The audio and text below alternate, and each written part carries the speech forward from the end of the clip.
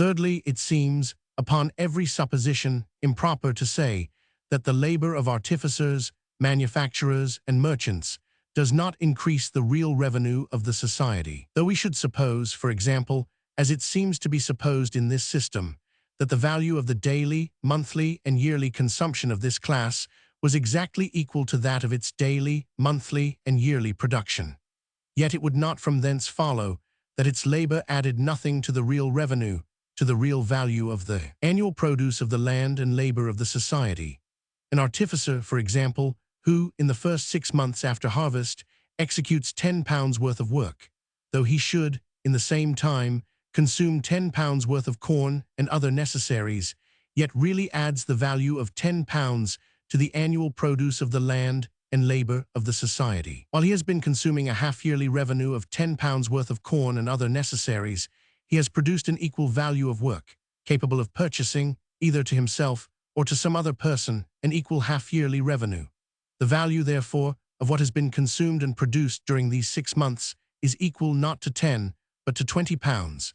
It is possible, indeed, that no more than £10 worth of this value may ever have existed at any one moment of time. But if the £10 worth of corn and other necessaries which were consumed by the artificer had been consumed by a soldier or by a menial servant, the value of that part of the annual produce which existed at the end of the 6 months would have been £10 less than it actually is in consequence of the labor of the artificer. Though the value of what the artificer produces, therefore, should not, at any one moment of time, be supposed greater than the value he consumes, yet at every moment of time, the actually existing value of goods in the market is, in consequence of what he produces, greater than it otherwise would be. When the patrons of this system assert that the consumption of artificers, manufacturers, and merchants is equal to the value of what they produce, they probably mean no more than that their revenue or the fund destined for their consumption is equal to it. But if they had expressed themselves more accurately and only asserted that the revenue of this class was equal to the value of what they produced, it might readily have occurred to the reader that what would naturally be saved out of this revenue must necessarily increase more or less the real wealth of the society. In order, therefore, to make out something like an argument, it was necessary that they should express themselves as they have done. And this argument, even supposing things actually were as it seems to presume them to be, turns out to be a very inconclusive one. Fourthly, farmers and country laborers can no more augment, without parsimony, the real revenue, the annual produce of the land and labor of their society, than artificers, manufacturers, and merchants. The annual produce of the land and labor of any society can be augmented only in 2 ways, either first, by some improvement in the productive powers of the useful labor actually maintained within it, or secondly, by some increase in the quantity of that labor. The improvement in the productive powers of useful labor depends, first, upon the improvement in the ability of the workman, and secondly, upon that of the machinery with which he works. But the labor of artificers and manufacturers, as it is capable of being more subdivided, and the labor of each workman reduced to a greater simplicity of operation than that of farmers and country laborers, so it is likewise capable of both these sorts of improvement in a much higher degree in this respect. Therefore, the class of cultivators can have no sort of advantage over that of artificers and manufacturers. The increase in the quantity of useful labor actually employed within any society must depend altogether upon the increase of the capital which employs it, and the increase of that capital, again, must be exactly equal to the amount of the savings from the revenue, either of the particular persons who manage and direct the employment of that capital, or of some other persons who lend it to them. If merchants, artificers, and manufacturers are, as this system seems to suppose, naturally more inclined to parsimony and saving than proprietors and cultivators, they are so far more likely to augment the quantity of useful labor employed within their society, and consequently to increase its real revenue, the annual produce of its land and labor. Fifthly and lastly, though the revenue of the inhabitants of every country was supposed to consist altogether, as this system seems to suppose, in the quantity of subsistence which their industry could procure to them, yet, even upon this supposition, The revenue of a trading and manufacturing country must, other things being equal, always be much greater than that of one without trade or manufactures. By means of trade and manufactures, a greater quantity of subsistence can be annually imported into a particular country than what its own lands, in the actual state of their cultivation, could afford. The inhabitants of a town, though they frequently possess no lands of their own, yet draw to themselves, by their industry, such a quantity of the rude produce of the lands of other people, as supplies them not only with the materials of their work, but with the fund of their subsistence. What a town always is with regard to the country in its neighborhood, one independent state or country may frequently be with regard to other independent states or countries. It is thus that Holland draws a great part of its subsistence from other countries, live cattle from Holstein and Jutland, and corn from almost all the different countries of Europe. A small quantity of manufactured produce purchases a great quantity of rude produce. A trading and manufacturing country, therefore, naturally purchases, with a small part of its manufactured produce, a great part of the rude produce of other countries, while on the contrary, a country without trade and manufactures is generally obliged to purchase, at the expense of a great part of its rude produce, a very small part of the manufactured produce of other countries. The one exports what can subsist and accommodate but a very few, and imports the subsistence and accommodation of a great number. The other exports the accommodation and subsistence of a great number, and imports that of a very few only. The inhabitants of the one must always enjoy a much greater quantity of subsistence than what their own lands, in the actual state of their cultivation, could afford. The inhabitants of the other must always enjoy a much smaller quantity. This system, however, with all its imperfections, is perhaps the nearest approximation to the truth that has yet been published upon the subject of political economy, and is upon that account well worth the consideration of every man who wishes to examine with attention the principles of that very important science. Though in representing the labor which is employed upon land as the only productive labor, the notions which it inculcates are, perhaps, too narrow and confined, yet in representing the wealth of nations as consisting not in the unconsumable riches of money, but in the consumable goods annually reproduced by the labor of the society, and in representing perfect liberty as the only effectual expedient for rendering this annual reproduction the greatest possible, its doctrine seems to be in every respect as just as it is generous and liberal. Its followers are very numerous, and as men are fond of paradoxes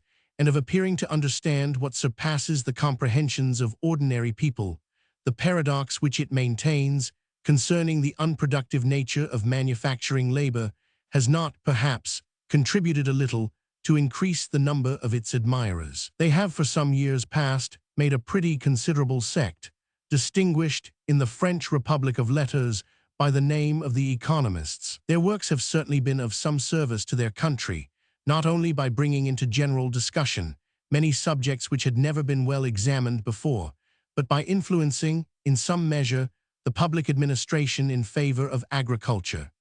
It has been in consequence of their representations, accordingly, that the agriculture of France has been delivered from several of the oppressions which it before labored under. The term during which such a lease can be granted, as will be valid against every future purchaser or proprietor of the land, has been prolonged from 9 to 27 years.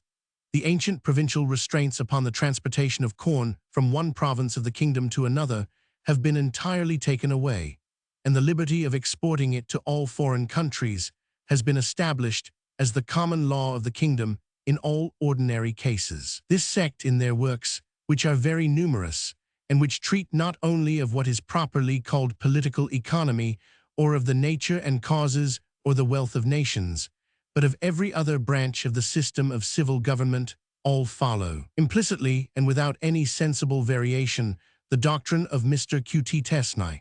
There is, upon this account, little variety in the greater part of their works. The most distinct and best connected account of this doctrine is to be found in a little book written by Mr. Mercier de la Rivière, sometime intendant of Martinico, entitled The Natural and Essential Order of Political Societies. The admiration of this whole sect for their master, who was himself a man of the greatest modesty and simplicity, is not inferior to that of any of the ancient philosophers, for the founders of their respective systems. There have been since the world began, says a very diligent and respectable author, the Marquis de Mirabeau, three great inventions which have principally given stability to political societies, independent of many other inventions which have enriched and adorned them. The first is the invention of writing, which alone gives human nature the power of transmitting, without alteration, its laws, its contracts, its annals, and its discoveries. The second is the invention of money, which binds together all the relations between civilized societies. The third is the economical table, the result of the other two, which completes them both by perfecting their object, the great discovery of our age, but of which our posterity will reap the benefit. As the political economy of the nations of modern Europe has been more favorable to manufactures and foreign trade, the industry of the towns, than to agriculture, the industry of the country, so that of other nations has followed a different plan, and has been more favorable to agriculture than to manufactures and foreign trade. The policy of China favors agriculture more than all other employments.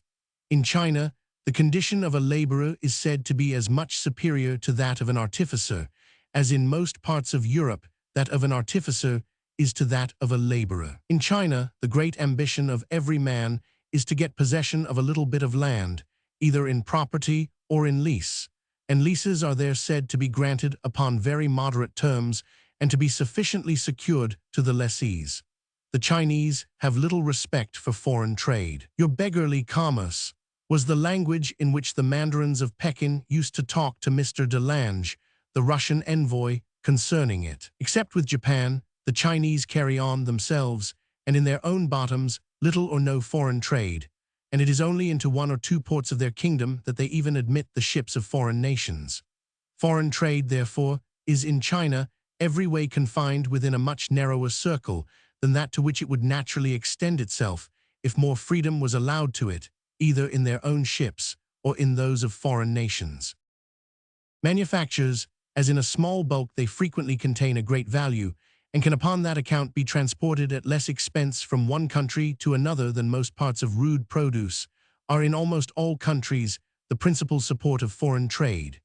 In countries, besides, less extensive and less favorably circumstanced for inferior commerce than China, they generally require the support of foreign trade. Without an extensive foreign market, they could not well flourish, either in countries so moderately extensive as to afford but a narrow home market, or in countries where the communication between one province and another was so difficult as to render it impossible for the goods of any particular place to enjoy the whole of that home market which the country could afford.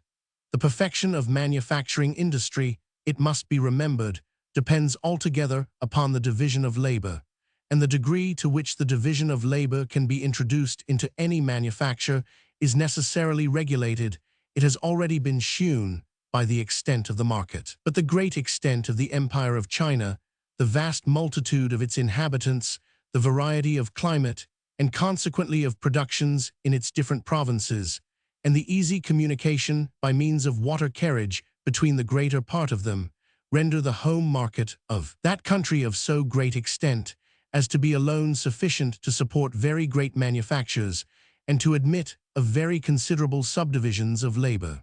The home market of China is, perhaps, in extent, not much inferior to the market of all the different countries of Europe put together. A more extensive foreign trade, however, which to this great home market added the foreign market of all the rest of the world, especially if any considerable part of this trade was carried on in Chinese ships, could scarce fail to increase very much the manufactures of China and to improve very much the productive powers of its manufacturing industry. By a more extensive navigation, the Chinese would naturally learn the art of using and constructing themselves all the different machines made use of in other countries, as well as the other improvements of art and industry which are practiced in all the different parts of the world. Upon their present plan, they have little opportunity of improving themselves by the example of any other nation, except that of the Japanese. The policy of ancient Egypt, too, and that of the Gentoo government of Indostan seem to have favored agriculture more than all other employments. Both in ancient Egypt and Indostan, the whole body of the people was divided into different castes or tribes, each of which was confined, from father to son, to a particular employment or class of employments. The son of a priest was necessarily a priest, the son of a soldier, the son of a laborer, the son of a weaver, the son of a tailor, etc. In both countries, the caste of the priests holds the highest rank and that of the soldiers the next, and in both countries the caste of the farmers and laborers was superior to the castes of merchants and manufacturers. The government of both countries was particularly attentive to the interest of agriculture. The works constructed by the ancient sovereigns of Egypt for the proper distribution of the waters of the Nile were famous in antiquity, and the ruined remains of some of them are still the admiration of travelers. Those of the same kind which were constructed by the ancient sovereigns of Indostan for the proper distribution of the waters of the Ganges, as well as of many other rivers, though they have been less celebrated, seem to have been equally great. Both countries, accordingly, though subject occasionally to dearths, have been famous for their great fertility. Though both were extremely populous, yet, in years of moderate plenty, they were both able to export great quantities of grain to their neighbors. The ancient Egyptians had a superstitious aversion to the sea, and as the Gentoo religion does not permit its followers to light a fire, nor consequently to dress any victuals upon the water, it, in effect, prohibits them from all distant sea voyages. Both the Egyptians and Indians must have depended almost altogether upon the navigation of other nations for the exportation of their surplus produce, and this dependency, as it must have confined the market, so it must have discouraged the increase of this surplus produce. It must have discouraged, too, the increase of the manufactured produce, more than that of the rude produce. Manufactures require a much more extensive market than the most important parts of the rude produce of the land. A single shoemaker will make more than 300 pairs of shoes in the year, and his own family will not, perhaps, wear out 6 pairs. Unless, therefore, he has the custom of at least 50 such families as his own, he cannot dispose of the whole product of his own labor. The most numerous class of artificers will seldom, in a large country, make more than 1 in 50 or 1 in 100 of the whole number of families contained in it. But in such large countries as France and England, the number of people employed in agriculture has, by some authors, been computed at a half, by others at a third, and by no author that I know of, at less than a fifth of the whole inhabitants of the country. But as the produce of the agriculture of both France and England is, the far greater part of it, consumed at home, each person employed in it must, according to these computations, require little more than the custom of 1, 2, or, at most, of 4 such families as his own, in order to dispose of the whole produce of his own labor. Agriculture, therefore, can support itself under the discouragement of a confined market much better than manufactures. In both ancient Egypt and Indostan, indeed, the confinement of the foreign market was in some measure compensated by the conveniency of many inland navigations, which opened, in the most advantageous manner, the whole extent of the home market to every part of the produce of every different district of those countries. The great extent of Indostan, too, rendered the home market of that country very great, and sufficient to support a great variety of manufactures. But the small extent of ancient Egypt, which was never equal to England, must at all times have rendered the home market of that country too narrow for supporting any great variety of manufactures. Bengal, accordingly, the province of Indostan, which commonly exports the greatest quantity of rice, has always been more remarkable for the exportation of a great variety of manufactures than for that of its grain. Ancient Egypt, on the contrary, though it exported some manufactures, fine linen in particular, as well as some other goods, was always most distinguished for its great exportation of grain. It was long the granary of the Roman Empire. The sovereigns of China, of ancient Egypt, and of the different kingdoms into which Indostan has, at different times, been divided, have always derived the whole, or by far the most considerable part, of their revenue from some sort of land tax or land rent. This land tax or land rent, like the tithe in Europe, consisted in a certain proportion, A fifth, it is said, of the produce of the land, which was either delivered in kind or paid in money according to a certain valuation, and which therefore varied from year to year according to all the variations of the produce. It was natural, therefore, that the sovereigns of those countries should be particularly attentive to the interests of agriculture, upon the prosperity or declension of which immediately depended the yearly increase or diminution of their own revenue. The policy of the ancient republics of Greece and that of Rome, though it honored agriculture more than manufactures or foreign trade, yet seems rather to have discouraged the latter employments than to have given any direct or intentional encouragement to the former. In several of the ancient states of Greece, foreign trade was prohibited altogether, and in several others, the employments of artificers and manufacturers were considered as hurtful to the strength and agility of the human body, as rendering it incapable of those habits which their military and gymnastic exercises endeavored to form in it, and as thereby disqualifying it, more or less, for undergoing the fatigues and encountering the dangers of war. Such occupations were considered as fit only for slaves, and the free citizens of the states were prohibited from exercising them. Even in those states where no such prohibition took place, as in Rome and Athens, the great body of the people were in effect excluded from all the trades which are now commonly exercised by the lower sort of the inhabitants of towns. Such trades were, at Athens and Rome, all occupied by the slaves of the rich, who exercised them for the benefit of their masters, whose wealth, power, and protection made it almost impossible for a poor freeman to find a market for his work, when it came into competition with that of the slaves of the rich. Slaves, however, are very seldom inventive, and all the most important improvements, either in machinery or in the arrangement and distribution of work, which facilitate and abridge labor, have been the discoveries of freemen. Should a slave propose any improvement of this kind, his master would be very apt to consider the proposal as the suggestion of laziness and of a desire to save his own labor at the master's expense. The poor slave, instead of reward, would probably meet with much abuse, perhaps with some punishment. In the manufactures carried on by slaves, therefore, more labor must generally have been employed to execute the same quantity of work than in those carried on by freemen. The work of the farmer must, upon that account, generally have been dearer than that of the latter. The Hungarian mines, it is remarked by Mr. Montesquieu, though not richer, have always been wrought with less expense, and therefore with more profit, than the Turkish mines in their neighborhood. The Turkish mines are wrought by slaves, and the arms of those slaves are the only machines which the Turks have ever thought of employing.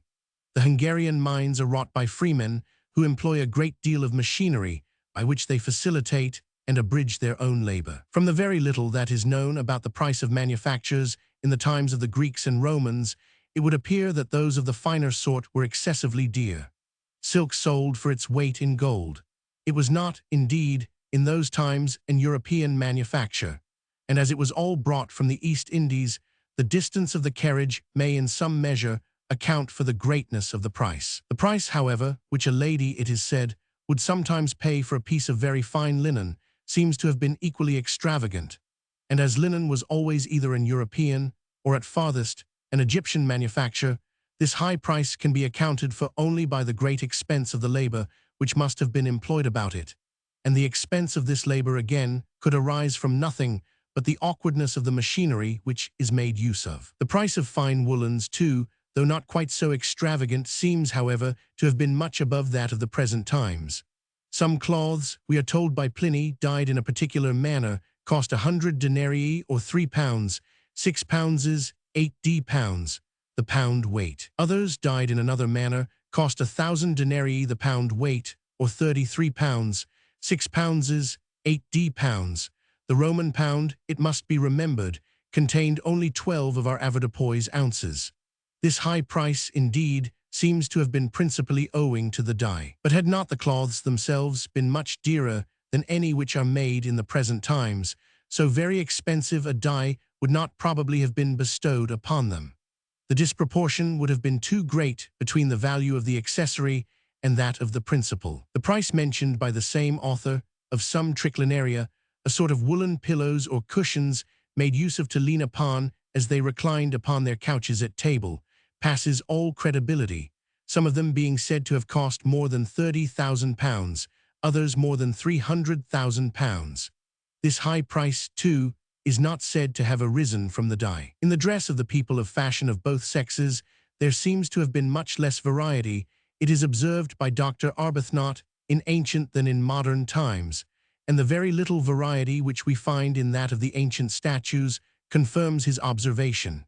He infers from this that their dress must, upon the whole, have been cheaper than ours, but the conclusion does not seem to follow. When the expense of fashionable dress is very great, the variety must be very small. But when, by the improvements in the productive powers of manufacturing art and industry, the expense of any one dress comes to be very moderate, the variety will naturally be very great. The rich, not being able to distinguish themselves by the expense of any one dress, will naturally endeavor to do so by the multitude and variety of their dresses. The greatest and most important branch of the commerce of every nation, it has already been observed, is that which is carried on between the inhabitants of the town and those of the country. The inhabitants of the town draw from the country the rude produce, which constitutes both the materials of their work and the fund of their subsistence, and they pay for this rude produce by sending back to the country a certain portion of it manufactured and prepared for immediate use. The trade which is carried on between these two different sets of people consists ultimately in a certain quantity of rude produce exchanged for a certain quantity of manufactured produce. The dearer the latter, therefore, the cheaper the former, and whatever tends in any country to raise the price of manufactured produce tends to lower that of the rude produce of the land, and thereby to discourage agriculture. The smaller the quantity of manufactured produce, which any given quantity of rude produce, or, what comes to the same thing, which the price of any given quantity of rude produce is capable of purchasing, the smaller the exchangeable value of that given quantity of rude produce, the smaller the encouragement which either the landlord has to increase its quantity by improving, or the farmer by cultivating the land. Whatever, besides, tends to diminish in any country the number of artificers and manufacturers, tends to diminish the home market, the most important of all markets, for the rude produce of the land, and thereby still further to discourage agriculture. Those systems, therefore, which preferring agriculture to all other employments, in order to promote it, impose restraints upon manufactures and foreign trade, act contrary to the very end which they propose, and indirectly discourage that very species of industry which they mean to promote. They are so far, perhaps, more inconsistent than even the mercantile system. That system, by encouraging manufactures and foreign trade more than agriculture, turns a certain portion of the capital of the society from supporting a more advantageous to support a less advantageous species of industry. But still it really, and in the end, encourages that species of industry which it means to promote. Those agricultural systems, on the contrary, really, and in the end, discourage their own favorite species of industry.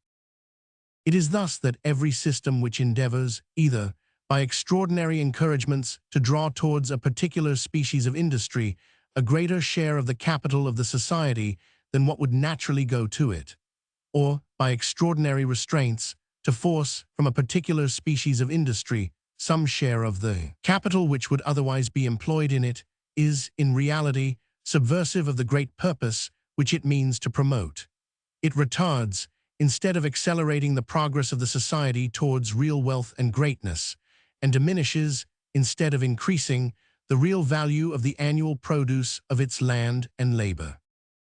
All systems, either of preference or of restraint, therefore, being thus completely taken away, the obvious and simple system of natural liberty establishes itself of its own accord. Every man, as long as he does not violate the laws of justice, is left perfectly free to pursue his own interest his own way, and to bring both his industry and capital into competition with those of any other man or order of men. The sovereign is completely discharged from a duty, in the attempting to perform which he must always be exposed to innumerable delusions, and for the proper performance of which no human wisdom or knowledge could ever be sufficient, the duty of superintending the industry of private people and of directing it towards the employments most suitable to the interests of the society. According to the system of natural liberty, the sovereign has only three duties to attend to, three duties of great importance indeed, but plain and intelligible to common understandings. First, the duty of protecting the society from the violence and invasion of other independent societies. Secondly, the duty of protecting, as far as possible, every member of the society from the injustice or oppression of every other member of it, or the duty of establishing an exact administration of justice. And thirdly, the duty of erecting and maintaining certain public works and certain public institutions, which it can never be for the interest of any individual or small number of individuals to erect and maintain, because the profit could never repay the expense to any individual or small number of individuals, though it may frequently do much more than repay it to a great society. The proper performance of those several duties of the sovereign necessarily supposes a certain expense, and this expense again necessarily requires a certain revenue to support it. In the following book, therefore, I shall endeavor to explain first what are the necessary expenses of the sovereign or commonwealth, and which of those expenses ought to be defrayed by the general contribution of the whole society, and which of them by that of some particular part only, or of some particular members of the society. Secondly, what are the different methods in which the whole society may be made to contribute towards defraying the expenses incumbent on the whole society, and what are the principal advantages and inconveniencies of each of those methods. And thirdly, what are the reasons and causes which have induced almost all modern governments to mortgage some part of this revenue or to contract debts, and what have been the effects of those debts upon the real wealth, the annual produce of the land and labor of the society. The following book, therefore, will naturally be divided into 3 chapters. Appendix to Book IV. The 2 following accounts are subjoined in order to illustrate and confirm what is said in the 5th chapter of the 4th book concerning the tonnage bounty to the wit herring fishery. The reader, I believe, may depend upon the accuracy of both accounts. An account of buses fitted out in Scotland for 11 years, with the number of empty barrels carried out and the number of barrels of herrings caught, also the bounty, at a medium, on each barrel of sea srix and on each barrel when fully packed. Year's number of empty barrels, barrels of her bounty paid on. Buses carried out rings, caught the buses. S. 29 5,940, 8 2,830, 2 2,880, 500. 1772 168, 41,316, 22,230, 7 11,055, 76. 1773 190, 42,330, 342,055, 12,510, 86.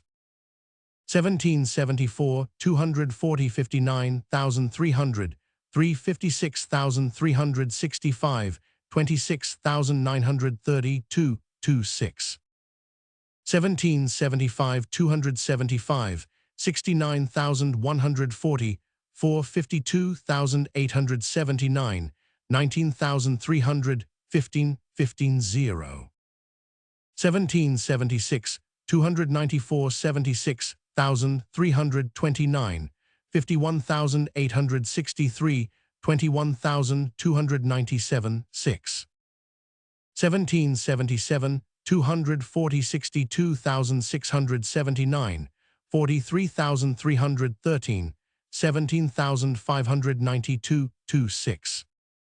1778 220 56,390, 40,958, 16,316, 26. 1779 206 55,194, 29,367, 15,287, 00. 1780 180, 148,315, 19,880, 5 13,440, 5 12 6. 1780 135, 33,992, 16,593, 9,613.15.6. Totals 21, 86, 550,940, 378,347, 165,463 pounds, 14 C-sticks 378,347 bounty, at a medium, for each barrel of C-sticks, £0.82 a quarter. But a barrel of C-sticks being only reckoned 2/3 of a barrel fully packed, 1/3 to be deducted, which /3 deduct 115 brings the bounty to £0.12 barrels fully packy 231.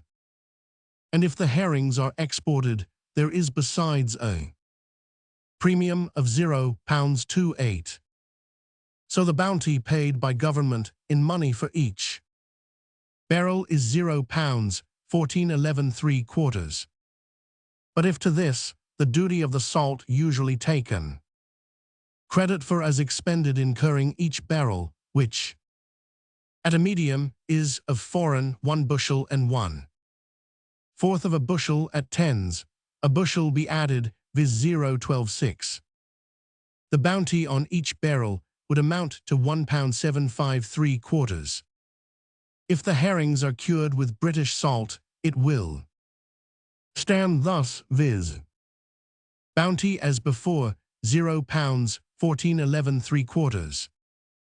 But if to this bounty, the duty on 2 bushels of Scotch salt at 1/6d per bushel supposed to be the quantity, at a medium, used incurring each barrel is added, viz. 0.30. The bounty on each barrel will amount to £0.171175. And when bus herrings are entered for home consumption in Scotland and pay the shilling a barrel of duty, the bounty stands thus, to wit, as before, £0.1233, from which the shilling a barrel is to be deduct £0.1133. But to that there is to be added again the duty of the foreign salt used curing a barrel of herring, viz. 0.126, so that the premium allowed for each barrel of her rings entered for home consumption is £1.393. If the herrings are cured in British salt, it will stand as follows, viz. bounty on each barrel brought in by the buses, as above, £0.1233, from which deduct a barrel paid at the time they are entered for home consumption, £0.1133. But if to the bounty, the duty on 2 bushel of Scotch salt at 1/6d per bushel supposed to be the quantity, at a medium, used incurring each barrel is added, viz. 0.30. The premium for each barrel entered for home consumption will be £1.1433. Though the loss of duties upon herrings exported cannot, perhaps, properly be considered as bounty, that upon herrings entered for home consumption certainly may. An account of the quantity of foreign salt imported into Scotland and of Scotch salt delivered duty-free from the works there, for the fishery from the 5th of April to the 5th of April, with the medium of both for 1 year. Foreign salt, Scotch salt delivered. Period, imported from the works. Bushels. Froth, April 2. 5th, April 936,974, 168,226. Medium for 1 year 85,159, a half 15,293, a quarter. It is to be observed that the bushel of foreign salt weighs 48 pounds, that of British weighs 56 pounds only. Book V. of the revenue of the sovereign or commonwealths. Chapter 1. Of the expenses of the sovereign or commonwealth. Part 1. Of the expense of defense. The first duty of the sovereign, that of protecting the society from the violence and invasion of other independent societies, can be performed only by means of a military force. But the expense both of preparing this military force in time of peace and of employing it in time of war is very different in the different states of society, in the different periods of improvement. Among nations of hunters, the lowest and rudest state of society, such as we find it among the native tribes of North America, every man is a warrior as well as a hunter. When he goes to war, either to defend his society or to revenge the injuries which have been done to it by other societies, he maintains himself by his own labor, in the same manner as when he lives at home. His society, for in this state of things there is properly neither sovereign nor commonwealth, is at no sort of expense, either to prepare him for the field or to maintain him while he is in it. Among nations of shepherds, a more advanced state of society, such as we find it among the Tartars and Arabs, every man is, in the same manner, a warrior. Such nations have commonly no fixed habitation, but live either in tents or in a sort of covered wagons, which are easily transported from place to place. The whole tribe or nation changes its situation according to the different seasons of the year, as well as according to other accidents. When its herds and flocks have consumed the forage of one part of the country, it removes to another, and from that to a third. In the dry season, it comes down to the banks of the rivers. In the wet season, it retires to the upper country. When such a nation goes to war, the warriors will not trust their herds and flocks to the feeble defense of their old men, their women and children, and their old men, their women and children, will not be left behind without defense and without subsistence. The whole nation, besides, being accustomed to a wandering life, even in time of peace, easily takes the field in time of war. Whether it marches as an army or moves about as a company of herdsmen, the way of life is nearly the same, though the object proposed by it be very different. They all go to war together, therefore, and everyone does as well as he can. Among the Tartars, even the women have been frequently known to engage in battle. If they conquer, whatever belongs to the hostile tribe is the recompense of the victory, but if they are vanquished, all is lost, and not only their herds and flocks, but their women and children become the booty of the conqueror. Even the greater part of those who survive the action are obliged to submit to him for the sake of immediate subsistence. The rest are commonly dissipated and dispersed in the desert. The ordinary life, the ordinary exercise of a Tartar or Arab, prepares him sufficiently for war. Running, wrestling, cudgel playing, throwing the javelin, drawing the bow, etc., are the common pastimes of those who live in the open air, and are all of them the images of war. When a Tartar or Arab actually goes to war, he is maintained by his own herds and flocks, which he carries with him in the same manner as in peace. His chief or sovereign, for those nations have all chiefs or sovereigns, is at no sort of expense in preparing him for the field, and when he is in it, the chance of plunder is the only pay which he either expects or requires. An army of hunters can seldom exceed 200 or 300 men. The precarious subsistence which the chase affords could seldom allow a greater number to keep together for any considerable time. An army of shepherds, on the contrary, may sometimes amount to 200 or 300,000. As long as nothing stops their progress, as long as they can go on from one district of which they have consumed the forage to another which is yet entire, there seems to be scarce any limit to the number who can march on together. A nation of hunters can never be formidable to the civilized nations in their neighborhood. A nation of shepherds may. Nothing can be more contemptible than an Indian war in North America. Nothing, on the contrary, can be more dreadful than a Tartar invasion has frequently been in Asia. The judgment of Thucydides, that both Europe and Asia could not resist the Scythians united, has been verified by the experience of all ages. The inhabitants of the extensive but defenseless plains of Scythia or Tartary have been frequently united under the dominion of the chief of some conquering horde or clan, and the havoc and devastation of Asia have always signalized their union. The inhabitants of the inhospitable deserts of Arabia, the other great nation of shepherds, have never been united but once, under Mahomet and his immediate successors. Their union, which was more the effect of religious enthusiasm than of conquest, was signalized in the same manner. If the hunting nations of America should ever become shepherds, their neighborhood would be much more dangerous to the European colonies than it is at present.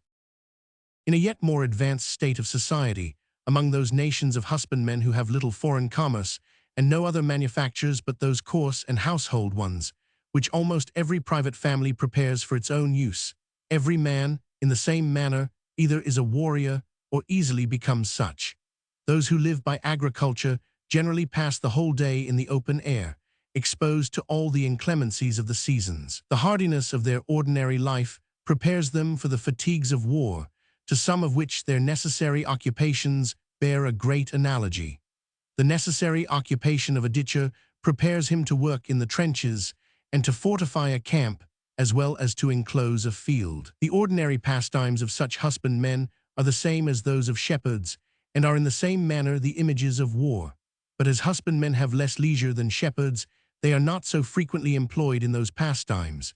They are soldiers, but soldiers not quite so much masters of their exercise. Such as they are, however, it seldom costs the sovereign or commonwealth any expense to prepare them for the field. Agriculture, even in its rudest and lowest state, supposes a settlement, some sort of fixed habitation, which cannot be abandoned without great loss. When a nation of mere husbandmen, therefore, goes to war, the whole people cannot take the field together. The old men, the women and children, at least, must remain at home to take care of the habitation. All the men of the military age, however, may take the field, and in small nations of this kind have frequently done so. In every nation, the men of the military age are supposed to amount to about a fourth or a fifth part of the whole body of the people. If the campaign, too, should begin after seed time and end before harvest, both the husbandman and his principal laborers can be spared from the farm without much loss.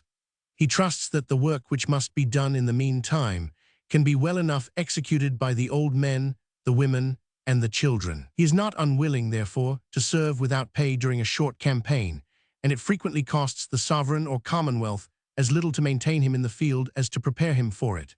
The citizens of all the different states of ancient Greece seem to have served in this manner till after the Second Persian War, and the people of Peloponnesus till after the Peloponnesian War.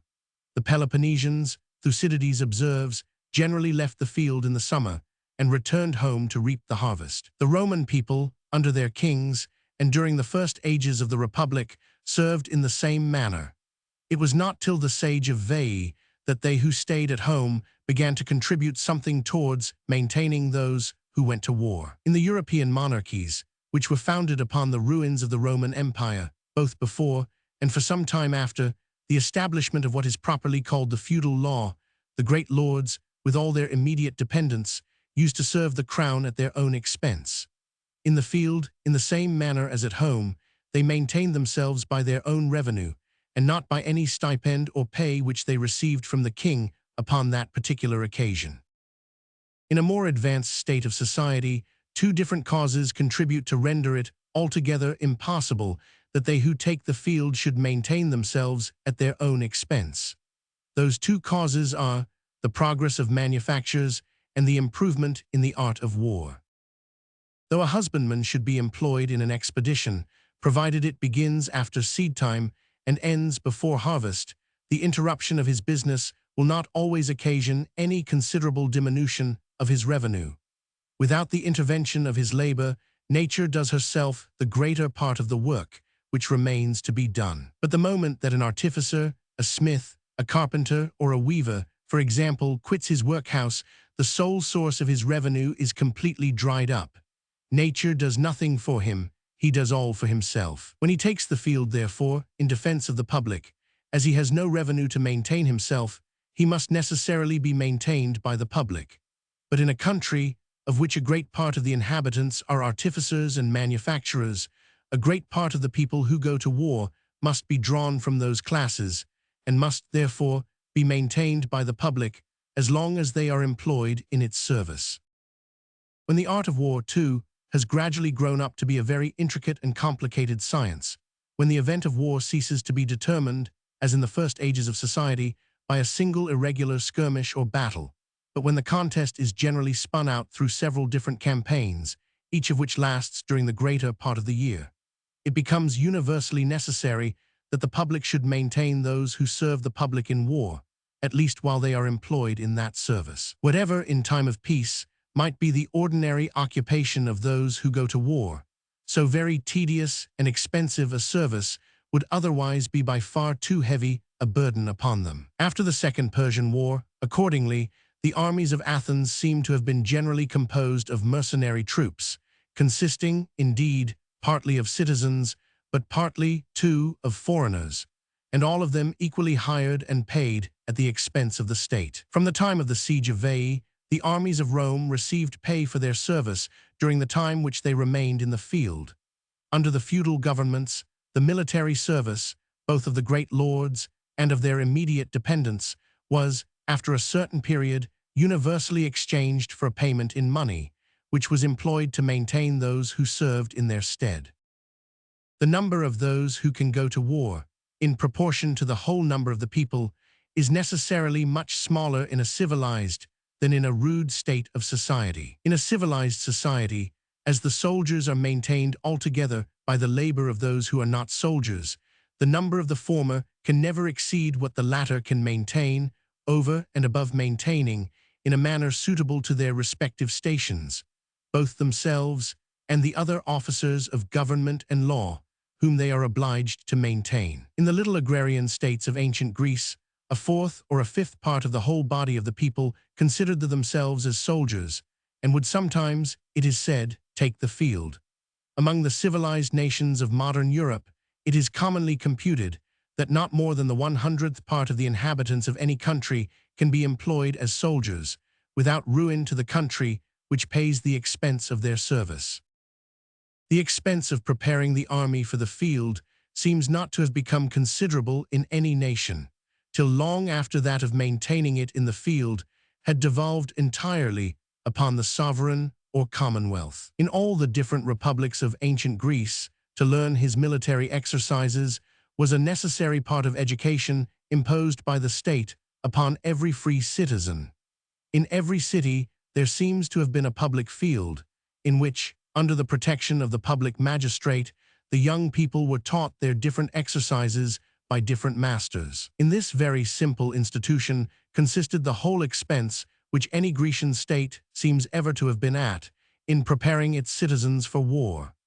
In ancient Rome, the exercises of the Campus Martius answered the same purpose with those of the gymnasium in ancient Greece. Under the feudal governments, the many public ordinances that the citizens of every district should practice archery, as well as several other military exercises, were intended for promoting the same purpose, but do not seem to have promoted it so well. Either from want of interest in the officers entrusted with the execution of those ordinances, or from some other cause, they appear to have been universally neglected, and in the progress of all those governments, military exercises seem to have gone gradually into disuse among the great body of the people.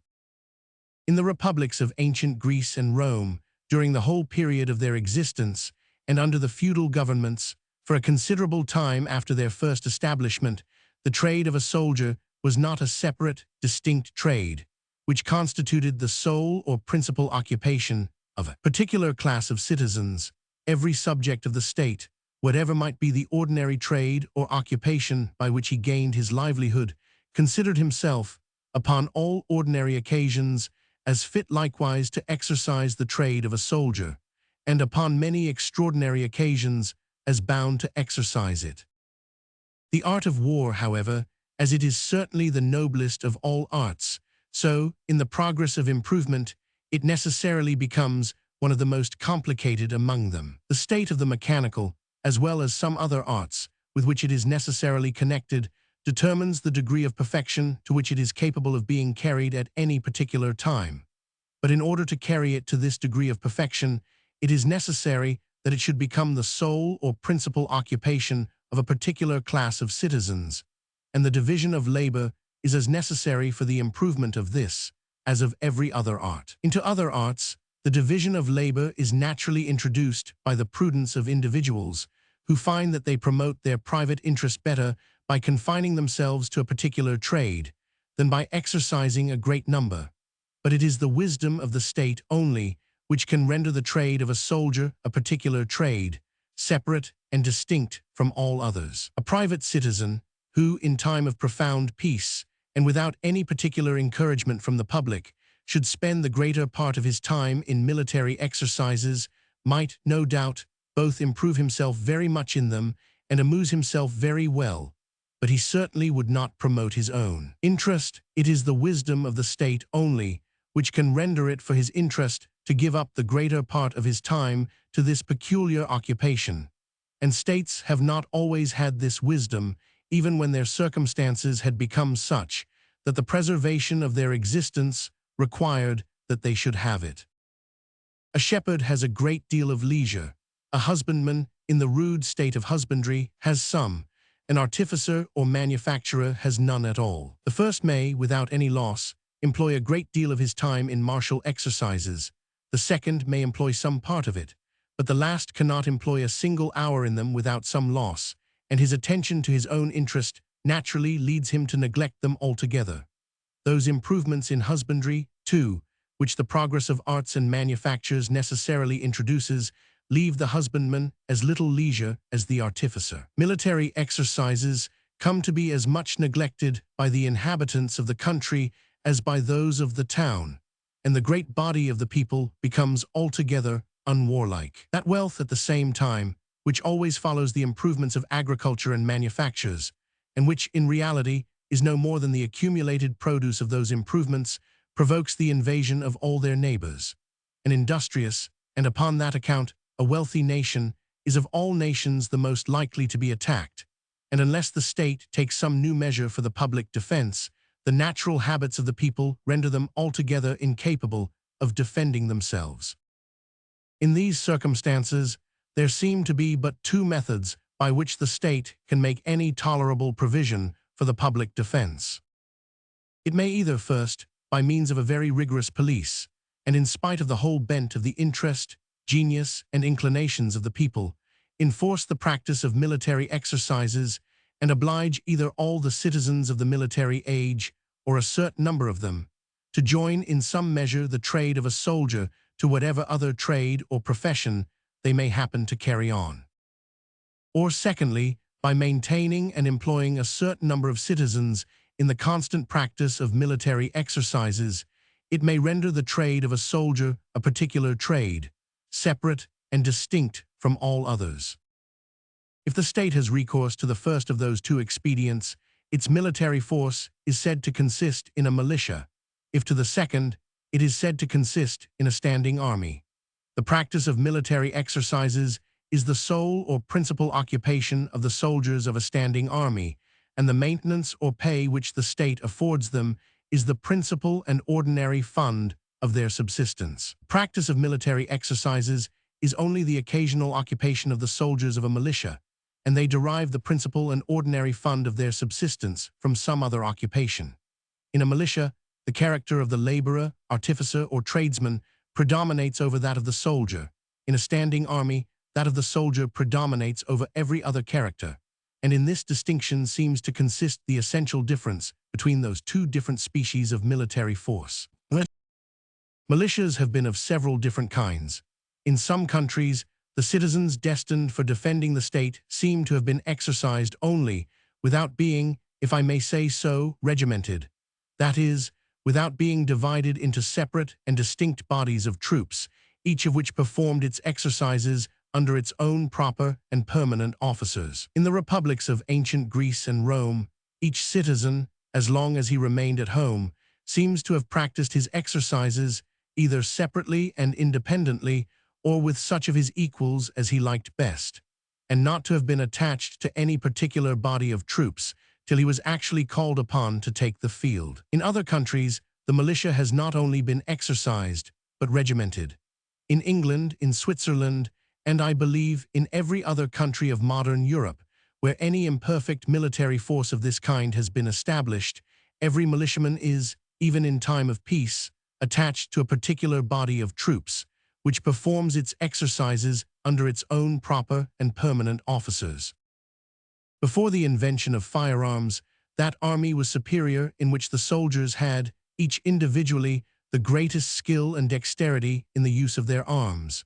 Strength and agility of body were of the highest consequence and commonly determined the fate of battles. But this skill and dexterity in the use of their arms could be acquired only, in the same manner as fencing is at present, by practicing, not in great bodies, but each man separately, in a particular school, under a particular master, or with his own particular equals and companions. Since the invention of firearms, strength and agility of body, or even extraordinary dexterity and skill in the use of arms, though they are far from being of no consequence, are however of less consequence. The nature of the weapon, though it by no means puts the awkward upon a level with the skillful, puts him more nearly so than he ever was before. All the dexterity and skill, it is supposed, which are necessary for using it, can be well enough acquired by practicing in great bodies. Regularity, order, and prompt obedience to command are qualities which, in modern armies, are of more importance towards determining the fate of battles than the dexterity and skill of the soldiers in the use of their arms. But the noise of firearms, the smoke, and the invisible death to which every man feels himself every moment exposed, as soon as he comes within cannon shot, and frequently a long time before the battle can be well said to be engaged, must render it very difficult to maintain any considerable degree of this regularity, order, and prompt obedience, even in the beginning of a modern battle. In an ancient battle, there was no noise but what arose from the human voice. There was no smoke. There was no invisible cause of wounds or death. Every man, till some mortal weapon actually did approach him, saw clearly that no such weapon was near him. In these circumstances, and among troops who had some confidence in their own skill and dexterity in the use of their arms, it must have been a good deal less difficult to preserve some degree of regularity and order, not only in the beginning, but through the whole progress of an ancient battle, until one of the two armies was fairly defeated. But the habits of regularity, order, and prompt obedience to command can be acquired only by troops which are exercised in great bodies. A militia, however, in whatever manner it may be either disciplined or exercised, must always be much inferior to a well-disciplined and well-exercised standing army. The soldiers who are exercised only once a week or once a month can never be so expert in the use of their arms as those who are exercised every day or every other day, and though this circumstance may not be of so much consequence in modern as it was in ancient times, yet the acknowledged superiority of the Prussian troops, owing, it is said, very much to their superior expertness in their exercise, may satisfy us that it is, even at this day, of very considerable consequence. The soldiers, who are bound to obey their officer only once a week or once a month, and who are at all other times at liberty to manage their own affairs their own way, without being, in any respect, accountable to him, can never be under the same awe in his presence, can never have the same disposition to ready obedience, with those whose whole life and conduct are every day directed by him, and who every day even rise and go to bed, or at least retire to their quarters, according to his orders. In what is called discipline, or in the habit of ready obedience, a militia must always be still more inferior to a standing army than it may sometimes be in what is called the manual exercise, or in the management and use of its arms. But in modern war, the habit of ready and instant obedience is of much greater consequence than a considerable superiority in the management of arms. Those militias which, like the Tartar or Arab militia, go to war under the same chieftains whom they are accustomed to obey in peace, are by far the best. In respect for their officers, in the habit of ready obedience, they approach nearest to standing armies. The Highland militia, when it served under its own chieftains, had some advantage of the same kind. As the Highlanders, however, were not wandering, but stationary shepherds, as they had all a fixed habitation, and were not, in peaceable times, accustomed to follow their chieftain from place to place, so, in time of war, they were less willing to follow him to any considerable distance, or to continue for any long time in the field. When they had acquired any booty, they were eager to return home, and his authority was seldom sufficient to detain them. In point of obedience, they were always much inferior to what is reported of the Tartars and Arabs. As the Highlanders, too, from their stationary life, spend less of their time in the open air, they were always less accustomed to military exercises and were less expert in the use of their arms than the Tartars and Arabs are said to be. A militia of any kind, it must be observed, however, which has served for several successive campaigns in the field, becomes in every respect a standing army. The soldiers are every day exercised in the use of their arms, and being constantly under the command of their officers, are habituated to the same prompt obedience which takes place in standing armies. What they were before they took the field is of little importance. They necessarily become in every respect a standing army after they have passed a few campaigns in it. Should the war in America drag out through another campaign, the American militia may become, in every respect, a match for that standing army, of which the valor appeared, in the last war at least, not inferior to that of the hardiest veterans of France and Spain. This distinction being well understood, the history of all ages, it will be found, here's testimony to the irresistible superiority which a well-regulated standing army has over a militia.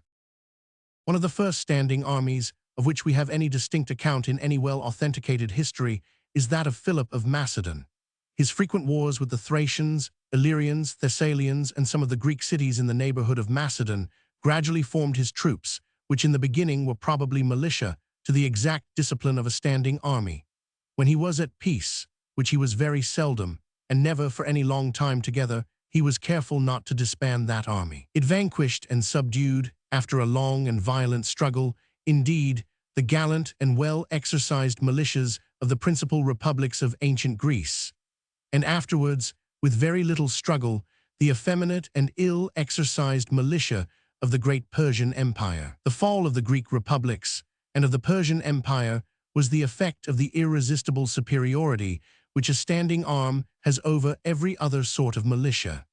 It is the first great revolution in the affairs of mankind of which history has preserved any distinct and circumstantial account. The fall of Carthage and the consequent elevation of Rome is the second. All the varieties in the fortune of those two famous republics may very well be accounted for from the same cause.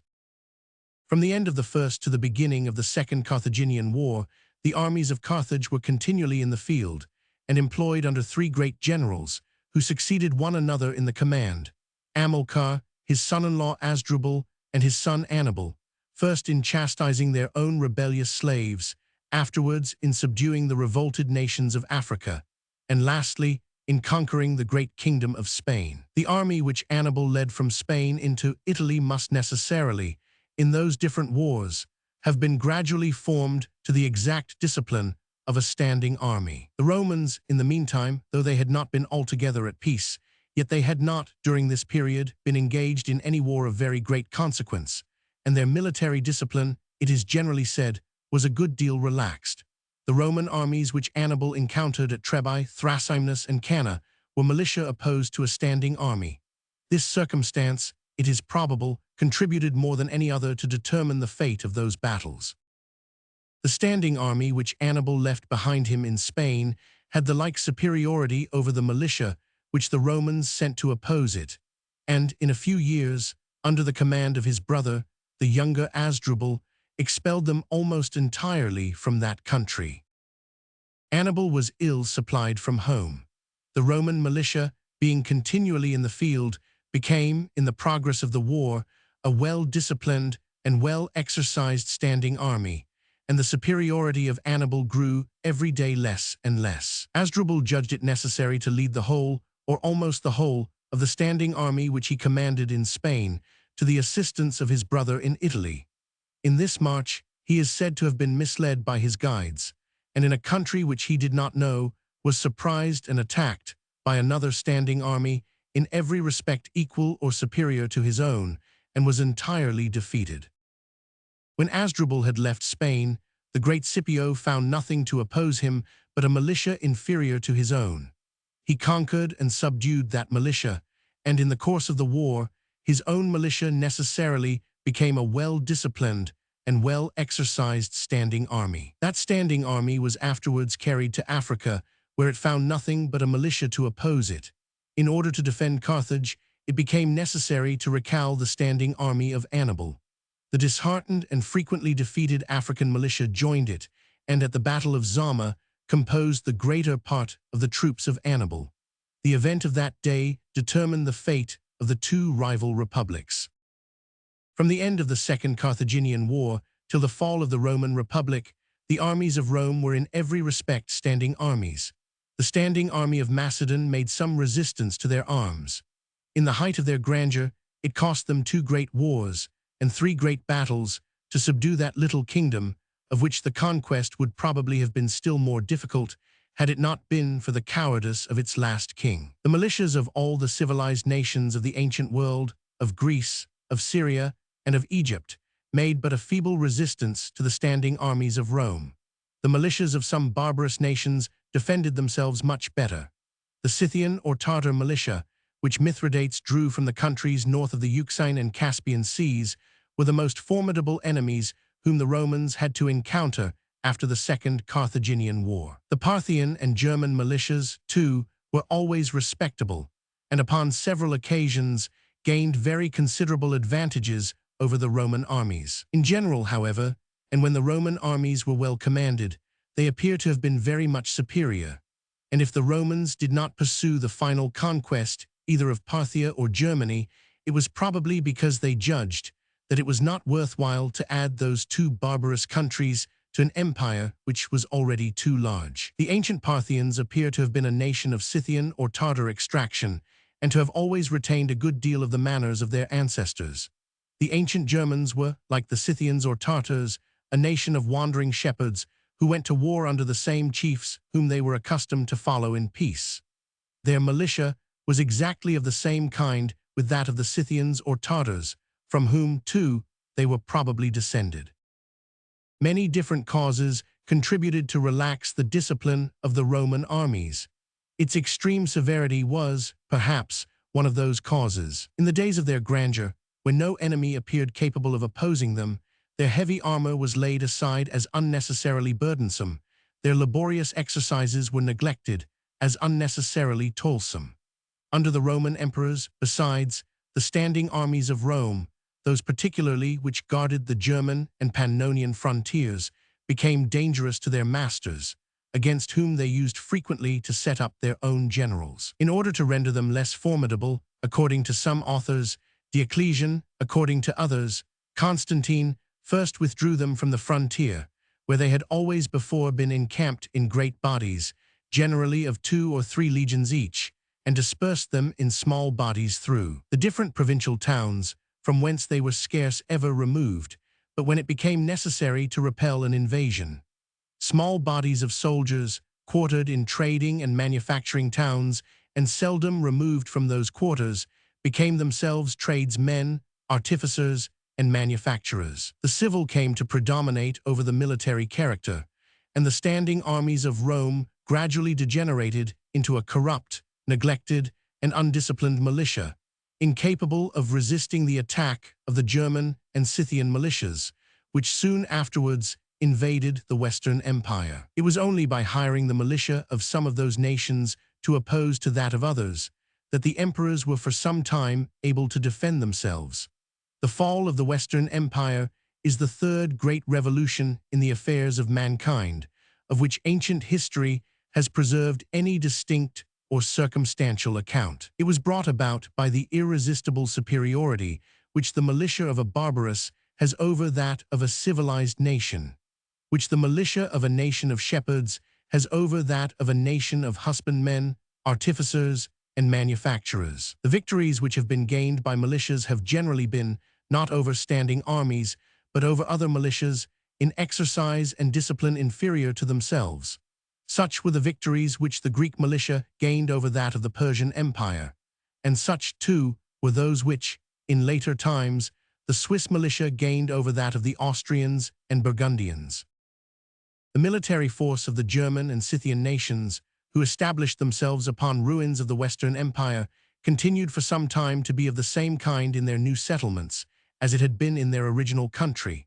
It was a militia of shepherds and husbandmen, which, in time of war, took the field under the command of the same chieftains whom it was accustomed to obey in peace.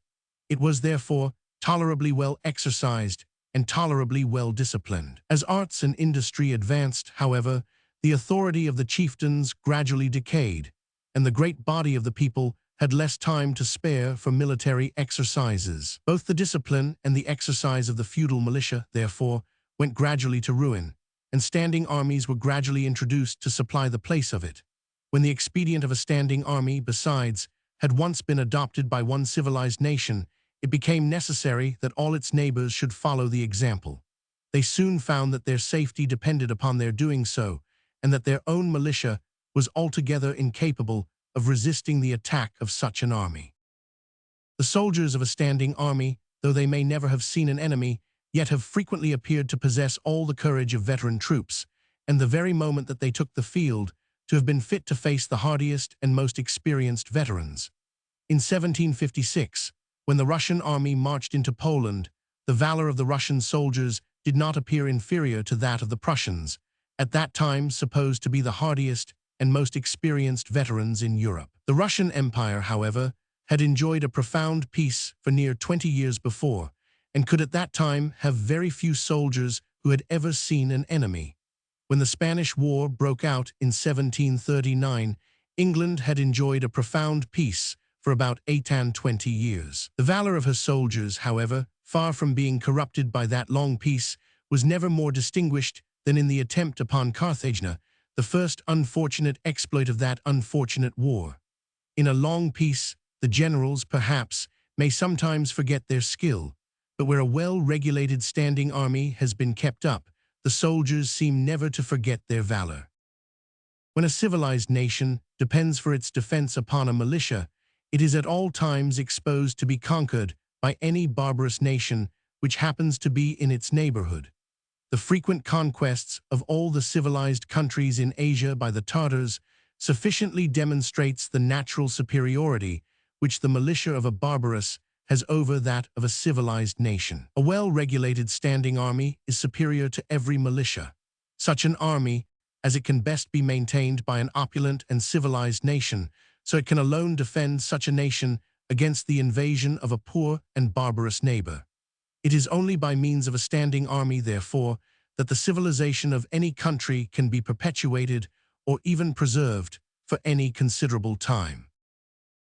As it is only by means of a well-regulated standing army that a civilized country can be defended, so it is only by means of it that a barbarous country can be suddenly and tolerably civilized. A standing army establishes, with an irresistible force, the law of the sovereign through the remotest provinces of the empire, and maintains some degree of regular government in countries which could not otherwise admit of any. Whoever examines with attention the improvements which Peter the Great introduced into the Russian Empire will find that they almost all resolve themselves into the establishment of a well-regulated standing army. It is the instrument which executes and maintains all his other regulations. That degree of order and internal peace which that empire has ever since enjoyed is altogether owing to the influence of that army.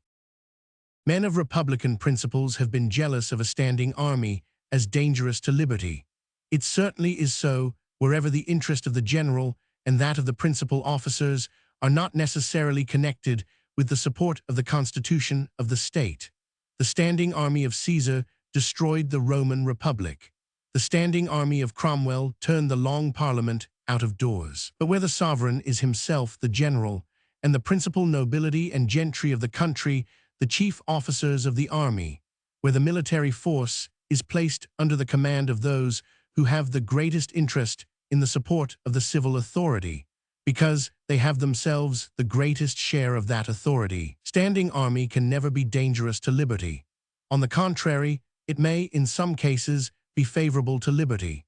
The security which it gives to the sovereign renders unnecessary that troublesome jealousy, which, in some modern republics, seems to watch over the minutest actions, and to be at all times ready to disturb the peace of every citizen. Where the security of the magistrate, though supported by the principal people of the country, is endangered by every popular discontent. Where a small tumult is capable of bringing about in a few hours a great revolution, the whole authority of government must be employed to suppress and punish every murmur and complaint against it. To a sovereign, on the contrary, who feels himself supported not only by the natural aristocracy of the country, but by a well-regulated standing army, the rudest, the most groundless, and the most licentious remonstrances can give little disturbance. He can safely pardon or neglect them, and his consciousness of his own superiority naturally disposes him to do so. That degree of liberty which approaches to licentiousness can be tolerated only in countries where the sovereign is secured by a well-regulated standing army. It is in such countries only that the public safety does not require that the sovereign should be trusted with any discretionary power for suppressing even the impertinent wantonness of this licentious liberty. The first duty of the sovereign, therefore, that of defending the society from the violence and injustice of other independent societies, grows gradually more and more expensive as the society advances in civilization. The military force of the society, which originally cost the sovereign no expense, either in time of peace or in time of war, must, in the progress of improvement, first be maintained by him in time of war, and afterwards even in time of peace. The great change introduced into the art of war by the invention of firearms has enhanced still further both the expense of exercising and disciplining any particular number of soldiers in time of peace, and that of employing them in time of war. Both their arms and their ammunition are become more expensive. A musket is a more expensive machine than a javelin or a bow and arrows, a cannon or a mortar than a ballista or a catapulta. The powder which is spent in a modern review is lost irrecoverably and occasions a very considerable expense. The javelins and arrows which were thrown or shot in an ancient one could easily be picked up again and were, besides, of very little value. The cannon and the mortar are not only much dearer, but much heavier machines than the ballista or catapulta, and require a greater expense, not only to prepare them for the field, but to carry them to it. As the superiority of the modern artillery, too, over that of the ancients is very great, it has become much more difficult, and consequently much more expensive, to fortify a town so as to resist, even for a few weeks, the attack of that superior artillery. In modern times, many different causes contribute to render the defense of the society more expensive. The unavoidable effects of the natural progress of improvement have, in this respect, been a good deal enhanced by a great revolution in the art of war, to which a mere accident, the invention of gunpowder, seems to have given occasion. In modern war, the great expense of firearms gives an evident advantage to the nation which can best afford that expense, and consequently to an opulent and civilized over a poor and barbarous nation. In ancient times, the opulent and civilized found it difficult to defend themselves against the poor and barbarous nations. In modern times, the poor and barbarous find it difficult to defend themselves against the opulent and civilized. The invention of firearms, an invention which at first sight appears to be so pernicious, is certainly favorable both to the permanency and to the extension of civilization. Part 2 of the expense of justice. The second duty of the sovereign, that of protecting, as far as possible, every member of the society from the injustice or oppression of every other member of it, or the duty of establishing an exact administration of justice, requires two very different degrees of expense in the different periods of society. Among nations of hunters, as there is scarce any property, or at least none, that exceeds the value of 2 or 3 days' labor, so there is seldom any established magistrate or any regular administration of justice. Men who have no property can injure one another only in their persons or reputations, but when one man kills, wounds, beats, or defames another, though he to whom the injury is done suffers, he who does it receives no benefit. It is otherwise with the injuries to property. The benefit of the person who does the injury is often equal to the loss of him who suffers it. Envy, malice, or resentment are the only passions which can prompt one man to injure another in his person or reputation. But the greater part of men are not very frequently under the influence of those passions, and the very worst men are so only occasionally. As their gratification, too, how agreeable soever it may be to certain characters, is not attended with any real or permanent advantage. It is, in the greater part of men, commonly restrained by prudential considerations.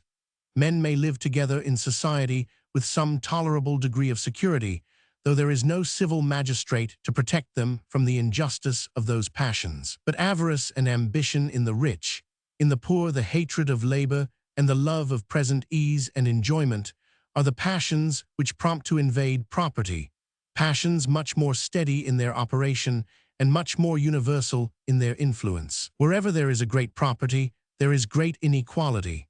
For one very rich man, there must be at least 500 poor, and the affluence of the few supposes the indigence of the many. The affluence of the rich excites the indignation of the poor, who are often both driven by want and prompted by envy to invade his possessions. It is only under the shelter of the civil magistrate that the owner of that valuable property, which is acquired by the labor of many years, or perhaps of many successive generations, can sleep a single night in security. He is at all times surrounded by unknown enemies, whom, though he never provoked, he can never appease, and from whose injustice he can be protected only by the powerful arm of the civil magistrate, continually held up to chastise it. The acquisition of valuable and extensive property, therefore, necessarily requires the establishment of civil government. Where there is no property, or at least none that exceeds the value of 2 or 3 days' labor, civil government is not so necessary. 153 Government supposes a certain subordination. But as the necessity of civil government gradually grows up with the acquisition of valuable property, so the principal causes which naturally introduce subordination gradually grow up with the growth of that valuable property.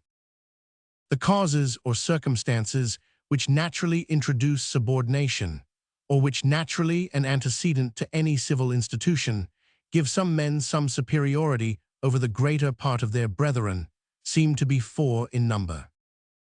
The first of those causes or circumstances is the superiority of personal qualifications, of strength, beauty, and agility of body, of wisdom and virtue, of prudence, justice, fortitude, and moderation of mind. The qualifications of the body, unless supported by those of the mind, can give little authority in any period of society. He is a very strong man, who by mere strength of body can force 2 weak ones to obey him. The qualifications of the mind can alone give very great authority. They are, however, invisible qualities, always disputable and generally disputed. No society, whether barbarous or civilized, has ever found it convenient to settle the rules of precedency of rank and subordination according to those invisible qualities, but according to something that is more plain and palpable. The second of those causes or circumstances is the superiority of age. An old man, provided his age is not so far advanced as to give suspicion of dotage, is everywhere more respected than a young man of equal rank, fortune, and abilities. Among nations of hunters, such as the native tribes of North America, age is the sole foundation of rank and precedency. Among them, father is the appellation of a superior, brother of an equal, and son of an inferior. In the most opulent and civilized nations, age regulates rank among those who are in every other respect equal, and among whom, therefore, there is nothing else to regulate it.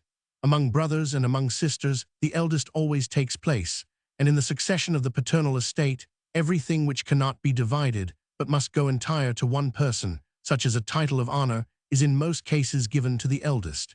Age is a plain and palpable quality, which admits of no dispute. The third of those causes or circumstances is the superiority of fortune. The authority of riches, however, though great in every age of society, is perhaps greatest in the rudest ages of society, which admits of any considerable inequality of fortune. A Tartar chief, the increase of whose flocks and herds is sufficient to maintain 1,000 men, cannot well employ that increase in any other way than in maintaining 1,000 men. The rude state of his society does not afford him any manufactured, produce any trinkets or baubles of any kind, for which he can exchange that part of his rude produce which is over and above his own consumption. The 1,000 men whom he thus maintains, depending entirely upon him for their subsistence, must both obey his orders in war and submit to his jurisdiction in peace. He is necessarily both their general and their judge, and his chieftainship is the necessary effect of the superiority of his fortune. In an opulent and civilized society, a man may possess a much greater fortune, and yet not be able to command a dozen of people. Though the produce of his estate may be sufficient to maintain, and may, perhaps, actually maintain more than 1,000 people, yet, as those people pay for everything which they get from him, as he gives scarce anything to anybody but in exchange for an equivalent, there is scarce anybody who considers himself as entirely dependent upon him, and his authority extends only over a few menial servants. The authority of fortune, however, is very great, even in an opulent and civilized society. That it is much greater than that either of age or of personal qualities has been the constant complaint of every period of society which admitted of any considerable inequality of fortune. The first period of society, that of hunters, admits of no such inequality. Universal poverty establishes their universal equality, and the superiority, either of age or of personal qualities, are the feeble but the sole foundations of authority and subordination. There is, therefore, little or no authority or subordination in this period of society. The second period of society, that of shepherds, admits of very great inequalities of fortune, and there is no period in which the superiority of fortune gives so great authority to those who possess it. There is no period, accordingly, in which authority and subordination are more perfectly established. The authority of an Arabian sheriff is very great, that of a Tartar Khan altogether despotical. The fourth of those causes or circumstances is the superiority of birth. Superiority of birth supposes an ancient superiority of fortune in the family of the person who claims it. All families are equally ancient, and the ancestors of the prince, though they may be better known, cannot well be more numerous than those of the beggar. Antiquity of family means everywhere the antiquity either of wealth or of that greatness which is commonly either founded upon wealth or accompanied with it. Upstart greatness is everywhere less respected than ancient greatness. The hatred of usurpers, the love of the family of an ancient monarch, are in a great measure founded upon the contempt which men naturally have for the former, and upon their veneration for the latter. As a military officer submits, without reluctance, to the authority of a superior by whom he has always been commanded, but cannot bear that his inferior should be set over his head, so men easily submit to a family to whom they and their ancestors have always submitted, but are fired with indignation when another family, in whom they had never acknowledged any such superiority, assumes a dominion over them. The distinction of birth, being subsequent to the inequality of fortune, can have no place in nations of hunters, among whom all men, being equal in fortune, must likewise be very nearly equal in birth. The son of a wise and brave man may, indeed, even among them, be somewhat more respected than a man of equal merit, who has the misfortune to be the son of a fool or a coward. The difference, however, will not be very great, and there never was, I believe, a great family in the world, whose illustration was entirely derived from the inheritance of wisdom and virtue. The distinction of birth not only may, but always does, take place among nations of shepherds. Such nations are always strangers to every sort of luxury, and great wealth can scarce ever be dissipated among them by improvident profusion. There are no nations, accordingly, who abound more in families revered and honored on account of their descent from a long race of great and illustrious ancestors, because there are no nations among whom wealth is likely to continue longer in the same families. Birth and fortune are evidently the two circumstances which principally set one man above another. They are the two great sources of personal distinction, and are therefore the principal causes which naturally establish authority and subordination among men. Among nations of shepherds, both those causes operate with their full force. The great shepherd or herdsman, respected on account of his great wealth, and of the great number of those who depend upon him for subsistence, and revered on account of the nobleness of his birth, and of the immemorial antiquity or his illustrious family, has a natural authority over all the inferior shepherds or herdsmen of his horde or clan. He can command the united force of a greater number of people than any of them. His military power is greater than that of any of them. In time of war, they are all of them naturally disposed to muster themselves under his banner, rather than under that of any other person, and his birth and fortune thus naturally procure to him some sort of executive power. By commanding, too, the united force of a greater number of people than any of them, he is best able to compel any one of them, who may have injured another, to compensate the wrong. He is the person, therefore, to whom all those who are too weak to defend themselves naturally look up for protection. It is to him that they naturally complain of the injuries which they imagine have been done to them, and his interposition, in such cases, is more easily submitted to, even by the person complained of, than that of any other person would be. His birth and fortune thus naturally procure him some sort of judicial authority. It is in the age of shepherds, in the second period of society, that the inequality of fortune first begins to take place, and introduces among men a degree of authority and subordination which could not possibly exist before. It thereby introduces some degree of that civil government which is indispensably necessary for its own preservation, and it seems to do this naturally and even independent of the consideration of that necessity. The consideration of that necessity comes, no doubt, afterwards, to contribute very much to maintain and secure that authority and subordination. The rich, in particular, are necessarily interested to support that order of things, which can alone secure them in the possession of their own advantages. Men of inferior wealth combine to defend those of superior wealth in the possession of their property, in order that men of superior wealth may combine to defend them in the possession of theirs. All the inferior shepherds and herdsmen feel that the security of their own herds and flocks depends upon the security of those of the great shepherd or herdsman, that the maintenance of their lesser authority depends upon that of his greater authority, and that, upon their subordination to him, depends his power of keeping their inferiors in subordination to them. They constitute a sort of little nobility, who feel themselves interested to defend the property and to support the authority of their own little sovereign, in order that he may be able to defend their property and to support their authority. Civil government, so far as it is instituted for the security of property, is, in reality, instituted for the defense of the rich against the poor, or of those who have some property against those who have none at all. The judicial authority of such a sovereign, however, far from being a cause of expense, was, for a long time, a source of revenue to him. The persons who applied to him for justice were always willing to pay for it, and a present never failed to accompany a petition. After the authority of the sovereign, too, was thoroughly established, the person found guilty, over and above the satisfaction which he was obliged to make to the party, was likewise forced to pay an amercement to the sovereign.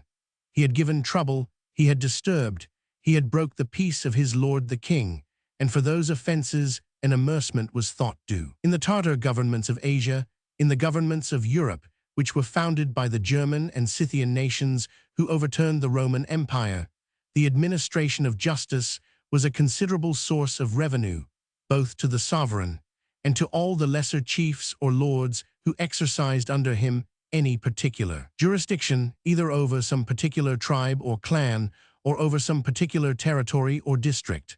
Originally, both the sovereign and the inferior chiefs used to exercise this jurisdiction in their own persons.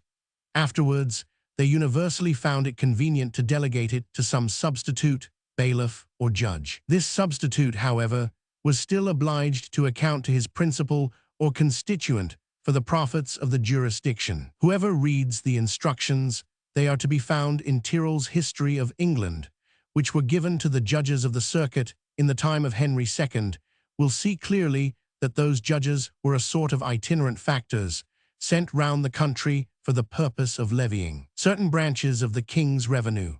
In those days, the administration of justice not only afforded a certain revenue to the sovereign, but to procure this revenue seems to have been one of the principal advantages which he proposed to obtain by the administration of justice. This scheme of making the administration of justice subservient to the purposes of revenue could scarce fail to be productive of several very gross abuses.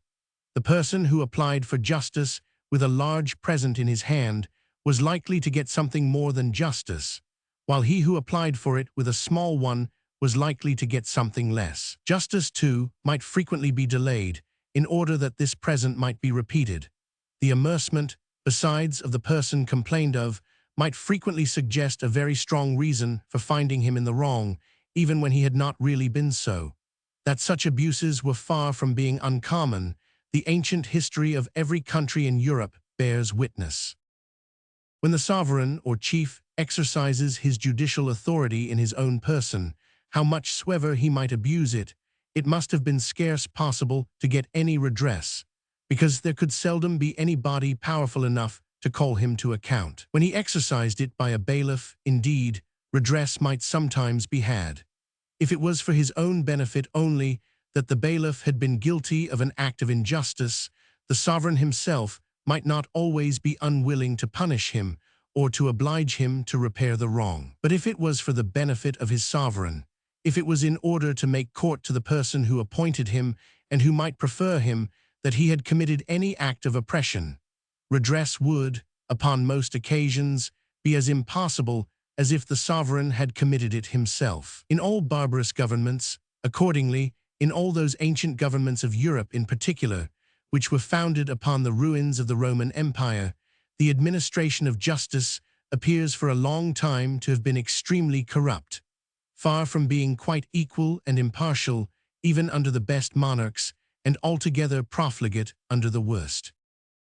Among nations of shepherds, where the sovereign or chief is only the greatest shepherd or herdsman of the horde or clan, he is maintained in the same manner as any of his vassals or subjects, by the increase of his own herds or flocks. Among those nations of husbandmen, who are but just come out of the shepherd state, and who are not much advanced beyond that state, such as the Greek tribes appear to have been about the time of the Trojan War, and our German and Scythian ancestors, when they first settled upon the ruins of the Western Empire, the sovereign or chief is, in the same manner, only the greatest landlord of the country, and is maintained in the same manner as any other landlord, by a revenue derived from his own private estate, or from what, in modern Europe, was called the domain of the crown. His subjects, upon ordinary occasions, contribute nothing to his support, except when, in order to protect them from the oppression of some of their fellow subjects, they stand in need of his authority. The presents which they make him upon such occasions constitute the whole ordinary revenue, the whole of the emoluments which, except, perhaps, upon some very extraordinary emergencies, he derives from his dominion over them. When Agamemnon in Homer offers to Achilles, for his friendship, the sovereignty of 7 Greek cities, the sole advantage which he mentions as likely to be derived from it was that the people would honor him with presents. As long as such presents, as long as the emoluments of justice, or what may be called the fees of court, constituted, in this manner, the whole ordinary revenue which the sovereign derived from his sovereignty, it could not well be expected, it could not even decently be proposed, that he should give them up altogether. It might, and it frequently was proposed, that he should regulate and ascertain them. But after they had been so regulated and ascertained, how to hinder a person who was all-powerful from extending them beyond those regulations was still very difficult, not to say impossible. During the continuance of this state of things, therefore, the corruption of justice, naturally resulting from the arbitrary and uncertain nature of those presents, scarce admitted of any effectual remedy. But when, from different causes, chiefly from the continually increasing expense of defending the nation against the invasion of other nations, the private estate of the sovereign had become altogether insufficient for defraying the expense of the sovereignty, and when it had become necessary that the people should, for their own security, contribute towards this expense by taxes of different kinds, it seems to have been very commonly stipulated that no present for the administration of justice should, under any pretense, be accepted either by the sovereign or by his bailiffs and substitutes, the judges. Those presents, it seems to have been supposed, could more easily be abolished altogether than effectually regulated and ascertained. Fixed salaries were appointed to the judges, which was supposed to compensate to them the loss of whatever might have been their share of the ancient emoluments of justice, as the taxes more than compensated to the sovereign the loss of his. Justice was then said to be administered gratis. Justice, however, never was in reality administered gratis in any country.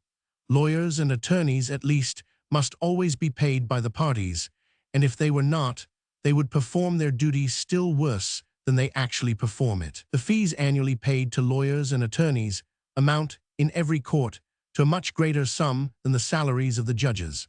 The circumstance of those salaries being paid by the Crown can nowhere much diminish the necessary expense of a lawsuit, but it was not so much to diminish the expense as to prevent the corruption of justice that the judges were prohibited from receiving my present or fee from the parties. The office of judge is in itself so very honorable that men are willing to accept of it, though accompanied with very small emoluments. The inferior office of justice of peace, though attended with a good deal of trouble, and in most cases with no emoluments at all, is an object of ambition to the greater part of our country gentlemen. The salaries of all the different judges, high and low, together with the whole expense of the administration and execution of justice, even where it is not managed with very good economy, makes, in any civilized country, but a very inconsiderable part of the whole expense of government. The whole expense of justice, too, might easily be defrayed by the fees of court, and without exposing the administration of justice to any real hazard of corruption, the public revenue might thus be entirely discharged from a certain, though perhaps but a small encumbrance. It is difficult to regulate the fees of court effectually, where a person so powerful as the sovereign is to share in them and to derive any considerable part of his revenue from them. It is very easy where the judge is the principal person who can reap any benefit from them. The law can very easily oblige the judge to respect the regulation, though it might not always be able to make the sovereign respect it. Where the fees of court are precisely regulated and ascertained, where they are paid all at once, at a certain period of every process, into the hands of a cashier or receiver, to be by him distributed in certain known proportions among the different judges after the process is decided. And not till it is decided, there seems to be no more danger of corruption than when such fees are prohibited altogether. Those fees, without occasioning any considerable increase in the expense of a lawsuit, might be rendered fully sufficient for defraying the whole expense of justice. But not being paid to the judges till the process was determined, they might be some incitement to the diligence of the court in examining and deciding it. In courts which consisted of a considerable number of judges, by proportioning the share of each judge to the number of hours and days which he had employed in examining the process, either in the court or in a committee by order of the court, those fees might give some encouragement to the diligence of each particular judge. Public services are never better performed than when their reward comes only in consequence of their being performed, and is proportioned to the diligence employed in performing them. In the different parliaments of France, the fees of court, called epics and vacations, constitute the far greater part of the emoluments of the judges. After all deductions are made, the neat salary paid by the crown to a councillor or judge in the Parliament of Toulouse, in rank and dignity the second parliament of the kingdom, amounts only to 150 livres, about £6, 11 pounds sterling a year. About 7 years ago, that sum was in the same place the ordinary yearly wages of a common footman. The distribution of these epics, too, is according to the diligence of the judges. A diligent judge gains a comfortable, though moderate revenue by his office. An idle one gets little more than his salary. Those parliaments are, perhaps, in many respects, not very convenient courts of justice, but they have never been accused. They seem never even to have been suspected of corruption. The fees of court seem originally to have been the principal support of the different courts of justice in England. Each court endeavored to draw to itself as much business as it could, and was, upon that account, willing to take cognizance of many suits which were not originally intended to fall under its jurisdiction. The Court of King's Bench, instituted for the trial of criminal causes only, took cognizance of civil suits, the plaintiff pretending that the defendant, in not doing him justice, had been guilty of some trespass or misdemeanor. The Court of Exchequer, instituted for the levying of the king's revenue and for enforcing the payment of such debts only as were due to the king, took cognizance of all other contract debts, the plaintiff alleging that he could not pay the king because the defendant would not pay him. In consequence of such fictions, it came, in many cases, to depend altogether upon the parties, before what court they would choose to have their cause tried, and each court endeavored, by superior dispatch and impartiality, to draw to itself as many causes as it could. The present admirable constitution of the courts of justice in England was, perhaps, originally, in a great measure, formed by this emulation, which anciently took place between their respective judges, each judge endeavoring to give, in his own court, the speediest and most effectual remedy which the law would admit, for every sort of injustice. Originally, the courts of law gave damages only for breach of contract. The Court of Chancery, as a court of conscience, first took upon it to enforce the specific performance of agreements. When the breach of contract consisted in the non-payment of money, the damage sustained could be compensated in no other way than by ordering payment, which was equivalent to a specific performance of the agreement. In such cases, therefore, the remedy of the courts of law was sufficient. It was not so in others. When the tenant sued his lord for having unjustly outed him of his lease, the damages which he recovered were by no means equivalent to the possession of the land. Such causes, therefore, for some time, went all to the Court of Chancery, to the no small loss of the courts of law. It was to draw back such causes to themselves that the courts of law are said to have invented the artificial and fictitious writ of ejectment, the most effectual remedy for an unjust outer or dispossession of land. A stamp duty upon the law proceedings of each particular court, to be levied by that court, and applied towards the maintenance of the judges and other officers belonging to it, might in the same manner afford a revenue sufficient for defraying the expense of the administration of justice without bringing any burden upon the general revenue of the society. The judges, indeed, might in this case be under the temptation of multiplying unnecessarily the proceedings upon every cause, in order to increase, as much as possible, the produce of such a stamp duty. It has been the custom in modern Europe to regulate, upon most occasions, the payment of the attorneys and clerks of court according to the number of pages which they had occasion to write.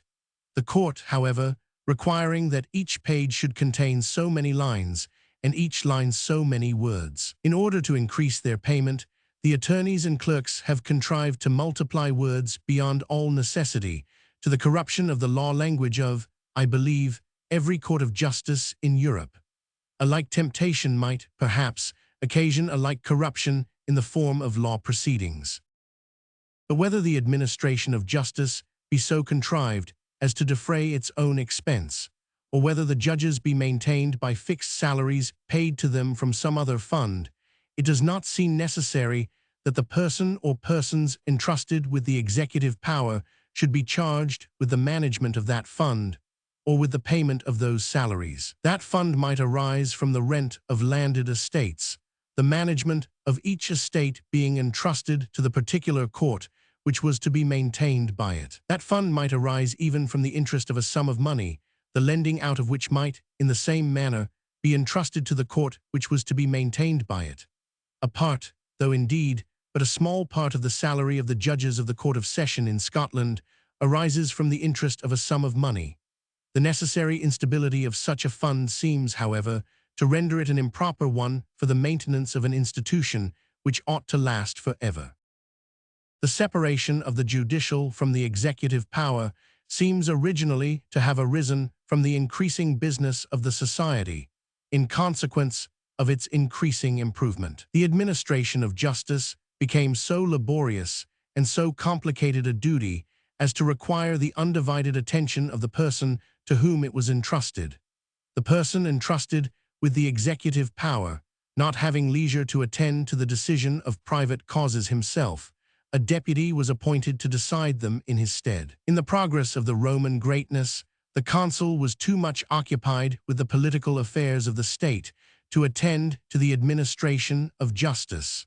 A praetor, therefore, was appointed to administer it in his stead. In the progress of the European monarchies, which were founded upon the ruins of the Roman Empire, the sovereigns and the great lords came universally to consider the administration of justice as an office both too laborious and too ignoble for them to execute in their own persons. They universally, therefore, discharged themselves of it by appointing a deputy, bailiff, or judge.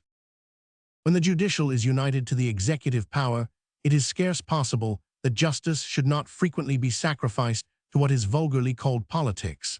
The The persons entrusted with the great interests of the state may, even without any corrupt views, sometimes imagine it necessary to sacrifice to those interests the rights of a private man.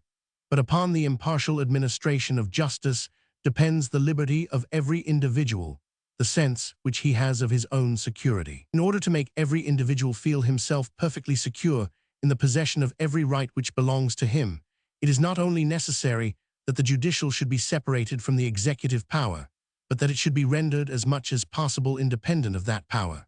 The judge should not be liable to be removed from his office according to the caprice of that power. The regular payment of his salary should not depend upon the good will or even upon the good economy of that power. Part 3 of the expense of public works and public institutions. The third and last duty of the sovereign or commonwealth is that of erecting and maintaining those public institutions and those public works, which, though they may be in the highest degree advantageous to a great society, are, however, of such a nature that the profit could never repay the expense to any individual or small number of individuals, and which it, therefore, cannot be expected that any individual or small number of individuals should erect or maintain. The performance of this duty requires two very different degrees of expense in the different periods of society. After the public institutions and public works necessary for the defense of the society and for the administration of justice, both of which have already been mentioned, the other works and institutions of this kind are chiefly for facilitating the commerce of the society, and those for promoting the instruction of the people. The institutions for instruction are of two kinds, those for the education of the youth and those for the instruction of people of all ages. The consideration of the manner in which the expense of those different sorts of public works and institutions may be most properly defrayed will divide this third part of the present chapter into three different articles. Article I of the public works and institutions for facilitating the commerce of the society. And first, of those which are necessary for facilitating commerce in general. That the erection and maintenance of the public works which facilitate the commerce of any country, such as good roads, bridges, navigable canals, harbors, etc., must require very different degrees of expense in the different periods of society, is evident without any proof. The expense of making and maintaining the public roads of any country must evidently increase with the annual produce of the land and labor of that country, or with the quantity and weight of the goods which it becomes necessary to fetch and carry upon those roads. The strength of a bridge must be suited to the number and weight of the carriages which are likely to pass over it. The depth and the supply of water for a navigable canal must be proportioned to the number and tonnage of the lighters which are likely to carry goods upon it. The extent of a harbor to the number of the shipping which are likely to take shelter in it. It does not seem necessary that the expense of those public works should be defrayed from that public revenue, as it is commonly called, of which the collection and application are in most countries assigned to the executive power. The greater part of such public works may easily be so managed as to afford a particular revenue sufficient for defraying their own expense without bringing any burden upon the general revenue of the society. A highway, a bridge, a navigable canal, for example, may in most cases be both made and maintained by a small toll upon the carriages which make use of them. A harbor, by a moderate port duty upon the tonnage of the shipping which load or unload in it. The coinage, another institution for facilitating commerce, in many countries, not only defrays its own expense, but affords a small revenue or a seigniorage to the sovereign. The post office, another institution for the same purpose, over and above defraying its own expense, affords, in almost all countries, a very considerable revenue to the sovereign. And the carriages which pass over a highway or a bridge, and the lighters which sail upon a navigable canal, pay toll in proportion to their weight or their tonnage. They pay for the maintenance of those public works exactly in proportion to the wear and tear which they occasion of them. It seems scarce possible to invent a more equitable way of maintaining such works. This tax or toll, too, though it is advanced by the carrier, is finally paid by the consumer, to whom it must always be charged in the price of the goods. As the expense of carriage, however, is very much reduced by means of such public works. The goods, notwithstanding the toll, come cheaper to the consumer than they could otherwise have done, their price not being so much raised by the toll as it is lowered by the cheapness of the carriage. The person who finally pays this tax, therefore, gains by the application more than he loses by the payment of it.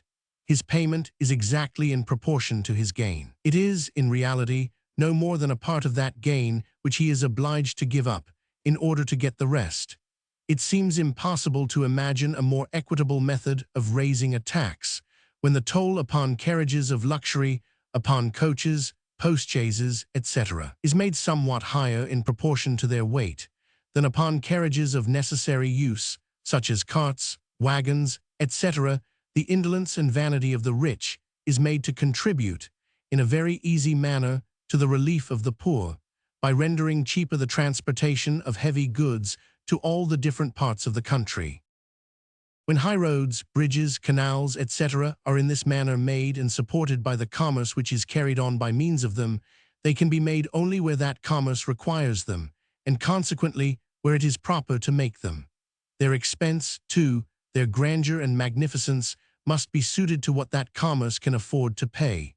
They must be made, consequently, as it is proper to make them. A magnificent high road cannot be made through a desert country, where there is little or no commerce, or merely because it happens to lead to the country villa of the intendant of the province, or to that of some great lord, to whom the intendant finds it convenient to make his court. A great bridge cannot be thrown over a river at a place where nobody passes, or merely to embellish the view from the windows of a neighboring palace. Things which sometimes happen in countries where works of this kind are carried on by any other revenue than that which they themselves are capable of affording. In several different parts of Europe, the toll or lock duty upon a canal is the property of private persons, whose private interest obliges them to keep up the canal.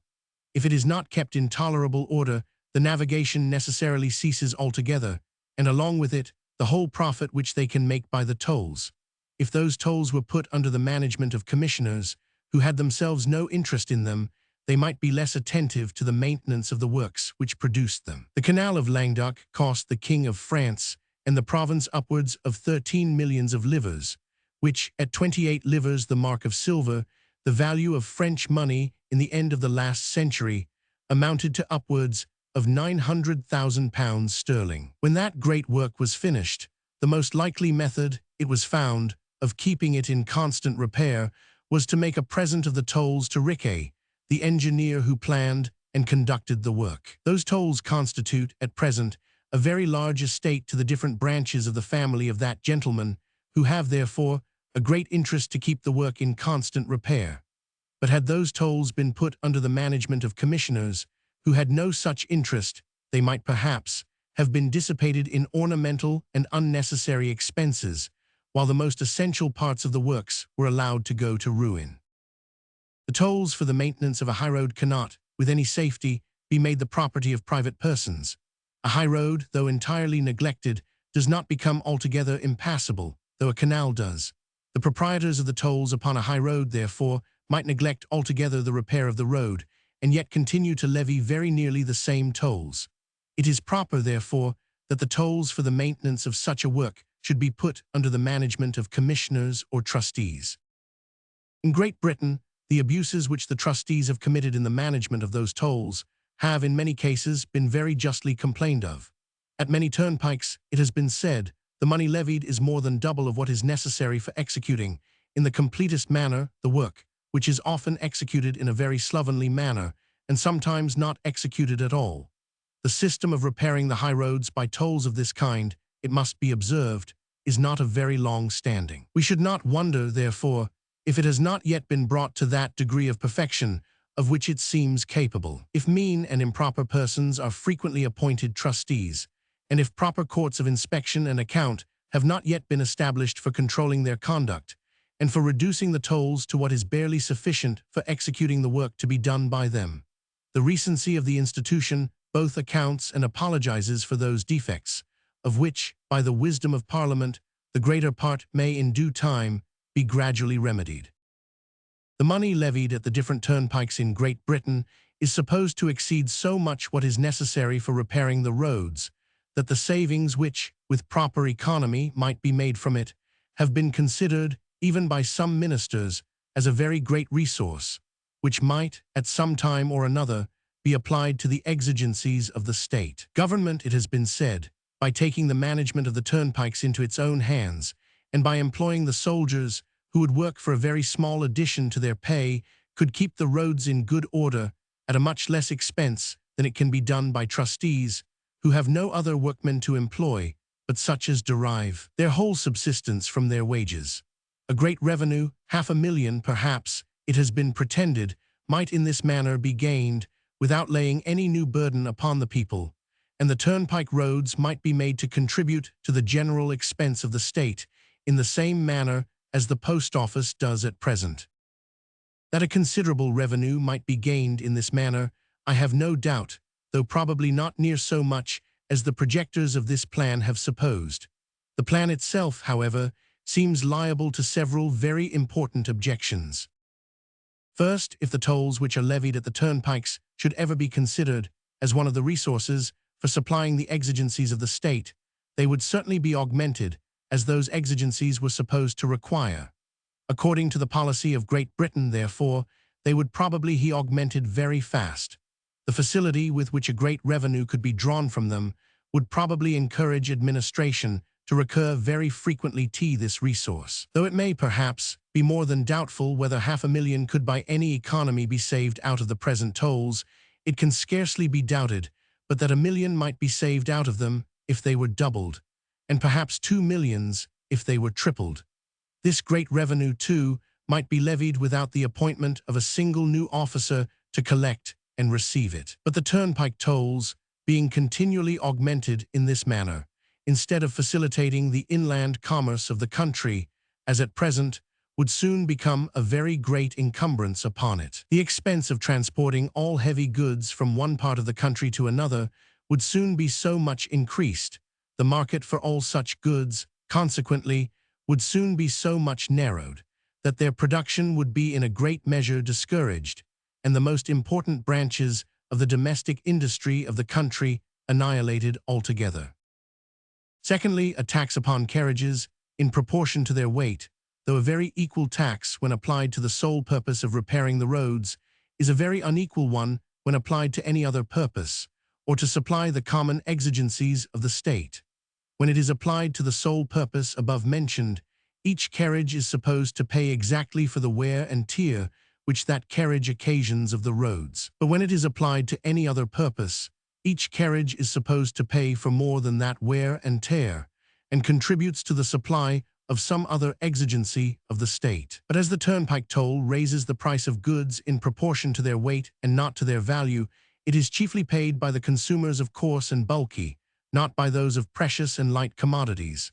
Whatever exigency of the state, therefore, this tax might be intended to supply, that exigency would be chiefly supplied at the expense of the poor, not of the rich, at the expense of those who are least able to supply it, not of those who are most able.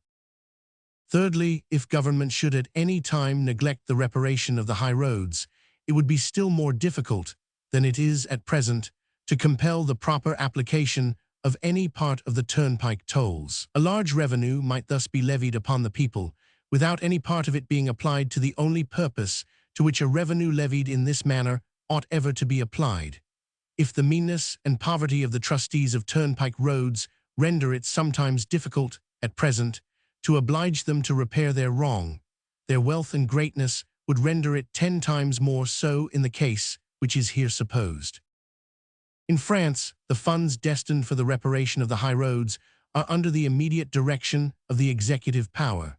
Those funds consist, partly in a certain number of days' labor, which the country people are in most parts of Europe obliged to give to the reparation of the highways, and partly in such a portion of the general revenue of the state as the king chooses to spare from his other expenses.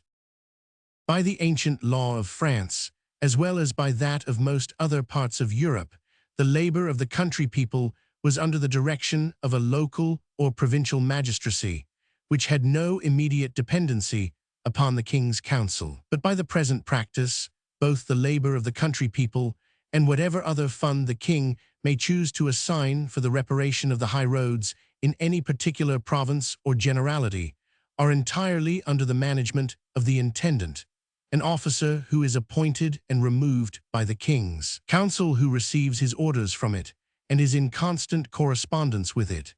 In the progress of despotism, the authority of the executive power gradually absorbs that of every other power in the state and assumes to itself the management of every branch of revenue which is destined for any public purpose. In France, however, the great post roads, the roads which make the communication between the principal towns of the kingdom, are in general kept in good order, and in some provinces are even a good deal superior to the greater part of the turnpike roads of England. But what we call the cross roads, that is, the far greater part of the roads in the country, are entirely neglected, and are in many places absolutely impassable for any heavy carriage.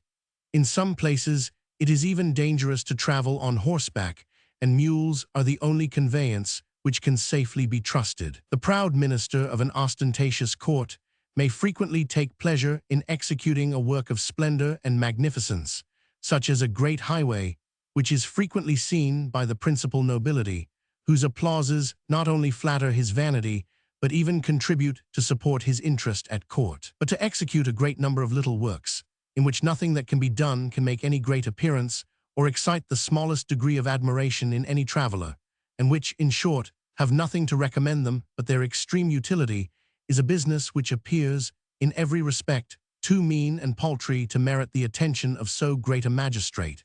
Under such an administration, therefore, such works are almost always entirely neglected. In China and in several other governments of Asia, the executive power charges itself both with the reparation of the high roads and with the maintenance of the navigable canals. In the instructions which are given to the governor of each province, those objects, it is said, are constantly recommended to him, and the judgment which the court forms of his conduct is very much regulated by the attention which he appears to have paid to this part of his instructions. This branch of public police, accordingly, is said to be very much attended to in all those countries, but particularly in China, where the high roads, and still more the navigable canals, it is pretended, exceed very much everything of the same kind which is known in Europe. The accounts of those works, however, which have been transmitted to Europe, have generally been drawn up by weak and wandering travelers, frequently by stupid and lying missionaries. If they had been examined by more intelligent eyes, and if the accounts of them had been reported by more faithful witnesses, they would not, perhaps, appear to be so wonderful. The account which Bernier gives of some works of this kind in Indostan falls very short of what had been reported of them by other travelers, more disposed to the marvelous than he was. It may too, perhaps, be in those countries, as it is in France, where the great roads, the great communications, which are likely to be the subjects of conversation at the court and in the capital, are attended to, and all the rest neglected. In China, besides, in Indostan, and in several other governments of Asia, the revenue of the sovereign arises almost altogether from a land tax or land rent, which rises or falls with the rise and fall of the annual produce of the land. The great interest of the sovereign, therefore, his revenue, is in such countries necessarily and immediately connected with the cultivation of the land, with the greatness of its produce, and with the value of its produce. But in order to render that produce both as great and as valuable as possible, it is necessary to procure to it as extensive a market as possible, and consequently to establish the freest, the easiest, and the least expensive communication between all the different parts of the country, which can be done only by means of the best roads and the best navigable canals. But the revenue of the sovereign does not, in any part of Europe, arise chiefly from a land tax or land rent. In all the great kingdoms of Europe, perhaps, the greater part of it may ultimately depend upon the produce of the land, but that dependency is neither so immediate nor so evident. In Europe, therefore, the sovereign does not feel himself so directly called upon to promote the increase, both in quantity and value of the produce of the land, or, by maintaining good roads and canals, to provide the most extensive market for that produce. Though it should be true, therefore, what I apprehend is not a little doubtful, that in some parts of Asia, this department of the public police is very properly managed by the executive power, there is not the least probability that, during the present state of things, it could be tolerably managed by that power in any part of Europe. Even those public works, which are of such a nature that they cannot afford any revenue for maintaining themselves, but of which the conveniency is nearly confined to some particular place or district, are always better maintained by a local or provincial revenue, under the management of a local and provincial administration, than by the general revenue of the state, of which the executive power must always have the management. Were the streets of London to be lighted and paved at the expense of the Treasury, is there any probability that they would be so well lighted and paved as they are at present, or even at so small an expense? The expense, besides, instead of being raised by a local tax upon the inhabitants of each particular street, parish, or district in London, would, in this case, be defrayed out of the general revenue of the state, and would consequently be raised by a tax upon all the inhabitants of the kingdom, of whom the greater part derive no sort of benefit from the lighting and paving of the streets of London. The abuses which sometimes creep into the local and provincial administration of a local and provincial revenue, how enormous soever they may appear, are in reality, however, almost always very trifling in comparison of those which commonly take place in the administration and expenditure of the revenue of a great empire. They are, besides, much more easily corrected. Under the local or provincial administration of the justices of the peace in Great Britain, the 6 days' labor which the country people are obliged to give to the reparation of the highways is not always, perhaps, very judiciously applied, but it is scarce ever exacted with any circumstance of cruelty or oppression. In France, under the administration of the intendants, the application is not always more judicious, and the exaction is frequently the most cruel and oppressive. Such corvées, as they are called, make one of the principal instruments of tyranny by which those officers chastise any parish or communute which has had the misfortune to fall under their displeasure. Of the public works and institution which are necessary for facilitating particular branches of commerce. The object of the public works and institutions above mentioned is to facilitate commerce in general, but in order to facilitate some particular branches of it, particular institutions are necessary, which again require a particular and extraordinary expense. Some particular branches of commerce, which are carried on with barbarous and uncivilized nations, require extraordinary protection. An ordinary store or counting house could give little security to the goods of the merchants who trade to the western coast of Africa. To defend them from the barbarous natives, it is necessary that the place where they are deposited should be in some measure fortified. The disorders in the government of Indostan have been supposed to render a like precaution necessary, even among that mild and gentle people, and it was under pretense of securing their persons and property from violence that both the English and French East India Companies were allowed to erect the first forts which they possessed in that country. Among other nations, whose vigorous government will suffer no strangers to possess any fortified place within their territory, it may be necessary to maintain some ambassador, minister, or consul, who may both decide, according to their own customs, the differences arising among his own countrymen, and, in their disputes with the natives, may by means of his public character interfere with more authority and afford them a more powerful protection than they could expect from any private man. The interests of commerce have frequently made it necessary to maintain ministers in foreign countries, where the purposes either of war or alliance would not have required any. The commerce of the Turkey Company first occasioned the establishment of an ordinary ambassador at Constantinople. The first English embassies to Russia arose altogether from commercial interests. The constant interference with those interests, necessarily occasioned between the subjects of the different states of Europe, has probably introduced the custom of keeping, in all neighboring countries, ambassadors or ministers constantly resident, even in the time of peace. This custom, unknown to ancient times, seems not to be older than the end of the 15th or beginning of the 16th century, that is, than the time when commerce first began to extend itself to the greater part of the nations of Europe, and when they first began to attend to its interests. It seems not unreasonable that the extraordinary expense which the protection of any particular branch of commerce may occasion should be defrayed by a moderate tax upon that particular branch, by a moderate fine, for example, to be paid by the traders when they first enter into it, or what is more equal, by a particular duty of so much per cent upon the goods which they either import into or export out of the particular countries with which it is carried on. The protection of trade, in general, from pirates and freebooters, is said to have given occasion to the first institution of the duties of customs. But if it was thought reasonable to lay a general tax upon trade, in order to defray the expense of protecting trade in general, it should seem equally reasonable to lay a particular tax upon a particular branch of trade, in order to defray the extraordinary expense of protecting that branch. The protection of trade, in general, has always been considered as essential to the defense of the Commonwealth, and upon that account, a necessary part of the duty of the executive power. The collection and application of the general duties of customs, therefore, have always been left to that power. But the protection of any particular branch of trade is a part of the general protection of trade, a part, therefore, of the duty of that power.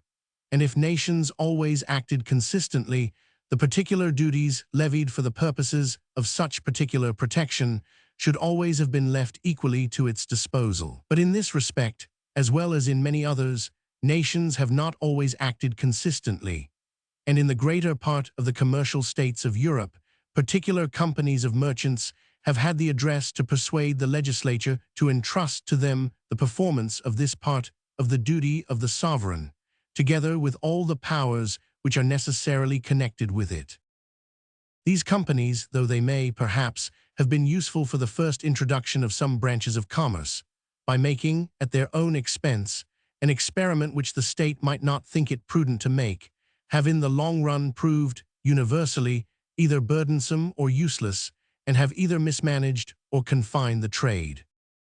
When those companies do not trade upon a joint stock, but are obliged to admit any person, properly qualified, upon paying a certain fine, and agreeing to submit to the regulations of the company, each member trading upon his own stock, and at his own risk, they are called regulated. Companies, when they trade upon a joint stock, each member sharing in the common profit or loss, in proportion to his share in this stock, they are called joint stock companies. Such companies, whether regulated or joint stock, sometimes have, and sometimes have not, exclusive privileges.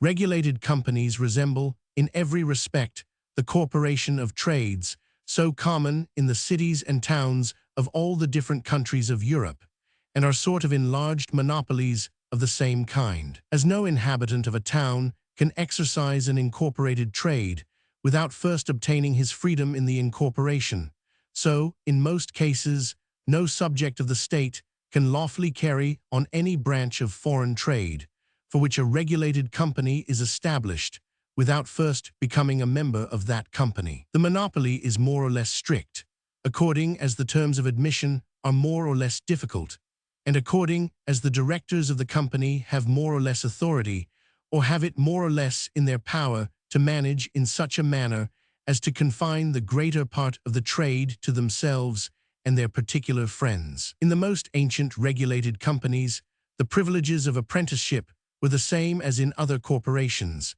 and entitled the person who had served his time to a member of the company to become himself a member, either without paying any fine or upon paying a much smaller one than what was exacted of other people. The usual corporation spirit, wherever the law does not restrain it, prevails in all regulated companies.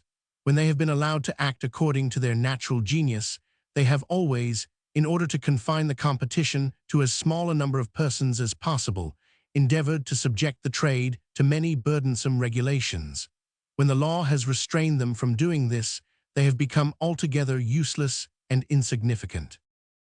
The regulated companies for foreign commerce, which at present subsist in Great Britain, are the ancient Merchant Adventurers Company, now commonly called the Hamburg Company, the Russia Company, the Eastland Company, the Turkey Company, and the African Company. The terms of admission into the Hamburg Company are now said to be quite easy, and the directors either have it not in their power to subject the trade to any troublesome restraint or regulations, or at least have not of late exercised that power. It has not always been so. About the middle of the last century, the fine for admission was 50, and at one time £100, and the conduct of the company was said to be extremely oppressive. In 1643, in 1645, and in 1661, the clothiers and free traders of the west of England complained of them to Parliament, as of monopolists who confined the trade and oppressed the manufactures of the country. Though those complaints produced no act of Parliament, they had probably intimidated the company so far as to oblige them to reform their conduct. Since that time, at least, there have been no complaints against them. By the 10th anth of William III, c. 6, the fine for admission into the Russia Company was reduced to £5, and by the 25th of Charles II, c. 7, that for admission into the Eastland Company to 40 shillings, while at the same time Sweden, Denmark, and Norway, all the countries on the north side of the Baltic, were exempted from their exclusive charter. The conduct of those companies had probably given occasion to those two acts of Parliament. Before that time, Sir Josiah Child had represented both these and the Hamburg Company as extremely oppressive, and imputed to their bad management the low state of the trade, which we at that time carried on to the countries comprehended within their respective charters. But though such companies may not, in the present times, be very oppressive, they are certainly altogether useless. To be merely useless, indeed, is perhaps the highest eulogy which can ever justly be bestowed upon a regulated company, and all the three companies above mentioned seem, in their present state, to deserve this eulogy. The fine for admission into the Turkey Company was formerly £25 for all persons under 26 years of age, and £50 for all persons above that age. Nobody but mere merchants could be admitted, a restriction which excluded all shopkeepers and retailers. By a bylaw, no British manufactures could be exported to Turkey but in the general ships of the company, and as those ships sailed always from the port of London, this restriction confined the trade to that expensive port, and the traders to those who lived in London and in its neighbourhood. By another bylaw, no person living within 20 miles of London and not free of the city could be admitted a member, another restriction which, joined to the foregoing, necessarily excluded all but the freemen of London. As the time for the loading and sailing of those general ships depended altogether upon the directors, they could easily fill them with their own goods and those of their particular friends, to the exclusion of others, who, they might pretend, had made their proposals too late. In this state of things, therefore, this company was, in every respect, a strict and oppressive monopoly. Those abuses gave occasion to the Act of the 26th of George II, reducing the fine for admission to £20 for all persons, without any distinction of ages or any restriction either to mere merchants or to the freemen of London, and granting to all such persons the liberty of exporting, from all the ports of Great Britain to any port in Turkey, all British goods, of which the exportation was not prohibited, upon paying both the general duties of customs and the particular duties assessed for defraying the necessary expenses of the company, and submitting, at the same time, to the lawful authority of the British ambassador and consuls resident in Turkey, and to the bylaws of the company duly enacted. To prevent any oppression by those bylaws, it was by the same act ordained, that if any 7 members of the company conceived themselves aggrieved by any bylaw which should be enacted after the passing of this act, they might appeal to the Board of Trade and Plantations, to the authority of which a committee of the Privy Council has now succeeded, provided such appeal was brought within 12 months after the bylaw was enacted, and that, if any 7 members conceived themselves aggrieved by any bylaw which had been enacted before the passing of this act, they might bring a like appeal, provided it was within 12 months after the day on which this act was to take place. The experience of 1 year, however, may not always be sufficient to discover to all the members of a great company the pernicious tendency of a particular bylaw, and if several of them should afterwards discover it, neither the Board of Trade nor the Committee of Council can afford them any redress.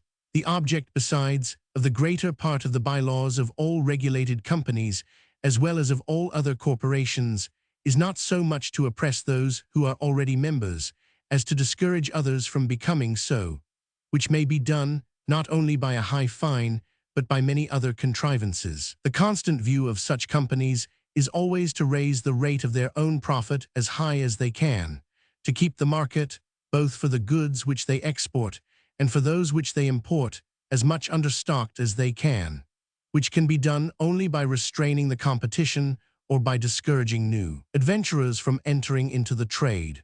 A fine, even of £20, besides, though it may not, perhaps, be sufficient to discourage any man from entering into the Turkey trade, with an intention to continue in it, may be enough to discourage a speculative merchant from hazarding a single adventure in it. In all trades, the regular established traders, even though not incorporated, naturally combine to raise profits, which are no way so likely to be kept, at all times, down to their proper level, as by the occasional competition of speculative adventurers. The Turkey trade, though in some measure laid open by this Act of Parliament, is still considered by many people as very far from being altogether free. The Turkey Company contribute to maintain an ambassador and 2 or 3 consuls, who, like other public ministers, ought to be maintained altogether by the state, and the trade laid open to all His Majesty's subjects. The different taxes levied by the company for this and other corporation purposes might afford a revenue much more than sufficient to enable a state to maintain such ministers. Regulated companies, it was observed by Sir Josiah Child, though they had frequently supported public ministers, had never maintained any forts or garrisons in the countries to which they traded, whereas joint stock companies frequently had, and, in reality, the former seemed to be much more unfit for this sort of service than the latter. First, the directors of a regulated company have no particular interest in the prosperity of the general trade of the company, for the sake of which such forts and garrisons are maintained. The decay of that general trade may even frequently contribute to the advantage of their own private trade, as by diminishing the number of their competitors, it may enable them both to buy cheaper and to sell dearer. The directors of a joint stock company, on the contrary, having only their share in the profits which are made upon the common stock committed to their management, have no private trade of their own, of which the interest can be separated from that of the general trade of the company. Their private interest is connected with the prosperity of the general trade of the company, and with the maintenance of the forts and garrisons which are necessary for its defense. They are more likely, therefore, to have that continual and careful attention which that maintenance necessarily requires. Secondly, the directors of a joint stock company have always the management of a large capital, the joint stock of the company, a part of which they may frequently employ, with propriety, in building, repairing, and maintaining such necessary forts and garrisons. But the directors of a regulated company, having the management of no common capital, have no other fund to employ in this way, but the casual revenue arising from the admission fines, and from the corporation duties imposed upon the trade of the company. Though they had the same interest, therefore, to attend to the maintenance of such forts and garrisons, they can seldom have the same ability to render that attention effectual. The maintenance of a public minister, requiring scarce any attention, and but a moderate and limited expense, is a business much more suitable both to the temper and abilities of a regulated company. Long after the time of Sir Josiah Child, however, in 1750, a regulated company was established, the present Company of Merchants Trading to Africa, which was expressly charged at first with the maintenance of all the British forts and garrisons that lie between Cape Blanc and the Cape of Good Hope, and afterwards with that of those only which lie between Cape Rouge and the Cape of Good Hope. The Act which establishes this company, the 23rd of George Roman II, c. 51, seems to have had 2 distinct objects in view. First, to restrain effectually the oppressive and monopolizing spirit which is natural to the directors of a regulated company, and secondly, to force them, as much as possible, to give an attention, which is not natural to them, towards the maintenance of forts and garrisons. For the first of these purposes, the fine for admission is limited to 40 shillings. The company is prohibited from trading in their corporate capacity or upon a joint stock, from borrowing money upon common seal, or from laying any restraints upon the trade, which may be carried on freely from all places and by all persons being British subjects, and paying the fine. The government is in a committee of 9 persons who meet at London, but who are chosen annually by the freemen of the company at London, Bristol, and Liverpool, 3 from each place. No committeeman can be continued in office for more than 3 years together. Any committeeman might be removed by the Board of Trade and Plantations, now by a committee of council, after being heard in his own defense. The committee are forbid to export Negroes from Africa or to import any African goods into Great Britain. But as they are charged with the maintenance of forts and garrisons, they may, for that purpose, export from Great Britain to Africa goods and stores of different kinds. Out of the moneys which they shall receive from the company, they are allowed a sum, not exceeding £800, for the salaries of their clerks and agents at London, Bristol, and Liverpool, the house rent of their offices at London, and all other expenses of management, commission, and agency in England. What remains of this sum, after defraying these different expenses, they may divide among themselves, as compensation for their trouble, in what manner they think proper. By this constitution, it might have been expected that the spirit of monopoly would have been effectually restrained, and the first of these purposes sufficiently answered. It would seem, however, that it had not, though by the 4th of George III, c. 20, the fort of Senegal with all its dependencies had been invested in the company of merchants trading to Africa, yet in the year following, by the 5th of George III, c. 44, not only Senegal and its dependencies, but the whole coast, from the port of Salé in South Barbary to Cape Rouge, was exempted from the jurisdiction of that company, was vested in the Crown, and the trade to it declared free to all His Majesty's subjects. The company had been suspected of restraining the trade and of establishing some sort of improper monopoly. It is not, however, very easy to conceive how, under the regulations of the 23d George II, they could do so. In the printed debates of the House of Commons, not always the most authentic records of truth, I observe, however, that they have been accused of this. The members of the Committee of 9 being all merchants, and the governors and factors in their different forts and settlements being all dependent upon them, it is not unlikely that the latter might have given peculiar attention to the consignments and commissions of the former, which would establish a real monopoly.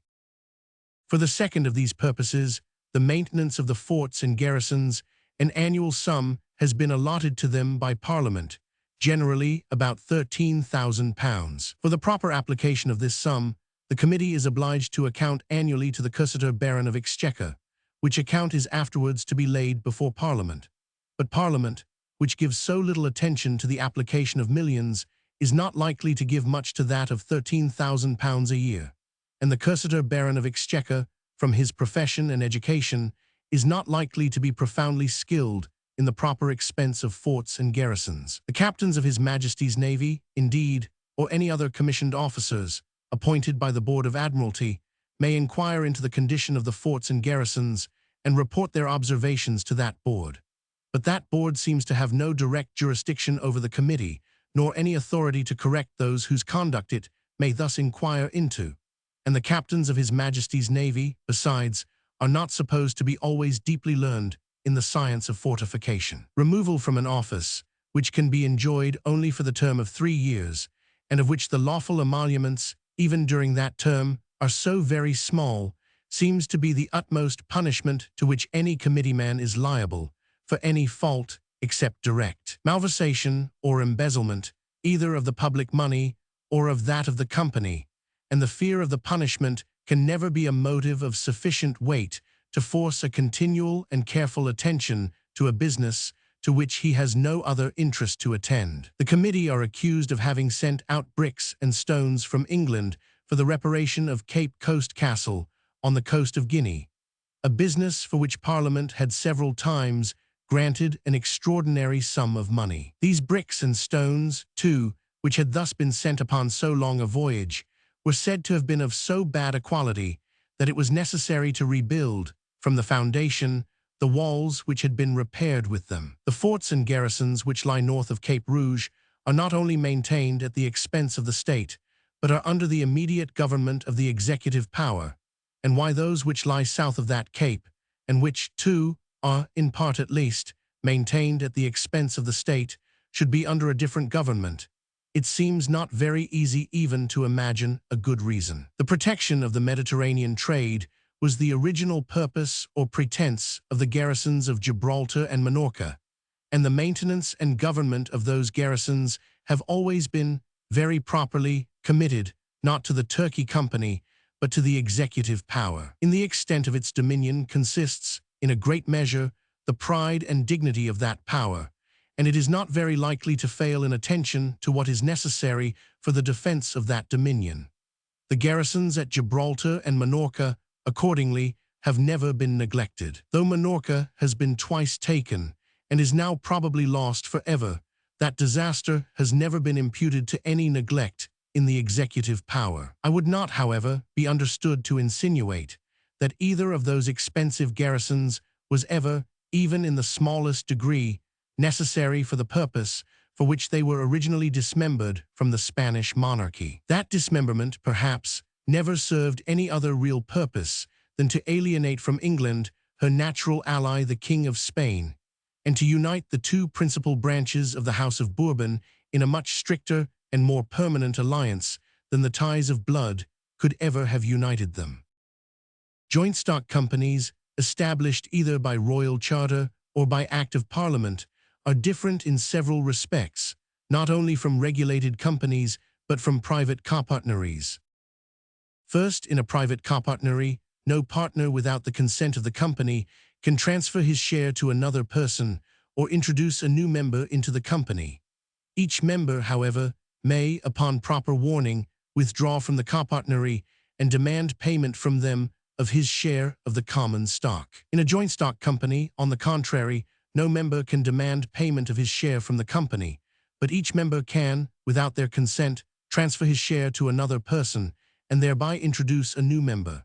The value of a share in a joint stock is always the price which it will bring in the market, and this may be either greater or less in any proportion than the sum which its owner stands credited for in the stock of the company. Secondly, in a private copartnery, each partner is bound for the debts contracted by the company to the whole extent of his fortune. In a joint stock company, on the contrary, each partner is bound only to the extent of his share. The trade of a joint stock company is always managed by a court of directors. This court, indeed, is frequently subject, in many respects, to the control of a general court of proprietors. But the greater part of these proprietors seldom pretend to understand anything of the business of the company, and when the spirit of faction happens not to prevail among them, give themselves no trouble about it, but receive contentedly such half-yearly or yearly dividend as the directors think proper to make to them. This total exemption, front trouble and front risk, beyond a limited sum, encourages many people to become adventurers in joint stock companies, who would, upon no account, hazard their fortunes in any private copartnery. Such companies, therefore, commonly draw to themselves much greater stocks than any private copartnery can boast of. The trading stock of the South Sea Company at one time amounted to upwards of £33,800,000. The divided capital of the Bank of England amounts, at present, to £10,780,000.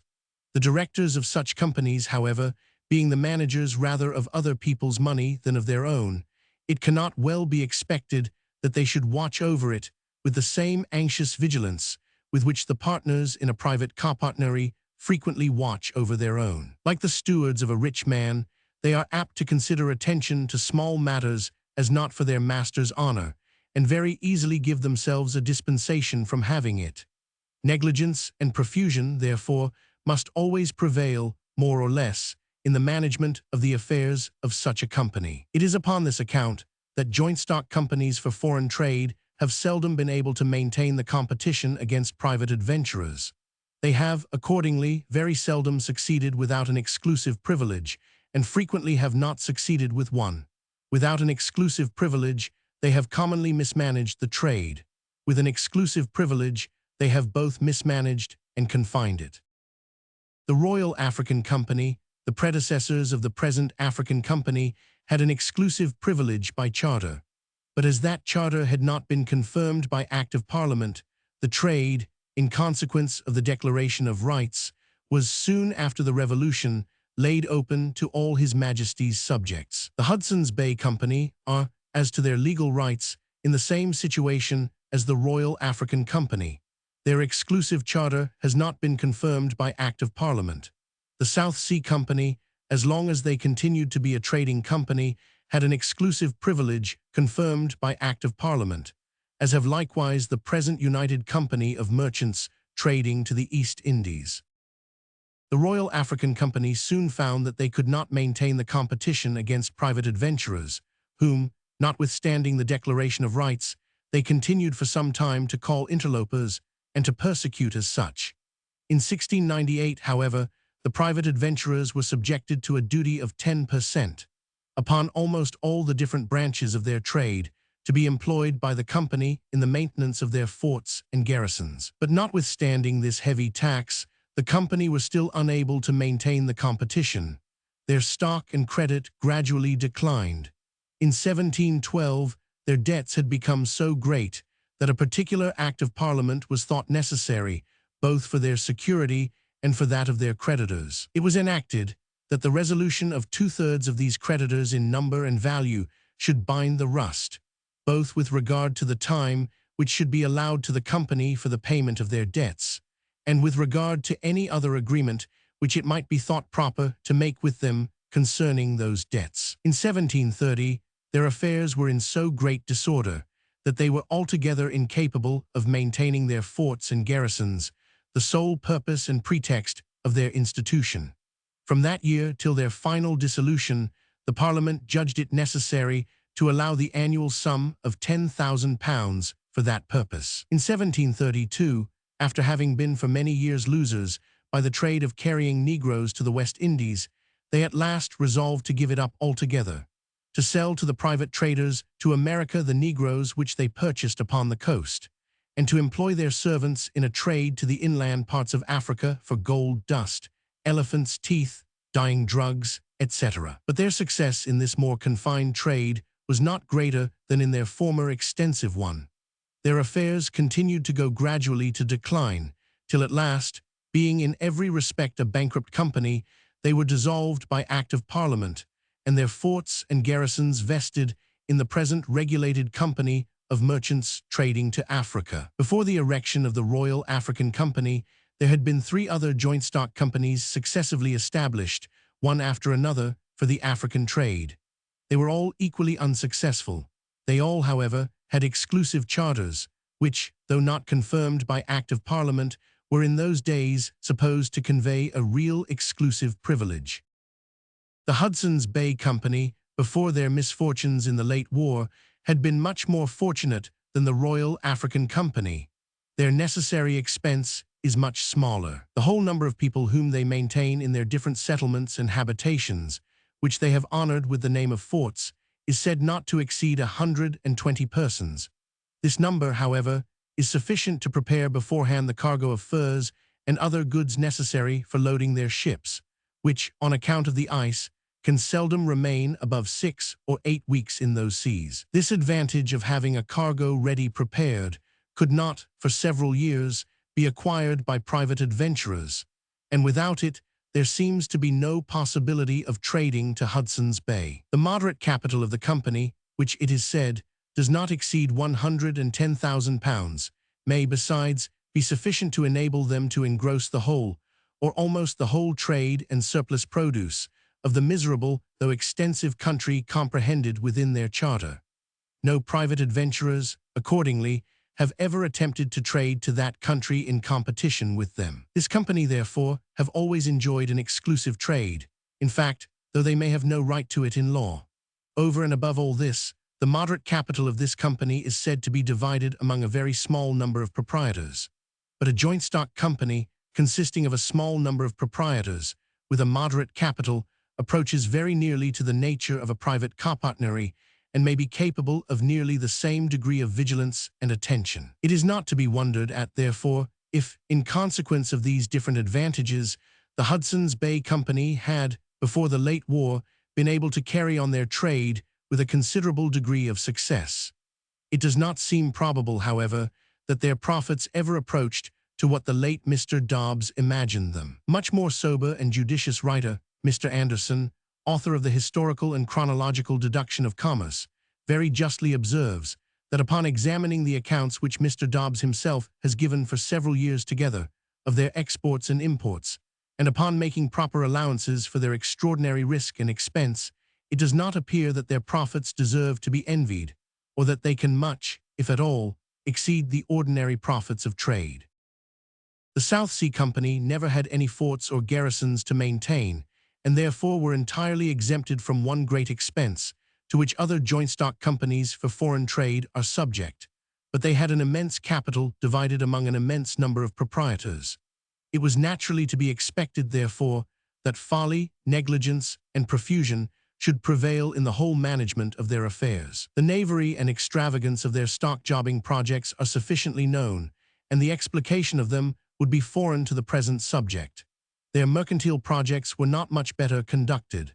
The first trade which they engaged in was that of supplying the Spanish West Indies with Negroes, of which, in consequence of what was called the Asiento contract granted them by the Treaty of Utrecht, they had the exclusive privilege. But as it was not expected that much profit could be made by this trade, both the Portuguese and French companies, who had enjoyed it upon the same terms before them, having been ruined by it, they were allowed, as compensation, to send annually a ship of a certain burden to trade directly to the Spanish West Indies. Of the 10 voyages which this annual ship was allowed to make, they are said to have gained considerably by one, that of the Royal Caroline, in 1731, and to have been losers, more or less, by almost all the rest. Their ill success was imputed, by their factors and agents, to the extortion and oppression of the Spanish government, but was, perhaps, principally owing to the profusion and depredations of those very factors and agents, some of whom are said to have acquired great fortunes, even in one year. In 1734, the company petitioned the king that they might be allowed to dispose of the trade and tonnage of their annual ship, on account of the little profit which they made by it, and to accept of such equivalent as they could obtain from the King of Spain. In 1724, this company had undertaken the whale fishery. Of this, indeed, they had no monopoly, but as long as they carried it on, no other British subjects appear to have engaged in it. Of the 8 voyages which their ships made to Greenland, they were gainers by one and losers by all the rest. After their 8th and last voyage, when they had sold their ships, stores, and utensils, they found that their whole loss upon this branch, capital and interest included, amounted to upwards of £237,000. In 1722, this company petitioned the Parliament to be allowed to divide their immense capital of more than £33,800,000, the whole of which had been lent to government, into 2 equal parts, the one half, or upwards of £16,900,000, to be put upon the same footing with other government annuities, and not to be subject to the debts contracted or losses incurred by the directors of the company in the prosecution of their mercantile projects, the other half to remain as before a trading stock and to be subject to those debts and losses. The petition was too reasonable not to be granted. In 1733, they again petitioned the Parliament that 3/4 of their trading stock might be turned into annuity stock, and only 1/4 remain as trading stock, or exposed to the hazards arising from the bad management of their directors. Both their annuity and trading stocks had, by this time, been reduced more than 2 millions each by several different payments from government, so that this fourth amounted only to £3,662,784, 8/6. In 1748, all the demands of the company upon the King of Spain, in consequence of the Asiento contract, were by the Treaty of Aix-la-Chapelle given up for what was supposed an equivalent. An end was put to their trade with the Spanish West Indies. The remainder of their trading stock was turned into an annuity stock, and the company ceased, in every respect, to be a trading company. It ought to be observed that in the trade which the South Sea Company carried on by means of their annual ship, the only trade by which it ever was expected that they could make any considerable profit. They were not without competitors, either in the foreign or in the home market. At Cartagena, Portobello, and La Vera Cruz, they had to encounter the competition of the Spanish merchants, who brought from Cadiz to those markets European goods, of the same kind with the outward cargo of their ship.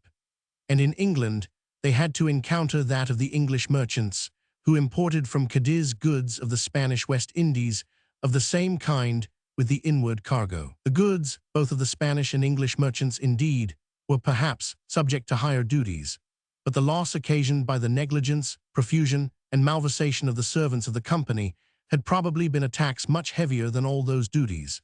That a joint stock company should be able to carry on successfully any branch of foreign trade, when private adventurers can come into any sort of open and fair competition with them, seems contrary to all experience. The Old English East India Company was established in 1600 by a charter from Queen Elizabeth. In the first 12 voyages which they fitted out for India, they appear to have traded as a regulated company with separate stocks, though only in the general ships of the company. In 1612, they united into a joint stock. Their charter was exclusive, and though not confirmed by Act of Parliament, was in those days supposed to convey a real exclusive privilege. For many years, therefore, they were not much disturbed by interlopers. Their capital, which never exceeded £744,000, and of which £50 was a share, was not so exorbitant, nor their dealings so extensive, as to afford either a pretext for gross negligence and profusion or a cover to gross malversation. Notwithstanding some extraordinary losses, occasioned partly by the malice of the Dutch East India Company and partly by other accidents, they carried on for many years a successful trade. But in process of time, when the principles of liberty were better understood, it became every day more and more doubtful how far a royal charter, not confirmed by Act of Parliament, could convey an exclusive privilege. Upon this question, the decisions of the courts of justice were not uniform, but varied with the authority of government and the humors of the times. Interlopers multiplied upon them, and towards the end of the reign of Charles II, through the whole of that of James II, and during a part of that of William III, reduced them to great distress. In 1698, a proposal was made to Parliament of advancing 2 millions to government at 8%, provided the subscribers were erected into a new East India Company with exclusive privileges. The old East India Company offered £700,000, nearly the amount of their capital, at 4%, upon the same conditions. But such was at that time the state of public credit that it was more convenient for government to borrow 2 millions at 8% than £700,000 at 4%. The proposal of the new subscribers was accepted, and a new East India Company established in consequence. The old East India Company, however, had a right to continue their trade they had. At the same time, in the name of their treasurer, subscribed very artfully £315,000 into the stock of the new. By a negligence in the expression of the Act of Parliament, which vested the East India trade in the subscribers to this loan of 2 millions, it did not appear evident that they were all obliged to unite into a joint stock. A few private traders, whose subscriptions amounted only to £7,200, insisted upon the privilege of trading separately upon their own stocks and at their own risks. The old East India Company had a right to a separate trade upon their own stock and they had likewise, both before and after that period, a right, like that or other private traders, to a separate trade upon the £315,000, which they had subscribed into the stock of the new company. The competition of the two companies with the private traders and with one another is said to have well nigh ruined both. Upon a subsequent occasion, in 1750, when a proposal was made to Parliament for putting the trade under the management of a regulated company, and thereby laying it in some measure open, the East India Company, in opposition to this proposal, represented, in very strong terms, what had been at this time the miserable effects, as they thought them, of this competition. In India, they said, it raised the price of goods so high that they were not worth the buying, and in England, by overstocking the market, it sunk their price so low that no profit could be made by them. That by a more plentiful supply, to the great advantage and conveniency of the public, it must have reduced very much the price of India goods in the English market, cannot well be doubted. But that it should have raised very much their price in the Indian market seems not very probable, as all the extraordinary demand which that competition could occasion must have been but as a drop of water in the immense ocean of Indian commerce. The increase of demand, besides, though in the beginning it may sometimes raise the price of goods, never fails to lower it in the long run. It encourages production and thereby increases the competition of the producers, who, in order to undersell one another, have recourse to new divisions or labor and new improvements of art, which might never otherwise have been thought of. The miserable effects of which the company complained were the cheapness of consumption and the encouragement given to production, precisely the two effects which it is the great business of political economy to promote.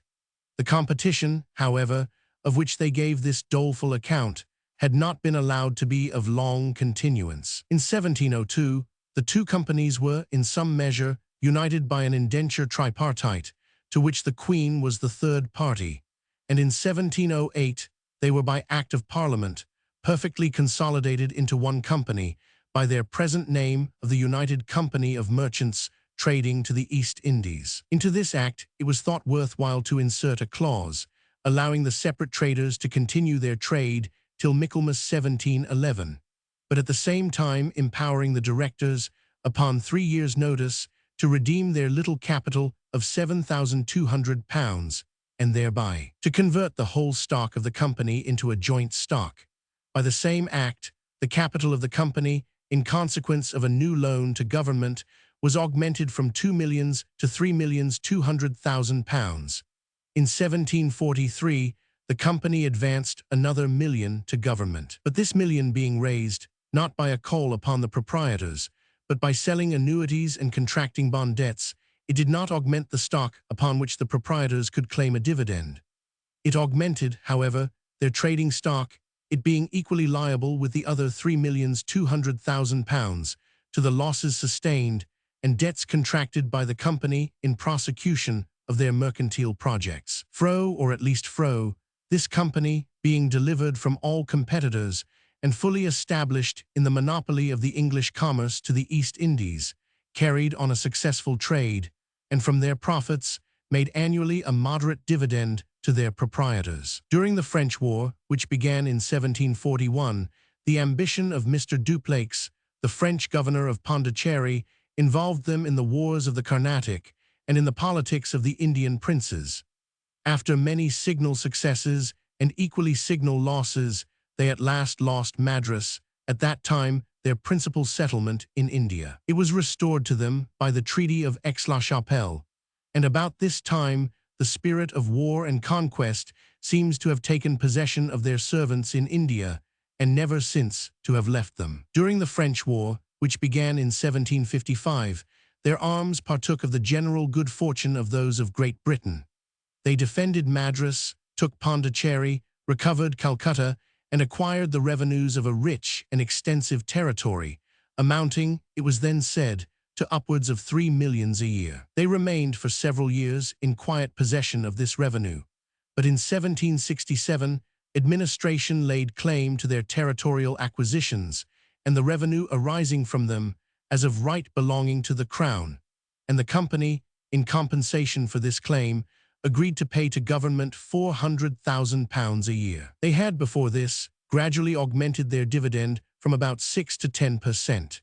That is, upon their capital of £3,200,000, they had increased it by £128,000, or had raised it from £192,000 to £320,000 a year. They were attempting about this time to raise it still further to 12.5%, which would have made their annual payments to their proprietors equal to what they had agreed to pay annually to government, or to £400,000 a year. But during the 2 years in which their agreement with government was to take place, they were restrained from any further increase of dividend by 2 successive Acts of Parliament, of which the object was to enable them to make a speedier progress in the payment of their debts, which were at this time estimated at upwards of 6 or 7 millions sterling. In 1769, they renewed their agreement with government for 5 years more, and stipulated that during the course of that period, they should be allowed gradually to increase their dividend to 12.5%,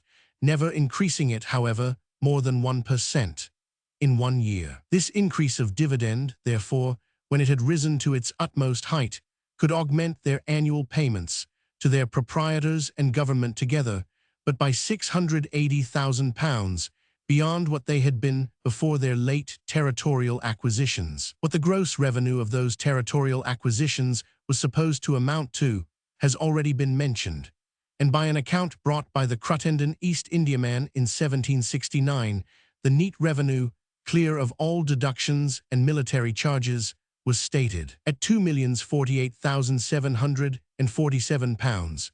They were said, at the same time, to possess another revenue, arising partly from lands, but chiefly from the customs established at their different settlements, amounting to £439,000. The profits of their trade, too, according to the evidence of their chairman before the House of Commons, amounted, at this time, to at least £400,000 a year. According to that of their accountant, to at least £500,000. According to the lowest account, at least equal to the highest dividend that was to be paid to their proprietors. So great a revenue might certainly have afforded an augmentation of £680,000 in their annual payments, and at the same time have left a large sinking fund sufficient for the speedy reduction of their debt. In 1773, however, their debts, instead of being reduced, were augmented by an arrear to the Treasury in the payment of the £400,000, by another to the Custom House for duties unpaid, by a large debt to the bank for money borrowed, and by fourth for bills drawn upon them from India and wantonly accepted to the amount of upwards of £1,200,000. The distress which these accumulated claims brought upon them obliged them not only to reduce all at once their dividend to 6%, but to throw themselves upon the mercy of government, and to supplicate first a release from the further payment of the stipulated £400,000 a year, and secondly, a loan of £1,400,000 to save them from immediate bankruptcy.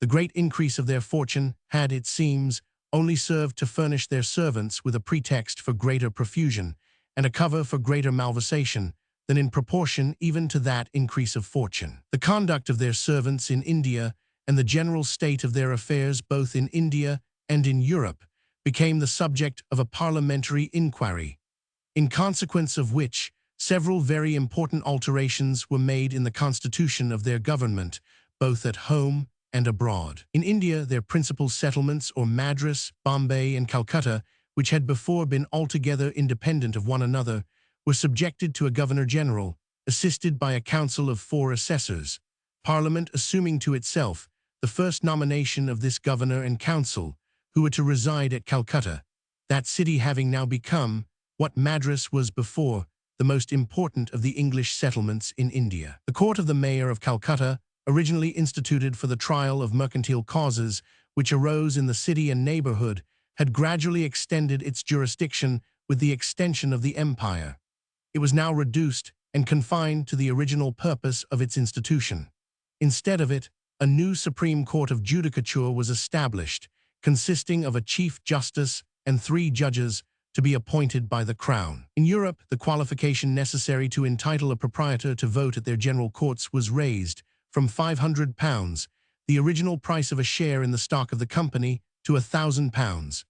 In order to vote upon this qualification, too, it was declared necessary that he should have possessed it, if acquired by his own purchase, and not by inheritance, for at least 1 year instead of 6 months, the term requisite before. The court of 24 directors had before been chosen annually, but it was now enacted that each director should, for the future, be chosen for 4 years, 6 of them, however, to go out of office by rotation every year and not be capable of being rechosen at the election of the 6 new directors for the ensuing year.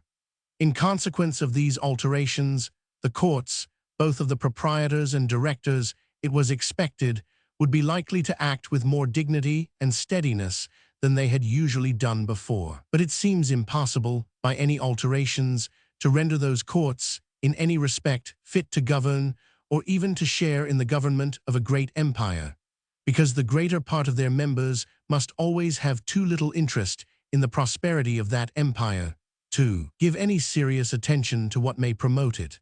Frequently, a man of great, sometimes even a man of small fortune, is willing to purchase £1,000 share in India stock, merely for the influence which he expects to acquire by a vote in the Court of Proprietors. It gives him a share, though not in the plunder, yet in the appointment of the plunderers of India.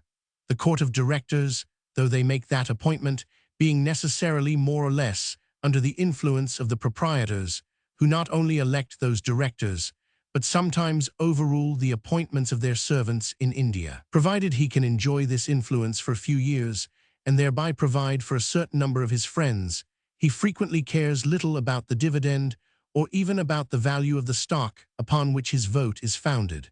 About the prosperity of the great empire, in the government of which that vote gives him a share, he seldom cares at all. No other sovereigns ever were, or, from the nature of things, ever could be, so perfectly indifferent about the happiness or misery of their subjects, the improvement or waste of their dominions, the glory or disgrace of their administration, as, from irresistible moral causes, the greater part of the proprietors of such a mercantile company are, and necessarily must be. This indifference, too, was more likely to be increased than diminished by some of the new regulations which were made in consequence of the parliamentary inquiry. By a resolution of the House of Commons, for example, it was declared that when the £1,400,000 lent to the company by government should be paid, and their bond debts be reduced to £1,500,000, they might then, and not till then, divide 8% upon their capital, and that whatever remained of their revenues and neat profits at home should be divided into 4 parts, 3 of them to be paid into the exchequer for the use of the public, and the 4th to be reserved as a fund, either for the further reduction of their bond debts or for the discharge of other contingent exigencies which the company might labor under. But if the company were bad stewards and bad sovereigns, when the whole of their neat revenue and profits belonged to themselves, and were at their own disposal, they were surely not likely to be better when 3/4 of them were to belong to other people, and the other 1/4, though to be laid out for the benefit of the company, yet to be so under the inspection and with the approbation of other people. It might be more agreeable to the company that their own servants and dependents should have either the pleasure of wasting or the profit of embezzling whatever surplus might remain after paying the proposed dividend of 8%, than that it should come into the hands of a set of people with whom those resolutions could scarce fail to set them in some measure at variance. The interest of those servants and dependents might so far predominate in the Court of Proprietors, as sometimes to dispose it to support the authors of depredations which had been committed in direct violation of its own authority. With the majority of proprietors, the support even of the authority of their own court might sometimes be a matter of less consequence than the support of those who had set that authority at defiance. The regulations of 1773, accordingly, did not put an end to the disorder of the company's government in India, notwithstanding that, during a momentary fit of good conduct, they had at one time collected into the treasury of Calcutta more than £3 million, notwithstanding that they had afterwards extended either their dominion or their depredations over a vast accession of some of the richest and most fertile countries in India, all was wasted and destroyed. They found themselves altogether unprepared to stop or resist the incursion of Hyder Ali, and in consequence of those disorders, the company is now 1784 in greater distress than ever, and, in order to prevent immediate bankruptcy, is once more reduced to supplicate the assistance of government. Different plans have been proposed by the different parties in Parliament for the better management of its affairs, and all those plans seem to agree in supposing, what was indeed always abundantly evident, that it is altogether unfit to govern its territorial possessions. Even the company itself seems to be convinced of its own incapacity so far, and seems, upon that account, willing to give them up to government.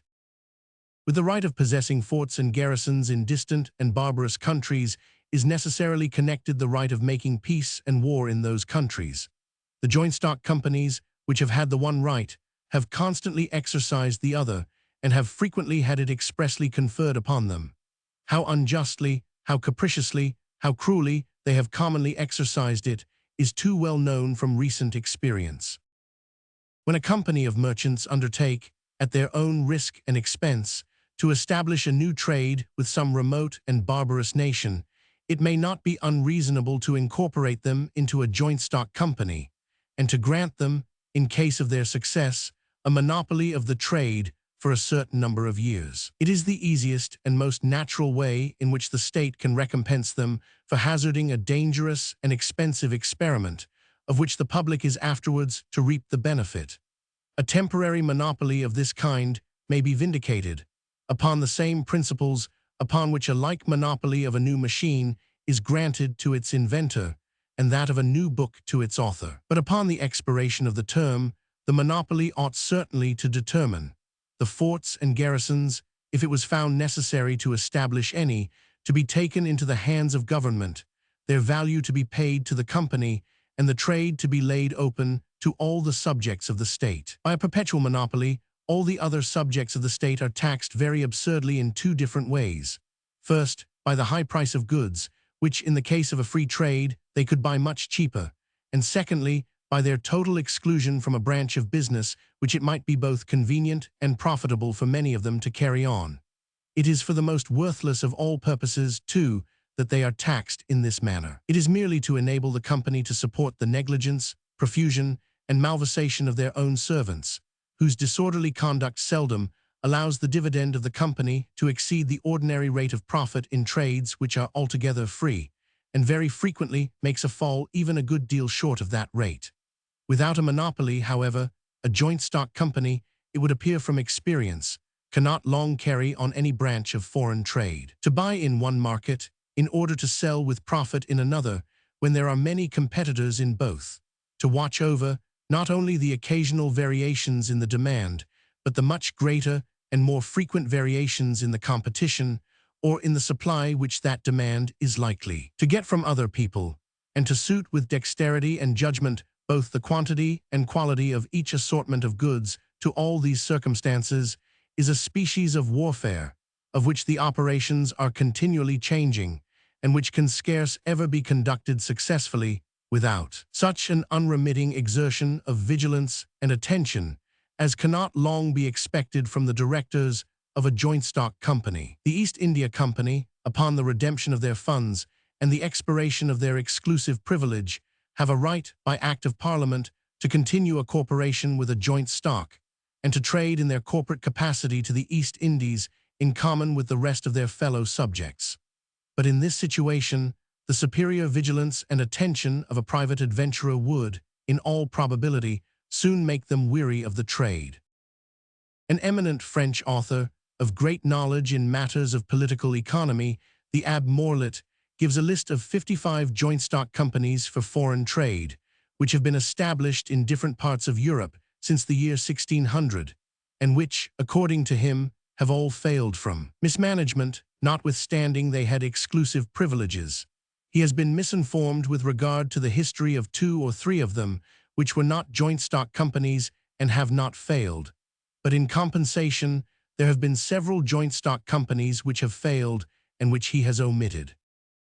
The only trades which it seems possible for a joint stock company to carry on successfully without an exclusive privilege are those of which all the operations are capable of being reduced to what is called a routine, or to such a uniformity of method as admits of little or no variation.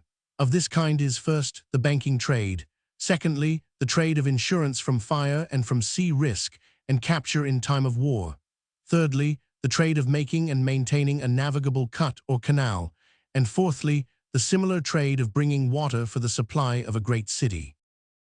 Though the principles of the banking trade may appear somewhat abstruse, the practice is capable of being reduced to strict rules. To depart upon any occasion from those rules, in consequence of some flattering speculation of extraordinary gain, is almost always extremely dangerous and frequently fatal to the banking company which attempts it. But the constitution of joint stock companies renders them in general more tenacious of established rules than any private copartnery.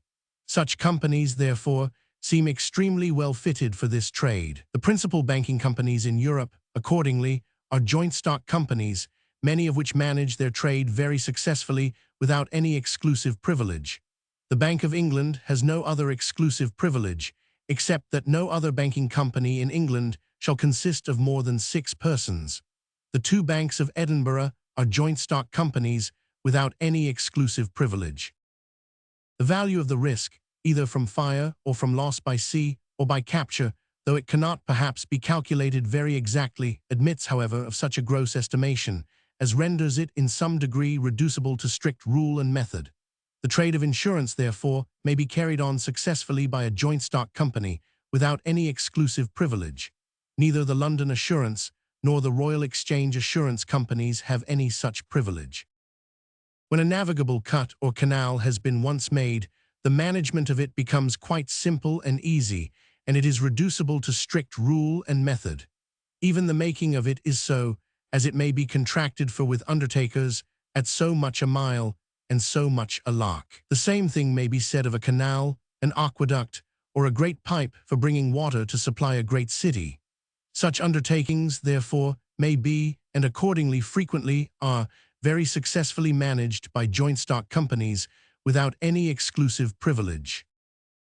To establish a joint stock company, however, for any undertaking, merely because such a company might be capable of managing it successfully, or to exempt a particular set of dealers from some of the general laws which take place with regard to all their neighbors, merely because they might be capable of thriving if they had such an exemption, would certainly not be reasonable. To render such an establishment perfectly reasonable, with the circumstance of being reducible to strict rule and method, 2 other circumstances ought to concur. First, it ought to appear with the clearest evidence that the undertaking is of greater and more general utility than the greater part of common trades. And secondly, that it requires a greater capital than can easily be collected into a private copartnery. If a moderate capital were sufficient, the great utility of the undertaking would not be a sufficient reason for establishing a joint stock company, because, in this case, the demand for what it was to produce would readily and easily be supplied by private adventurers. In the 4 trades above mentioned, both those circumstances concur. The great and general utility of the banking trade, when prudently managed, has been fully explained in the 2nd book of this inquiry. But a public bank, which is to support public credit, and upon particular emergencies, to advance to government the whole produce of a tax, to the amount, perhaps, of several millions, a year or 2 before it comes in, requires a greater capital than can easily be collected into any private copartnery. The trade of insurance gives great security to the fortunes of private people, and by dividing among a great many that loss which would ruin an individual, makes it fall light and easy upon the whole society. In order to give this security, however, it is necessary that the insurers should have a very large capital. Before the establishment of the 2 joint stock companies for insurance in London, a list, it is said, was laid before the Attorney General of 150 private usurers who had failed in the course of a few years. That navigable cuts and canals, and the works which are sometimes necessary for supplying a great city with water, are of great and general utility, while, at the same time, they frequently require a greater expense than suits the fortunes of private people, is sufficiently obvious. Except the 4 trades above mentioned, I have not been able to recollect any other, in which all the 3 circumstances requisite for rendering reasonable the establishment of a joint stock company concur. The English Copper Company of London, the Lead Smelting Company, the Glass Grinding Company, have not even the pretext of any great or singular utility in the object which they pursue, nor does the pursuit of that object seem to require any expense unsuitable to the fortunes of many private men. Whether the trade which those companies carry on is reducible to such strict rule and method as to render it fit for the management of a joint stock company, or whether they have any reason to boast of their extraordinary profits, I do not pretend to know. The Mine Adventurers Company has been long ago bankrupt. A share in the stock of the British Linen Company of Edinburgh sells, at present, very much below par, though less so than it did some years ago. The joint stock companies, which are established for the public-spirited purpose of promoting some particular manufacture, over and above managing their own affairs ill, to the diminution of the general stock of the society, can, in other respects, scarce ever fail to do more harm than good. Notwithstanding the most upright intentions, the unavoidable partiality of their directors to particular branches of the manufacture, of which the undertakers mislead and impose upon them, is a real discouragement to the rest, and necessarily breaks, more or less, that natural proportion which would otherwise establish itself between judicious industry and profit, and which, to the general industry of the country, is of all encouragements the greatest and the most effectual. Art II. Of the expense of the institution for the education of youth.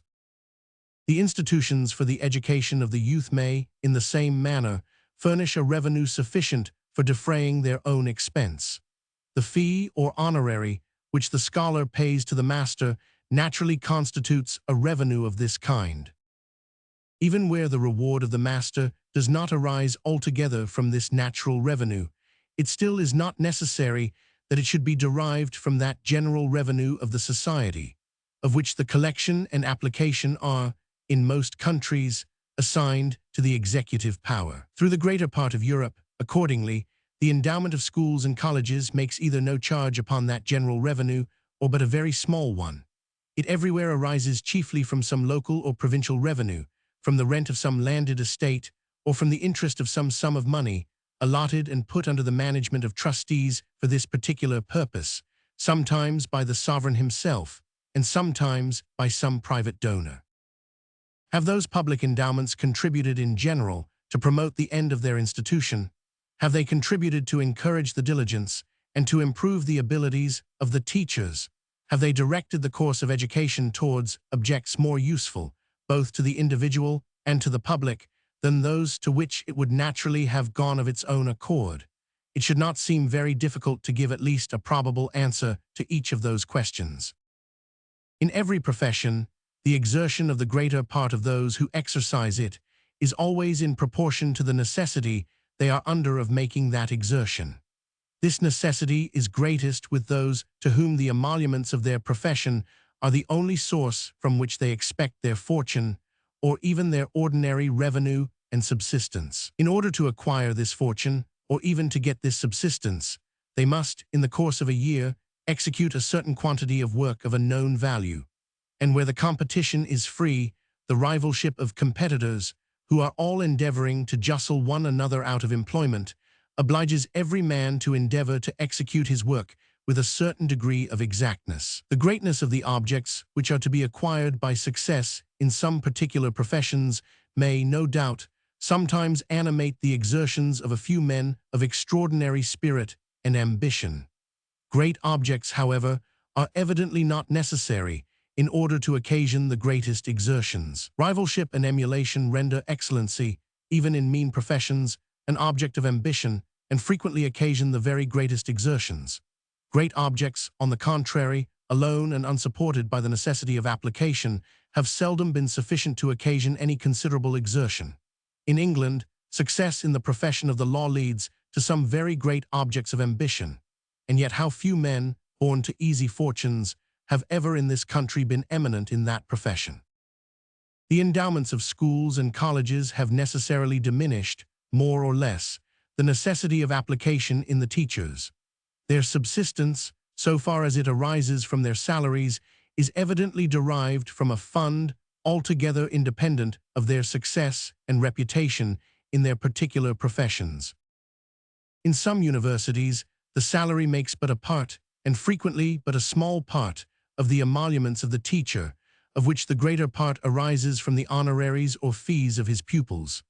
The necessity of application, though always more or less diminished, is not, in this case, entirely taken away. Reputation in his profession is still of some importance to him, and he still has some dependency upon the affection, gratitude, and favorable report of those who have attended upon his instructions, and these favorable sentiments he is likely to gain in no way so well as by deserving them, that is, by the abilities and diligence with which he discharges every part of his duty.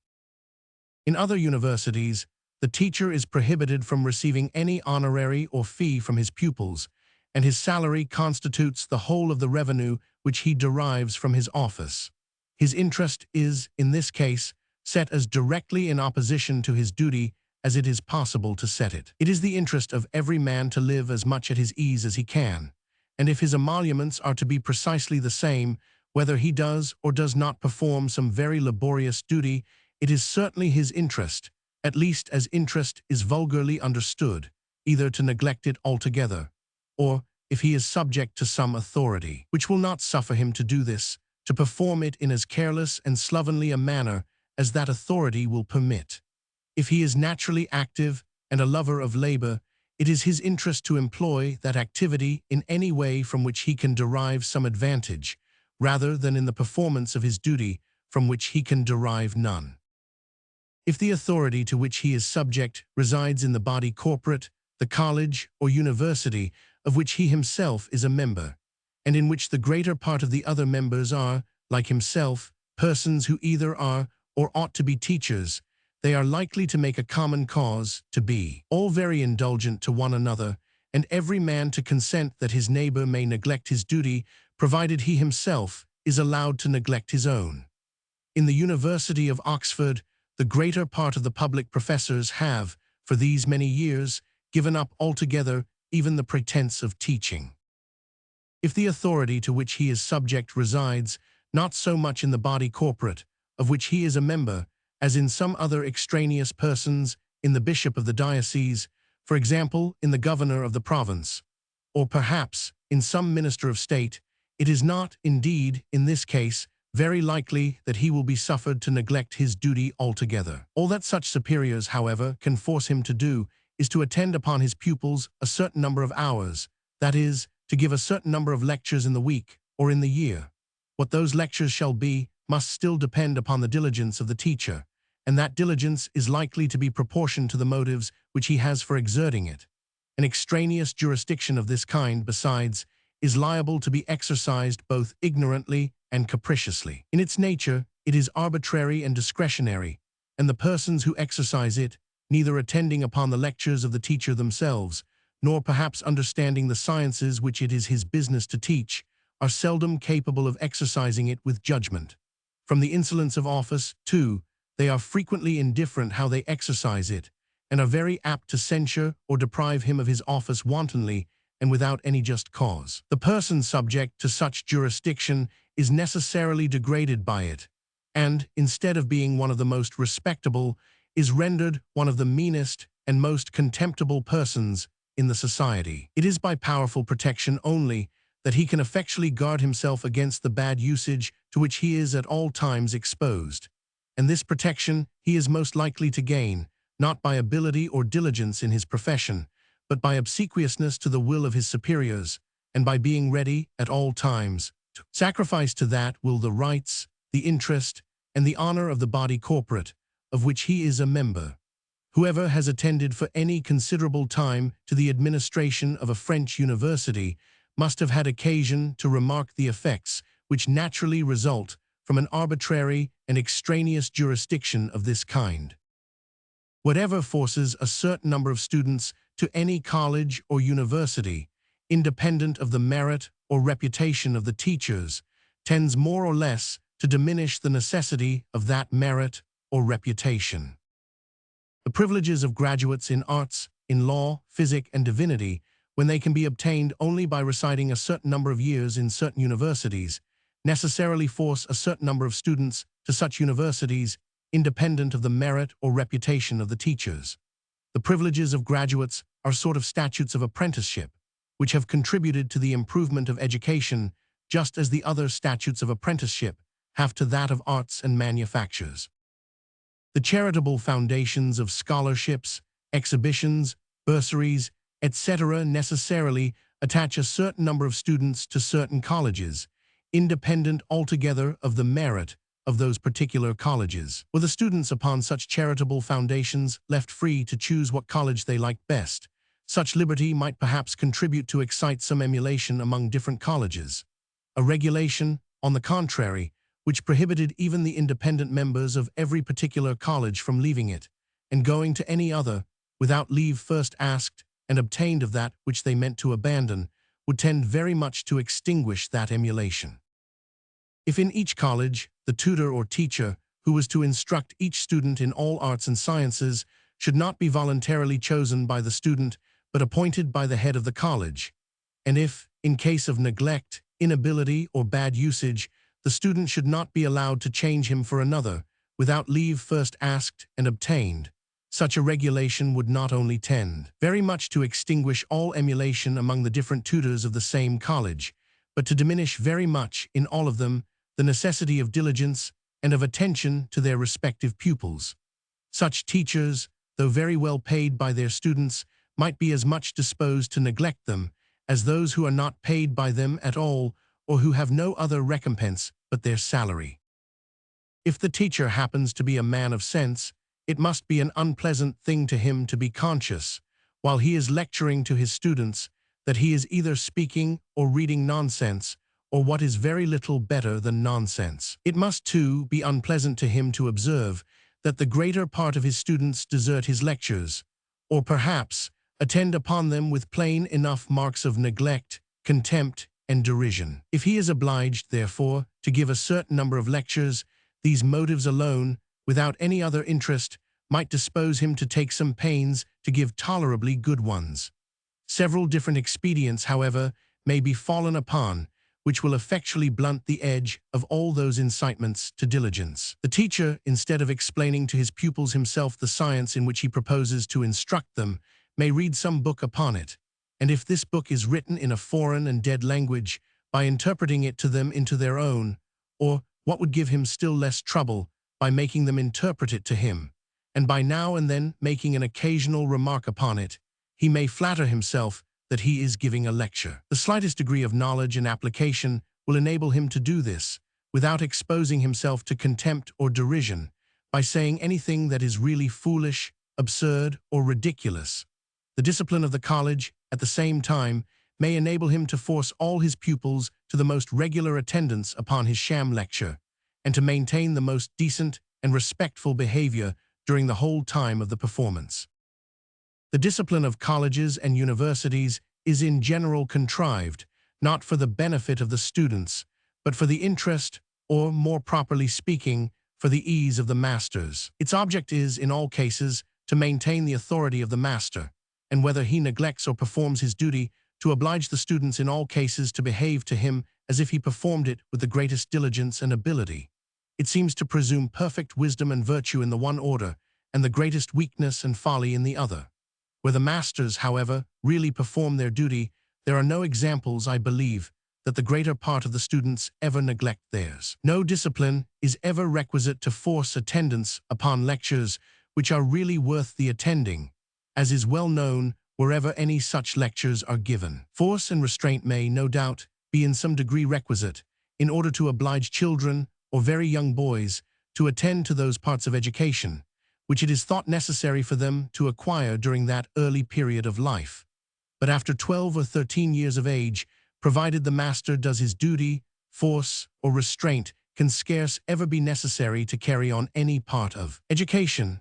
Such is the generosity of the greater part of young men, that so far from being disposed to neglect or despise the instructions of their master, provided he shows some serious intention of being of use to them, they are generally inclined to pardon a great deal of incorrectness in the performance of his duty, and sometimes even to conceal from the public a good deal of gross negligence. Those parts of education, it is to be observed, for the teaching of which there are no public institutions, are generally the best taught. When a young man goes to a fencing or a dancing school, he does not, indeed, always learn to fence or to dance very well, but he seldom fails of learning to fence or to dance.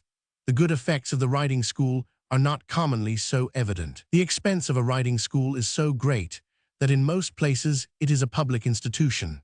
The three most essential parts of literary education, to read, write, and account, it still continues to be more common to acquire in private than in public schools, and it very seldom happens that anybody fails of acquiring them to the degree in which it is necessary to acquire them. In England, the public schools are much less corrupted than the universities. In the schools, the youth are taught, or at least may be taught, Greek and Latin, that is, everything which the masters pretend to teach, or which it is expected they should teach. In the universities, the youth neither are taught, nor always can find any proper means of being taught the sciences, which it is the business of those incorporated bodies to teach. The reward of the schoolmaster, in most cases, depends principally, in some cases almost entirely, upon the fees or honoraries of his scholars. Schools have no exclusive privileges. In order to obtain the honors of graduation, it is not necessary that a person should bring a certificate of his having studied a certain number of years at a public school. If upon examination he appears to understand what is taught there, no questions are asked about the place where he learnt it. The parts of education which are commonly taught in universities, it may perhaps be said, are not very well taught, but had it not been for those institutions, they would not have been commonly taught at all, and both the individual and the public would have suffered a good deal from the want of those important parts of education. The present universities of Europe were originally, the greater part of them, ecclesiastical corporations instituted for the education of churchmen. They were founded by the authority of the Pope, and were so entirely under his immediate protection that their members, whether masters or students, had all of them what was then called the benefit of clergy, that is, were exempted from the civil jurisdiction of the countries in which their respective universities were situated, and were amenable only to the ecclesiastical tribunals. What was taught in the greater part of those universities was suitable to the end of their institution, either theology or something that was merely preparatory to theology. When Christianity was first established by law, a corrupted Latin had become the common language of all the western parts of Europe. The service of the church, accordingly, and the translation of the Bible which were read in churches, were both in that corrupted Latin, that is, in the common language of the country. After the eruption of the barbarous nations who overturned the Roman Empire, Latin gradually ceased to be the language of any part of Europe. But the reverence of the people naturally preserves the established forms and ceremonies of religion long after the circumstances which first introduced and rendered them reasonable are no more. Though Latin, therefore, was no longer understood anywhere by the great body of the people, the whole service of the Church still continued to be performed in that language. Two different languages were thus established in Europe, in the same manner as in ancient Egypt, a language of the priests and a language of the people, a sacred and a profane, a learned and an unlearned language. But it was necessary that the priests should understand something of that sacred and learned language in which they were to officiate, and the study of the Latin language therefore made, from the beginning, an essential part of university education. It was not so with that either of the Greek or of the Hebrew language. The infallible decrees of the Church had pronounced the Latin translation of the Bible, commonly called the Latin Vulgate, to have been equally dictated by divine inspiration, and therefore of equal authority with the Greek and Hebrew originals. The knowledge of those two languages, therefore, not being indispensably requisite to a churchman, the study of them did not for a long time make a necessary part of the common course of university education. There are some Spanish universities, I am assured, in which the study of the Greek language has never yet made any part of that course. The first reformers found the Greek text of the New Testament and even the Hebrew text of the Old more favorable to their opinions than the Vulgate translation, which, as might naturally be supposed, had been gradually accommodated to support the doctrines of the Catholic Church. They set themselves, therefore, to expose the many errors of that translation, which the Roman Catholic clergy were thus put under the necessity of defending or explaining. But this could not well be done without some knowledge of the original languages, of which the study was therefore gradually introduced into the greater part of universities, both of those which embraced and of those which rejected the doctrines of the Reformation. The Greek language was connected with every part of that classical learning, which, though at first principally cultivated by Catholics and Italians, happened to come into fashion much about the same time that the doctrines of the Reformation were set on foot. In the greater part of universities, therefore, that language was taught previous to the study of philosophy, and as soon as the student had made some progress in the Latin, the Hebrew language having no connection with classical learning, and accept the Holy Scriptures, being the language of not a single book in any esteem. The study of it did not commonly commence till after that of philosophy, and when the student had entered upon the study of theology. Originally, the first rudiments, both of the Greek and Latin languages, were taught in universities, and in some universities they still continue to be so. In others, it is expected that the student should have previously acquired, at least, the rudiments of one or both of those languages, of which the study continues to make everywhere a very considerable part of university education. The ancient Greek philosophy was divided into three great branches: physics, or natural philosophy, ethics, or moral philosophy, and logic. This general division seems perfectly agreeable to the nature of things. The great phenomena of nature, the revolutions of the heavenly bodies, eclipses, comets, thunder and lightning, and other extraordinary meteors, the generation, the life, growth, and dissolution of plants and animals, are objects which, as they necessarily excite the wonder, so they naturally call forth the curiosity of mankind to inquire into their causes. Superstition first attempted to satisfy this curiosity by referring all those wonderful appearances to the immediate agency of the gods. Philosophy afterwards endeavored to account for them from more familiar causes, or from such as mankind were better acquainted with than the agency of the gods. As those great phenomena are the first objects of human curiosity, so the science which pretends to explain them must naturally have been the first branch of philosophy that was cultivated. The first philosophers, accordingly, of whom history has preserved any account, appear to have been natural philosophers. In every age and country of the world, men must have attended to the characters, designs, and actions of one another, and many reputable rules and maxims for the conduct of human life must have been laid down and approved of by common consent. As soon as writing came into fashion, wise men, or those who fancied themselves such, would naturally endeavor to increase the number of those established and respected maxims, and to express their own sense of what was either proper or improper conduct. Sometimes in the more artificial form of apologues, like what are called the fables of Aesop, and sometimes in the more simple one of apophthegms or wise sayings, like the Proverbs of Solomon, the verses of Theognis and Phocylides, and some part of the works of Hesiod. They might continue in this manner for a long time, merely to multiply the number of those maxims of prudence and morality, without even attempting to arrange them in any very distinct or methodical order, much less to connect them together by one or more general principles, from which they were all deducible, like effects from their natural causes. The beauty of a systematical arrangement of different observations, connected by a few common principles, was first seen in the rude essays of those ancient times towards a system of natural philosophy. Something of the same kind was afterwards attempted in morals. The maxims of common life were arranged in some methodical order and connected together by a few common principles, in the same manner as they had attempted to arrange and connect the phenomena of nature.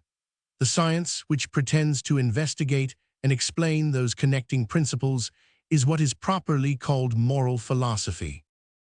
Different authors gave different systems, both of natural and moral philosophy, but the arguments by which they supported those different systems, far from being always demonstrations, were frequently at best but very slender probabilities, and sometimes mere sophisms, which had no other foundation but the inaccuracy and ambiguity of common language. Speculative systems have, in all ages of the world, been adopted for reasons too frivolous to have determined the judgment of any man of common sense in a matter of the smallest pecuniary interest.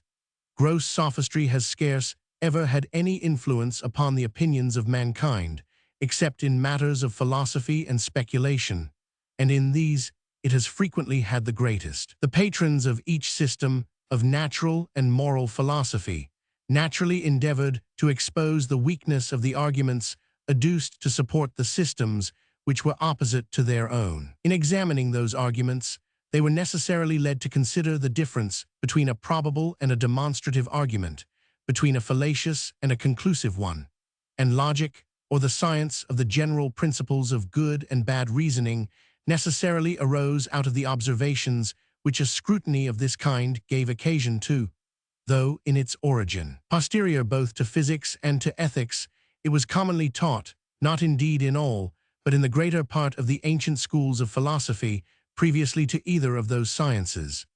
The student, it seems to have been thought, ought to understand well the difference between good and bad reasoning before he was led to reason upon subjects of so great importance. This ancient division of philosophy into three parts was, in the greater part of the universities of Europe, changed for another into five. In the ancient philosophy, whatever was taught concerning the nature either of the human mind or of the deity made a part of the system of physics.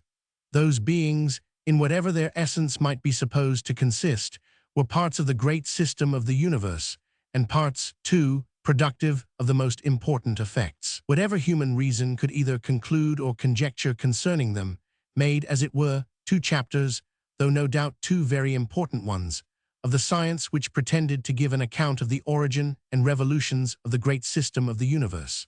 But in the universities of Europe, where philosophy was taught only as subservient to theology, it was natural to dwell longer upon these two chapters than upon any other of the science. They were gradually more and more extended, and were divided into many inferior chapters, till at last the doctrine of spirits, of which so little can be known, came to take up as much room in the system of philosophy as the doctrine of bodies, of which so much can be known. The doctrines concerning those two subjects were considered as making two distinct sciences. What are called metaphysics or pneumatics were set in opposition to physics, and were cultivated not only as the more sublime, but, for the purposes of a particular profession, as the more useful science of the two. The proper subject of experiment and observation, a subject in which a careful attention is capable of making so many useful discoveries, was almost entirely neglected. The subject in which, after a very few simple and almost obvious truths, the most careful attention can discover nothing but obscurity and uncertainty, and can consequently produce nothing but subtleties and sophisms, was greatly cultivated. When those two sciences had thus been set in opposition to one another, the comparison between them naturally gave birth to a third, to what was called ontology, or the science which treated of the qualities and attributes which were common to both the subjects of the other two sciences. But if subtleties and sophisms composed the greater part of the metaphysics or pneumatics of the schools, they composed the whole of this cobweb science of ontology, which was likewise sometimes called metaphysics, wherein consisted the happiness and perfection of a man, considered not only as an individual, but as the member of a family, of a state, and of the great society of mankind, was the object which the ancient moral philosophy proposed to investigate. In that philosophy, the duties of human life were treated of as subservient to the happiness and perfection of human life.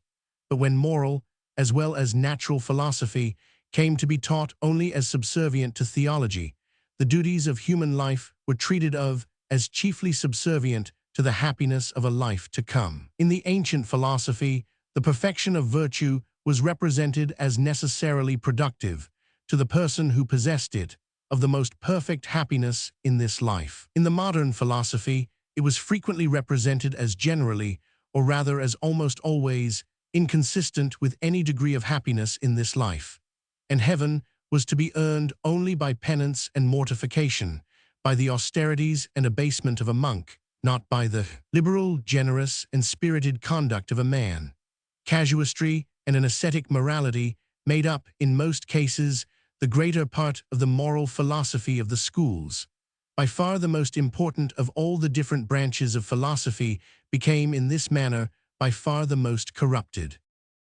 Such, therefore, was the common course of philosophical education in the greater part of the universities in Europe. Logic was taught first, ontology came in the second place, pneumatology, comprehending the doctrine concerning the nature of the human soul and of the deity, in the third. In the fourth followed a debased system of moral philosophy, which was considered as immediately connected with the doctrines of pneumatology, with the immortality of the human soul, and with the rewards and punishments which, from the justice of the deity, were to be expected in a life to come. A short and superficial system of physics usually concluded the course. The alterations which the universities of Europe thus introduced into the ancient course of philosophy were all meant for the education of ecclesiastics and to render it a more proper introduction to the study of theology. But the additional quantity of subtlety and sophistry, the casuistry and ascetic morality which those alterations introduced into it, certainly did not render it more for the education of gentlemen or men of the world, or more likely either to improve the understanding or to mend the heart. This course of philosophy is what still continues to be taught in the greater part of the universities of Europe, with more or less diligence, according as the constitution of each particular university happens to render diligence more or less necessary to the teachers. In some of the richest and best endowed universities, the tutors content themselves with teaching a few unconnected shreds and parcels of this corrupted course, and even these they commonly teach very negligently and superficially.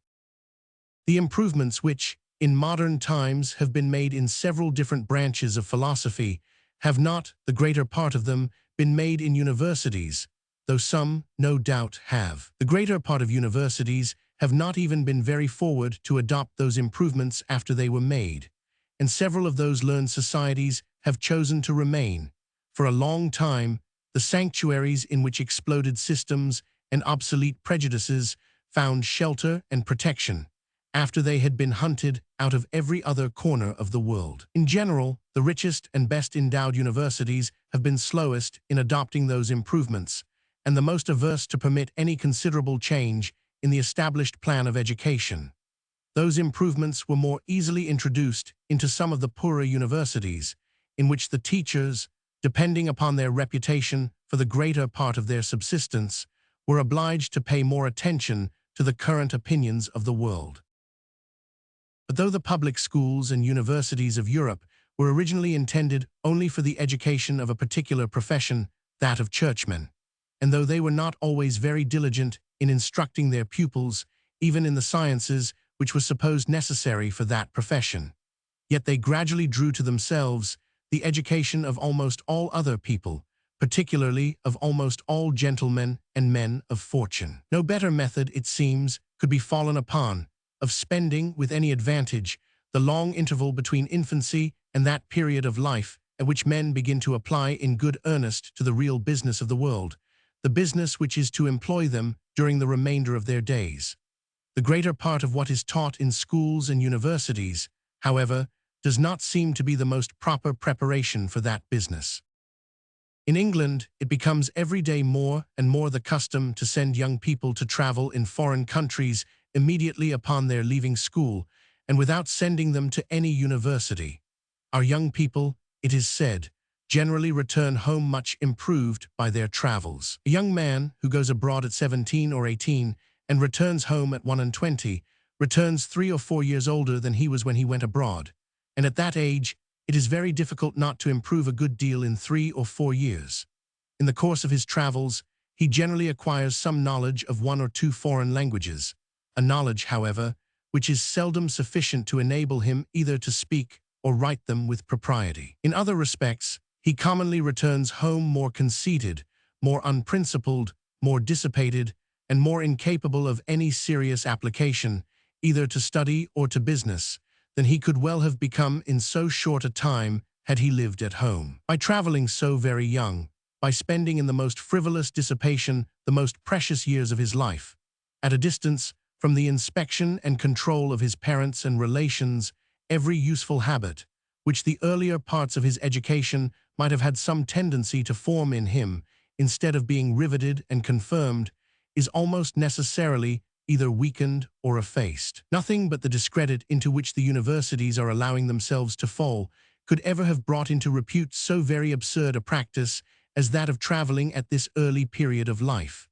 By sending his son abroad, a father delivers himself, at least for some time, from so disagreeable an object as that of a son unemployed, neglected, and going to ruin before his eyes. Such have been the effects of some of the modern institutions for education. Different plans and different institutions for education seem to have taken place in other ages and nations. In the republics of ancient Greece, every free citizen was instructed, under the direction of the public magistrate, in gymnastic exercises and in music. By gymnastic exercises, it was intended to harden his body, to sharpen his courage, and to prepare him for the fatigues and dangers of war. And as the Greek militia was, by all accounts, one of the best that ever was in the world, this part of their public education must have answered completely the purpose for which it was intended. By the other part, music, it was proposed, at least by the philosophers and historians, who have given us an account of those institutions, to humanize the mind, to soften the temper, and to dispose it for performing all the social and moral duties of public and private life.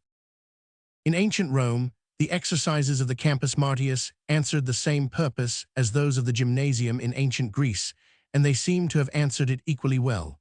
But among the Romans, there was nothing which corresponded to the musical education of the Greeks. The morals of the Romans, however, both in private and public life, seem to have been not only equal, but upon the whole, a good deal superior to those of the Greeks. That they were superior in private life, we have the express testimony of Polybius and of Dionysius of Halicarnassus, two authors well acquainted with both nations, and the whole tenor of the Greek and Roman history bears witness to the superiority of the public morals of the Romans. The good temper and moderation of contending factions seem to be the most essential circumstances in the public morals of a free people. But the factions of the Greeks were almost always violent and sanguinary, whereas, till the time of the Gracchi, no blood had ever been shed in any Roman faction, and from the time of the Gracchi, the Roman Republic may be considered as in reality dissolved. Notwithstanding, therefore, the very respectable authority of Plato, Aristotle, and Polybius, and notwithstanding the very ingenious reasons by which Mr. Montesquieu endeavors to support that authority, it seems probable that the musical education of the Greeks had no great effect in mending their morals, since, without any such education, those of the Romans were, upon the whole, superior. The respect of those ancient sages for the institutions of their ancestors had probably disposed them to find much political wisdom in what was, perhaps, merely an ancient custom, continued, without interruption, from the earliest period of those societies to the times in which they had arrived at a considerable degree of refinement. Music and dancing are the great amusements of almost all barbarous nations, and the great accomplishments which are supposed to fit any man for entertaining his society. It is so at this day among the Negroes on the coast of Africa. It was so among the ancient Celts, among the ancient Scandinavians, and, as we may learn from Homer, among the ancient Greeks, in the times preceding the Trojan War. When the Greek tribes had formed themselves into little republics, it was natural that the study of those accomplishments should for a long time make a part of the public and common education of the people. The masters who instructed the young people, either in music or in military exercises, do not seem to have been paid or even appointed by the state, either in Rome or even at Athens, the Greek Republic, of whose laws and customs we are the best informed. The state required that every free citizen should fit himself for defending it in war, and should upon that account learn his military exercises. But it left him to learn them of such masters as he could find, and it seems to have advanced nothing for this purpose, but a public field or place of exercise in which he should practice and perform them. In the early ages, both of the Greek and Roman republics, the other parts of education seem to have consisted in learning to read, write, and account, according to the arithmetic of the times. These accomplishments the richer citizens seem frequently to have acquired at home, by the assistance of some domestic pedagogue, who was, generally, either a slave or a freedman, and the poorer citizens in the schools of such masters as made a trade of teaching for hire. Such parts of education, however, were abandoned altogether to the care of the parents or guardians of each individual. It does not appear that the state ever assumed any inspection or direction of them.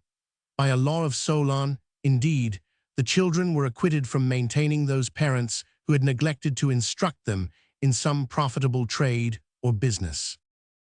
In the progress of refinement, when philosophy and rhetoric came into fashion, the better sort of people used to send their children to the schools of philosophers and rhetoricians in order to be instructed in these fashionable sciences. But those schools were not supported by the public. They were, for a long time, barely tolerated by it. The demand for philosophy and rhetoric was, for a long time, so small that the first professed teachers of either could not find constant employment in any one city, but were obliged to travel about from place to place. In this manner lived Zeno of Elea, Protagoras, Gorgias, Hippias, and many others. As the demand increased, the school, both of philosophy and rhetoric, became stationary, first in Athens and afterwards in several other cities. The state, however, seems never to have encouraged them further than by assigning to some of them a particular place to teach in, which was sometimes done, too, by private donors. The state seems to have assigned the academy to Plato, the Lyceum to Aristotle, and the Portico to Zeno of Citta, the founder of the Stoics. But Epicurus bequeathed his gardens to his own school. Till about the time of Marcus Antoninus, however, no teacher appears to have had any salary from the public, or to have had any other emoluments, but what arose from the honoraries or fees of his scholars. The bounty which that philosophical emperor, as we learn from Lucian, bestowed upon one of the teachers of philosophy probably lasted no longer than his own life. There was nothing equivalent to the privileges of graduation, and to have attended any of those schools was not necessary in order to be permitted to practice any particular trade or profession. If the opinion of their own utility could not draw scholars to them, the law neither forced anybody to go to them, nor rewarded anybody for having gone to them. The teachers had no jurisdiction over their pupils, nor any other authority besides that natural authority which superior virtue and abilities never fail to procure from young people towards those who are entrusted with any part of their education. At Rome, the study of the civil law made a part of the education, not of the greater part of the citizens, but of some particular families. The young people, however, who wished to acquire knowledge in the law, had no public school to go to, and had no other method of studying it than by frequenting the company of such of their relations and friends as were supposed to understand it. It is, perhaps, worthwhile to remark that though the laws of the 12 Tables were many of them copied from those of some ancient Greek republics, yet law never seems to have grown up to be a science in any republic of ancient Greece. In Rome, it became a science very early, and gave a considerable degree of illustration to those citizens who had the reputation of understanding it. In the republics of ancient Greece, particularly in Athens, the ordinary courts of justice consisted of numerous, and therefore disorderly, bodies of people who frequently decided almost at random, or as clamor, faction, and party spirit happened to determine. The ignominy of an unjust decision, when it was to be divided among 500, 1,000, or 1,500 people, for some of their courts were so very numerous, could not fall very heavy upon any individual. At Rome, on the contrary, the principal courts of justice consisted either of a single judge or of a small number of judges, whose characters, especially as they deliberated always in public, could not fail to be very much affected by any rash or unjust decision. In doubtful cases, such courts, from their anxiety to avoid blame, would naturally endeavor to shelter themselves under the example or precedent of the judges who had sat before them, either in the same or in some other court. This attention to practice and precedent necessarily formed the Roman law into that regular and orderly system in which it has been delivered down to us. And the like attention has had the like effects upon the laws of every other country where such attention has taken place. The superiority of character in the Romans over that of the Greeks, so much remarked by Polybius and Dionysius of Halicarnassus, was probably more owing to the better constitution of their courts of justice than to any of the circumstances to which those authors ascribe it. The Romans are said to have been particularly distinguished for their superior respect to an oath. But the people who were accustomed to make oath only before some diligent and well-informed court of justice would naturally be much more attentive to what they swore than they who were accustomed to do the same thing before mobbish and disorderly assemblies. The abilities, both civil and military, of the Greeks and Romans will readily be allowed to have been at least equal to those of any modern nation. Our prejudice is perhaps rather to overrate them. But except in what related to military exercises, the state seems to have been at no pains to form those great abilities, for I cannot be induced to believe that the musical education of the Greeks could be of much consequence in forming them. Masters, however, had been found, it seems, for instructing the better sort of people among those nations, in every art and science in which the circumstances of their society rendered it necessary or convenient for them to be instructed. The demand for such instruction produced what it always produces, the talent for giving it, and the emulation which an unrestrained competition never fails to excite, appears to have brought that talent to a very high degree of perfection. In the attention which the ancient philosophers excited, in the empire which they acquired over the opinions and principles of their auditors, in the faculty which they possessed of giving a certain tone and character to the conduct and conversation of those auditors, they appear to have been much superior to any modern teachers. In modern times, the diligence of public teachers is more or less corrupted by the circumstances which render them more or less independent of their success and reputation in their particular professions. Their salaries, too, put the private teacher, who would pretend to come into competition with them, in the same state with a merchant who attempts to trade without a bounty, in competition with those who trade with a considerable one. If he sells his goods at nearly the same price, he cannot have the same profit, and poverty and beggary at least, if not bankruptcy and ruin, will infallibly be his lot. If he attempts to sell them much dearer, he is likely to have so few customers that his circumstances will not be much mended. The privileges of graduation, besides, are in many countries necessary, or at least extremely convenient, to most men of learned professions, that is, to the far greater part of those who have occasion for a learned education. But those privileges can be obtained only by attending the lectures of the public teachers. The most careful attendance upon the ablest instructions of any private teacher cannot always give any title to demand them. It is from these different causes that the private teacher of any of the sciences, which are commonly taught in universities, is, in modern times, generally considered as in the very lowest order of men of letters. A man of real abilities can scarce find out a more humiliating or a more unprofitable employment to turn them to. The endowments of schools and colleges have in this manner not only corrupted the diligence of public teachers, but have rendered it almost impossible to have any good private ones.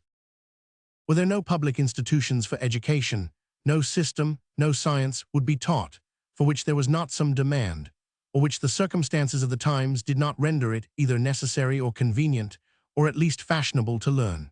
A private teacher could never find his account in teaching either an exploded and antiquated system of a science acknowledged to be useful, or a science universally believed to be a mere useless and pedantic heap of sophistry and nonsense. Such systems, such sciences, can subsist nowhere but in those incorporated societies for education, whose prosperity and revenue are in a great measure independent of their industry. Were there no public institutions for education, a gentleman, after going through, with application and abilities, the most complete course of education which the circumstances of the times were supposed to afford, could not come into the world completely ignorant of everything which is the common subject of conversation among gentlemen and men of the world. There are no public institutions for the education of women, and there is accordingly nothing useless, absurd, or fantastical in the common course of their education. They are taught what their parents or guardians judge it necessary or useful for them to learn, and they are taught nothing else. Every part of their education tends evidently to some useful purpose, either to improve the natural attractions of their person, or to form their mind to reserve, to modesty, to chastity, and to economy, to render them both likely to become the mistresses of a family and to behave properly. When they have become such, in every part of her life, a woman feels some conveniency or advantage from every part of her education. It seldom happens that a man, in any part of his life, derives any conveniency or advantage from some of the most laborious and troublesome parts of his education. Ought the public, therefore, to give no attention, it may be asked, to the education of the people, or, if it ought to give any, What are the different parts of education which it ought to attend to in the different orders of the people, and in what manner ought it to attend to them? In some cases, the state of society necessarily places the greater part of individuals in such situations as naturally form in them, without any attention of government, almost all the abilities and virtues which that state requires, or perhaps can admit of. In other cases, the state of the society does not place the greater part of individuals in such situations, and some attention of government is necessary in order to prevent the almost entire corruption and degeneracy of the great body of the people. In the progress of the division of labor, the employment of the far greater part of those who live by labor, that is, of the great body of the people, comes to be confined to a few very simple operations, frequently to one or two. But the understandings of the greater part of men are necessarily formed by their ordinary employments. The man whose whole life is spent in performing a few simple operations, of which the effects, too, are perhaps always the same, or very nearly the same, has no occasion to exert his understanding, or to exercise his invention, in finding out expedients for removing difficulties which never occur.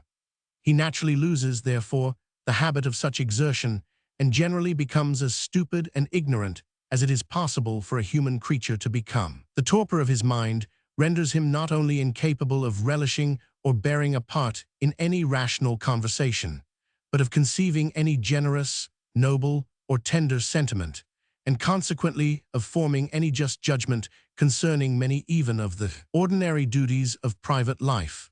Of the great and extensive interests of his country he is altogether incapable of judging, and unless very particular pains have been taken to render him otherwise, he is equally incapable of defending his country in war. The uniformity of his stationary life naturally corrupts the courage of his mind, and makes him regard with abhorrence the irregular, uncertain, and adventurous life of a soldier. It corrupts even the activity of his body, and renders him incapable of exerting his strength with vigor and perseverance in any other employment than that to which he has been bred. His dexterity at his own particular trade seems, in this manner, to be acquired at the expense of his intellectual, social, and martial virtues.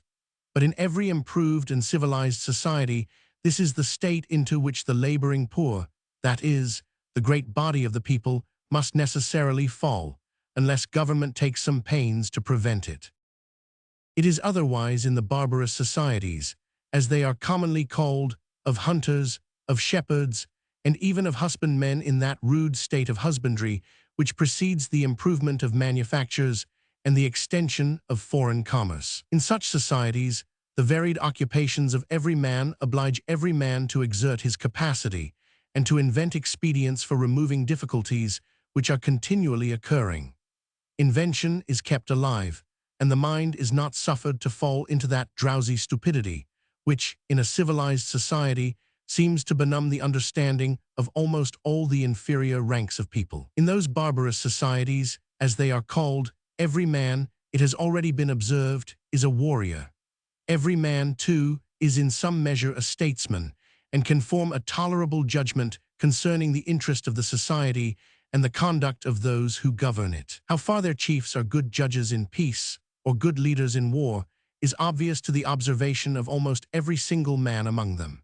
In such a society, indeed, no man can well acquire that improved and refined understanding which a few men sometimes possess in a more civilized state. Though in a rude society there is a good deal of variety in the occupations of every individual, there is not a great deal in those of the whole society. Every man does, or is capable of doing, almost everything which any other man does, or is capable of being. Every man has a considerable degree of knowledge, ingenuity, and invention, but scarce any man has a great degree. The degree, however, which is commonly possessed, is generally sufficient for conducting the whole simple business of the society. In a civilized state, on the contrary, though there is little variety in the occupations of the greater part of individuals, there is an almost infinite variety in those of the whole society. These varied occupations present an almost infinite variety of objects to the contemplation of those few, who, being attached to no particular occupation themselves, have leisure and inclination to examine the occupations of other people. The contemplation of so great a variety of objects necessarily exercises their minds in endless comparisons and combinations, and renders their understandings, in an extraordinary degree, both acute and comprehensive. Unless those few, however, happen to be placed in some very particular situations, their great abilities, though honorable to themselves, may contribute very little to the good government or happiness of their society. Notwithstanding the great abilities of those few, all the nobler parts of the human character may be, in a great measure, obliterated and extinguished in the great body of the people. The education of the common people requires, perhaps, in a civilized and commercial society, the attention of the public more than that of people of some rank and fortune. People of some rank and fortune are generally 18 or 19 years of age before they enter upon that particular business, profession, or trade by which they propose to distinguish themselves in the world. They have before that full time to acquire, or at least to fit themselves for afterwards acquiring, every accomplishment which can recommend them to the public esteem, or render them worthy of it. Their parents or guardians are generally sufficiently anxious that they should be so accomplished, and are in most cases willing enough to lay out the expense which is necessary for that purpose.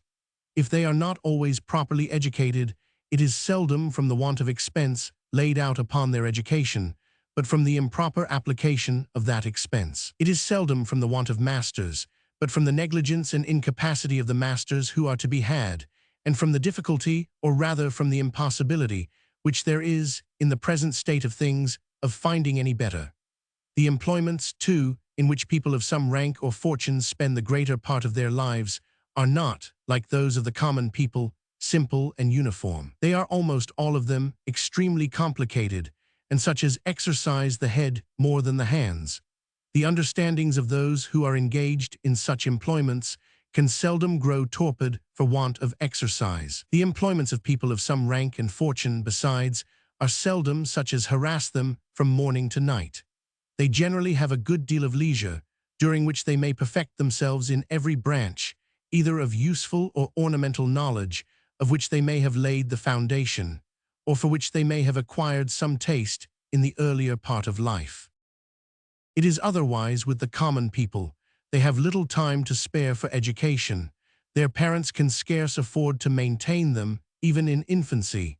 As soon as they are able to work, they must apply to some trade by which they can earn their subsistence. That trade, too, is generally so simple and uniform as to give little exercise to the understanding, while at the same time their labor is both so constant and so severe that it leaves them little leisure and less inclination to apply to, or even to think of anything else. But though the common people cannot, in any civilized society, be so well instructed as people of some rank and fortune, the most essential parts of education, however, to read, write, and account, can be acquired at so early a period of life that the greater part, even of those who are to be bred to the lowest occupations, have time to acquire them before they can be employed in those occupations. For a very small expense, the public can facilitate, can encourage, and can even impose upon almost the whole body of the people the necessity of acquiring those most essential parts of education. The public can facilitate this acquisition by establishing in every parish or district a little school, where children may be taught for a reward so moderate that even a common laborer may afford it, the master being partly, but not wholly, paid by the public, because, if he was wholly or even principally paid by it, he would soon learn to neglect his business. In Scotland, the establishment of such parish schools has taught almost the whole common people to read, and a very great proportion of them to write and account. In England, the establishment of charity schools has had an effect of the same kind, though not so universally, because the establishment is not so universal. If in those little schools, the books by which the children are taught to read were a little more instructive than they commonly are, and if, instead of a little smattering in Latin, which the children of the common people are sometimes taught there, and which can scarce ever be of any use to them, they were instructed in the elementary parts of geometry and mechanics, the literary education of this rank of people would, perhaps, be as complete as can be. There is scarce a common trade, which does not afford some opportunities of applying to it the principles of geometry and mechanics, and which would not, therefore, gradually exercise and improve the common people in those principles, the necessary introduction to the most sublime, as well as to the most useful sciences. The public can encourage the acquisition of those most essential parts of education by giving small premiums and little badges of distinction to the children of the common people who excel in them. The public can impose upon almost the whole body of the people the necessity of acquiring the most essential parts of education, by obliging every man to undergo an examination or probation in them before he can obtain the freedom in any corporation, or be allowed to set up any trade, either in a village or town corporate. It was in this manner, by facilitating the acquisition of their military and gymnastic exercises, by encouraging it, and even by imposing upon the whole body of the people the necessity of learning those exercises, that the Greek and Roman republics maintained the martial spirit of their respective citizens. They facilitated the acquisition of those exercises by appointing a certain place for learning and practicing them, and by granting to certain masters the privilege of teaching in that place. Those masters do not appear to have had either salaries or exclusive privileges of any kind. Their reward consisted altogether in what they got from their scholars, and a citizen who had learnt his exercises in the public gymnasia had no sort of legal advantage over one who had learnt them privately, provided the latter had learned them equally well. Those republics encouraged the acquisition of those exercises by bestowing little premiums and badges of distinction upon those who excelled in them. To have gained a prize in the Olympic, Isthmian, or Nemean games gave illustration not only to the person who gained it, but to his whole family and kindred. The obligation which every citizen was under to serve a certain number of years, if called upon, in the armies of the Republic, sufficiently imposed the necessity of learning those exercises, without which he could not be fit for that service. That in the progress of improvement, the practice of military exercises, unless government takes proper pains to support it, goes gradually to decay, and together with it, the martial spirit of the great body of the people, the example of modern Europe sufficiently demonstrates. But the security of every society must always depend, more or less, upon the martial spirit of the great body of the people. In the present times, indeed, that martial spirit alone, and unsupported by a well-disciplined standing army, would not, perhaps, be sufficient for the defense and security of any society.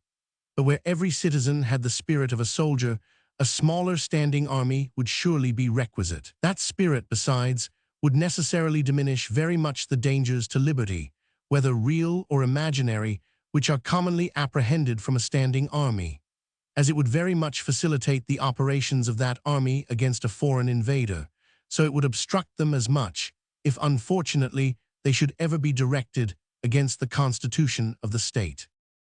The ancient institutions of Greece and Rome seem to have been much more effectual for maintaining the martial spirit of the great body of the people than the establishment of what are called the militias of modern times. They were much more simple. When they were once established, they executed themselves, and it required little or no attention from government to maintain them in the most perfect vigor. Whereas to maintain, even in tolerable execution, the complex regulations of any modern militia requires the continual and painful attention of government, without which they are constantly falling into total neglect and disuse. The influence, besides, of the ancient institutions was much more universal. By means of them, the whole body of the people was completely instructed in the use of arms, whereas it is but a very small part of them who can ever be so instructed by the regulations of any modern militia, except, perhaps, that of Switzerland. But a coward, a man incapable either of defending or of revenging himself, evidently wants one of the most essential parts of the character of a man. He is as much mutilated and deformed in his mind as another is in his body, who is either deprived of some of its most essential members or has lost the use of them. He is evidently the more wretched and miserable of the two, because happiness and misery, which reside altogether in the mind, must necessarily depend more upon the healthful or unhealthful, the mutilated or entire state of the mind, than upon that of the body. Even though the martial spirit of the people were of no use towards the defense of the society, yet, to prevent that sort of mental mutilation, deformity, and wretchedness, which cowardice necessarily involves in it, from spreading themselves through the great body of the people, would still deserve the most serious attention of government, in the same manner as it would deserve its most serious attention to prevent a leprosy or any other loathsome and offensive disease, though neither mortal nor dangerous, from spreading itself among them, though perhaps no other public good might result from such attention, besides the prevention of so great a public evil.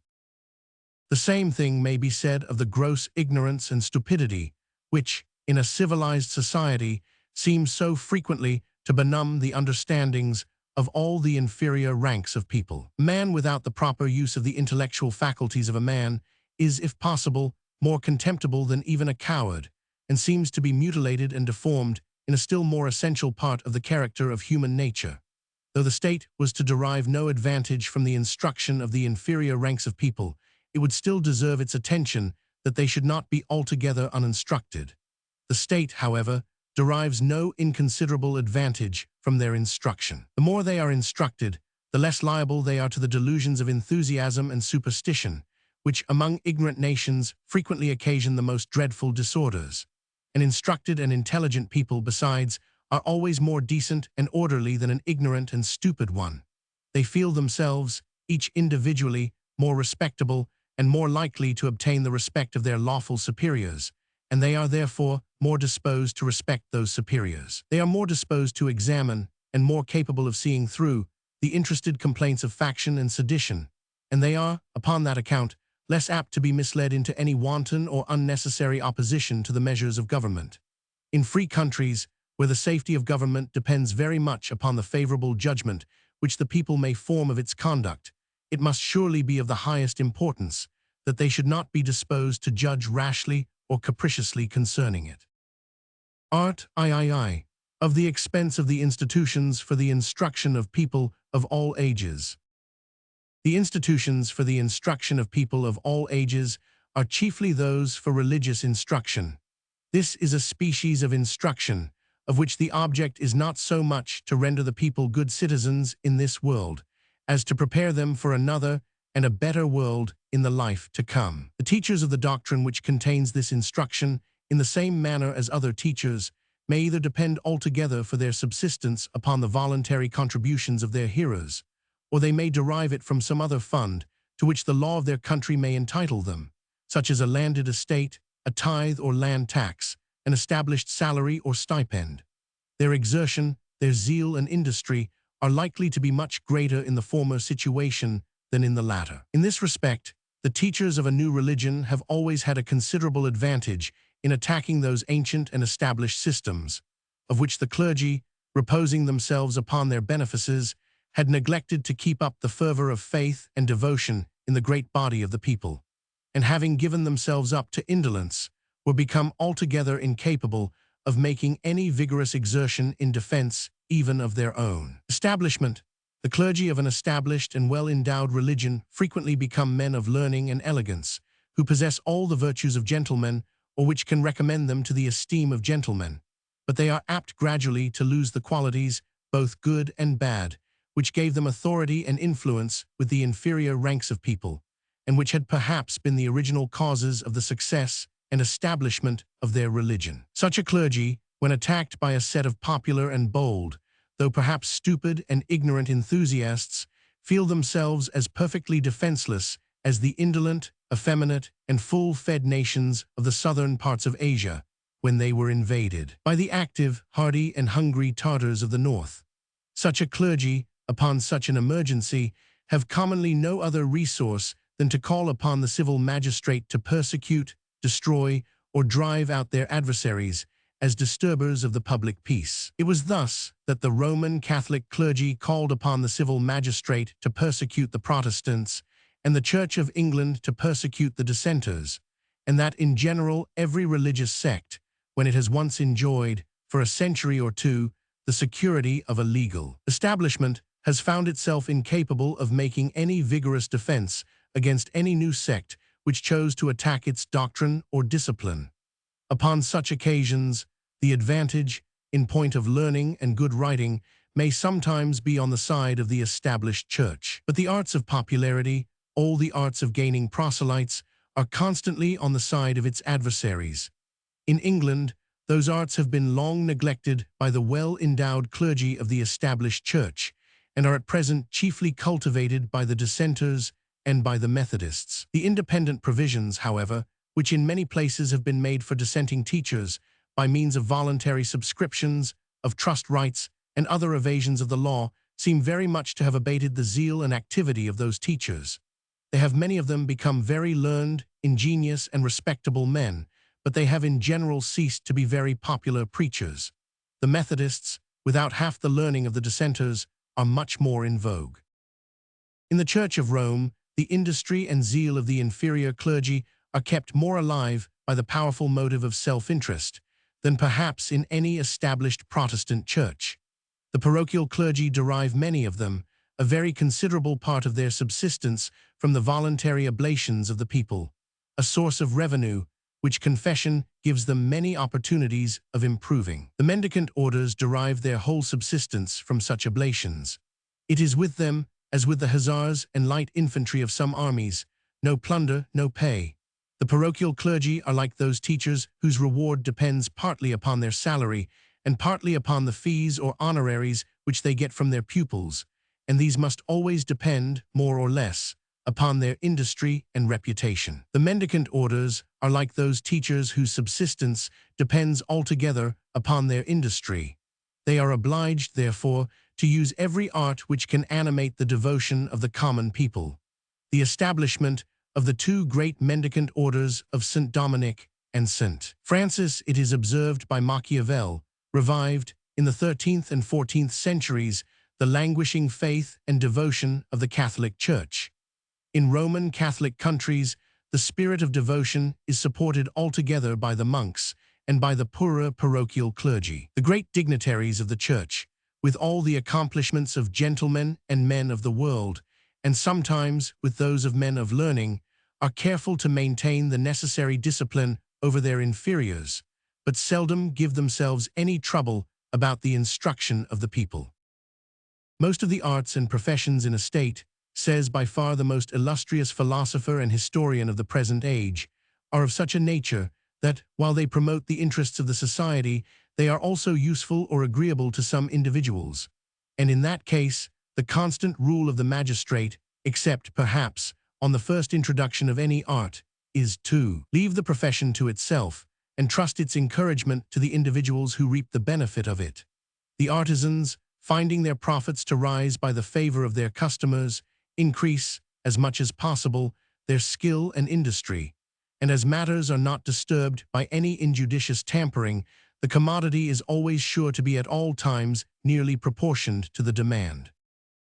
But there are also some callings which, though useful and even necessary in a state, bring no advantage or pleasure to any individual, and the supreme power is obliged to alter its conduct with regard to the retainers of those professions. It must give them public encouragement in order to their subsistence, and it must provide against that negligence to which they will naturally be subject, either by annexing particular honors to profession, by establishing a long subordination of ranks and a strict dependence, or by some other expedient.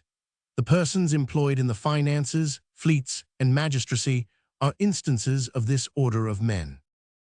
It may naturally be thought, at first sight, that the ecclesiastics belong to the first class, and that their encouragement, as well as that of lawyers and physicians, may safely be entrusted to the liberality of individuals who are attached to their doctrines, and who find benefit or consolation from their spiritual ministry and assistance.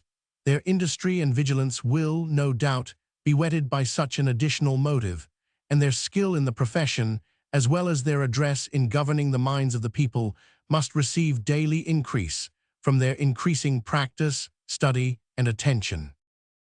But if we consider the matter more closely, we shall find that this interested diligence of the clergy is what every wise legislator will study to prevent, because, In every religion except the true, it is highly pernicious, and it has even a natural tendency to pervert the truth, by infusing into it a strong mixture of superstition, folly, and delusion. Each ghostly practitioner, in order to render himself more precious and sacred in the eyes of his retainers, will inspire them with the most violent abhorrence of all other sects, and continually endeavor, by some novelty, to excite the languid devotion of his audience. No regard will be paid to truth, morals, or decency in the doctrines inculcated. Every tenet will be adopted that best suits the disorderly affections of the human frame. Customers will be drawn to each conventicle by new industry and address, in practicing on the passions and credulity of the populace. And in the end, the civil magistrate will find that he has dearly paid for his intended frugality in saving a fixed establishment for the priests, and that, in reality, the most decent and advantageous composition which he can make with the spiritual guides is to bribe their indolence by assigning stated salaries to their profession and rendering it superfluous for them to be farther active than merely to prevent their flock from straying in quest of new pastors. And in this manner ecclesiastical establishments, though commonly they arose at first from religious views, prove in the end advantageous to the political interests of society.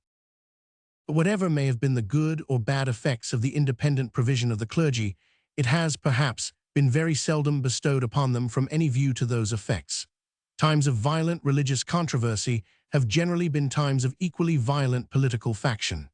Upon such occasions, each political party has either found it, or imagined it, for his interest, to league itself with some one or other of the contending religious sects. But this could be done only by adopting, or at least, by favoring the tenets of that particular sect. The sect which had the good fortune to be leagued with the conquering party necessarily shared in the victory of its ally, by whose favor and protection it was soon enabled, in some degree, to silence and subdue all its adversaries. Those adversaries had generally leagued themselves with the enemies of the conquering party, and were, therefore, the enemies of that party. The clergy of this particular sect, having thus become complete masters of the field, and their influence and authority, with the great body of the people being in its highest vigor, they were powerful enough to overawe the chiefs and leaders of their own party, and to oblige the civil magistrate to respect their opinions and inclinations. Their first demand was generally that he should silence and subdue all their adversaries, and their second, that he should bestow an independent provision on themselves. As they had generally contributed a good deal to the victory, it seemed not unreasonable that they should have some share in the spoil. They were weary, besides, of humoring the people, and of depending upon their caprice for a subsistence. In making this demand, therefore, they consulted their own ease and comfort, without troubling themselves about the effect which it might have, in future times, upon the influence and authority of their order. The civil magistrate, who could comply with their demand only by giving them something which he would have chosen much rather to take, or to keep to himself, was seldom very forward to grant it. Necessity, however, always forced him to submit at last, though frequently not till after many delays, evasions, and affected excuses. But if politics had never called in the aid of religion, had the conquering party never adopted the tenets of one sect more than those of another, when it had gained the victory, it would probably have dealt equally and impartially with all the different sects, and have allowed every man to choose his own priest and his own religion as he thought proper. There would, and in this case, no doubt, have been a great multitude of religious sects. Almost every different congregation might probably have had a little sect by itself, or have entertained some peculiar tenets of its own. Each teacher would, no doubt, have felt himself under the necessity of making the utmost exertion, and of using every art, both to preserve and to increase the number of his disciples. But as every other teacher would have felt himself under the same necessity, the success of no one teacher or sect of teachers could have been very great. The interested and active zeal of religious teachers can be dangerous and troublesome only where there is either but one sect tolerated in the society, or where the whole of a large society is divided into 2 or 3 great sects, the teachers of each acting by concert, and under a regular discipline and subordination. But that zeal must be altogether innocent, where the society is divided into 200 or 300, or, perhaps, into as many thousand small sects, of which no one could be considerable enough to disturb the public tranquility. The teachers of each sect, seeing themselves surrounded on all sides with more adversaries than friends, would be obliged to learn that candor and moderation which are so seldom to be found among the teachers of those great sects, whose tenets, being supported by the civil magistrate, are held in veneration by almost all the inhabitants of extensive kingdoms and empires, and who, therefore, see nothing round them but followers, disciples, and humble admirers. The teachers of each little sect, finding themselves almost alone, would be obliged to respect those of almost every other sect, and the concessions which they would mutually find it both convenient and agreeable to make one to another might in time probably reduce the doctrine of the greater part of them to that pure and rational religion, free from every mixture of absurdity, imposture, or fanaticism, such as wise men have, in all ages of the world, wished to see established, but such as positive law has, perhaps, never yet established, and probably never will establish in any country, because, with regard to religion, positive law always has been, and probably always will be, more or less influenced by popular superstition and enthusiasm. This plan of ecclesiastical government, or more properly, of no ecclesiastical government, was what the sect called independence, a sect, no doubt, of very wild enthusiasts, proposed to establish in England towards the end of the Civil War. If it had been established, though of a very unphilosophical origin, it would probably, by this time, have been productive of the most philosophical good temper and moderation with regard to every sort of religious principle. It has been established in Pennsylvania, where, though the Quakers happen to be the most numerous, the law, in reality, favors no one sect more than another, and it is there said to have been productive of this philosophical good temper and moderation. But though this equality of treatment should not be productive of this good temper and moderation in all, or even in the greater part of the religious sects of a particular country, yet, provided those sects were sufficiently numerous, and each of them consequently too small to disturb the public tranquility, the excessive zeal of each for its particular tenets could not well be productive of any very hurtful effects, but, on the contrary, of several good ones. And if the government was perfectly decided both to let them all alone and to oblige them all to let alone one another, there is little danger that they would not of their own accord subdivide themselves fast enough so as soon to become sufficiently numerous. In every civilized society, in every society where the distinction of ranks has once been completely established, there have been always two different schemes or systems of morality current at the same time, of which the one may be called the strict or austere, the other the liberal, or, if you will, the loose system. The former is generally admired and revered by the common people.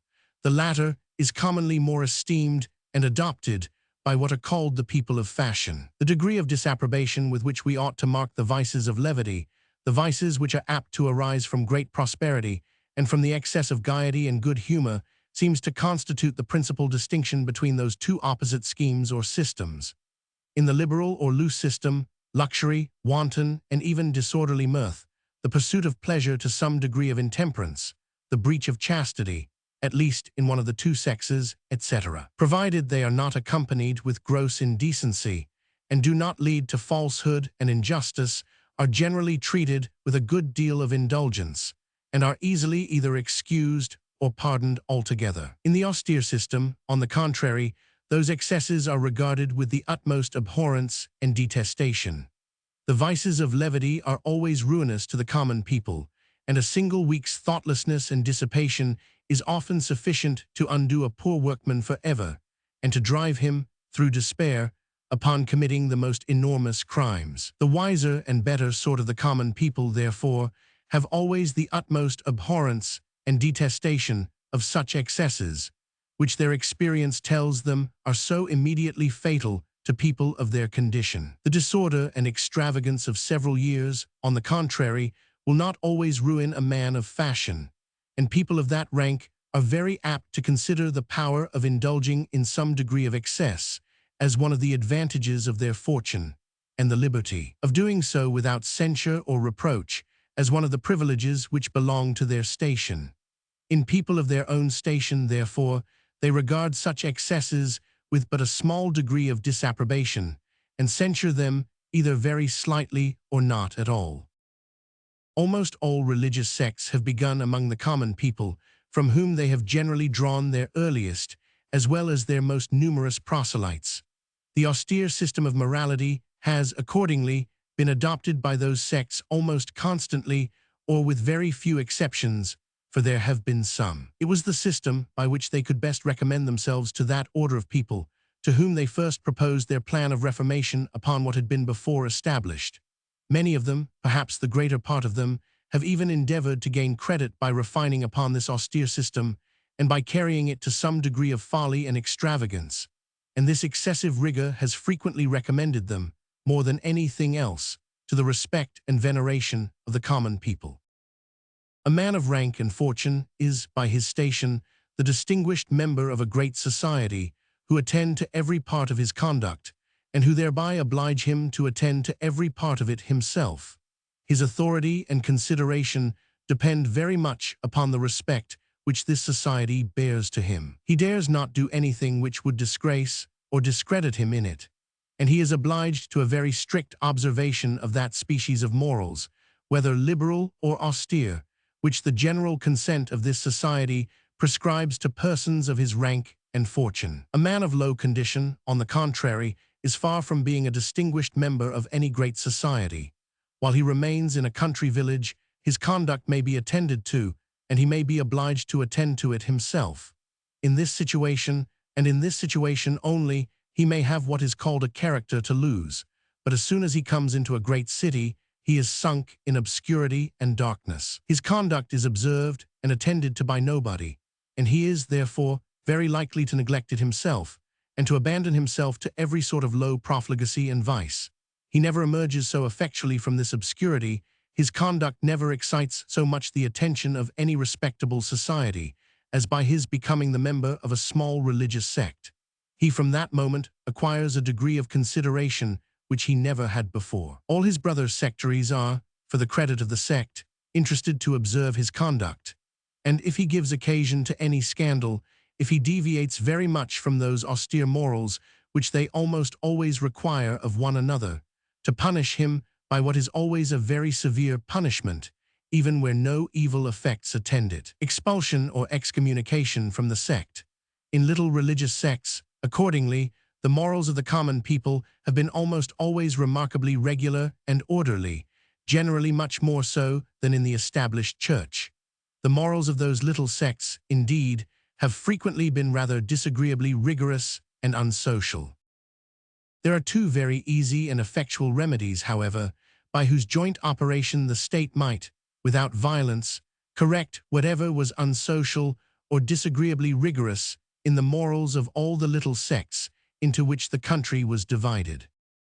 The first of those remedies is the study of science and philosophy, which the state might render almost universal among all people of middling or more than middling rank and fortune, not by giving salaries to teachers in order to make them negligent and idle, but by instituting some sort of probation, even in the higher and more difficult sciences, to be undergone by every person before he was permitted to exercise any liberal profession, or before he could be received as a candidate for any honorable office of trust or profit. If the state imposed upon this order of men the necessity of learning, it would have no occasion to give itself any trouble about providing them with proper teachers. They would soon find better teachers for themselves than any whom the state could provide for them. Science is the great antidote to the poison of enthusiasm and superstition, and where all the superior ranks of people were secured from it, the inferior ranks could not be much exposed to it.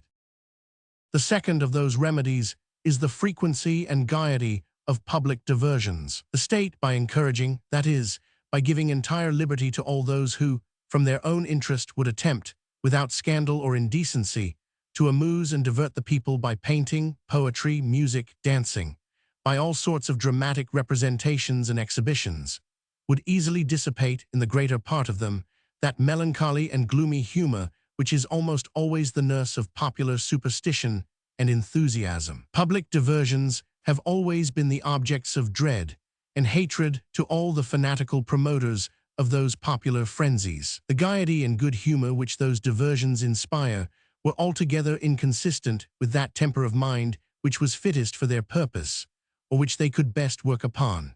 Dramatic representations, besides, frequently exposing their artifices to public ridicule, and sometimes even to public execration, were upon that account, more than all other diversions, the objects of their peculiar abhorrence. In a country where the law favored the teachers of no one religion more than those of another, it would not be necessary that any of them should have any particular or immediate dependency upon the sovereign or executive power, or that he should have anything to do either in appointing or in dismissing them from their offices. In such a situation, he would have no occasion to give himself any concern about them, further than to keep the peace among them in the same manner as among the rest of his subjects, that is, to hinder them from persecuting, abusing, or oppressing one another. But it is quite otherwise in countries where there is an established or governing religion. The sovereign can in this case never be secure, unless he has the means of influencing in a considerable degree the greater part of the teachers of that religion. The clergy of every established church constitute a great incorporation. They can act in concert and pursue their interest upon one plan and with one spirit as much as if they were under the direction of one man, and they are frequently, too, under such direction.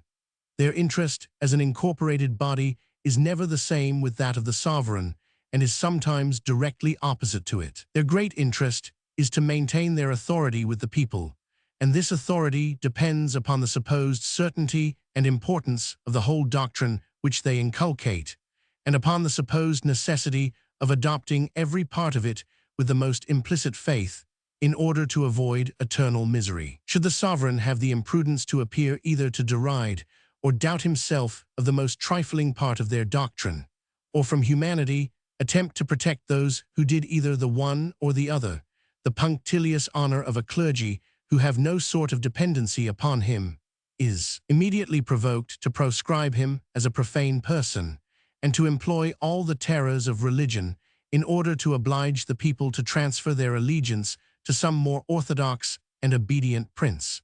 Should he oppose any of their pretensions or usurpations, the danger is equally great. The princes who have dared in this manner to rebel against the Church, over and above this crime of rebellion, have generally been charged, too, with the additional crime of heresy, notwithstanding their solemn protestations of their faith and humble submission to every tenet which she thought proper to prescribe to them. But the authority of religion is superior to every other authority. The fears which it suggests conquer all other fears.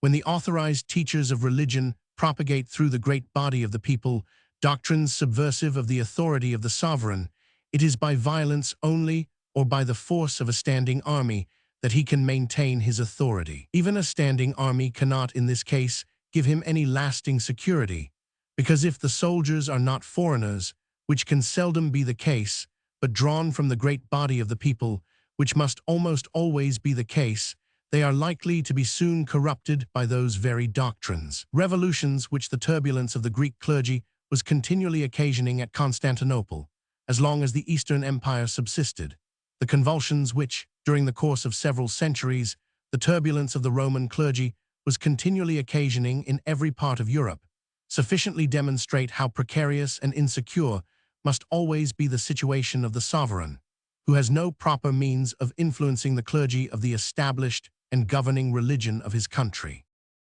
Articles of faith, as well as all other spiritual matters, it is evident enough, are not within the proper department of a temporal sovereign, who, though he may be very well qualified for protecting, is seldom supposed to be so for instructing the people. With regard to such matters, therefore, his authority can seldom be sufficient to counterbalance the united authority of the clergy of the established church. The public tranquility, however, and his own security, may frequently depend upon the doctrines which they may think proper to propagate concerning such matters. As he can seldom directly oppose their decision, therefore, with proper weight and authority, it is necessary that he should be able to influence it, and he can influence it only by the fears and expectations which he may excite in the greater part of the individuals of the order. Those fears and expectations may consist in the fear of deprivation or other punishment, and in the expectation of further preferment.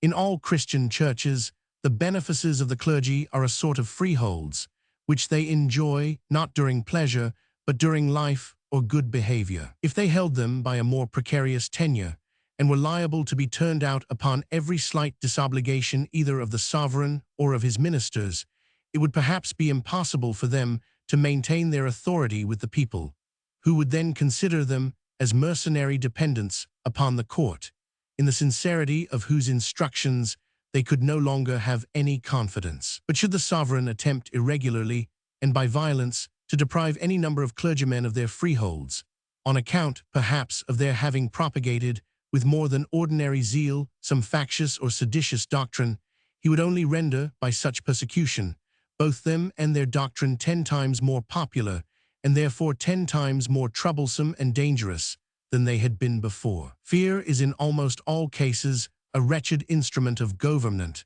and ought in particular never to be employed against any order of men who have the smallest pretensions to independency. To attempt to terrify them serves only to irritate their bad humor and to confirm them in an opposition, which more gentle usage, perhaps, might easily induce them either to soften or to lay aside altogether. The violence which the French government usually employed in order to oblige all their parliaments or sovereign courts of justice to enregister any unpopular edict very seldom succeeded. The means commonly employed, however, the imprisonment of all the refractory members, one would think, were forcible enough. The princes of the House of Stuart sometimes employed the like means in order to influence some of the members of the Parliament of England, and they generally found them equally intractable. The Parliament of England is now managed in another manner, and a very small experiment which the Duke of Choiseul made about 12 years ago upon the Parliament of Paris demonstrated sufficiently that all the parliaments of France might have been managed still more easily in the same manner. That experiment was not pursued. For though management and persuasion are always the easiest and safest instruments of government, as force and violence are the worst and the most dangerous, yet such, it seems, is the natural insolence of man, that he almost always disdains to use the good instrument, except when he cannot or dare not use the bad one. The French government could and durst use force, and therefore disdained to use management and persuasion. But there is no order of men, it appears, I believe, from the experience of all ages, upon whom it is so dangerous, or rather so perfectly ruinous, to employ force and violence, as upon the respected clergy of an established church. The rights, the privileges, the personal liberty of every individual ecclesiastic, who is upon good terms with his own order, are, even in the most despotic governments, more respected than those of any other person of nearly equal rank and fortune. It is so in every gradation of despotism, from that of the gentle and mild government of Paris to that of the violent and furious government of Constantinople. But though this order of men can scarce ever be forced, they may be managed as easily as any other, and the security of the sovereign, as well as the public tranquillity, seems to depend very much upon the means which he has of managing them, and those means seem to consist altogether in the preferment which he has to bestow upon them. In the ancient constitution of the Christian Church, the bishop of each diocese was elected by the joint votes of the clergy and of the people of the episcopal city. The people did not long retain their right of election, and while they did retain it, they almost always acted under the influence of the clergy, who, in such spiritual matters, appeared to be their natural guides. The clergy, however, soon grew weary of the trouble of managing them and found it easier to elect their own bishops themselves. The abbot, in the same manner, was elected by the monks of the monastery, at least in the greater part of abbacies. All the inferior ecclesiastical benefices comprehended within the diocese were collated by the bishop, who bestowed them upon such ecclesiastics as he thought proper. All church preferments were in this manner in the disposal of the church. The sovereign, though he might have some indirect influence in those elections, and though it was sometimes usual to ask both his consent to elect and his approbation of the election, yet had no direct or sufficient means of managing the clergy. The ambition of every clergyman naturally led him to pay court, not so much to his sovereign as to his own order, from which only he could expect preferment. Through the greater part of Europe, the Pope gradually drew to himself, first the collation of almost all bishoprics and abbacies, or of what were called consistorial benefices, and afterwards, by various machinations and pretenses, of the greater part of inferior benefices comprehended within each diocese, little more being left to the bishop than what was barely necessary to give him a decent authority with his own clergy. By this arrangement, the condition of the sovereign was still worse than it had been before. The clergy of all the different countries of Europe were thus formed into a sort of spiritual army, dispersed in different quarters indeed, but of which all the movements and operations could now be directed by one head and conducted upon one uniform plan. The clergy of each particular country might be considered as a particular detachment of that army, of which the operations could easily be supported and seconded by all the other detachments quartered in the different countries round about. Each detachment was not only independent of the sovereign of the country in which it was quartered, and by which it was maintained, but dependent upon a foreign sovereign, who could at any time turn its arms against the sovereign of that particular country and support them by the arms of all the other detachments. Those arms were the most formidable that can well be imagined. In the ancient state of Europe, before the establishment of arts and manufactures, the wealth of the clergy gave them the same sort of influence over the common people, which that of the great barons gave them over their respective vassals, tenants, and retainers. In the great landed estates, which the mistaken piety both of princes and private persons had bestowed upon the church, jurisdictions were established, of the same kind with those of the great barons, and for the same reason. In those great landed estates, the clergy or their bailiffs could easily keep the peace, without the support or assistance either of the king or of any other person. And neither the king nor any other person could keep the peace there without the support and assistance of the clergy. The jurisdictions of the clergy, therefore, in their particular baronies or manors, were equally independent and equally exclusive of the authority of the king's courts as those of the great temporal lords. The tenants of the clergy were, like those of the great barons, almost all tenants at will, entirely dependent upon their immediate lords, and therefore liable to be called out at pleasure, in order to fight in any quarrel in which the clergy might think proper to engage them. Over and above the rents of those estates, the clergy possessed in the tithes a very large portion of the rents of all the other estates in every kingdom of Europe. The revenues arising from both those species of rents were, the greater part of them, paid in kind, in corn, wine, cattle, poultry, etc. The quantity exceeded greatly what the clergy could themselves consume, and there were neither arts nor manufactures, for the produce of which they could exchange the surplus. The clergy could derive advantage from this immense surplus in no other way than by employing it, as the great barons employed the like surplus of their revenues in the most profuse hospitality and in the most extensive charity. Both the hospitality and the charity of the ancient clergy, accordingly, are said to have been very great. They not only maintained almost the whole poor of every kingdom, but many knights and gentlemen had frequently no other means of subsistence than by traveling about from monastery to monastery under pretense of devotion, but in reality to enjoy the hospitality of the clergy. The retainers of some particular prelates were often as numerous as those of the greatest lay lords, and the retainers of all the clergy taken together were perhaps more numerous than those of all the lay lords. There was always much more union among the clergy than among the lay lords. The former were under a regular discipline and subordination to the papal authority.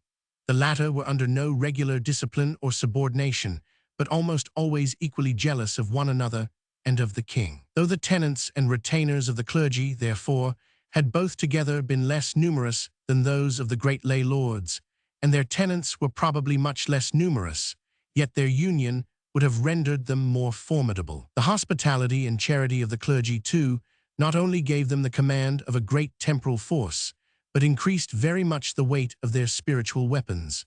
Those virtues procured them the highest respect and veneration among all the inferior ranks of people, of whom many were constantly, and almost all occasionally, fed by them. Everything belonging or related to so popular an order, its possessions, its privileges, its doctrines, necessarily appeared sacred in the eyes of the common people, and every violation of them, whether real or pretended, the highest act of sacrilegious wickedness and profaneness. In this state of things, if the sovereign frequently found it difficult to resist the confederacy of a few of the great nobility, we cannot wonder that he should find it still more so to resist the united force of the clergy of his own dominions, supported by that of the clergy of all the neighboring dominions. In such circumstances, the wonder is, not that he was sometimes obliged to yield, but that he ever was able to resist. The privileges of the clergy in those ancient times, which to us, who live in the present times, appear the most absurd, their total exemption from the secular jurisdiction, for example, or what in England was called the benefit of clergy, were the natural, or rather the necessary, consequences of this state of things. How dangerous must it have been for the sovereign to attempt to punish a clergyman for any crime whatever, if his order were disposed to protect him, and to represent either the proof as insufficient for convicting so holy a man, or the punishment as too severe to be inflicted upon one whose person had been rendered sacred by religion. The sovereign could, in such circumstances, do no better than leave him to be tried by the ecclesiastical courts, who, for the honor of their own order, were interested to restrain, as much as possible, every member of it from committing enormous crimes, or even from giving occasion to such gross scandal as might disgust the minds of the people. In the state in which things were, through the greater part of Europe, during the 10th, 11th, 12th, and 13th centuries, and for some time both before and after that period, the constitution of the Church of Rome may be considered as the most formidable combination that ever was formed against the authority and security of civil government, as well as against the liberty, reason, and happiness of mankind, which can flourish only where civil government is able to protect them. In that constitution, the grossest delusions of superstition were supported in such a manner by the private interests of so great a number of people, as put them out of all danger from any assault of human reason, because, though human reason might perhaps have been able to unveil, even to the eyes of the common people, some of the delusions of superstition, it could never have dissolved the ties of private interest. Had this constitution been attacked by no other enemies but the feeble efforts of human reason, it must have endured forever.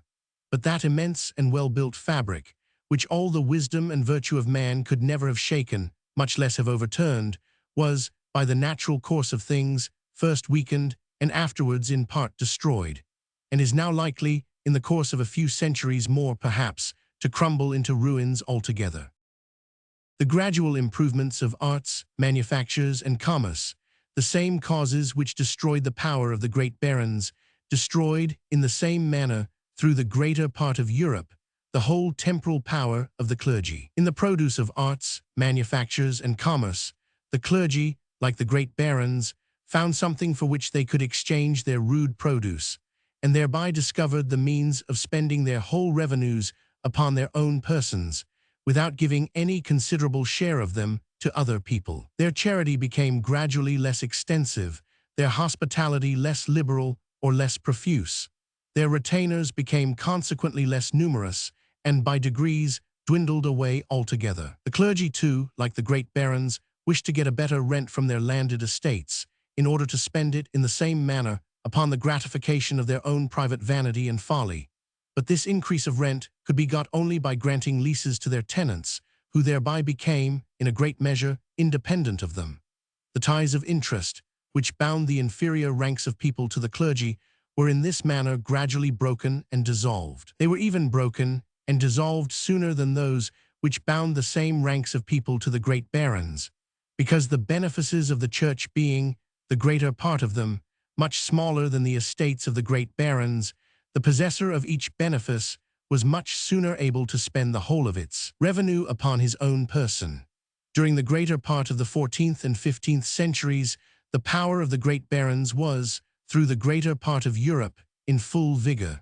But the temporal power of the clergy, the absolute command which they had once had over the great body of the people, was very much decayed. The power of the church was, by that time, very nearly reduced, through the greater part of Europe, to what arose from their spiritual authority, and even that spiritual authority was much weakened, when it ceased to be supported by the charity and hospitality of the clergy. The inferior ranks of people no longer looked upon that order as they had done before, as the comforters of their distress and the relievers of their indigence.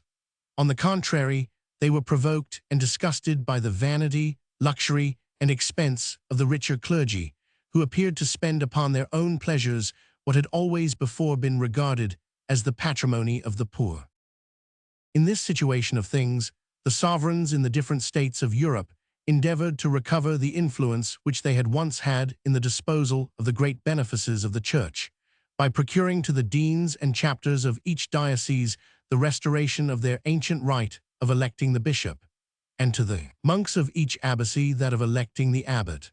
The re-establishing this ancient order was the object of several statutes enacted in England during the course of the 14th century, particularly of what is called the Statute of Provisors, and of the Pragmatic Sanction established in France in the 15th century. In order to render the election valid, it was necessary that the sovereign should both consent to it beforehand and afterwards approve of the person elected, and though the election was still supposed to be free, he had, however, all the indirect means which his situation necessarily afforded him, of influencing the clergy in his own dominions. Other regulations of a similar tendency were established in other parts of Europe, but the power of the Pope, in the collation of the great benefices of the Church, seems, before the Reformation, to have been nowhere so effectually and so universally restrained as in France and England.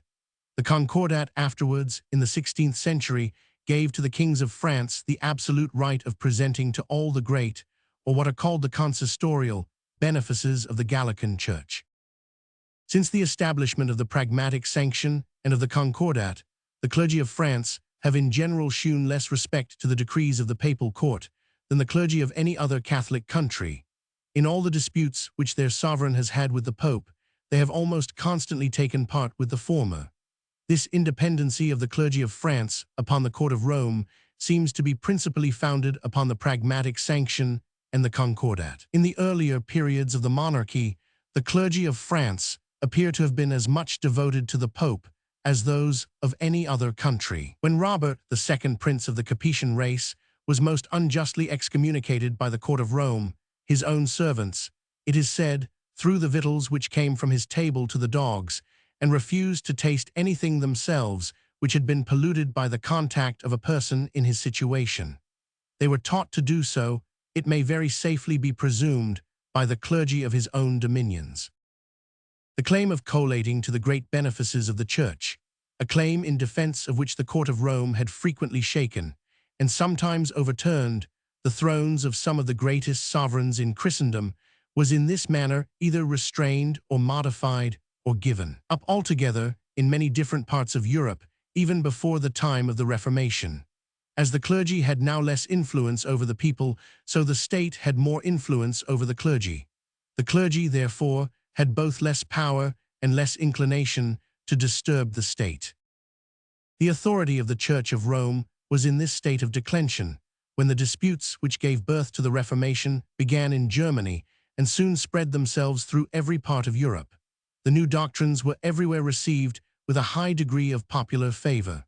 They were propagated with all that enthusiastic zeal which commonly animates the spirit of party when it attacks established authority. The teachers of those doctrines, though perhaps, in other respects, not more learned than many of the divines who defended the established church, seem in general to have been better acquainted with ecclesiastical history and with the origin and progress of that system of opinions upon which the authority of the church was established, and they had thereby the advantage in almost every dispute. The austerity of their manners gave them authority with the common people, who contrasted the strict regularity of their conduct with the disorderly lives of the greater part of their own clergy. They possessed, too, in a much higher degree than their adversaries, all the arts of popularity and of gaining proselytes, arts which the lofty and dignified sons of the Church had long neglected, as being to them in a great measure useless. The reason of the new doctrines recommended them to some, their novelty to many, the hatred and contempt of the established clergy to a still greater number. But the zealous, passionate, and fanatical, though frequently coarse and rustic eloquence, with which they were almost everywhere inculcated, recommended them to by far the greatest number. The success of the new doctrines was almost everywhere so great that the princes, who at that time happened to be on bad terms with the court of Rome, were, by means of them, easily enabled in their own dominions to overturn the Church, which, having lost the respect and veneration of the inferior ranks of people, could make scarce any resistance. The court of Rome had disobliged some of the smaller princes in the northern parts of Germany, whom it had probably considered as too insignificant to be worth the managing. They universally, therefore, established the Reformation in their own dominions. The tyranny of Christian II and of Troll, Archbishop of Uppsala, enabled Gustavus Vasa to expel them both from Sweden. The Pope favored the tyrant and the Archbishop, and Gustavus Vasa found no difficulty in establishing the Reformation in Sweden. Christian II was afterwards deposed from the throne of Denmark, where his conduct had rendered him as odious as in Sweden. The Pope, however, was still disposed to favor him, and Frederick of Holstein, who had mounted the throne in his stead, revenged himself by following the example of Gustavus Vasa. The magistrates of Bern and Zurich, who had no particular quarrel with the Pope, established with great ease the Reformation in their respective cantons, where just before some of the clergy had, by an imposture somewhat grosser than ordinary, rendered the whole order both odious and contemptible. In this critical situation of its affairs, the papal court was at sufficient pains to cultivate the friendship of the powerful sovereigns of France and Spain, of whom the latter was at that time Emperor of Germany. With their assistance, it was enabled, though not without great difficulty and much bloodshed, either to suppress altogether or to obstruct very much the progress of the Reformation in their dominions. It was well enough inclined, too, to be complacent to the King of England. But from the circumstances of the times, it could not be so without giving offense to a still greater sovereign, Charles V, King of Spain and Emperor of Germany, Henry Roman VIII. Accordingly, though he did not embrace himself the greater part of the doctrines of the Reformation, was yet enabled, by their general prevalence, to suppress all the monasteries and to abolish the authority of the Church of Rome in his dominions. That he should go so far, though he went no further, gave some satisfaction to the patrons of the Reformation, who, having got possession of the government in the reign of his son and successor, completed, without any difficulty, the work which Henry Roman VIII had begun. In some countries, as in Scotland, where the government was weak, unpopular, and not very firmly established, the Reformation was strong enough to overturn not only the Church, but the state likewise, for attempting to support the Church. Among the followers of the Reformation, dispersed in all the different countries of Europe, there was no general tribunal, which, like that of the Court of Rome or an ecumenical council, could settle all disputes among them, and with irresistible authority prescribed to all of them the precise limits of orthodoxy. When the followers of the Reformation in one country, therefore, happened to differ from their brethren in another, as they had no common judge to appeal to, the dispute could never be decided, and many such disputes arose among them. Those concerning the government of the Church and the right of conferring ecclesiastical benefices were perhaps the most interesting to the peace and welfare of civil society. They gave birth, accordingly, to the two principal parties or sects among the followers of the Reformation, the Lutheran and Calvinistic sects, the only sects among them, of which the doctrine and discipline have ever yet been established by law in any part of Europe. The followers of Luther, together with what is called the Church of England, preserved more or less of the episcopal government, established subordination among the clergy, gave the sovereign the disposal of all the bishoprics and other consistorial benefices within his dominions, and thereby rendered him the real head of the Church, and without depriving the bishop of the right of collating to the smaller benefices within his diocese, they even to those benefices not only admitted, but favored the right of presentation, both in the sovereign and in all other lay patrons. This system of church government was, from the beginning, favorable to peace and good order, and to submission to the civil sovereign. It has never, accordingly, been the occasion of any tumult or civil commotion in any country in which it has once been established. The Church of England, in particular, has always valued herself with great reason, upon the unexceptionable loyalty of her principles.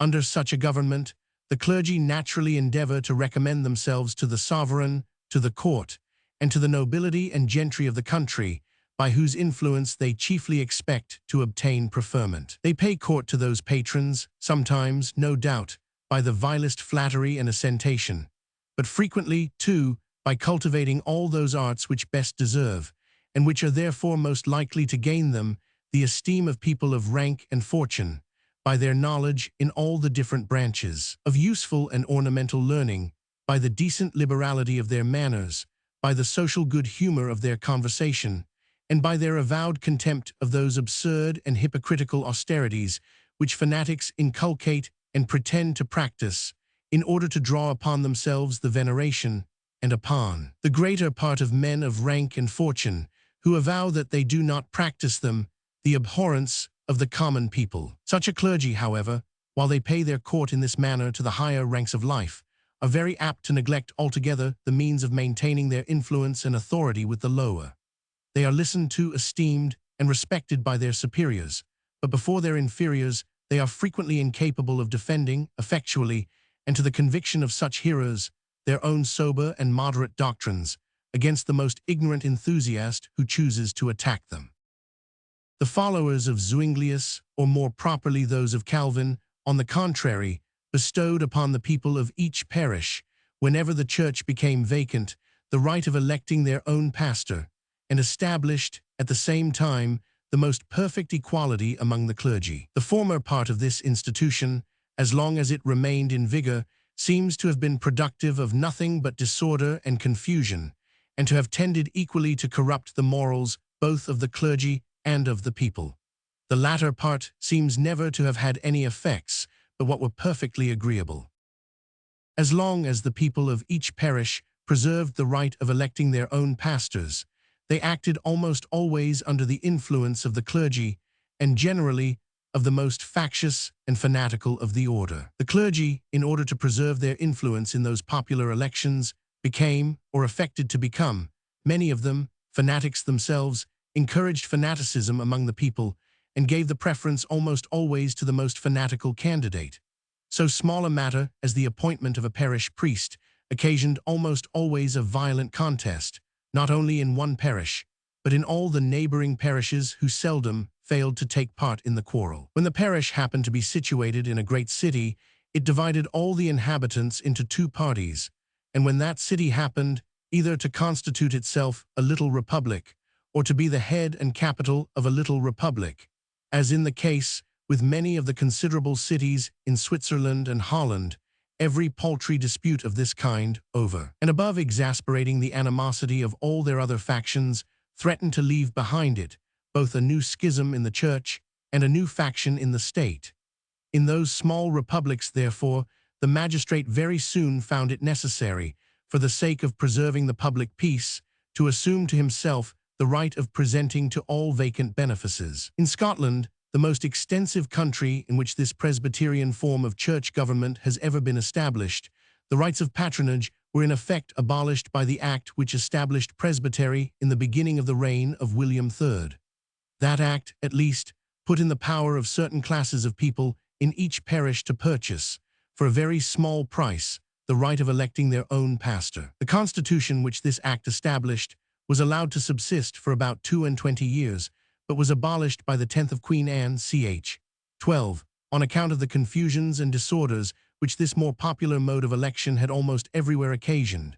In so extensive a country as Scotland, however, a tumult in a remote parish was not so likely to give disturbance to government as in a smaller state. The 10th of Queen Anne restored the rights of patronage. But though in Scotland the law gives the benefice, without any exception to the person presented by the patron, yet the Church requires sometimes, for she has not in this respect been very uniform in her decisions, a certain concurrence of the people, before she will confer upon the presentee what is called the cure of souls, or the ecclesiastical jurisdiction in the parish. She sometimes, at least, from an affected concern for the peace of the parish, delays the settlement till this concurrence can be procured. The private tampering of some of the neighboring clergy, sometimes to procure, but more frequently to prevent this concurrence, and the popular arts which they cultivate, in order to enable them, upon such occasions, to tamper more effectually, are perhaps the causes which principally keep up whatever remains of the old fanatical spirit, either in the clergy or in the people of Scotland.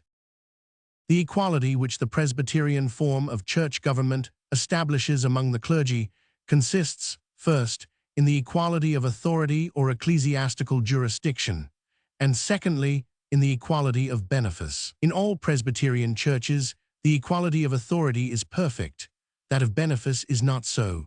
The difference, however, between one benefice and another is seldom so considerable as commonly to tempt the possessor even of the small one to pay court to his patron by the vile arts of flattery and ostentation in order to get a better. In all the Presbyterian churches, where the rights of patronage are thoroughly established, it is by nobler and better arts that the established clergy in general endeavor to gain the favor of their superiors, by their learning, by the irreproachable regularity of their life, and by the faithful and diligent discharge of their duty. Their patrons even frequently complain of the independency of their spirit, which they are apt to construe into ingratitude for past favors, but which, at worst, perhaps, is seldom any more than that indifference which naturally arises from the consciousness that no further favors of the kind are ever to be expected. There is scarce, perhaps, to be found anywhere in Europe a more learned, decent, independent, and respectable set of men than the greater part of the Presbyterian clergy of Holland, Geneva, Switzerland, and Scotland. Where the church benefices are all nearly equal, none of them can be very great, and this mediocrity of benefice, though it may be, no doubt, carried too far, has, however, some very agreeable effects. Nothing but exemplary morals can give dignity to a man of small fortune. The vices of levity and vanity necessarily render him ridiculous, and are besides almost as ruinous to him as they are to the common people. In his own conduct, therefore, he is obliged to follow that system of morals which the common people respect the most. He gains their esteem and affection by that plan of life which his own interest and situation would lead him to follow. The common people look upon him with that kindness with which we naturally regard one who approaches somewhat to our own condition, but who, we think, ought to be in a higher. Their kindness naturally provokes his kindness. He becomes careful to instruct them and attentive to assist and relieve them. He does not even despise the prejudices of people who are disposed to be so favorable to him, and never treats them with those contemptuous and arrogant airs, which we so often meet with in the proud dignitaries of opulent and well-endowed churches. The Presbyterian clergy, accordingly, have more influence over the minds of the common people than perhaps the clergy of any other established church. It is, accordingly, in Presbyterian countries only that we ever find the common people converted, without persecution completely, and almost to a man, to the established church. In countries where church benefices are, the greater part of them, very moderate, a chair in a university is generally a better establishment than a church benefice. The universities have, in this case, the picking and choosing of their members from all the churchmen of the country, who, in every country, constitute by far the most numerous class of men of letters. Where church benefices, on the contrary, are many of them very considerable, the church naturally draws from the universities the greater part of their eminent men of letters, who generally find some patron, who does himself honor by procuring them church preferment. In the former situation, we are likely to find the universities filled with the most eminent men of letters that are to be found in the country. In the latter, we are likely to find few eminent men among them, and those few among the youngest members of the society, who are likely, too, to be drained away from it, before they can have acquired experience and knowledge enough to be of much use to it. It is observed by Mr. de Voltaire that Father Poré, a Jesuit of no great eminence in the Republic of Letters, was the only professor they had ever had in France, whose works were worth the reading. In a country which has produced so many eminent men of letters, it must appear somewhat singular that scarce one of them should have been a professor in a university. The famous Gassendi was, in the beginning of his life, a professor in the University of Aix. Upon the first dawning of his genius, it was represented to him that by going into the church he could easily find a much more quiet and comfortable subsistence, as well as a better situation for pursuing his studies, and he immediately followed the advice. The observation of Mr. de Voltaire may be applied, I believe, not only to France, but to all other Roman Catholic countries. We very rarely find in any of them an eminent man of letters who is a professor in a university, except, perhaps, in the professions of law and physic, professions from which the Church is not so likely to draw them. After the Church of Rome, that of England is by far the richest and best endowed church in Christendom.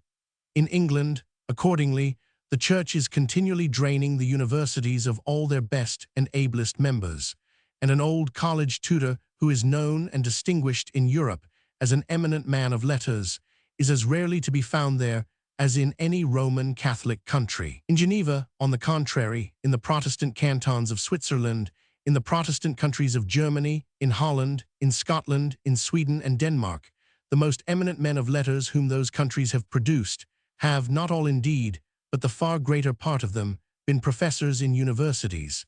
In those countries, the universities are continually draining the Church of all its most eminent men of letters. It may perhaps be worthwhile to remark that if we accept the poets, a few orators, and a few historians, the far greater part of the other eminent men of letters, both of Greece and Rome, appear to have been either public or private teachers, generally either of philosophy or of rhetoric. This remark will be found to hold true from the days of Lysias and Isocrates, of Plato and Aristotle, down to those of Plutarch and Epictetus, Suetonius and Quintilian. To impose upon any man the necessity of teaching, year after year, in any particular branch of science, seems in reality to be the most effectual method for rendering him completely master of it himself. By being obliged to go every year over the same ground, if he is good for anything, he necessarily becomes, in a few years, well acquainted with every part of it. And if, upon any particular point, he should form too hasty an opinion one year, when he comes, in the course of his lectures, to reconsider the same subject the year thereafter, he is very likely to correct it. As to be a teacher of science is certainly the natural employment of a mere man of letters, so is it likewise, perhaps, the education which is most likely to render him a man of solid learning and knowledge. The mediocrity of church benefices naturally tends to draw the greater part of men of letters in the country where it takes place, to the employment in which they can be the most useful to the public, and at the same time to give them the best education, perhaps, they are capable of receiving. It tends to render their learning both as solid as possible and as useful as possible. The revenue of every established church, such parts of it accepted as may arise from particular lands or manors, is a branch, it ought to be observed, of the general revenue of the state, which is thus diverted to a purpose very different from the defense of the state. The tithe, for example, is a real land tax, which puts it out of the power of the proprietors of land to contribute so largely towards the defense of the state as they otherwise might be able to do. The rent of land, however, is according to some the sole fund, and according to others the principal fund from which, in all great monarchies, the exigencies of the state must be ultimately supplied. The more of this fund that is given to the church, the less, it is evident, can be spared to the state. It may be laid down as a certain maxim that all other things being supposed equal, the richer the church, the poorer must necessarily be, either the sovereign on the one hand or the people on the other, and in all cases, the less able must the state be to defend itself. In several Protestant countries, particularly in all the Protestant cantons of Switzerland, the revenue which anciently belonged to the Roman Catholic Church, the tithes and church lands, has been found a fund sufficient, not only to afford competent salaries to the established clergy, but to defray, with little or no addition, all the other expenses of the state. The magistrates of the powerful canton of Bern, in particular, have accumulated, out of the savings from this fund, a very large sum, supposed to amount to several millions, part of which is deposited in a public treasure, and part is placed at interest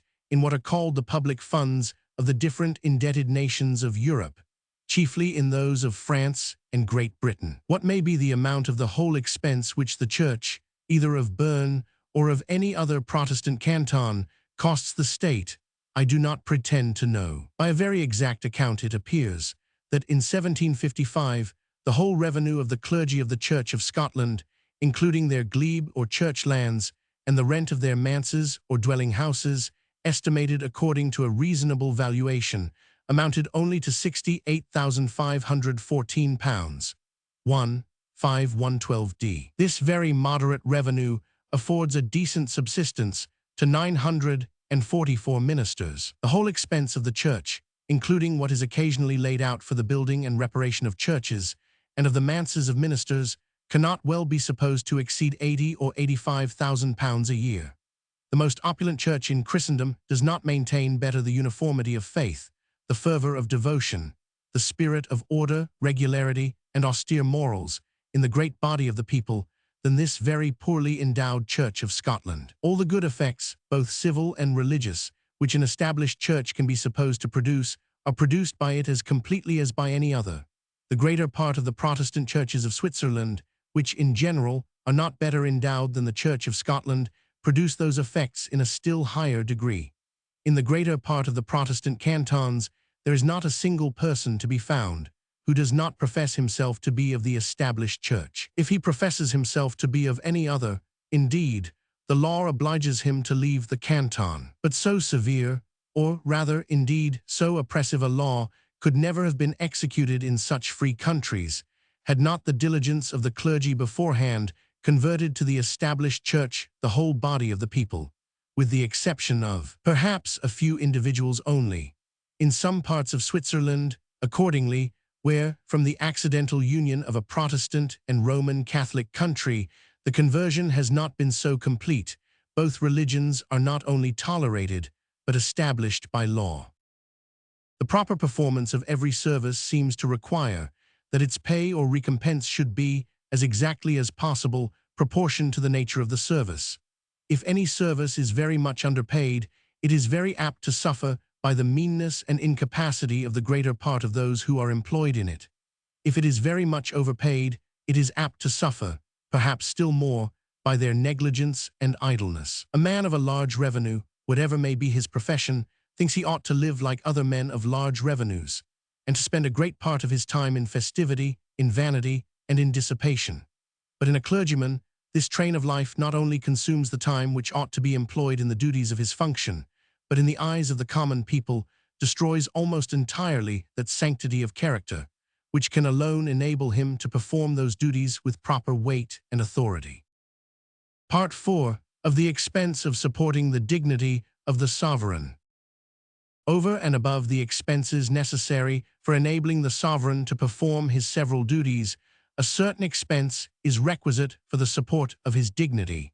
This expense varies both with the different periods of improvement and with the different forms of government. In an opulent and improved society, where all the different orders of people are growing every day more expensive in their houses, in their furniture, in their tables, in their dress, and in their equipage, it cannot well be expected that the sovereign should alone hold out against the fashion. He naturally, therefore, or rather necessarily, becomes more expensive in all those different articles too. His dignity even seems to require that he should become so.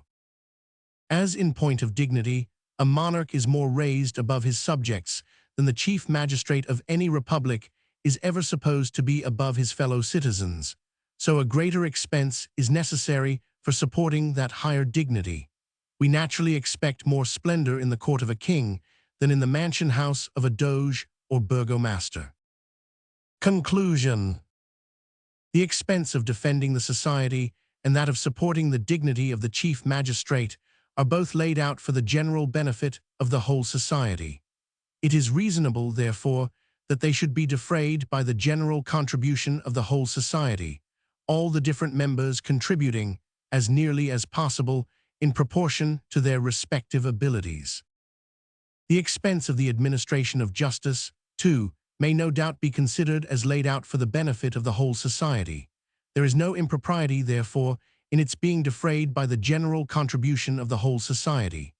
The persons, however, who give occasion to this expense are those who, by their injustice in one way or another, make it necessary to seek redress or protection from the courts of justice. The persons, again, most immediately benefited by this expense are those whom the courts of justice either restore to their rights or maintain in their rights. The expense of the administration of justice, therefore, may very properly be defrayed by the particular contribution of one or other, or both, of those two different sets of persons, according as different occasions may require, that is, by the fees of court. It cannot be necessary to have recourse to the general contribution of the whole society, except for the conviction of those criminals who have not themselves any estate or fund sufficient for paying those fees. Those local or provincial expenses, of which the benefit is local or provincial, what is laid out, for example, upon the police of a particular town or district, ought to be defrayed by a local or provincial revenue, and ought to be no burden upon the general revenue of the society. It is unjust that the whole society should contribute towards an expense, of which the benefit is confined to a part of the society. The expense of maintaining good roads and communications is, no doubt, beneficial to the whole society, and may, therefore, without any injustice, be defrayed by the general contributions of the whole society. This expense, however, is most immediately and directly beneficial to those who travel or carry goods from one place to another, and to those who consume such goods. The turnpike tolls in England, and the duties called peages in other countries, lay it altogether upon those two different sets of people, and thereby discharge the general revenue of the society from a very considerable burden. The expense of the institutions for education and religious instruction is likewise, no doubt, beneficial to the whole society, and may, therefore, without injustice, be defrayed by the general contribution of the whole society. This expense, however, might perhaps, with equal propriety, and even with some advantage, be defrayed altogether by those who receive the immediate benefit of such education and instruction, or by the voluntary contribution of those who think they have occasion for either the one or the other. When the institutions or public works, which are beneficial to the whole society, either cannot be maintained altogether, or are not maintained altogether, by the contribution of such particular members of the society as are most immediately benefited by them, the deficiency must, in most cases, be made up by the general contribution of the whole society. The general revenue of the society, over and above defraying the expense of defending the society and of supporting the dignity of the chief magistrate, must make up for the deficiency of many particular branches of revenue. The sources of this general or public revenue I shall endeavor to explain in the following chapter. Chapter 2. Of the sources of the general or public revenue of the society.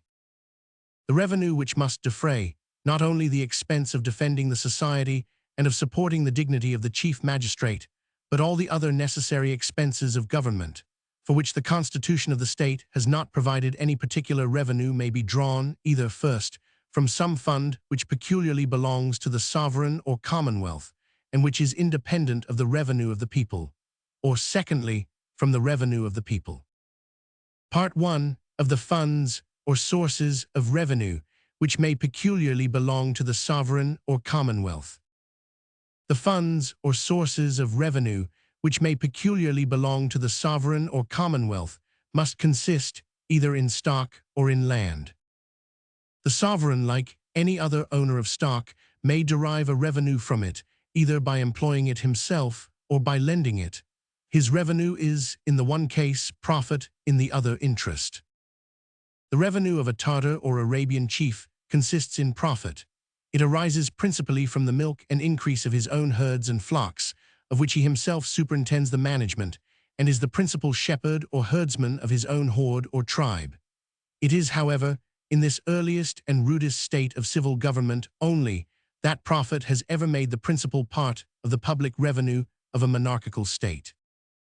Small republics have sometimes derived a considerable revenue from the profit of mercantile projects. The Republic of Hamburg is said to do so from the profits of a public wine cellar and apothecary's shop. That state cannot be very great, of which the sovereign has leisure to carry on the trade of a wine merchant or an apothecary.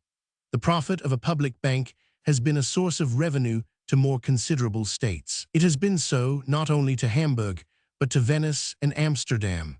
A revenue of this kind has even by some people been thought not below the attention of so great an empire as that of Great Britain. Reckoning the ordinary dividend of the Bank of England at 5.5%, and its capital at £10,780,000, the neat annual profit, after paying the expense of management, must amount, it is said, to £592,900. Government, it is pretended, could borrow this capital at 3% interest, and by taking the management of the bank into its own hands, might make a clear profit of £269,500 a year. The orderly, vigilant, and parsimonious administration of such aristocracies as those of Venice and Amsterdam is extremely proper, it appears from experience, for the management of a mercantile project of this kind. Whether such a government as that of England, which, whatever may be its virtues, has never been famous for good economy, which in time of peace has generally conducted itself with the slothful and negligent profusion that is, perhaps, natural to monarchies, and in time of war has constantly acted with all the thoughtless extravagance that democracies are apt to fall into, could be safely trusted with the management of such a project, must at least be a good deal more doubtful. The post office is properly a mercantile project. The government advances the expense of establishing the different offices and of buying or hiring the necessary horses or carriages, and is repaid, with a large profit, by the duties upon what is carried. It is, perhaps, the only mercantile project which has been successfully managed by, I believe, every sort of government. The capital to be advanced is not very considerable. There is no mystery in the business. The returns are not only certain, but immediate. Princes, however, have frequently engaged in many other mercantile projects, and have been willing, like private persons, to mend their fortunes by becoming adventurers in the common branches of trade. They have scarce ever succeeded. The profusion with which the affairs of princes are always managed renders it almost impossible that they should. The agents of a prince regard the wealth of their master as inexhaustible, are careless at what price they buy, are careless at what price they sell, are careless at what expense they transport his goods from one place to another. Those agents frequently live with the profusion of princes, and sometimes, too, in spite of that profusion, and by a proper method of making up their accounts, acquire the fortunes of princes. It was thus, as we are told by Machiavel, that the agents of Lorenzo of Medicis, not a prince of mean abilities, carried on his trade. The Republic of Florence was several times obliged to pay the debt into which their extravagance had involved him. He found it convenient, accordingly, to give up the business of merchant, the business to which his family had originally owed their fortune, and in the latter part of his life, to employ both what remained of that fortune and the revenue of the state, of which he had the disposal, in projects and expenses more suitable to his station. No two characters seem more inconsistent than those of trader and sovereign. If the trading spirit of the English East India Company renders them very bad sovereigns, the spirit of sovereignty seems to have rendered them equally bad traders. While they were traders only, they managed their trade successfully, and were able to pay from their profits a moderate dividend to the proprietors of their stock. Since they became sovereigns, with a revenue which, it is said, was originally more than 3 million sterling, they have been obliged to beg the ordinary assistance of government in order to avoid immediate bankruptcy. In their former situation, their servants in India considered themselves as the clerks of merchants. In their present situation, those servants consider themselves as the ministers of sovereigns. A state may sometimes derive some part of its public revenue from the interest of money, as well as from the profits of stock. If it has amassed a treasure, it may lend a part of that treasure either to foreign states or to its own subjects. The canton of Bern derives a considerable revenue by lending a part of its treasure to foreign states, that is, by placing it in the public funds of the different indebted nations of Europe, chiefly in those of France and England. The security of this revenue must depend, first, upon the security of the funds in which it is placed, or upon the good faith of the government which has the management of them, and secondly, upon the certainty or probability of the continuance of peace with the debtor nation. In the case of a war, The very first act of hostility on the part of the debtor nation might be the forfeiture of the funds of its credit. This policy of lending money to foreign states is, so far as I know, peculiar to the canton of Bern. The city of Hamburg has established a sort of public pawn shop, which lends money to the subjects of the state upon pledges at 6% interest. This pawn shop, or lombard as it is called, affords a revenue, it is pretended, to the state of 150,000 crowns, which at 4 and 6 the crown amounts to £33,750 sterling. The government of Pennsylvania, without amassing any treasure, invented a method of lending, not money indeed, but what is equivalent to money, to its subjects, by advancing to private people at interest, and upon land security to double the value, paper bills of credit, to be redeemed 15 years after their date, and in the meantime made transferable from hand to hand, like banknotes, and declared by Act of Assembly to be a legal tender in all payments from one inhabitant of the province to another. It raised a moderate revenue, which went a considerable way towards defraying an annual expense of about £4,500, the whole ordinary expense of that frugal and orderly government. The success of an expedient of this kind must have depended upon three different circumstances. First, upon the demand for some other instrument of commerce besides gold and silver money, or upon the demand for such a quantity of consumable stock as could not be had without sending abroad the greater part of their gold and silver money in order to purchase it. Secondly, upon the good credit of the government, which made use of this expedient. And thirdly, upon the moderation with which it was used, the whole value of the paper bills of credit never exceeding that of the gold and silver money which would have been necessary for carrying on their circulation, had there been no paper bills of credit.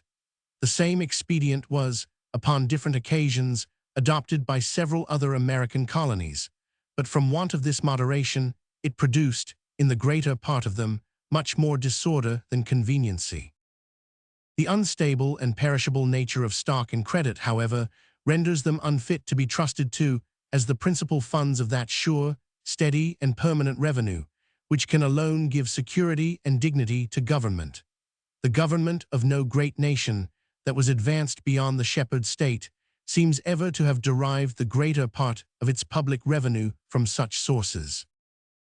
Land is a fund of more stable and permanent nature, and the rent of public lands, accordingly, has been the principal source of the public revenue of many a great nation that was much advanced beyond the shepherd state. From the produce or rent of the public lands, the ancient republics of Greece and Italy derived for a long time the greater part of that revenue which defrayed the necessary expenses of the Commonwealth. The rent of the crown lands constituted for a long time the greater part of the revenue of the ancient sovereigns of Europe.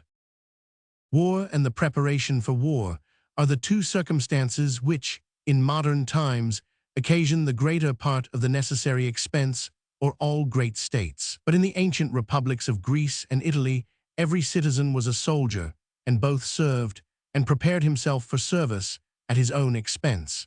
Neither of those two circumstances, therefore, could occasion any very considerable expense to the state. The rent of a very moderate landed estate might be fully sufficient for defraying all the other necessary expenses of government. In the ancient monarchies of Europe, the manners and customs of the time sufficiently prepared the great body of the people for war, and when they took the field, they were, by the condition of their feudal tenures, to be maintained either at their own expense or at that of their immediate lords, without bringing any new charge upon the sovereign. The other expenses of government were, the greater part of them, very moderate. The administration of justice, it has been shewn, instead of being a cause of expense, was a source of revenue. The labor of the country people, for 3 days before and for 3 days after harvest, was thought a fund sufficient for making and maintaining all the bridges, highways, and other public works, which the commerce of the country was supposed to require. In those days, the principal expense of the sovereign seems to have consisted in the maintenance of his own family and household. The officers of his household, accordingly, were then the great officers of state. The Lord Treasurer received his rents. The Lord Steward and Lord Chamberlain looked after the expense of his family. The care of his stables was committed to the Lord Constable and the Lord Marshal. His houses were all built in the form of castles, and seem to have been the principal fortresses which he possessed. The keepers of those houses or castles might be considered as a sort of military governors. They seem to have been the only military officers whom it was necessary to maintain in time of peace. In these circumstances, the rent of a great landed estate might, upon ordinary occasions, very well defray all the necessary expenses of government. It is not easy, it has already been observed, to ascertain what are the average wages of labor, even in a particular place and at a particular time. We can, even in this case, seldom determine more than what are the most usual wages, but even this can seldom be done with regard to the profits of stock.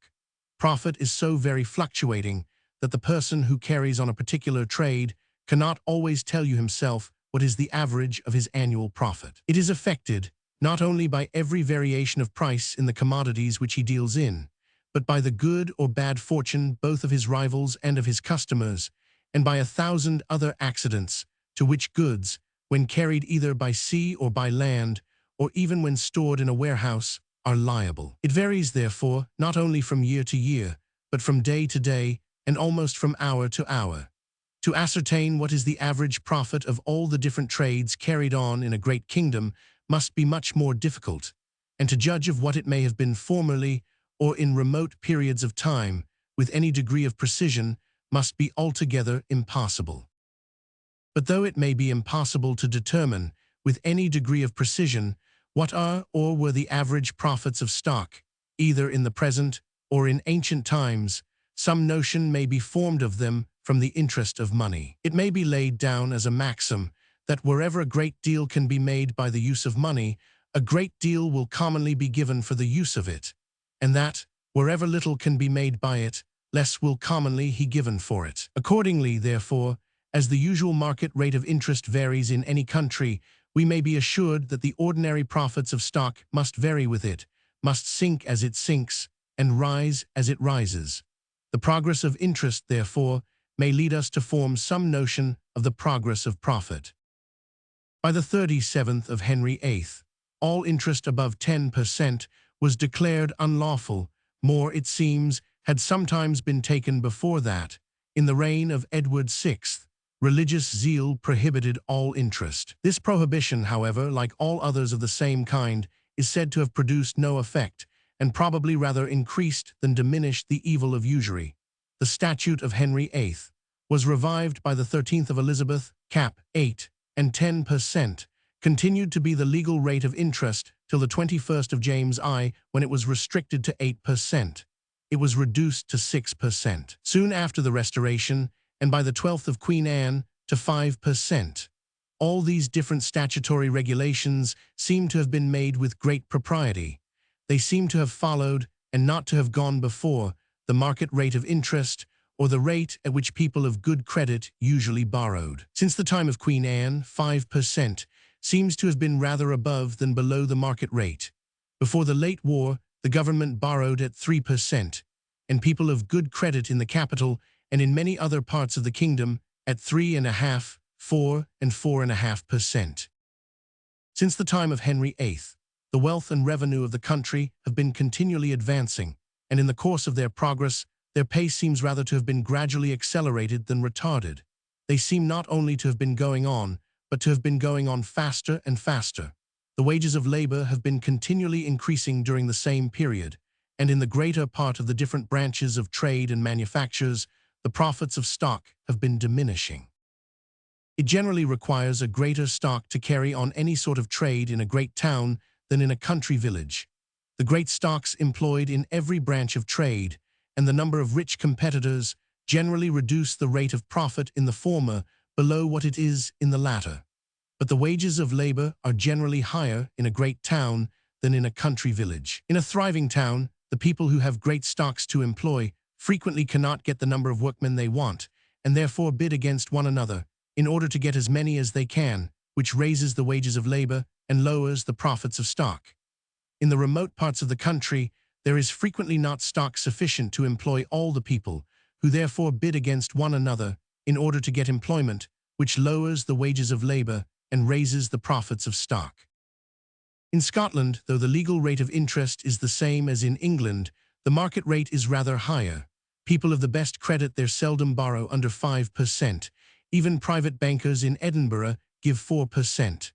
Upon their promissory notes, of which payment, either in whole or in part, may be demanded at pleasure. Private bankers in London give no interest for the money which is deposited with them. There are few trades which cannot be carried on with a smaller stock in Scotland than in England. The common rate of profit, therefore, must be somewhat greater. The wages of labour, it has already been observed, are lower in Scotland than in England. The country, too, is not only much poorer, but the steps by which it advances to a better condition, for it is evidently advancing, seem to be much slower and more tardy. The legal rate of interest in France has not during the course of the present century been always regulated by the market rate. In 1720, interest was reduced from the 20th to the 50th penny, or from 5 to 2%. In 1724, it was raised to the 30th penny, or to 3 1/3%. In 1725, it was again raised to the 20th penny, or to 5%. In 1766, during the administration of Mr. Laverdy, it was reduced to the 25th penny, or to 4%. The Abbé Terray raised it afterwards to the old rate of 5%. The supposed purpose of many of those violent reductions of interest was to prepare the way for reducing that of the public debts, a purpose which has sometimes been executed. France is, perhaps, in the present times, not so rich a country as England, and though the legal rate of interest has in France frequently been lower than in England, the market rate has generally been higher, for there, as in other countries, they have several very safe and easy methods of evading the law. The profits of trade, I have been assured by British merchants who had traded in both countries, are higher in France than in England, and it is no doubt upon this account that many British subjects choose rather to employ their capitals in a country where trade is in disgrace than in one where it is highly respected. The wages of labor are lower in France than in England. When you go from Scotland to England, the difference which you may remark between the dress and countenance of the common people in the one country and in the other sufficiently indicates the difference in their condition. The contrast is still greater when you return from France. France, though no doubt a richer country than Scotland, seems not to be going forward so fast. It is a common and even a popular opinion in the country that it is going backwards, an opinion which I apprehend is ill-founded even with regard to France, but which nobody can possibly entertain with regard to Scotland, who sees the country now and who saw it 20 or 30 years ago. The province of Holland, on the other hand, in proportion to the extent of its territory and the number of its people, is a richer country than England. The government there borrow at 2%, and private people of good credit at 3%. The wages of labor are said to be higher in Holland than in England, and the Dutch, it is well known, trade upon lower profits than any people in Europe. The trade of Holland, it has been pretended by some people, is decaying, and it may perhaps be true that some particular branches of it are so, but these symptoms seem to indicate sufficiently that there is no general decay. When profit diminishes, merchants are very apt to complain that trade decays, though the diminution of profit is the natural effect of its prosperity or of a greater stock being employed in it than before. During the late war, the Dutch gained the whole carrying trade of France, of which they still retain a very large share. The great property which they possess both in French and English funds, about 40 millions, it is said in the latter, in which, I suspect, however, there is a considerable exaggeration. The great sums which they lend to private people, in countries where the rate of interest is higher than in their own, are circumstances which no doubt demonstrate the redundancy of their stock, or that it has increased beyond what they can employ with tolerable profit in the proper business of their own country, but they do not demonstrate that that business has decreased. As the capital of a private man, though acquired by a particular trade, may increase beyond what he can employ in it, and yet that trade continue to increase too, so may likewise the capital of a great nation. In our North American and West Indian colonies, not only the wages of labor, but the interest of money, and consequently the profits of stock, are higher than in England.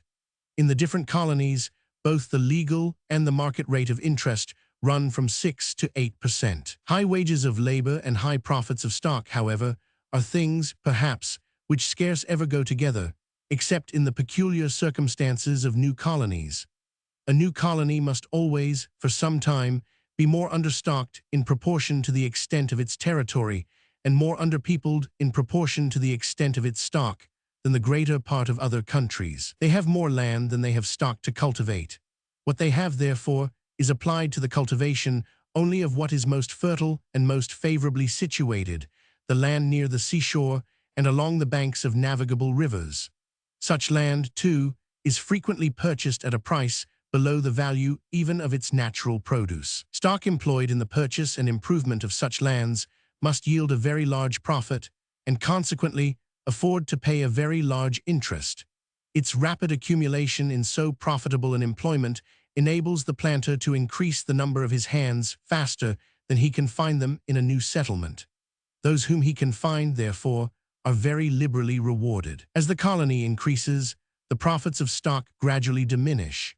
When the most fertile and best situated lands have been all occupied, less profit can be made by the cultivation of what is inferior both in soil and situation, and less interest can be afforded for the stock which is so employed. In the greater part of our colonies, accordingly, both the legal and the market rate of interest have been considerably reduced during the course of the present century. As riches, improvement, and population have increased, interest has declined. The wages of labor do not sync with the profits of stock. The demand for labor increases with the increase of stock, whatever be its profits, and after these are diminished, stock may not only continue to increase, but to increase much faster than before. It is with industrious nations who are advancing in the acquisition of riches as with industrious individuals. A great stock, though with small profits, generally increases faster than a small stock with great profits. Money, says the proverb, makes money. When you have got a little, it is often easy to get more. The great difficulty is to get that little.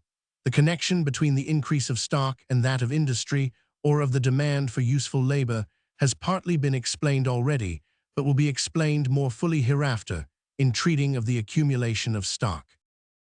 The acquisition of new territory or of new branches of trade may sometimes raise the profits of stock, and with them the interest of money, even in a country which is fast advancing in the acquisition of riches. The stock of the country, not being sufficient for the whole accession of business, which such acquisitions present to the different people among whom it is divided, is applied to those particular branches only which afford the greatest profit. Part of what had before been employed in other trades is necessarily withdrawn from them and turned into some of the new and more profitable ones. In all those old trades, therefore, the competition comes to be less than before.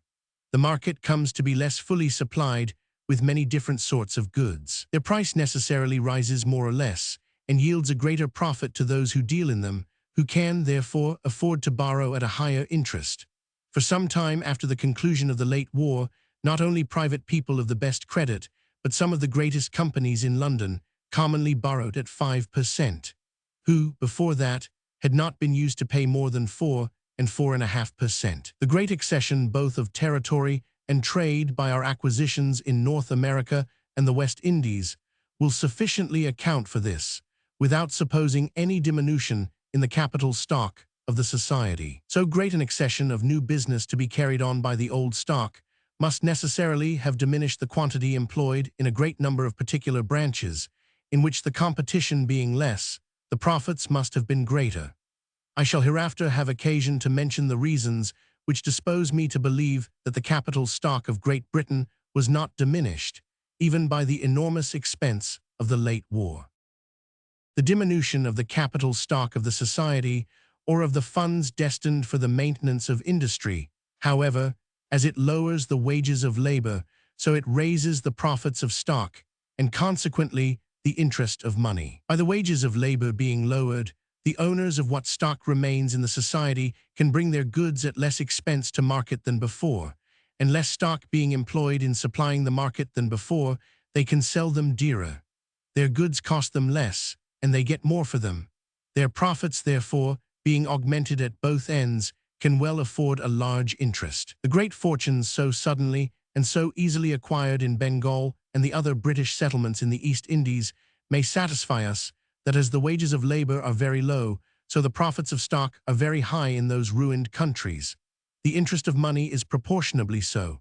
In Bengal, money is frequently lent to the farmers at 40, 50, and 60%, and the succeeding crop is mortgaged for the payment. As the profits which can afford such an interest must eat up almost the whole rent of the landlord, so such enormous usury must in its turn eat up the greater part of those profits.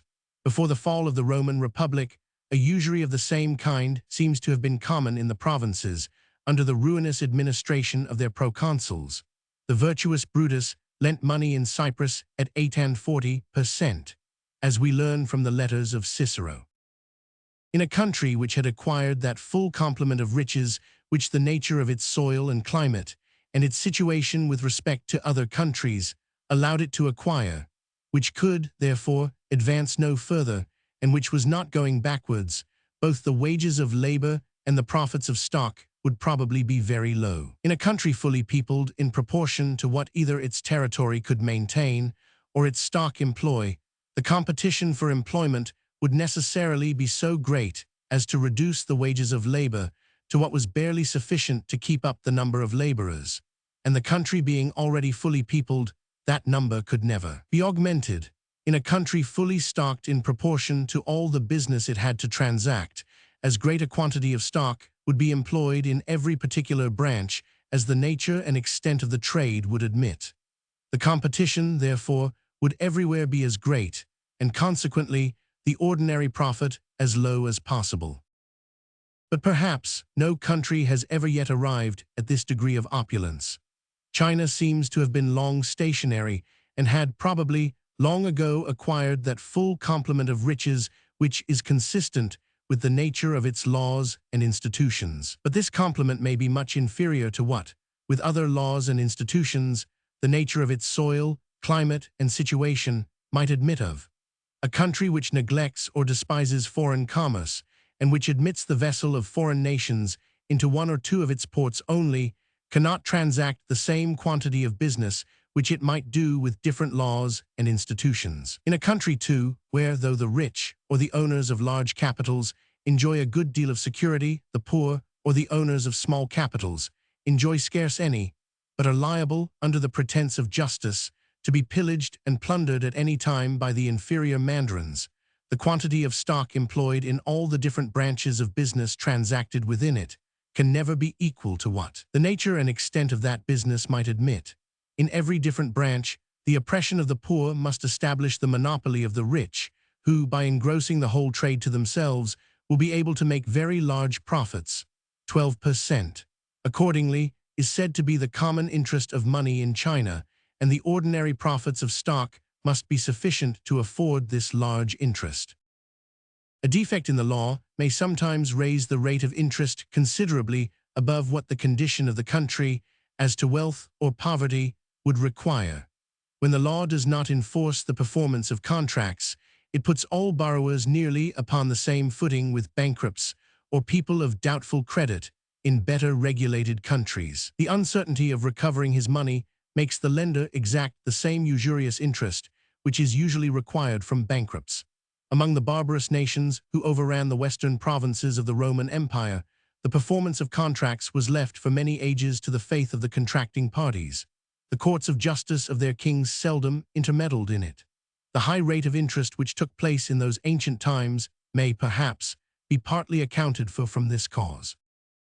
When the law prohibits interest altogether, it does not prevent it. Many people must borrow, and nobody will lend without such a consideration for the use of their money as is suitable, not only to what can be made by the use of it, but to the difficulty and danger of evading the law.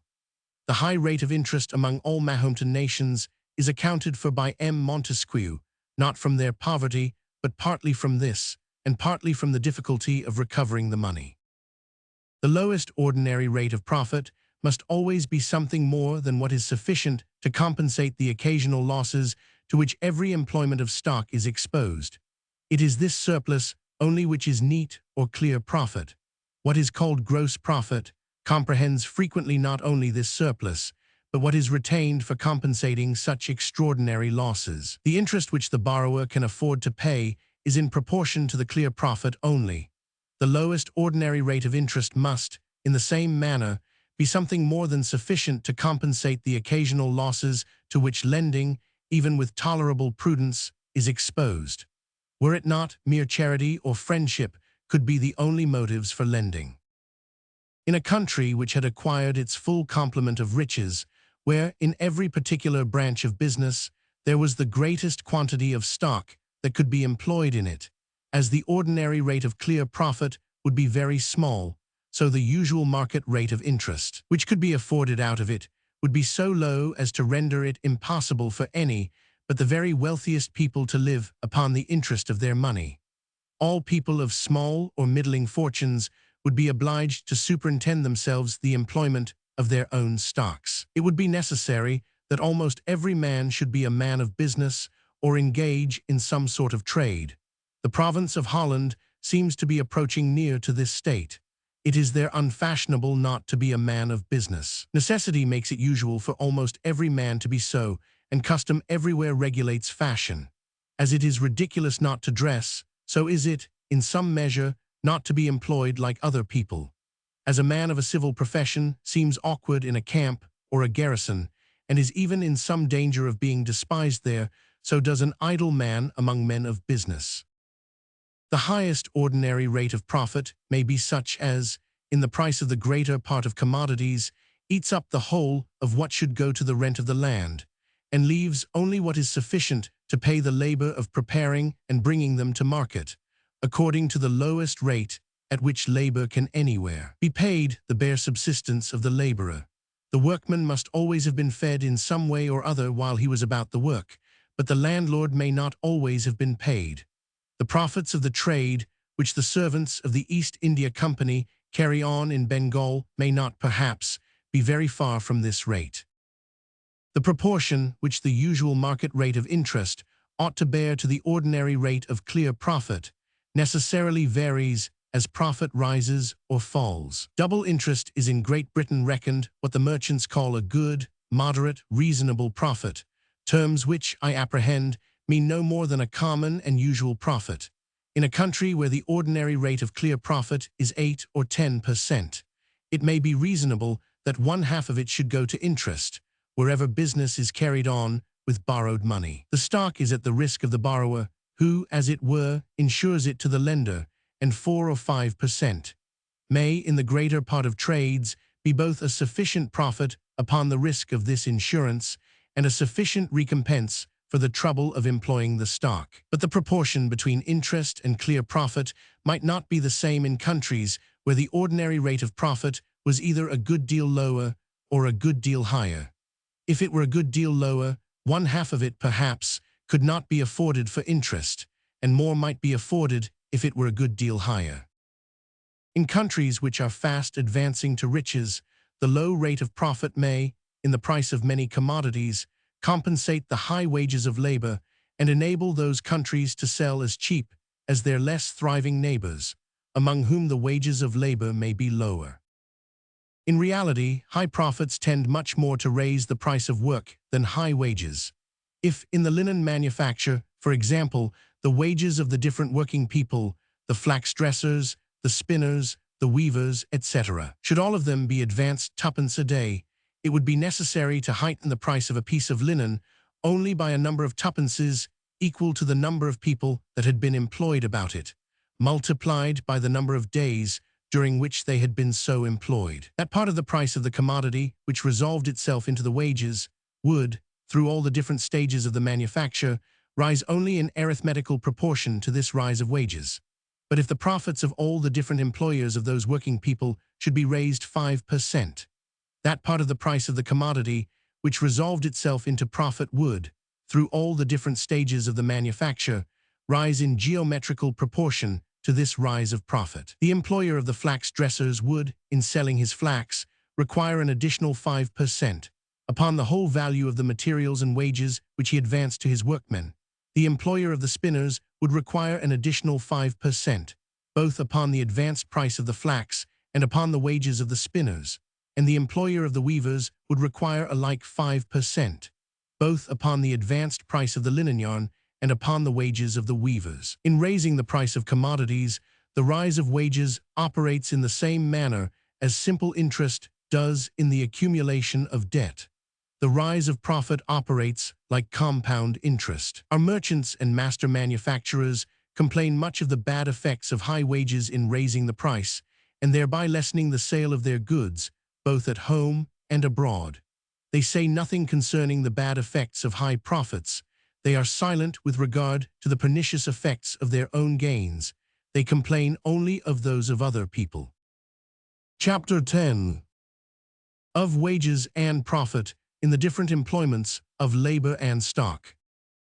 The whole of the advantages and disadvantages of the different employments of labor and stock must, in the same neighborhood, be either perfectly equal or continually tending to equality. If in the same neighborhood there was any employment evidently either more or less advantageous than the rest, so many people would crowd into it in the one case, and so many would desert it in the other, that its advantages would soon return to the level of other employments. This, at least, would be the case in a society where things were left to follow their natural course, where there was perfect liberty, and where every man was perfectly free both to choose what occupation he thought proper and to change it as often as he thought proper.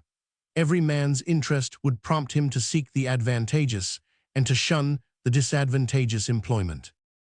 Pecuniary wages and profit, indeed, are everywhere in Europe extremely different, according to the different employments of labor and stock.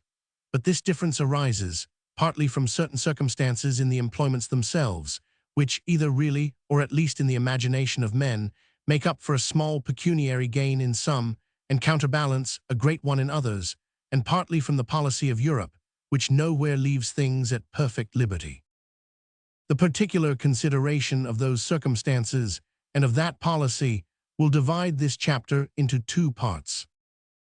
Part 1. Inequalities arising from the nature of the employments themselves. The 5 following are the principal circumstances which, so far as I have been able to observe, make up for a small pecuniary gain in some employments and counterbalance a great one in others. First, the agreeableness or disagreeableness of the employments themselves. Secondly, the easiness and cheapness, or the difficulty and expense of learning them. Thirdly, the constancy or inconstancy of employment in them. Fourthly, the small or great trust which must be reposed in those who exercise them. And fifthly, the probability or improbability of success in them. First, the wages of labor vary with the ease or hardship, the cleanliness or dirtiness, the honorableness or dishonorableness of the employment. Thus, in most places, take the year round, a journeyman tailor earns less than a journeyman weaver. His work is much easier. A journeyman weaver earns less than a journeyman smith. His work is not always easier, but it is much cleanlier. A journeyman blacksmith, though an artificer, seldom earns so much in 12 hours as a collier who is only a laborer does in 8. His work is not quite so dirty, is less dangerous, and is carried on in daylight and above ground. Honor makes a great part of the reward of all honorable professions. In point of pecuniary gain, all things considered, they are generally under-recompensed, as I shall endeavor to show by and by. Disgrace has the contrary effect.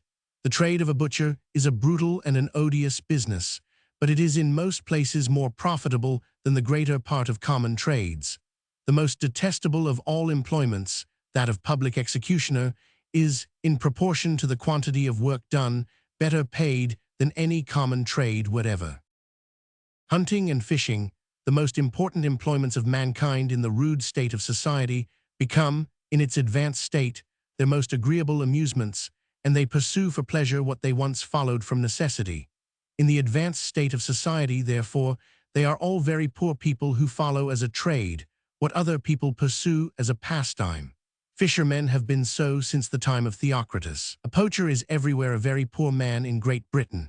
In countries where the rigor of the law suffers no poachers, the licensed hunter is not in a much better condition. The natural taste for those employments makes more people follow them than can live comfortably by them, and the produce of their labor, in proportion to its quantity, comes always too cheap to market, to afford anything but the most scanty subsistence to the laborers. Disagreeableness and disgrace affect the profits of stock in the same manner as the wages of labor.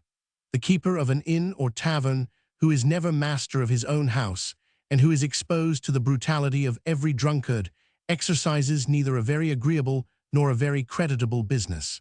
But there is scarce any common trade in which a small stock yields so great a profit. Secondly, the wages of labor vary with the easiness and cheapness, or the difficulty and expense, of learning the business. When any expensive machine is erected, the extraordinary work to be performed by it before it is worn out, it must be expected, will replace the capital laid out upon it, with at least the ordinary profits. A man educated at the expense of much labor and time to any of those employments which require extraordinary dexterity and skill may be compared to one of those expensive machines. The work which he learns to perform, it must be expected, over and above the usual wages of common labor, will replace to him the whole expense of his education, with at least the ordinary profits of an equally valuable capital. It must do this too in a reasonable time, regard being had to the very uncertain duration of human life, in the same manner as to the more certain duration of the machine. The difference between the wages of skilled labor and those of common labor is founded upon this principle. The policy of Europe considers the labor of all mechanics, artificers, and manufacturers as skilled labor, and that of all country laborers as common labor.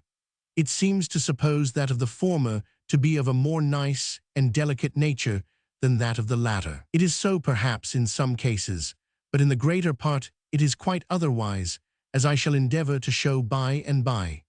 The laws and customs of Europe, therefore, in order to qualify any person for exercising the one species of labor, impose the necessity of an apprenticeship, though with different degrees of rigor in different places. They leave the other free and open to everybody.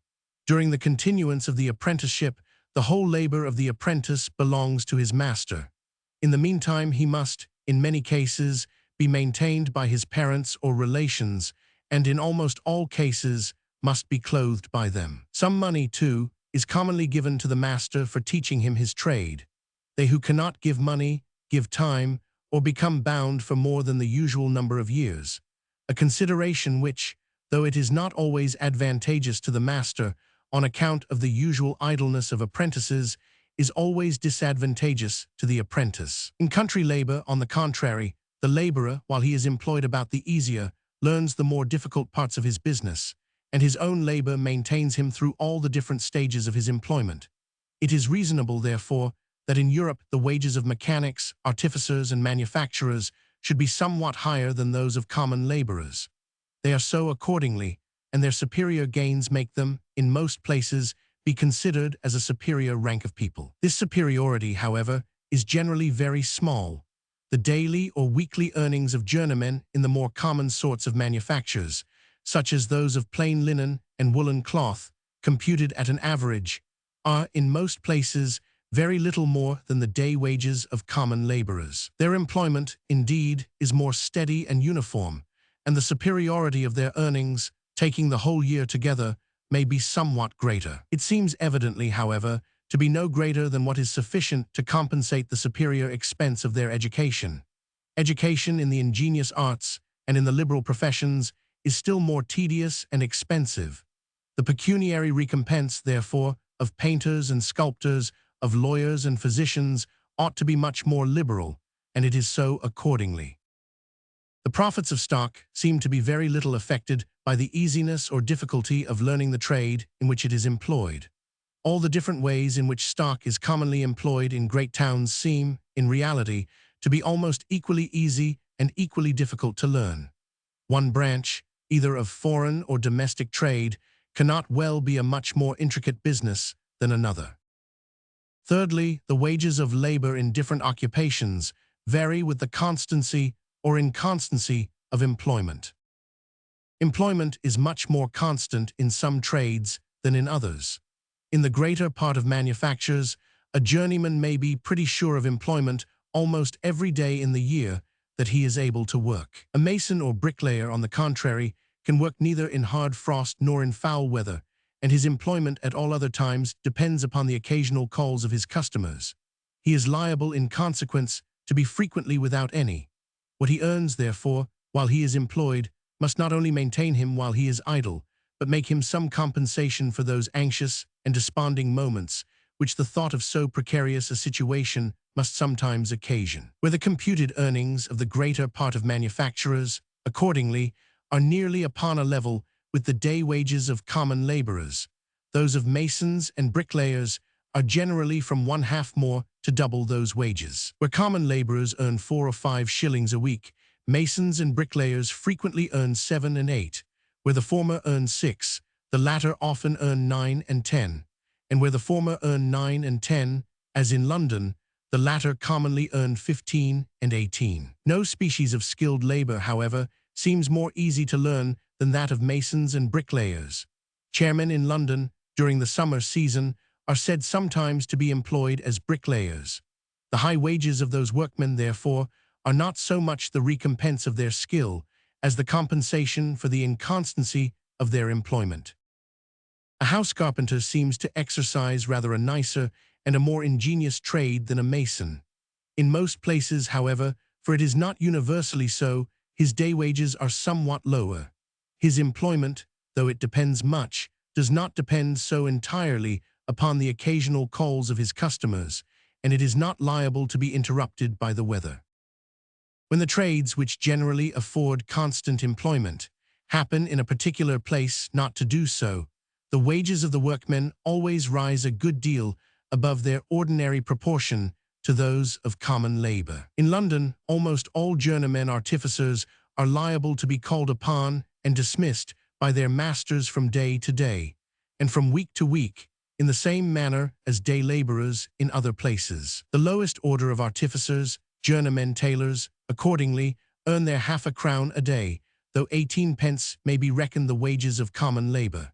In small towns and country villages, the wages of journeymen tailors frequently scarce equal those of common labor, but in London they are often many weeks without employment, particularly during the summer. When the inconstancy of employment is combined with the hardship, disagreeableness, and dirtiness of the work, it sometimes raises the wages of the most common labor above those of the most skillful artificers. A collier working by the piece is supposed, at Newcastle, to earn commonly about double, and in many parts of Scotland, about 3 times the wages of common labor. His high wages arise altogether from the hardship, disagreeableness, and dirtiness of his work. His employment may upon most occasions be as constant as he pleases. The coal heavers in London exercise a trade which, in hardship, dirtiness, and disagreeableness, almost equals that of colliers, and from the unavoidable irregularity in the arrivals of coal ships, the employment of the greater part of them is necessarily very inconstant. If colliers, therefore, commonly earn double and triple the wages of common labor, it ought not to seem unreasonable that coal heavers should sometimes earn 4 and 5 times those wages. In the inquiry made into their condition a few years ago, it was found that, at the rate at which they were then paid, they could earn from 6 to 10 shillings a day. 6 shillings are about 4 times the wages of common labor in London, and in every particular trade, the lowest common earnings may always be considered as those of the far greater number. How extravagant soever those earnings may appear, if they were more than sufficient to compensate all the disagreeable circumstances of the business, there would soon be so great a number of competitors, as, in a trade which has no exclusive privilege, would quickly reduce them to a lower rate. The constancy or inconstancy of employment cannot affect the ordinary profits of stock in any particular trade. Whether the stock is or is not constantly employed depends not upon the trade, but the trader. Fourthly, the wages of labor vary according to the small or great trust which must be reposed in the workmen.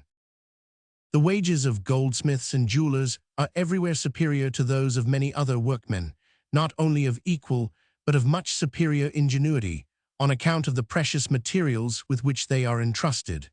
We trust our health to the physician, our fortune, and sometimes our life and reputation to the lawyer and attorney. Such confidence could not safely be reposed in people of a very mean or low condition. Their reward must be such, therefore, as may give them that rank in the society which so important a trust requires. The long time and the great expense which must be laid out in their education, when combined with this circumstance, necessarily enhance still further the price of their labor. When a person employs only his own stock in trade, there is no trust, and the credit which he may get from other people depends not upon the nature of the trade, but upon their opinion of his fortune, probity, and prudence. The different rates of profit, therefore, in the different branches of trade, cannot arise from the different degrees of trust reposed in the traders. Fifthly, the wages of labor in different employments vary according to the probability or improbability of success in them. The probability that any particular person shall ever be qualified for the employments to which he is educated is very different in different occupations. In the greatest part of mechanic trade, success is almost certain, but very uncertain in the liberal professions. Put your son apprentice to a shoemaker, there is little doubt of his learning to make a pair of shoes, but send him to study the law, it has at least 20 to 1 if he ever makes such proficiency as will enable him to live by the business. In a perfectly fair lottery, those who draw the prizes ought to gain all that is lost by those who draw the blanks. In a profession, where 20 fail for one that succeeds, that one ought to gain all that should have been gained by the unsuccessful 20. The counselor at law, who perhaps, at near 40 years of age, begins to make something by his profession, ought to receive the retribution, not only of his own so tedious and expensive education, but of that of more than 20 others who are never likely to make anything by it. How extravagant soever the fees of counselors at law may sometimes appear, their real retribution is never equal to this. Compute, in any particular place, what is likely to be annually gained, and what is likely to be annually spent, by all the different workmen in any common trade, such as that of shoemakers or weavers, and you will find that the former sum will generally exceed the latter. But make the same computation with regard to all the counselors and students of law in all the different inns of court, and you will find that their annual gains bear but a very small proportion to their annual expense, even though you rate the former as high and the latter as low as can well be done. The lottery of the law, therefore, is very far from being a perfectly fair lottery, and that as well as many other liberal and honorable professions is, in point of pecuniary gain, evidently under-recompensed. Those professions keep their level, however, with other occupations, and notwithstanding these discouragements, all the most generous and liberal spirits are eager to crowd into them. Two different causes contribute to recommend them. First, the desire of the reputation which attends upon superior excellence in any of them, and secondly, the natural confidence which every man has more or less, not only in his own abilities, but in his own good fortune. To excel in any profession, in which but few arrive at mediocrity, is the most decisive mark of what is called genius or superior talents. The public admiration which attends upon such distinguished abilities makes always a part of their reward, a greater or smaller, in proportion as it is higher or lower in degree. It makes a considerable part of that reward in the profession of physic, a still greater, perhaps, in that of law. In poetry and philosophy, it makes almost the whole. There are some very agreeable and beautiful talents, of which the possession commands a certain sort of admiration, but of which the exercise, for the sake of gain, is considered, whether from reason or prejudice, as a sort of public prostitution. The pecuniary recompense, therefore, of those who exercise them in this manner must be sufficient, not only to pay for the time, labor, and expense of acquiring the talents, but for the discredit which attends the employment of them as the means of subsistence. The exorbitant rewards of players, opera singers, opera dancers, etc., are founded upon those two principles, the rarity and beauty of the talents and the discredit of employing them in this manner. It seems absurd at first sight that we should despise their persons and yet reward their talents with the most profuse liberality. While we do the one, however, we must of necessity do the other. Should the public opinion or prejudice ever alter with regard to such occupations, their pecuniary recompense would quickly diminish. More people would apply to them, and the competition would quickly reduce the price of their labor. Such talents, though far from being common, are by no means so rare as imagined. Many people possess them in great perfection who disdain to make this use of them, and many more are capable of acquiring them if anything could be made honorably by them. The overweening conceit which the greater part of men have of their own abilities is an ancient evil remarked by the philosophers and moralists of all ages. Their absurd presumption in their own good fortune has been less taken notice of. It is, however, if possible, still more universal. There is no man living who, when in tolerable health and spirits, has not some share of it. The chance of gain is by every man more or less overvalued, and the chance of loss is by most men undervalued, and by scarce any man who is in tolerable health and spirits valued more than it is worth. In the present state of the greater part of the civilized monarchies of Europe, the rent of all the lands in the country, managed as they probably would be, if they all belonged to one proprietor, would scarce, perhaps, amount to the ordinary revenue which they levy upon the people even in peaceable times. The ordinary revenue of Great Britain, for example, including not only what is necessary for defraying the current expense of the year, but for paying the interest of the public debts, and for sinking a part of the capital of those debts, amounts to upwards of 10 millions a year. But the land tax, at 4 shillings in the pound, falls short of 2 millions a year. This land tax, as it is called, however, is supposed to be 1/5, not only of the rent of all the land, but of that of all the houses, and of the interest of all the capital stock of Great Britain, that part of it only excepted which is either lent to the public, or employed as farming stock in the cultivation of land. Very considerable part of the produce of this tax arises from the rent of houses and the interest of capital stock. The land tax of the City of London, for example, at 4 shillings in the pound, amounts to £123,399, 6.7. That of the City of Westminster to £63,092, 1.5. That of the palaces of Whitehall and St. James's to £30,754, 6.3.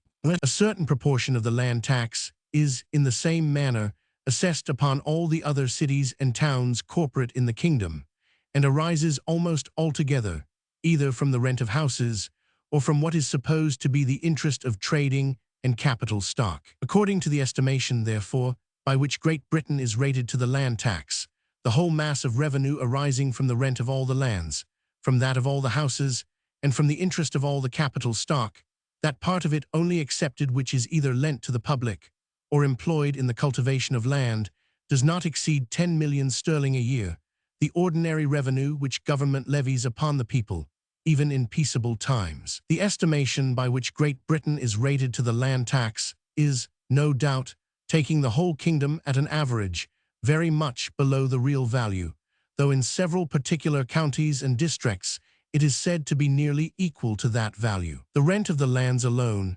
exclusive of that of houses and of the interest of stock, has by many people been estimated at 20 millions, an estimation made in a great measure at random, and which, I apprehend, is as likely to be above as below the truth. But if the lands of Great Britain, in the present state of their cultivation, do not afford a rent of more than 20 millions a year, they could not well afford the half, most probably not the fourth part of that rent, if they all belonged to a single proprietor, and were put under the negligent, expensive, and oppressive management of his factors and agents.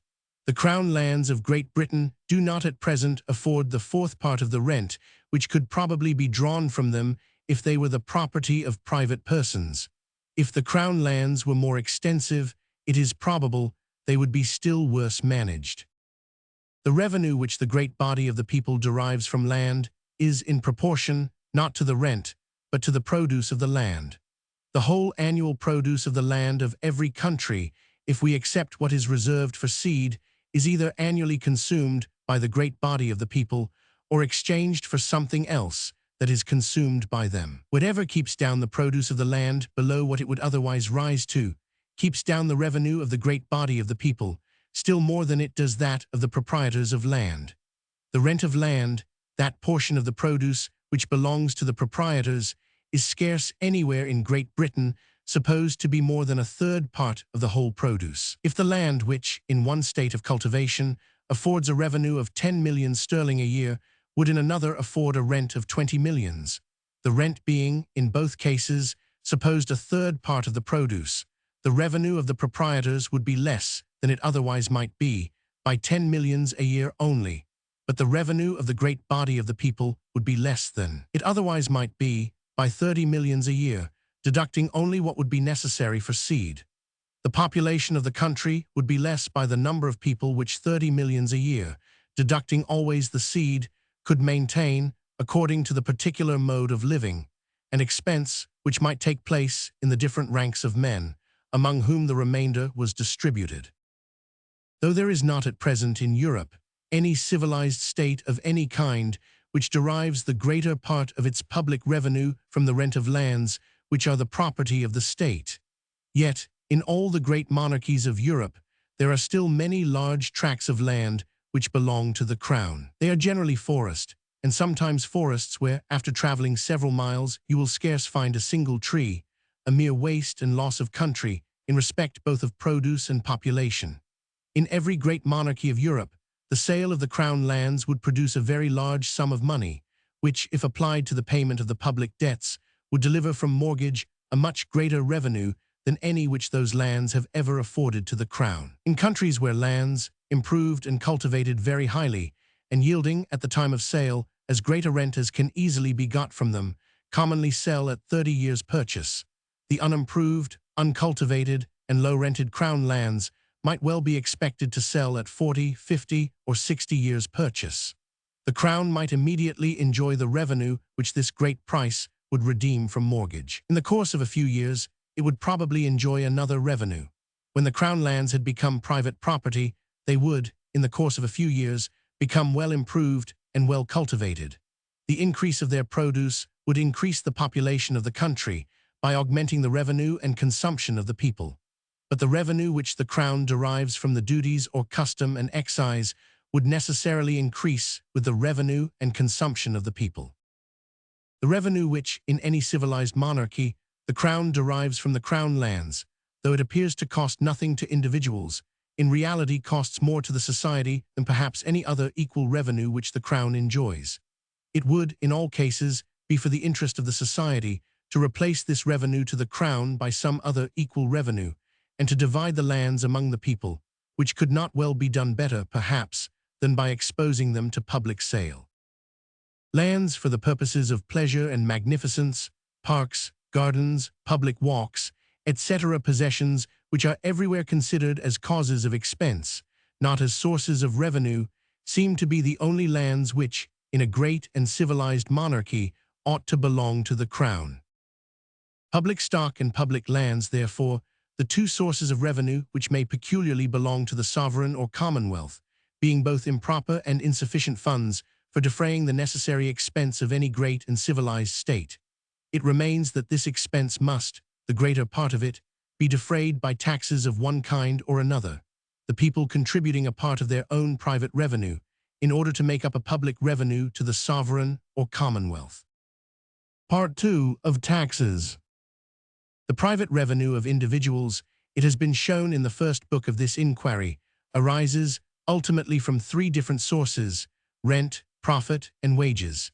Every tax must finally be paid from some one or other of those three different sources of revenue, or from all of them indifferently. I shall endeavor to give the best account I can, first, of those taxes which it is intended should fall upon rent; secondly, of those which it is intended should fall upon profit; thirdly, of those which it is intended should fall upon wages; and fourthly, of those which it is intended should fall indifferently upon all those three different sources of private revenue. The particular consideration of each of these four different sorts of taxes will divide the second part of the present chapter into 4 articles, 3 of which will require several other subdivisions. Many of these taxes, it will appear from the following review, are not finally paid from the fund or source of revenue upon which it is intended they should fall. Before I enter upon the examination of particular taxes, it is necessary to premise the 4 following maxims with regard to taxes in genera. The subjects of every state ought to contribute towards the support of the government, as nearly as possible, in proportion to their respective abilities, that is, in proportion to the revenue which they respectively enjoy under the protection of the state. The expense of government to the individuals of a great nation is like the expense of management to the joint tenants of a great estate, who are all obliged to contribute in proportion to their respective interests in the estate. In the observation or neglect of this maxim consists what is called the equality or inequality of taxation. Every tax, it must be observed once for all, which falls finally upon one only of the three sorts of revenue above mentioned, is necessarily unequal, in so far as it does not affect the other two. In the following examination of different taxes, I shall seldom take much farther notice of this sort of inequality, but shall, in most cases, confine my observations to that inequality which is occasioned by a particular tax falling unequally upon that particular sort of private revenue which is affected by it. The evident justice and utility of the foregoing maxims have recommended them, more or less, to the attention of all nations. All nations have endeavored, to the best of their judgment, to render their taxes as equal as they could contrive, as certain, as convenient to the contributor, both the time and the mode of payment, and in proportion to the revenue which they brought to the prince, as little burdensome to the people. The following short review of some of the principal taxes which have taken place in different ages and countries will show that the endeavors of all nations have not in this respect been equally successful. Article I. Taxes upon rent. Taxes upon the rent of land. A tax upon the rent of land may either be imposed according to a certain canon, every district being valued at a certain rent, which valuation is not afterwards to be altered, or it may be imposed in such a manner as to vary with every variation in the real rent of the land, and to rise or fall with the improvement or declension of its cultivation. A land tax which, like that of Great Britain, is assessed upon each district according to a certain invariable canon, though it should be equal at the time of its first establishment, necessarily becomes unequal in process of time, according to the unequal degrees of improvement or neglect in the cultivation of the different parts of the country. In England, the valuation, according to which the different counties and parishes were assessed to the land tax by the 4th of William and Mary, was very unequal even at its first establishment. This tax, therefore, so far offends against the first of the four maxims above mentioned. It is perfectly agreeable to the other three. It is perfectly certain. The time of payment for the tax, being the same as that for the rent, is as convenient as it can be to the contributor. Though the landlord is, in all cases, the real contributor, the tax is commonly advanced by the tenant, to whom the landlord is obliged to allow it in the payment of the rent. This tax is levied by a much smaller number of officers than any other, which affords nearly the same revenue. As the tax upon each district does not rise with the rise of the rent, the sovereign does not share in the profits of the landlord's improvements. Those improvements sometimes contribute, indeed, to the discharge of the other landlords of the district. But the aggravation of the tax, which this may sometimes occasion upon a particular estate, is always so very small that it never can discourage those improvements, nor keep down the produce of the land below what it would otherwise rise to. As it has no tendency to diminish the quantity, it can have none to raise the price of that produce. It does not obstruct the industry of the people. It subjects the landlord to no other inconveniency besides the unavoidable one of paying the tax. The advantage, however, which the landlord has derived from the invariable constancy of the valuation, by which all the lands of Great Britain are rated to the land tax, has been principally owing to some circumstances altogether extraneous to the nature of the tax. It has been owing, in part, to the great prosperity of almost every part of the country, the rents of almost all the estates of Great Britain having, since the time when this valuation was first established, been continually rising, and scarce any of them having fallen. The landlords, therefore, have almost all gained the difference between the tax which they would have paid, according to the present rent of their estates, and that which they actually pay according to the ancient valuation. Had the state of the country been different, had rents been gradually falling in consequence of the declension of cultivation, the landlords would almost all have lost this difference. In the state of things which has happened to take place since the Revolution, the constancy of the valuation has been advantageous to the landlord and hurtful to the sovereign.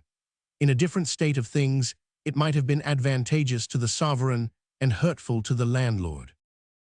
As the tax is made payable in money, so the valuation of the land is expressed in money. Since the establishment of this valuation, the value of silver has been pretty uniform, and there has been no alteration in the standard of the coin, either as to weight or fineness.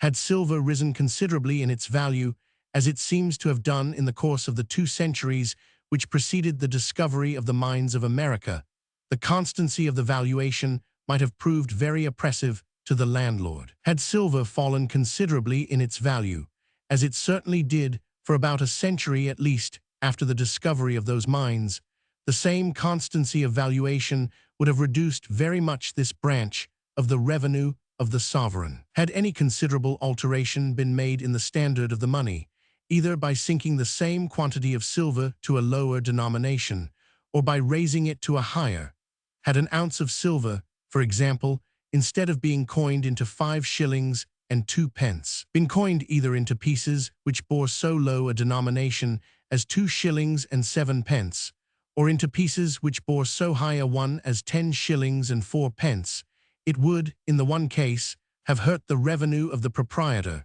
in the other, that of the sovereign. In circumstances, therefore, somewhat different from those which have actually taken place, this constancy of valuation might have been a very great inconveniency, either to the contributors or to the Commonwealth. In the course of ages, such circumstances, however, must at some time or other happen. But though empires, like all the other works of men, have all hitherto proved mortal, yet every empire aims at immortality. Every constitution, therefore, which it is meant should be as permanent as the empire itself, ought to be convenient, not in certain circumstances only, but in all circumstances, or ought to be suited, not to those circumstances which are transitory, occasional, or accidental, but to those which are necessary and therefore always the same. A tax upon the rent of land, which varies with every variation of the rent, or which rises and falls according to the improvement or neglect of cultivation, is recommended by that sect of men of letters in France, who call themselves the economists, as the most equitable of all taxes. All taxes, they pretend, fall ultimately upon the rent of land, and ought, therefore, to be imposed equally upon the fund which must finally pay them. That all taxes ought to fall as equally as possible upon the fund which must finally pay them is certainly true. But without entering into the disagreeable discussion of the metaphysical arguments by which they support their very ingenious theory, it will sufficiently appear from the following review what are the taxes which fall finally upon the rent of the land, and what are those which fall finally upon some other fund. In the Venetian territory, all the arable lands which are given in lease to farmers are taxed at 1/10 of the rent.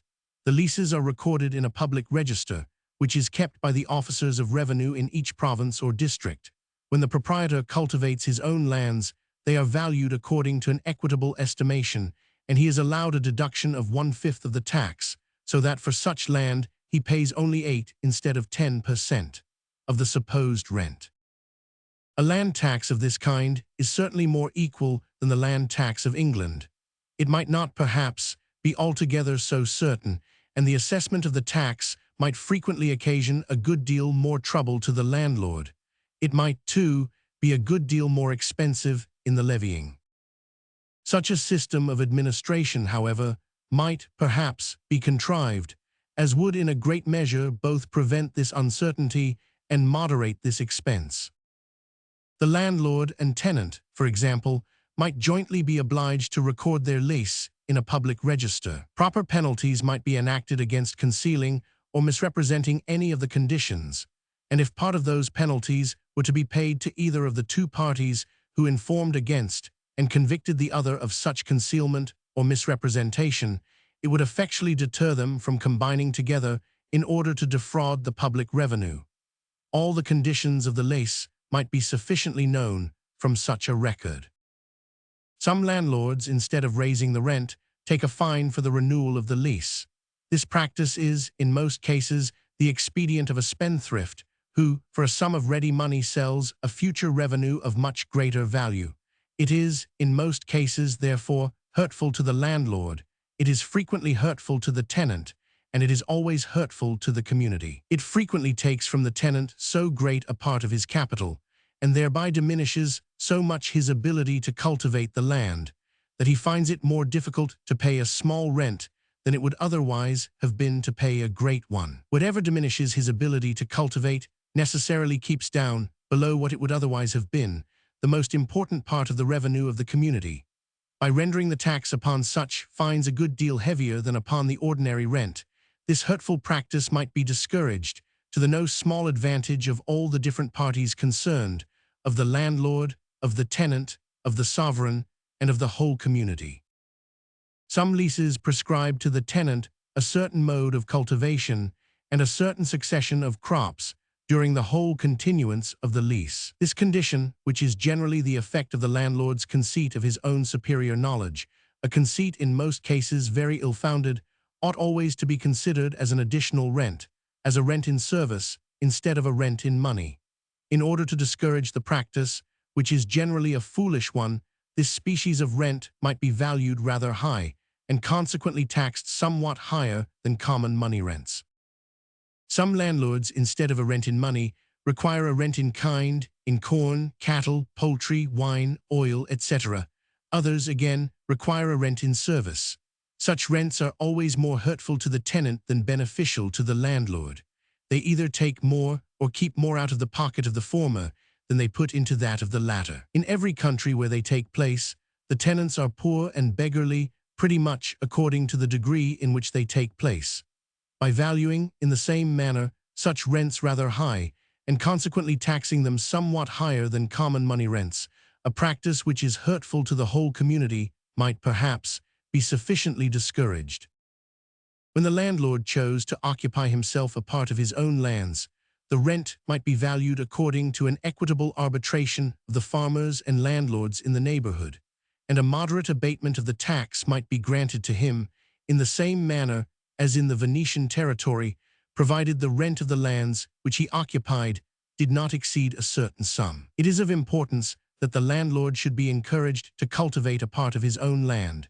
His capital is generally greater than that of the tenant, and with less skill, he can frequently raise a greater produce. The landlord can afford to try experiments and is generally disposed to do so. His unsuccessful experiments occasion only a moderate loss to himself. His successful ones contribute to the improvement and better cultivation of the whole country. It might be of importance, however, that the abatement of the tax should encourage him to cultivate to a certain extent only. If the landlords should, the greater part of them, be tempted to farm the whole of their own lands, the country, instead of sober and industrious tenants, who are bound by their own interest to cultivate as well as their capital and skill will allow them, would be filled with idle and profligate bailiffs, whose abusive management would soon degrade the cultivation and reduce the annual produce of the land to the diminution not only of the revenue of their masters, but of the most important part of that of the whole society.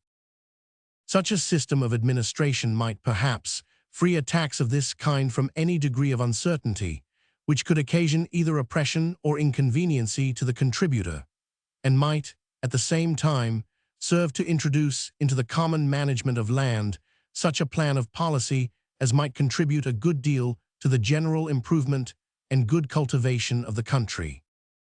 The expense of levying a land tax, which varied with every variation of the rent, would, no doubt, be somewhat greater than that of levying one which was always rated according to a fixed valuation. Some additional expense would necessarily be incurred, both by the different register offices which it would be proper to establish in the different districts of the country, and by the different valuations which might occasionally be made of the lands which the proprietor chose to occupy himself.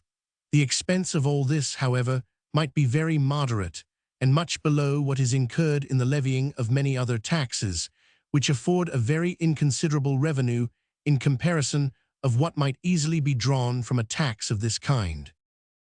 The discouragement which a variable land tax of this kind might give to the improvement of land seems to be the most important objection which can be made to it.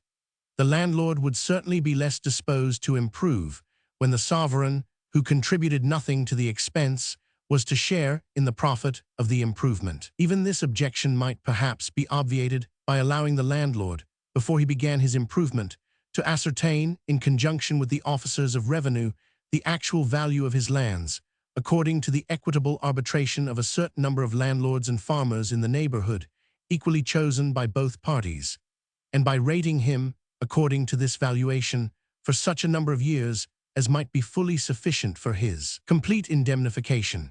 To draw the attention of the sovereign towards the improvement of the land from a regard to the increase of his own revenue is one or the principal advantages proposed by this species of land tax.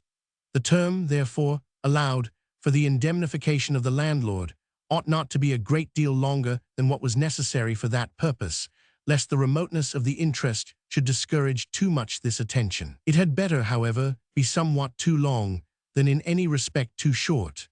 No incitement to the attention of the sovereign can ever counterbalance the smallest discouragement to that of the landlord. The attention of the sovereign can be, at best, but a very general and vague consideration of what is likely to contribute to the better cultivation of the greater part of his dominions. The attention of the landlord is a particular and minute consideration of what is likely to be the most advantageous application of every inch of ground upon his estate. The principal attention of the sovereign ought to be to encourage, by every means in his power, the attention both of the landlord and of the farmer, by allowing both to pursue their own interest in their own way and according to their own judgment, by giving to both the most perfect security that they shall enjoy the full recompense of their own industry, and by procuring to both the most extensive market for every part of their produce, in consequence of establishing the easiest and safest communications, both by land and by water, through every part of his own dominions, as well as the most unbounded freedom of exportation to the dominions of all other princes. If by such a system of administration, a tax of this kind could be so managed as to give, not only no discouragement, but on the contrary, some encouragement to the improvement or land, it does not appear likely to occasion any other inconveniency to the landlord, except always the unavoidable one of being obliged to pay the tax. In all the variations of the state of the society, in the improvement and in the declension of agriculture, in all the variations in the value of silver, and in all those in the standard of the coin, a tax of this kind would, of its own accord, and without any attention of government, readily suit itself to the actual situation of things, and would be equally just and equitable in all those different changes. It would, therefore, be much more proper to be established as a perpetual and unalterable regulation, or as what is called a fundamental law of the Commonwealth, than any tax which was always to be levied according to a certain valuation. Some states, instead of the simple and obvious expedient of a register of leases, have had recourse to the laborious and expensive one of an actual survey and valuation of all the lands in the country. They have suspected, probably, that the lessor and lessee, in order to defraud the public revenue, might combine to conceal the real terms of the lease. Doomsday Book seems to have been the result of a very accurate survey of this kind. In the ancient dominions of the King of Prussia, the land tax is assessed according to an actual survey and valuation, which is reviewed and altered from time to time.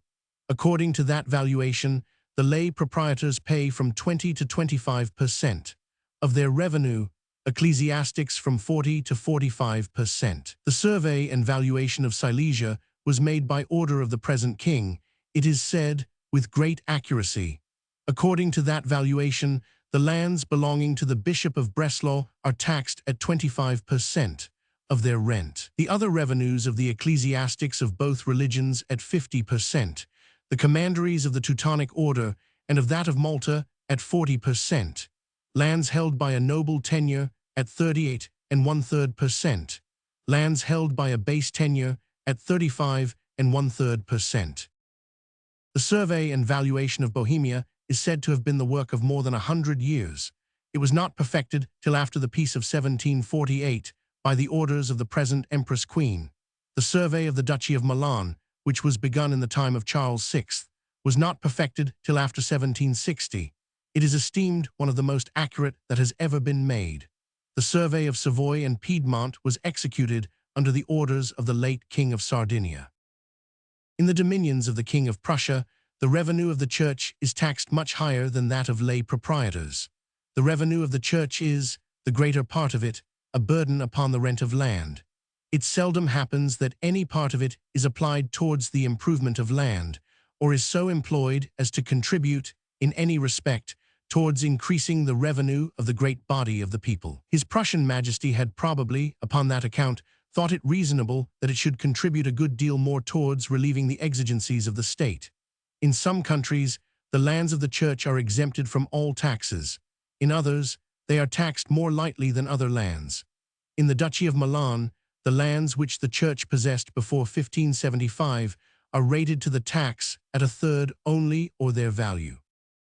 In Silesia, lands held by a noble tenure are taxed 3%, higher than those held by a base tenure. The honors and privileges of different kinds annexed to the former, His Prussian Majesty had probably imagined, would sufficiently compensate to the proprietor a small aggravation of the tax, while, at the same time, the humiliating inferiority of the latter would be in some measure alleviated by being taxed somewhat more lightly. In other countries, the system of taxation, instead of alleviating, aggravates this inequality.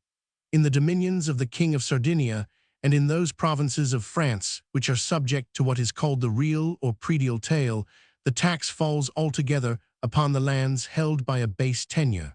Those held by a noble one are exempted. A land tax assessed according to a general survey and valuation, how equal soever it may be at first, must, in the course of a very moderate period of time, become unequal.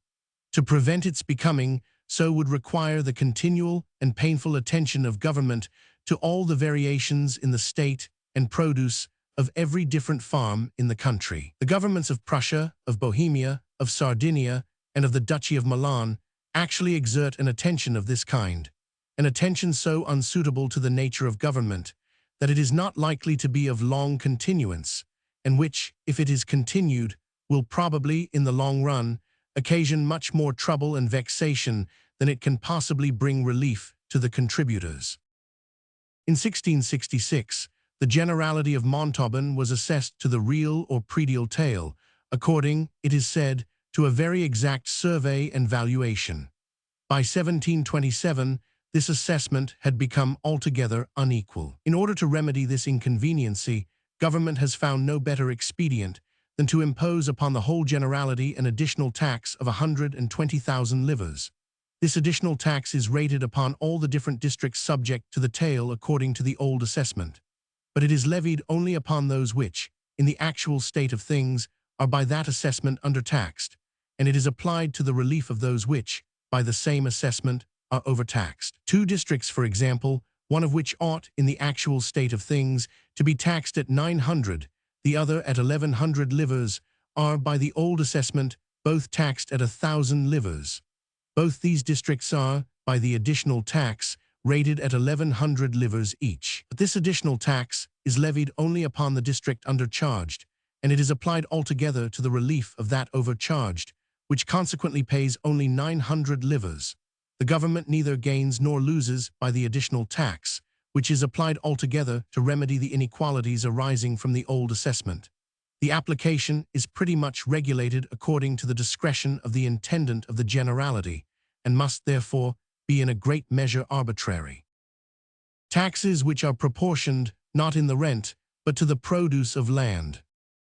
Taxes upon the produce of land are, in reality, taxes upon the rent, and though they may be originally advanced by the farmer, are finally paid by the landlord. When a certain portion of the produce is to be paid away for a tax, the farmer computes as well as he can what the value of this portion is, 1 year with another, likely to amount to, and he makes a proportionable abatement in the rent, which he agrees to pay to the landlord. There is no farmer who does not compute beforehand what the church tithe, which is a land tax of this kind, is 1 year with another, likely to amount to. The tithe and every other land tax of this kind, under the appearance of perfect equality, are very unequal taxes, a certain portion of the produce being in different situations, equivalent to a very different portion of the rent. In some very rich lands, the produce is so great that the one half of it is fully sufficient to replace to the farmer his capital employed in cultivation, together with the ordinary profits of farming stock in the neighborhood. The other half, or what comes to the same thing, the value of the other half, he could afford to pay as rent to the landlord if there was no tithes. But if a tenth of the produce is taken from him in the way of tithes, he must require an abatement of the fifth part of his rent, otherwise he cannot get back his capital with the ordinary profit. In this case, the rent of the landlord, instead of amounting to a half or 5/10 of the whole produce, will amount only to 4/10 of it. In poorer lands, on the contrary, the produce is sometimes so small, and the expense of cultivation so great, that it requires 4/5 of the whole produce to replace to the farmer his capital with the ordinary profit. In this case, though there was no tithe, the rent of the landlord could amount to no more than 1/5 or 2/10 of the whole produce. But if the farmer pays 1/10 of the produce in the way of tithe, he must require an equal abatement of the rent of the landlord, which will thus be reduced to 1/10 only of the whole produce. Upon the rent of rich lands, the tithe may sometimes be a tax of no more than 1/5 part, or 4 shillings in the pound, whereas upon that of poorer lands, it may sometimes be a tax of 1/2, or of 10 shillings in the pound. The tithe, as it is frequently a very unequal tax upon the rent, so it is always a great discouragement, both to the improvements of the landlord and to the cultivation of the farmer. The one cannot venture to make the most important, which are generally the most expensive improvements, nor the other to raise the most valuable, which are generally, too, the most expensive crops, when the church, which lays out no part of the expense, is to share so very largely in the profit. The cultivation of matter was, for a long time, confined by the tithe to the United Provinces, which, being Presbyterian countries, and upon that account exempted from this destructive tax, enjoyed a sort of monopoly of that useful dying drug against the rest of Europe. The late attempts to introduce the culture of this plant into England have been made only in consequence of the statute, which enacted that 5 shillings an acre should be received in lieu of all manner of tithe upon matter. As through the greater part of Europe, the Church, so in many different countries of Asia, the state is principally supported by a land tax, proportioned not to the rent, but to the produce of the land. In China, the principal revenue of the sovereign consists in a 10th part of the produce of all the lands of the empire. This 10th part, however, is estimated so very moderately that in many provinces it is said not to exceed a 30th part of the ordinary produce. The land tax or land rent, which used to be paid to the Mahometan government of Bengal before that country fell into the hands of the English East India Company, is said to have amounted to about a 5th part of the produce. The land tax of ancient Egypt is said likewise to have amounted to a 5th part. In Asia, this sort of land tax is said to interest the sovereign in the improvement and cultivation of land. The sovereigns of China, those of Bengal while under the Mahometan government, and those of ancient Egypt are said, accordingly, to have been extremely attentive to the making and maintaining of good roads and navigable canals, in order to increase, as much as possible, both the quantity and value of every part of the produce of the land, by procuring to every part of it the most extensive market which their own dominions could afford. The tithe of the Church is divided into such small portions that no one of its proprietors can have any interest of this kind. The parson of a parish could never find his account in making a road or canal to a distant part of the country in order to extend the market for the produce of his own particular parish. Such taxes, when destined for the maintenance of the state, have some advantages, which may serve in some measure to balance their inconveniency. When destined for the maintenance of the Church, they are attended with nothing but inconveniency. Taxes upon the produce of land may be levied, either in kind, or according to a certain valuation in money. The parson of a parish, or a gentleman of small fortune who lives upon his estate, may sometimes, perhaps find some advantage in receiving, the one his tithe, and the other his rent, in kind. The quantity to be collected, and the district within which it is to be collected, are so small that they both can oversee, with their own eyes, the collection and disposal of every part of what is due to them.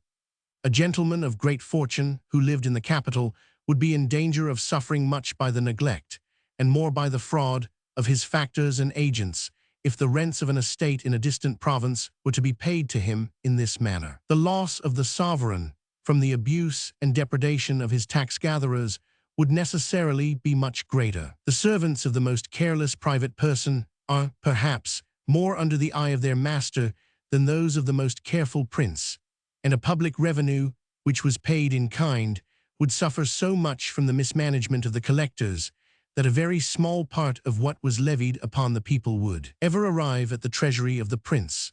Some part of the public revenue of China, however, is said to be paid in this manner. The mandarins and other tax-gatherers will, no doubt, find their advantage in continuing the practice of a payment, which is so much more liable to abuse than any payment in money. A tax upon the produce of land, which is levied in money, may be levied either according to a valuation, which varies with all the variations of the market price, or according to a fixed valuation, a bushel of wheat, for example, being always valued at one and the same money price, whatever may be the state of the market. The produce of a tax levied in the former way will vary only according to the variations in the real produce of the land, according to the improvement or neglect of cultivation. The produce of a tax levied in the latter way will vary, not only according to the variations in the produce of the land, but according both to those in the value of the precious metals, and those in the quantity of those metals, which is at different times contained in coin of the same denomination. The produce of the former will always bear the same proportion to the value of the real produce of the land. The produce of the latter may, at different times, bear very different proportions to that value. When instead either of a certain portion of the produce of land or of the price of a certain portion, a certain sum of money is to be paid in full compensation for all tax or tithe, the tax becomes, in this case, exactly of the same nature with the land tax of England. It neither rises nor falls with the rent of the land. It neither encourages nor discourages improvement. The tithe in the greater part of those parishes which pay what is called a modus, in lieu of all other tithe, is a tax of this kind. During the Mahometan government of Bengal, instead of the payment in kind of the fifth part of the produce, a modus, and it is said, a very moderate one, was established in the greater part of the districts or zemindaries of the country. Some of the servants of the East India Company, under pretense of restoring the public revenue to its proper value, have, in some provinces, exchanged this modus for a payment in kind. Under their management, this change is likely both to discourage cultivation and to give new opportunities for abuse in the collection of the public revenue, which has fallen very much below what it was said to have been when it first fell under the management of the company.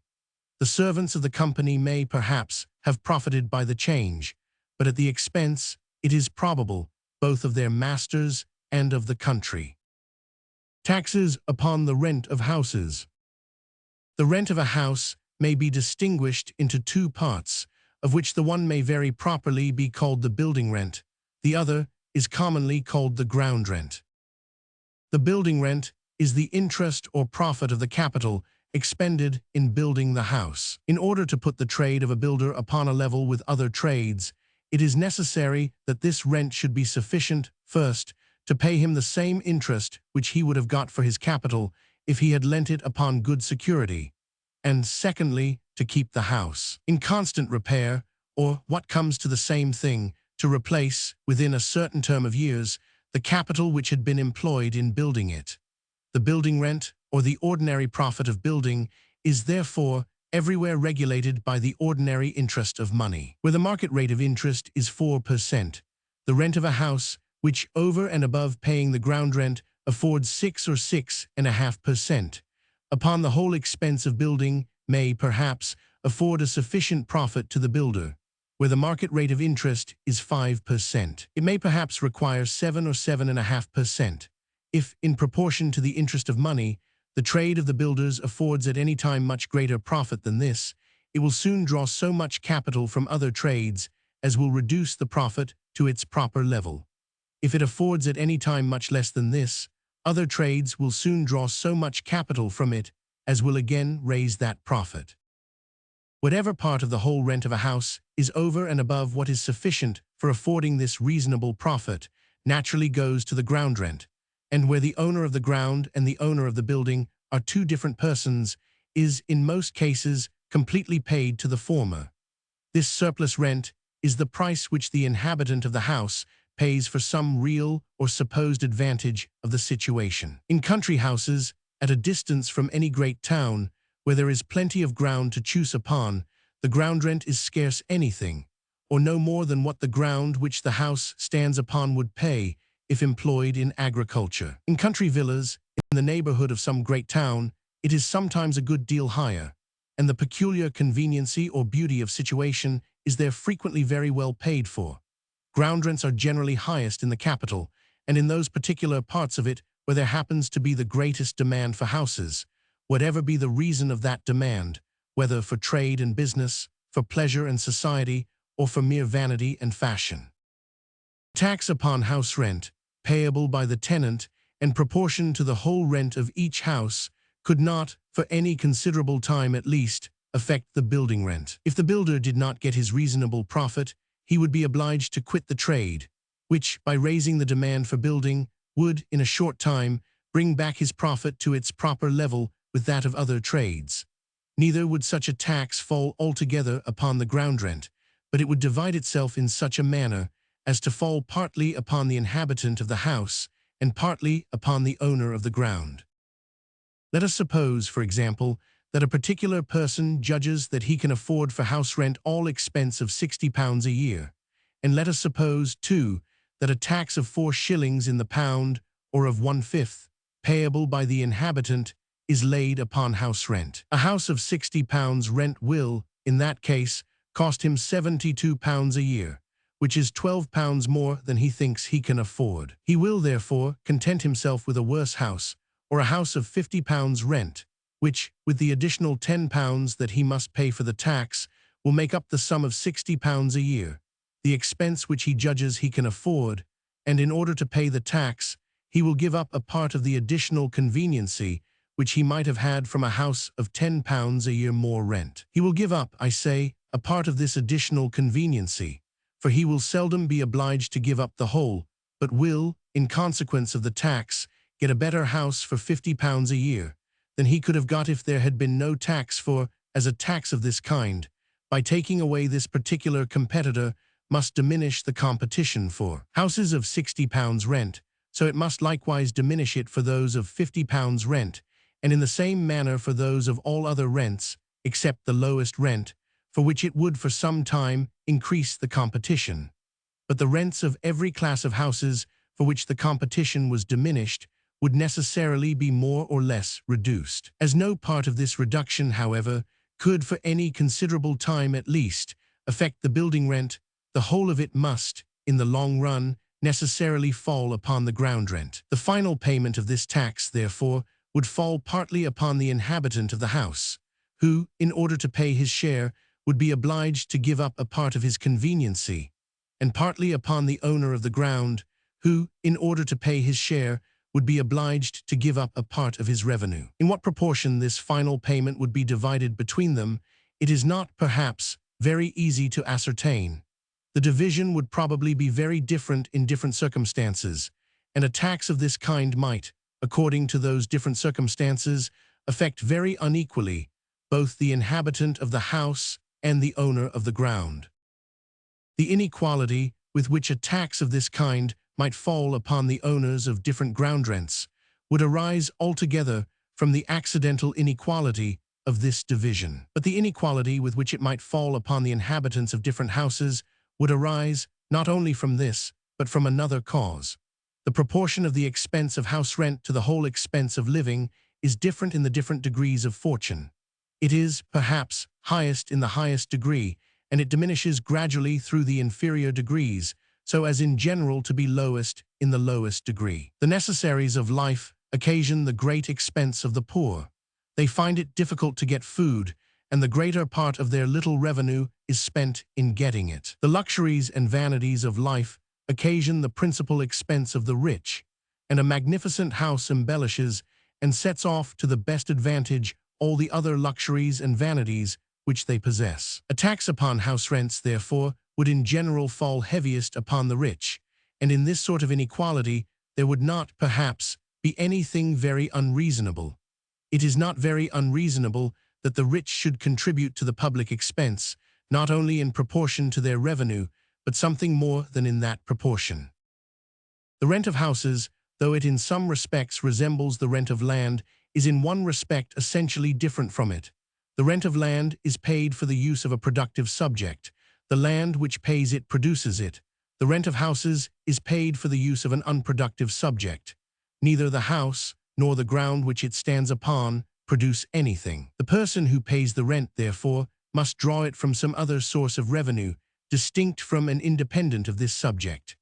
A tax upon the rent of houses, so far as it falls upon the inhabitants, must be drawn from the same source as the rent itself, and must be paid from their revenue, whether derived from the wages of labor, the profits of stock, or the rent of land. So far as it falls upon the inhabitants, it is one of those taxes which fall, not upon one only, but indifferently upon all the three different sources of revenue, and is, in every respect, of the same nature as a tax upon any other sort of consumable commodities. In general, there is not perhaps any one article of expense or consumption by which the liberality or narrowness of a man's whole expense can be better judged of than by his house rent. A proportional tax upon this particular article of expense might perhaps produce a more considerable revenue than any which has hitherto been drawn from it in any part of Europe. If the tax, indeed, was very high, the greater part of people would endeavor to evade it as much as they could, by contenting themselves with smaller houses and by turning the greater part of their expense into some other channel. The rent of houses might easily be ascertained with sufficient accuracy by a policy of the same kind with that which would be necessary for ascertaining the ordinary rent of land. Houses not inhabited ought to pay no tax. A tax upon them would fall altogether upon the proprietor, who would thus be taxed for a subject which afforded him neither conveniency nor revenue. Houses inhabited by the proprietor ought to be rated, not according to the expense which they might have cost in building, but according to the rent which an equitable arbitration might judge them likely to bring if leased to a tenant. If rated according to the expense which they might have cost in building, a tax of 3 or 4 shillings in the pound, joined with other taxes, would ruin almost all the rich and great families of this, and I believe, of every other civilized country. Whoever will examine with attention the different town and country houses of some of the richest and greatest families in this country will find that, at the rate of only 6.5 or 7% upon the original expense of building, their house rent is nearly equal to the whole neat rent of their estates. It is the accumulated expense of several successive generations, laid out upon objects of great beauty and magnificence, indeed, but in proportion to what they cost, of very small exchangeable value. Ground rents are a still more proper subject of taxation than the rent of houses. A tax upon ground rents would not raise the rent of houses. It would fall altogether upon the owner of the ground rent, who acts always as a monopolist and exacts the greatest rent which can be got for the use of his ground. More or less can be got for it, according as the competitors happen to be richer or poorer, or can afford to gratify their fancy for a particular spot of ground at a greater or smaller expense. In every country, the greatest number of rich competitors is in the capital, and it is there accordingly that the highest ground rents are always to be found. As the wealth of those competitors would in no respect be increased by a tax upon ground rents, they would not probably be disposed to pay more for the use of the ground. Whether the tax was to be advanced by the inhabitant or by the owner of the ground would be of little importance. The more the inhabitant was obliged to pay for the tax, the less he would incline to pay for the ground, so that the final payment of the tax would fall altogether upon the owner of the ground rent.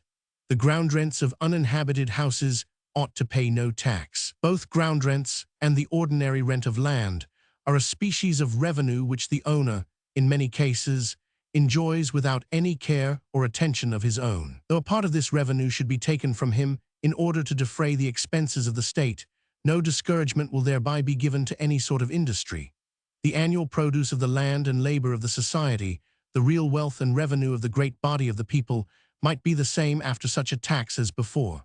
Ground rents and the ordinary rent of land are therefore perhaps the species of revenue which can best bear to have a peculiar tax imposed upon them. Ground rents seem, in this respect, a more proper subject of peculiar taxation than even the ordinary rent of land.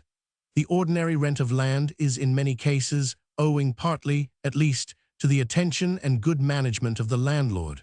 A very heavy tax might discourage, too much, this attention and good management. Ground rents, so far as they exceed the ordinary rent of land, are altogether owing to the good government of the sovereign, which, by protecting the industry either of the whole people or of the inhabitants of some particular place, enables them to pay so much more than its real value for the ground which they build their houses upon, or to make to its owner so much more than compensation for the loss which he might sustain by this use of it. Nothing can be more reasonable than that a fund which owes its existence to the good government of the state should be taxed peculiarly, or should contribute something more than the greater part of other funds towards the support of that government. Though in many different countries of Europe, taxes have been imposed upon the rent of houses, I do not know of any in which ground rents have been considered as a separate subject of taxation.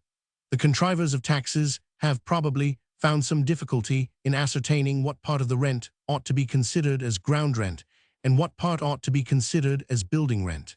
It should not, however, seem very difficult to distinguish those two parts of the rent from one another. In Great Britain, the rent of houses is supposed to be taxed in the same proportion as the rent of land by what is called the annual land tax.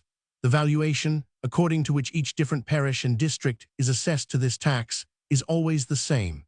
It was originally extremely unequal, and it still continues to be so.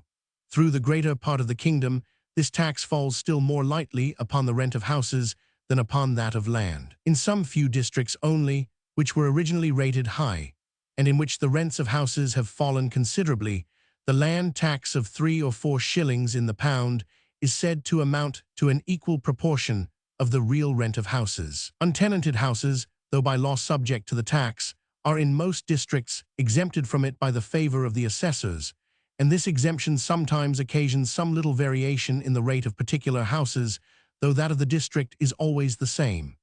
Improvements of rent, by new buildings, repairs, etc. go to the discharge of the district, which occasions still further variations in the rate of particular houses.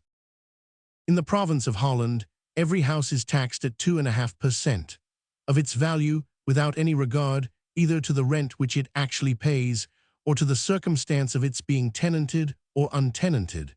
There seems to be a hardship in obliging the proprietor to pay a tax for an untenanted house, from which he can derive no revenue, especially so very heavy a tax. In Holland, where the market rate of interest does not exceed 3%, 2.5%, upon the whole value of the house must, in most cases, amount to more than a third of the building rent, perhaps of the whole rent.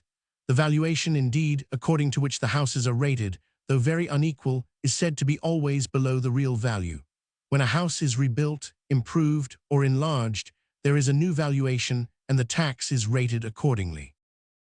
The contrivers of the several taxes which in England have, at different times, been imposed upon houses seem to have imagined that there was some great difficulty in ascertaining, with tolerable exactness, what was the real rent of every house. They have regulated their taxes, therefore, according to some more obvious circumstance, such as they had probably imagined would, in most cases, bear some proportion to the rent. The first tax of this kind was hearth money, or a tax of 2 shillings upon every hearth. In order to ascertain how many hearths were in the house, it was necessary that the tax-gatherer should enter every room in it. This odious visit rendered the tax odious. Soon after the Revolution, therefore, it was abolished as a badge of slavery. The next tax of this kind was a tax of 2 shillings upon every dwelling house inhabited. A house with 10 windows to pay 4 shillings more. A house with 20 windows and upwards to pay 8 shillings. This tax was afterwards so far altered that houses with 20 windows and with less than 30 were ordered to pay 10 shillings, and those with 30 windows and upwards to pay 20 shillings. The number of windows can, in most cases, be counted from the outside, and in all cases, without entering every room in the house. The visit of the tax-gatherer, therefore, was less offensive in this tax than in the hearth money.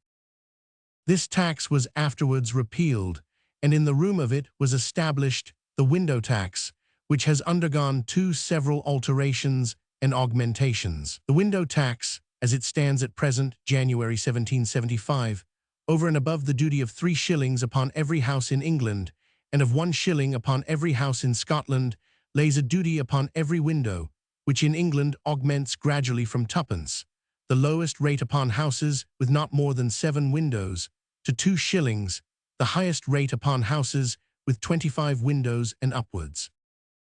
The principal objection to all such taxes is their inequality, an inequality of the worst kind, as they must frequently fall much heavier upon the poor than upon the rich. A house of £10 rent in a country town may sometimes have more windows than a house of £500 rent in London, and though the inhabitant of the former is likely to be a much poorer man than that of the latter, yet, so far as his contribution is regulated by the window tax, he must contribute more to the support of the state.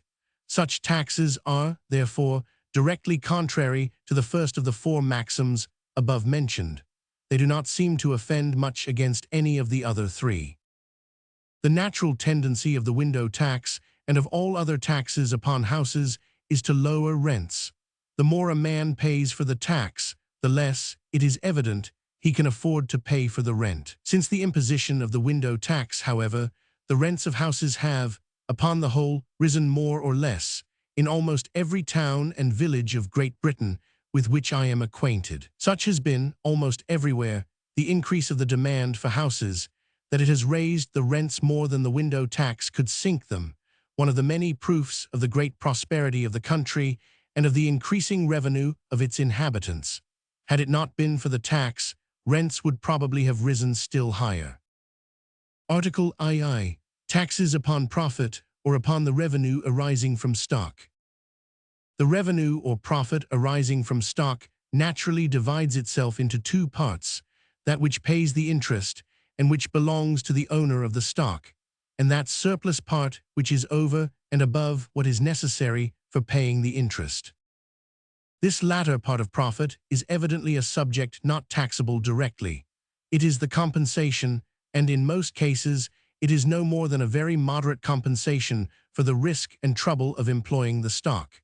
The employer must have this compensation, otherwise he cannot, consistently with his own interest, continue the employment. If he was taxed directly, therefore, in proportion to the whole profit, he would be obliged either to raise the rate of his profit or to charge the tax upon the interest of money, that is, to pay less interest. If he raised the rate of his profit in proportion to the tax, the whole tax, though it might be advanced by him, would be finally paid by one or other of 2 different sets of people, according to the different ways in which he might employ the stock of which he had the management. If he employed it as a farming stock, in the cultivation of land, he could raise the rate of his profit only by retaining a greater portion, or, what comes to the same thing, the price of a greater portion of the produce of the land. And as this could be done only by a reduction of rent, the final payment of the tax would fall upon the landlord. If he employed it as a mercantile or manufacturing stock, he could raise the rate of his profit only by raising the price of his goods, in which case the final payment of the tax would fall altogether upon the consumers of those goods. If he did not raise the rate of his profit, he would be obliged to charge the whole tax upon that part of it which was allotted for the interest of money. He could afford less interest for whatever stock he borrowed, and the whole weight of the tax would, in this case, fall ultimately upon the interest of money. So far as he could not relieve himself from the tax in the one way, he would be obliged to relieve himself in the other. The interest of money seems, at first sight, a subject equally capable of being taxed directly as the rent of land.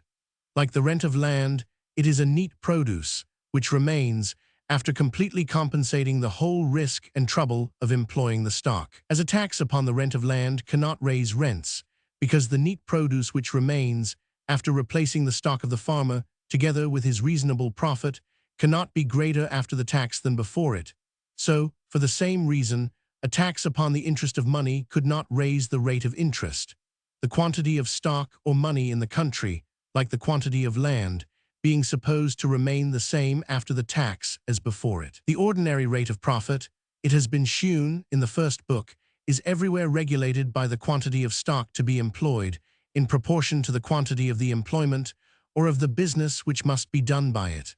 But the quantity of the employment or of the business to be done by stock could neither be increased nor diminished by any tax upon the interest of money. If the quantity of the stock to be employed, therefore, was neither increased nor diminished by it, the ordinary rate of profit would necessarily remain the same. But the portion of this profit, necessary for compensating the risk and trouble of the employer, would likewise remain the same, that risk and trouble being in no respect altered. The residue, therefore, that portion which belongs to the owner of the stock, and which pays the interest of money, would necessarily remain the same too. At first sight, therefore, the interest of money seems to be a subject as fit to be taxed directly as the rent of land. There are, however, two different circumstances which render the interest of money a much less proper subject of direct taxation than the rent of land. First, the quantity and value of the land which any man possesses can never be a secret and can always be ascertained with great exactness. But the whole amount of the capital stock which he possesses is almost always a secret and can scarce ever be ascertained with tolerable exactness.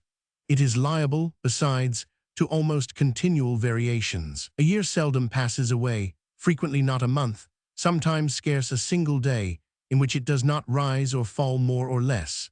An inquisition into every man's private circumstances, and an inquisition which, in order to accommodate the tax to them, watched over all the fluctuations of his fortune, would be a source of such continual and endless vexation as no person could support. Secondly, land is a subject which cannot be removed, whereas stock easily may. The proprietor of land is necessarily a citizen of the particular country in which his estate lies.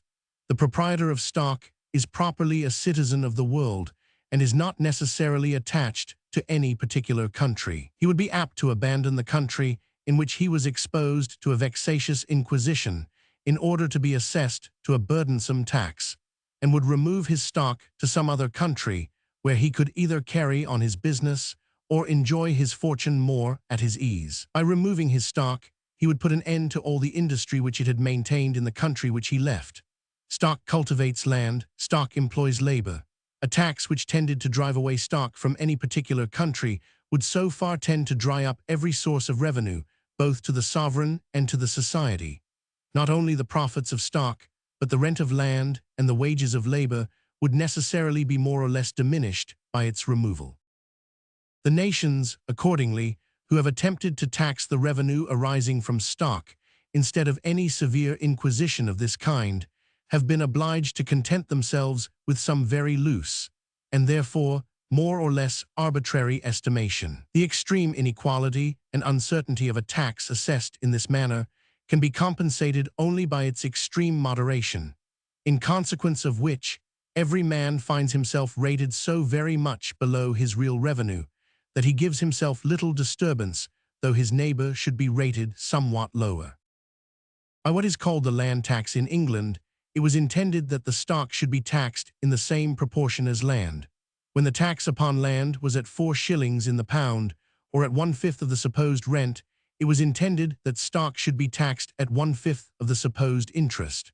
When the present annual land tax was first imposed, the legal rate of interest was 6%. Every £100 stock, accordingly, was supposed to be taxed at 24 shillings, the fifth part of £6, since the legal rate of interest has been reduced to 5%. Every £100 stock is supposed to be taxed at 20 shillings only.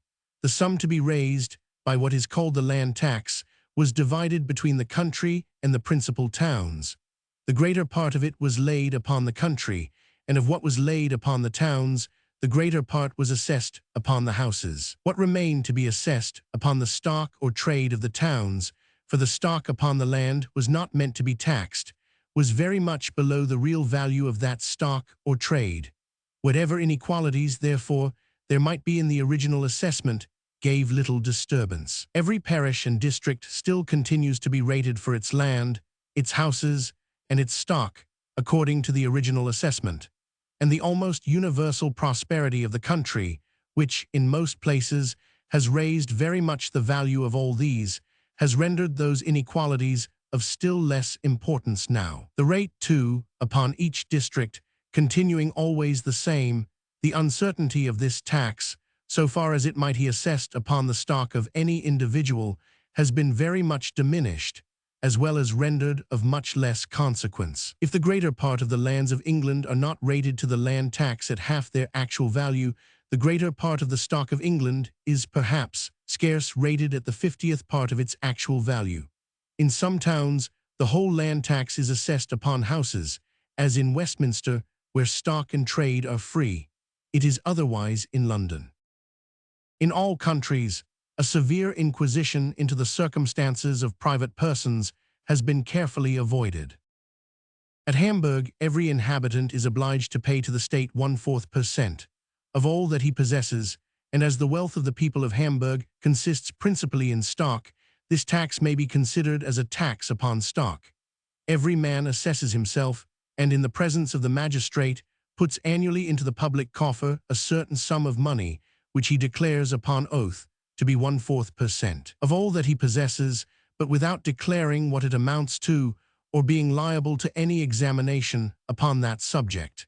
This tax is generally supposed to be paid with great fidelity. In a small republic, where the people have entire confidence in their magistrates, are convinced of the necessity of the tax for the support of the state, and believe that it will be faithfully applied to that purpose, such conscientious and voluntary payment may sometimes be expected.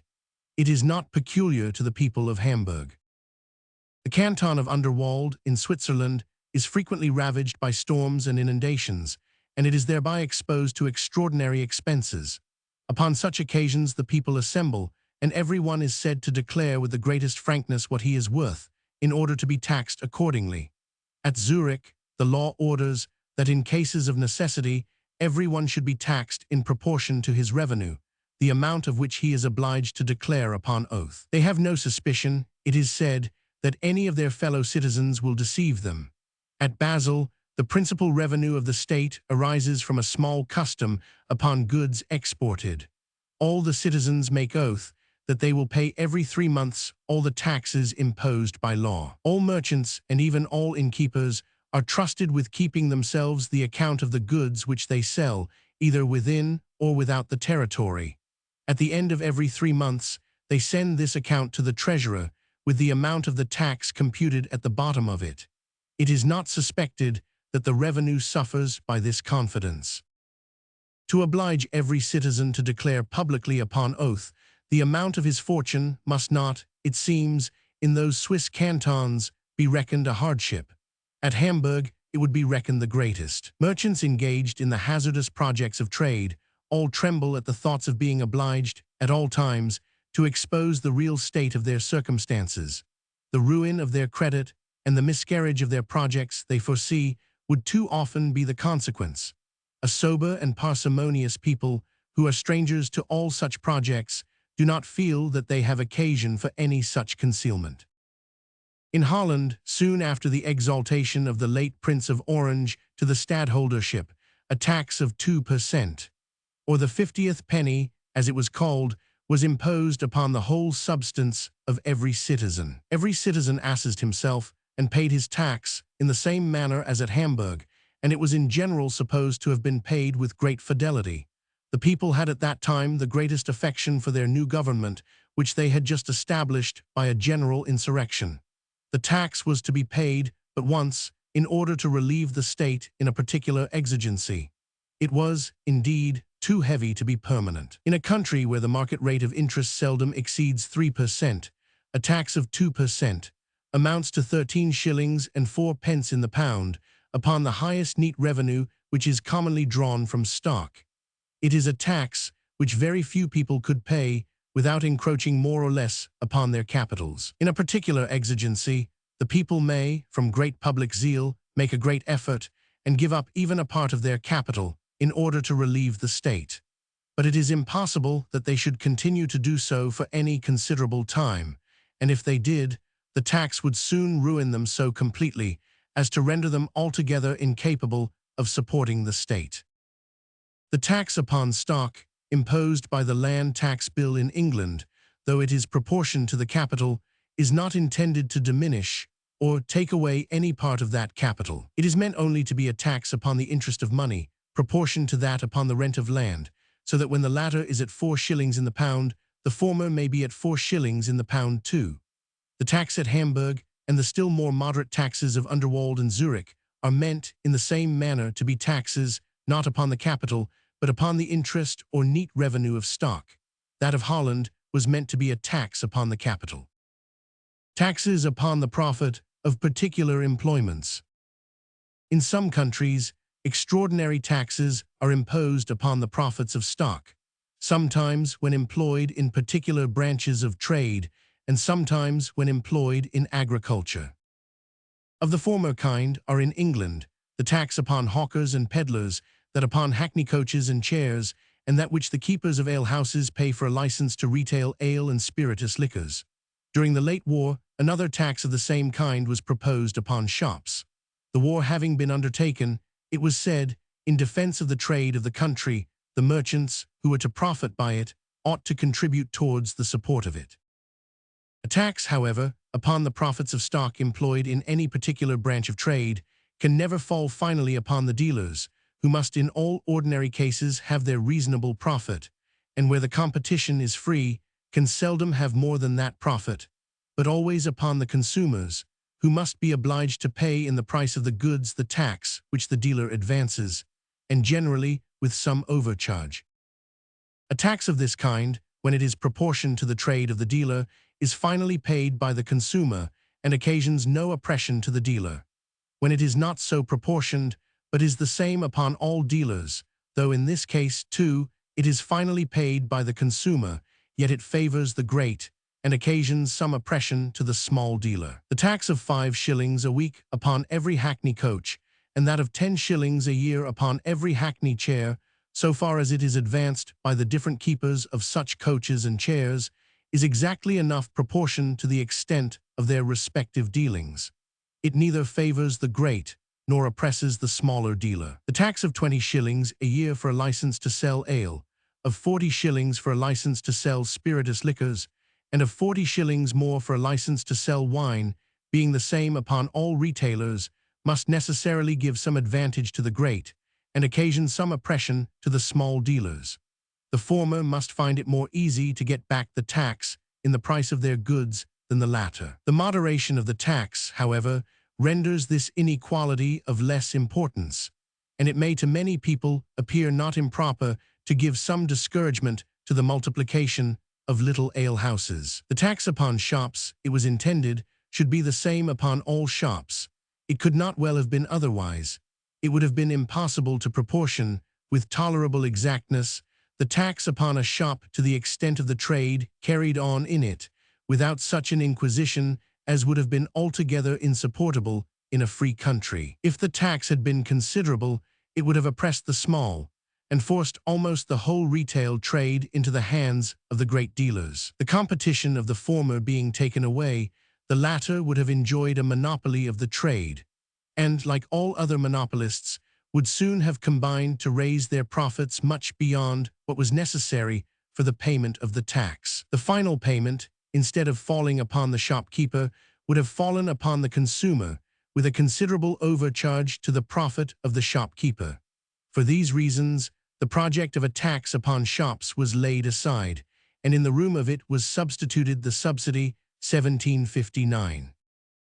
What in France is called the personal taille is perhaps the most important tax upon the profits of stock employed in agriculture that is levied in any part of Europe. In the disorderly state of Europe, during the prevalence of the feudal government, the sovereign was obliged to content himself with taxing those who were too weak to refuse to pay taxes. The great lords, though willing to assist him upon particular emergencies, refused to subject themselves to any constant tax, and he was not strong enough to force them. The occupiers of land all over Europe were, the greater part of them, originally bondmen. Through the greater part of Europe, they were gradually emancipated. Some of them acquired the property of landed estates, which they held by some base or ignoble tenure, sometimes under the king, and sometimes under some other great lord, like the ancient copyholders of England. Others, without acquiring the property, obtained leases for terms of years of the lands which they occupied under their lord, and thus became less dependent upon him. The great lords seem to have beheld the degree of prosperity and independency which this inferior order of men had thus come to enjoy with a malignant and contemptuous indignation, and willingly consented that the sovereign should tax them. In some countries, this tax was confined to the lands which were held in property by an ignoble tenure, and in this case the tale was said to be real. The land tax established by the late King of Sardinia, and the tale in the provinces of Languedoc, Provence, Dauphine, and Brittany, in the Generality of Montauban, and in the elections of Agen and Condom, as well as in some other districts of France, are taxes upon lands held in property by an ignoble tenure. In other countries, the tax was laid upon the supposed profits of all those who held, in farm or lease, lands belonging to other people, whatever might be the tenure by which the proprietor held them, and in this case, the tale was said to be personal. In the greater part of those provinces of France, which are called the countries of elections, the tale is of this kind. The real tale, as it is imposed only upon a part of the lands of the country, is necessarily an unequal, but it is not always an arbitrary tax, though it is so upon some occasions. The personal tale, as it is intended to be proportioned to the profits of a certain class of people, which can only be guessed at, is necessarily both arbitrary and unequal. In France, the personal tale at present, 1775, annually imposed upon the 20 generalities, called the countries of elections, amounts to 40,107,239 livres, 16 sous. The proportion in which this sum is assessed upon those different provinces varies from year to year, according to the reports which are made to the King's Council concerning the goodness or badness of the crops, as well as other circumstances, which may either increase or diminish their respective abilities to pay. Each generality is divided into a certain number of elections, and the proportion in which the sum imposed upon the whole generality is divided among those different elections varies likewise from year to year, according to the reports made to the Council concerning their respective abilities. It seems impossible that the Council, with the best intentions, can ever proportion, with tolerable exactness, either of these two assessments to the real abilities of the province or district upon which they are respectively laid. Ignorance and misinformation must always, more or less, mislead the most upright counsel. The proportion which each parish ought to support of what is assessed upon the whole election, and that which each individual ought to support of what is assessed upon his particular parish, are both in the same manner varied from year to year, according as circumstances are supposed to require. These circumstances are judged of, in the one case, by the officers of the election, in the other, by those of the parish, and both the one and the other are, more or less, under the direction and influence of the intendant. Not only ignorance and misinformation, but friendship, party animosity, and private resentment are said frequently to mislead such assessors. No man subject to such a tax, it is evident, can ever be certain, before he is assessed, of what he is to pay. He cannot even be certain after he is assessed. If any person has been taxed who ought to have been exempted, or if any person has been taxed beyond his proportion, though both must pay in the meantime, yet if they complain and make good their complaints, the whole parish is reimposed next year, in order to reimburse them. If any of the contributors become bankrupt or insolvent, the collector is obliged to advance his tax, and the whole parish is reimposed next year in order to reimburse the collector. If the collector himself should become bankrupt, the parish which elects him must answer for his conduct to the Receiver General of the election. But as it might be troublesome for the receiver to prosecute the whole parish, he takes at his choice 5 or 6 of the richest contributors, and obliges them to make good what had been lost by the insolvency of the collector. The parish is afterwards reimposed, in order to reimburse those 5 or 6. Such reimpositions are always over and above the tale of the particular year in which they are laid on. When a tax is imposed upon the profits of stock in a particular branch of trade, the traders are all careful to bring no more goods to market than what they can sell at a price sufficient to reimburse them from advancing the tax. Some of them withdraw a part of their stocks from the trade, and the market is more sparingly supplied than before. The price of the goods rises, and the final payment of the tax falls upon the consumer. But when a tax is imposed upon the profits of stock employed in agriculture, it is not the interest of the farmers to withdraw any part of their stock from that employment. Each farmer occupies a certain quantity of land, for which he pays rent. For the proper cultivation of this land, a certain quantity of stock is necessary, and by withdrawing any part of this necessary quantity, the farmer is not likely to be more able to pay either the rent or the tax. In order to pay the tax, it can never be his interest to diminish the quantity of his produce, nor consequently to supply the market more sparingly than before. The tax, therefore, will never enable him to raise the price of his produce so as to reimburse himself by throwing the final payment upon the consumer.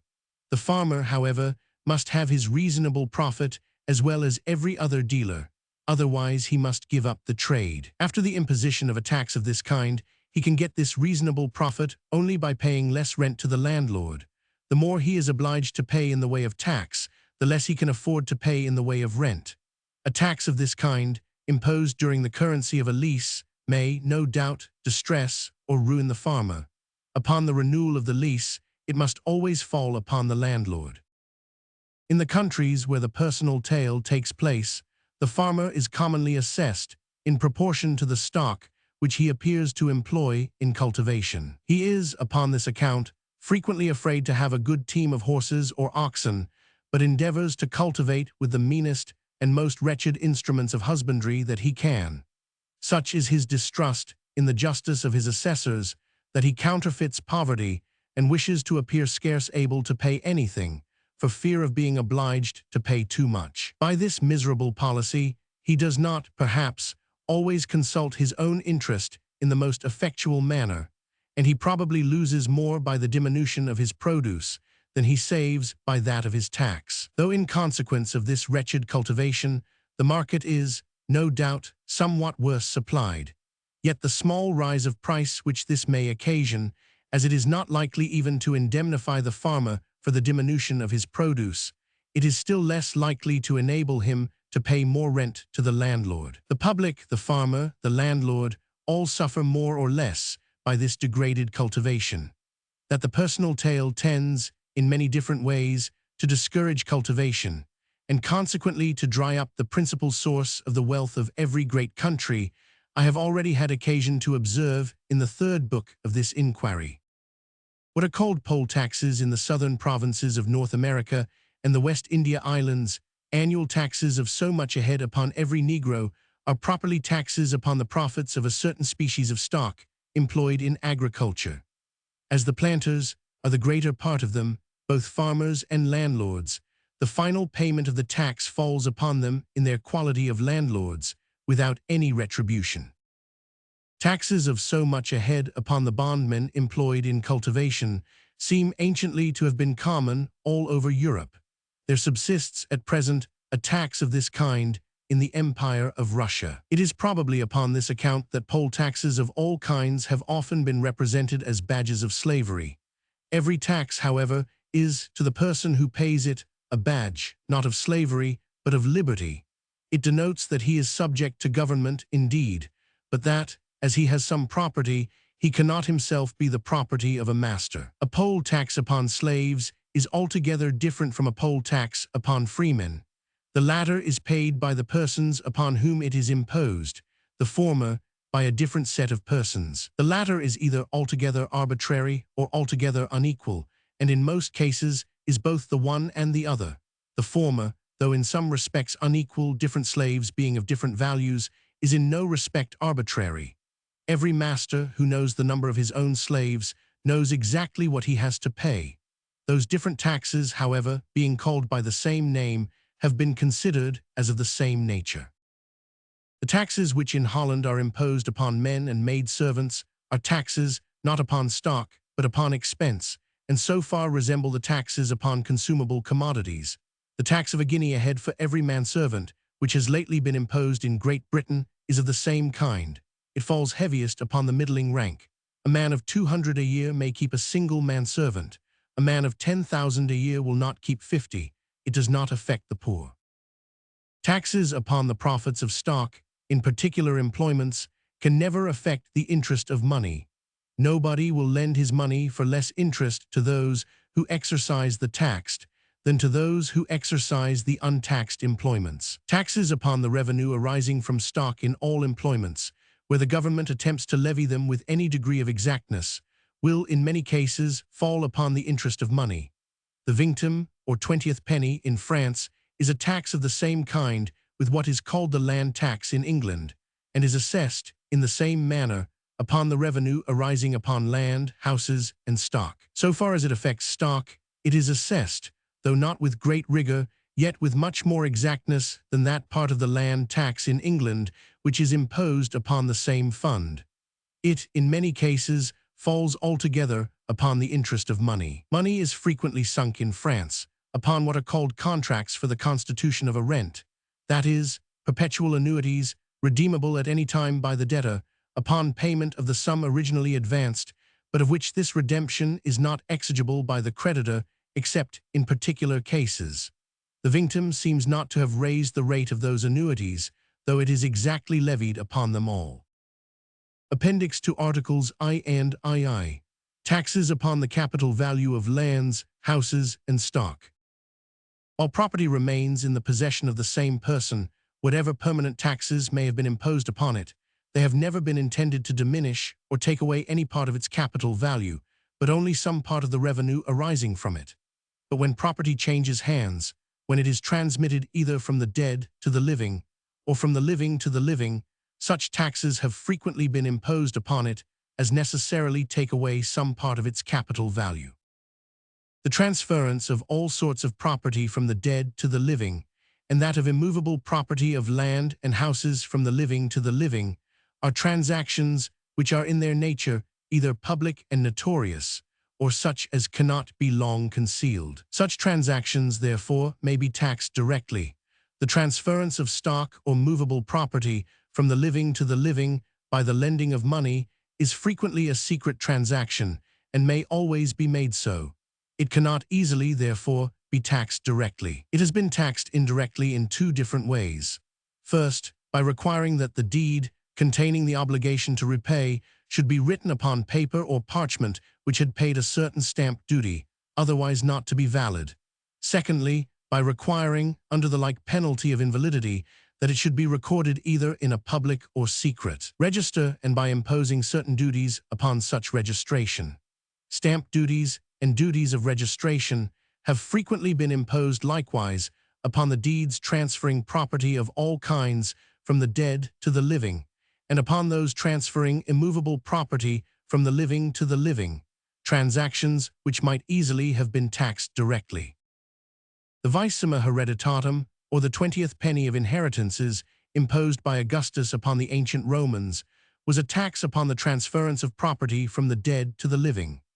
Dion Cassius, the author who writes concerning it the least indistinctly, says that it was imposed upon all successions, legacies, and donations in case of death, except upon those to the nearest relations and to the poor.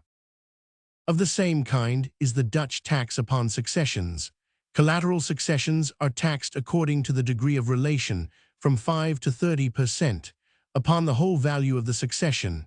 Testamentary donations or legacies to collaterals are subject to the like duties, those from husband to wife, or from wife to husband, to the 50th penny. The luctuosa hereditas, the mournful succession of ascendants to descendants, to the 20th penny only. Direct successions, or those of descendants to ascendants, pay no tax. The death of a father to such of his children as live in the same house with him is seldom attended with any increase, and frequently with a considerable diminution of revenue, by the loss of his industry, of his office, or of some life-rent estate of which he may have been in possession. That tax would be cruel and oppressive, which aggravated their loss, by taking from them any part of his succession. It may, however, sometimes be otherwise with those children, who, in the language of the Roman law, are said to be emancipated, in that of the Scotch law to be foris familiated, that is, who have received their portion, have got families of their own, and are supported by funds separate and independent of those of their father. Whatever part of his succession might come to such children would be a real addition to their fortune, and might therefore perhaps, without more inconveniency than what attends all duties of this kind, be liable to some tax. The casualties of the feudal law were taxes upon the transference of land, both from the dead to the living, and from the living to the living. In ancient times, they constituted, in every part of Europe, one of the principal branches of the revenue of the crown. The heir of every immediate vassal of the crown paid a certain duty, generally a year's rent, upon receiving the investiture of the estate. If the heir was a minor, the whole rents of the estate, during the continuance of the minority, devolved to the superior, without any other charge besides the maintenance of the minor, and the payment of the widow's dower, when there happened to be a dowager upon the land. When the minor came to be of age, another tax, called relief, was still due to the superior, which generally amounted likewise to a year's rent. A long minority, which, in the present times, so frequently disburdens a great estate of all its encumbrances, and restores the family to their ancient splendor, could in those times have no such effect. The waste, and not the disencumbrance of the estate, was the common effect of a long minority. By feudal law, the vassal could not alienate without the consent of his superior, who generally extorted a fine or composition on granting it. This fine, which was at first arbitrary, came in many countries to be regulated at a certain portion of the price of the land. In some countries, where the greater part of the other feudal customs have gone into disuse, this tax upon the alienation of land still continues to make a very considerable branch of the revenue of the sovereign. In the canton of Bern, it is so high as a sixth part of the price of all noble fiefs, and a tenth part of that of all ignoble ones. In the canton of Lucerne, the tax upon the sale of land is not universal, and takes place only in certain districts. But if any person sells his land in order to remove out of the territory, he pays 10% upon the whole price of the sale. Taxes of the same kind, upon the sale either of all lands or of lands held by certain tenures, take place in many other countries, and make a more or less considerable branch of the revenue of the sovereign. Such transactions may be taxed indirectly, by means either of stamp duties or of duties upon registration, and those duties either may or may not be proportioned to the value of the subject which is transferred. In Great Britain, the stamp duties are higher or lower, not so much according to the value of the property transferred, an 18-penny or half-crown stamp being sufficient upon a bond for the largest sum of money, as according to the nature of the deed. The highest do not exceed £6 upon every sheet of paper or skin of parchment, and these high duties fall chiefly upon grants from the Crown, and upon certain law proceedings, without any regard to the value of the subject. There are, in Great Britain, no duties on the registration of deeds or writings, except the fees of the officers who keep the register, and these are seldom more than a reasonable recompense for their labor. The Crown derives no revenue from them. In Holland, there are both stamp duties and duties upon registration, which in some cases are, and in some are not, proportioned to the value of the property transferred. All testaments must be written upon stamped paper, of which the price is proportioned to the property disposed of, so that there are stamps which cost from 3 pence or 3 stivers a sheet to 300 florins, equal to about £27 10 shillings of our money. If the stamp is of an inferior price to what the testator ought to have made use of, his succession is confiscated. This is over and above all their other taxes on succession. Except bills of exchange and some other mercantile bills, all other deeds, bonds, and contracts are subject to a stamp duty. This duty, however, does not rise in proportion to the value of the subject. All sales of land and of houses, and all mortgages upon either, must be registered, and upon registration pay a duty to the state of 2.5% upon the amount of the price or of the mortgage. This duty is extended to the sale of all ships and vessels of more than 2 tons burden, whether decked or undecked. These, it seems, are considered as a sort of houses upon the water. The sale of movables, when it is ordered by a court of justice, is subject to the like duty of 2.5%. In France, there are both stamp duties and duties upon registration. The former are considered as a branch of the aids of excise, and in the provinces where those duties take place are levied by the excise officers. The latter are considered as a branch of the domain of the Crown and are levied by a different set of officers. Those modes of taxation by stamp duties and by duties upon registration are a very modern invention. In the course of little more than a century, however, stamp duties have, in Europe, become almost universal, and duties upon registration extremely common. There is no art which one government sooner learns of another than that of draining money from the pockets of the people. Taxes upon the transference of property from the dead to the living fall finally, as well as immediately, upon the persons to whom the property is transferred. Taxes upon the sale of land fall altogether upon the seller. The seller is almost always under the necessity of selling and must, therefore, take such a price as he can get. The buyer is scarce ever under the necessity of buying and will, therefore, only give such a price as he likes. He considers what the land will cost him in tax and price together. The more he is obliged to pay in the way of tax, the less he will be disposed to give in the way of price. Such taxes, therefore, fall almost always upon a necessitous person, and must, therefore, be frequently very cruel and oppressive. Taxes upon the sale of new-built houses, where the building is sold without the ground, fall generally upon the buyer, because the builder must generally have his profit, otherwise he must give up the trade. If he advances the tax, therefore, the buyer must generally repay it to him. Taxes upon the sale of old houses, for the same reason as those upon the sale of land, fall generally upon the seller, whom, in most cases, either conveniency or necessity obliges to sell. The number of new-built houses that are annually brought to market is more or less regulated by the demand. Unless the demand is such as to afford the builder his profit, after paying all expenses, he will build no more houses. The number of old houses which happen at any time to come to market is regulated by accidents, of which the greater part have no relation to the demand. 2 or 3 great bankruptcies in a mercantile town will bring many houses to sale, which must be sold for what can be got for them. Taxes upon the sale of ground rents fall altogether upon the seller, for the same reason as those upon the sale of lands. Stamp duties and duties upon the registration of bonds and contracts for borrowed money fall altogether upon the borrower, and in fact are always paid by him. Duties of the same kind upon law proceedings fall upon the suitors. They reduce to both the capital value of the subject in dispute. The more it costs to acquire any property, the less must be the neat value of it when acquired. All taxes upon the transference of property of every kind, so far as they diminish the capital value of that property, tend to diminish the funds destined for the maintenance of productive labor.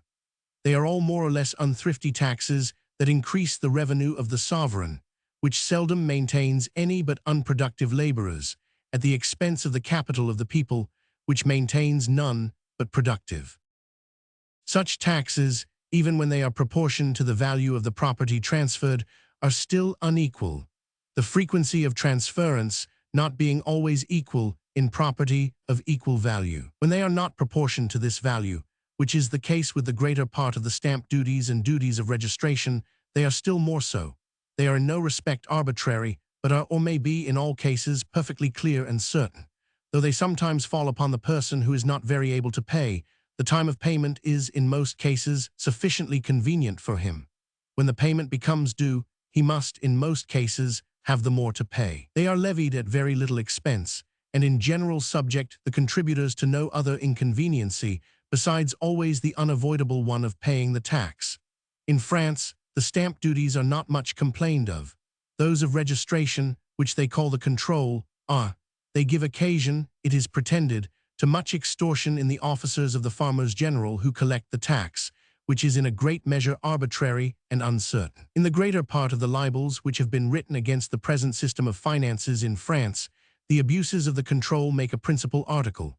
Uncertainty, however, does not seem to be necessarily inherent in the nature of such taxes.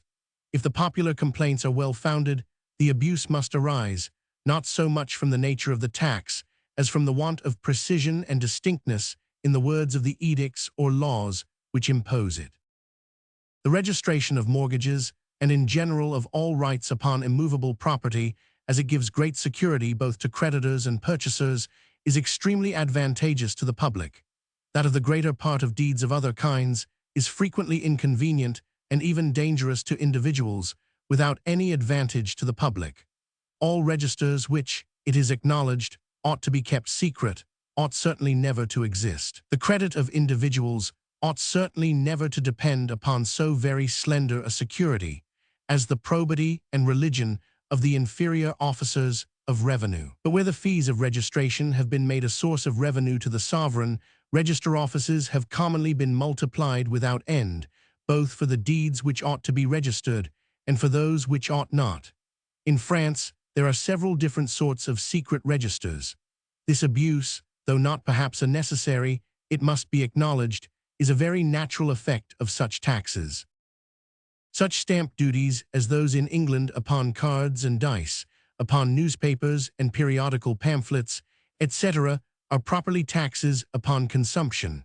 The final payment falls upon the persons who use or consume such commodities. Such stamp duties as those upon licenses to retail ale, wine, and spirituous liquors, though intended, perhaps, to fall upon the profits of the retailers, are likewise finally paid by the consumers of those liquors.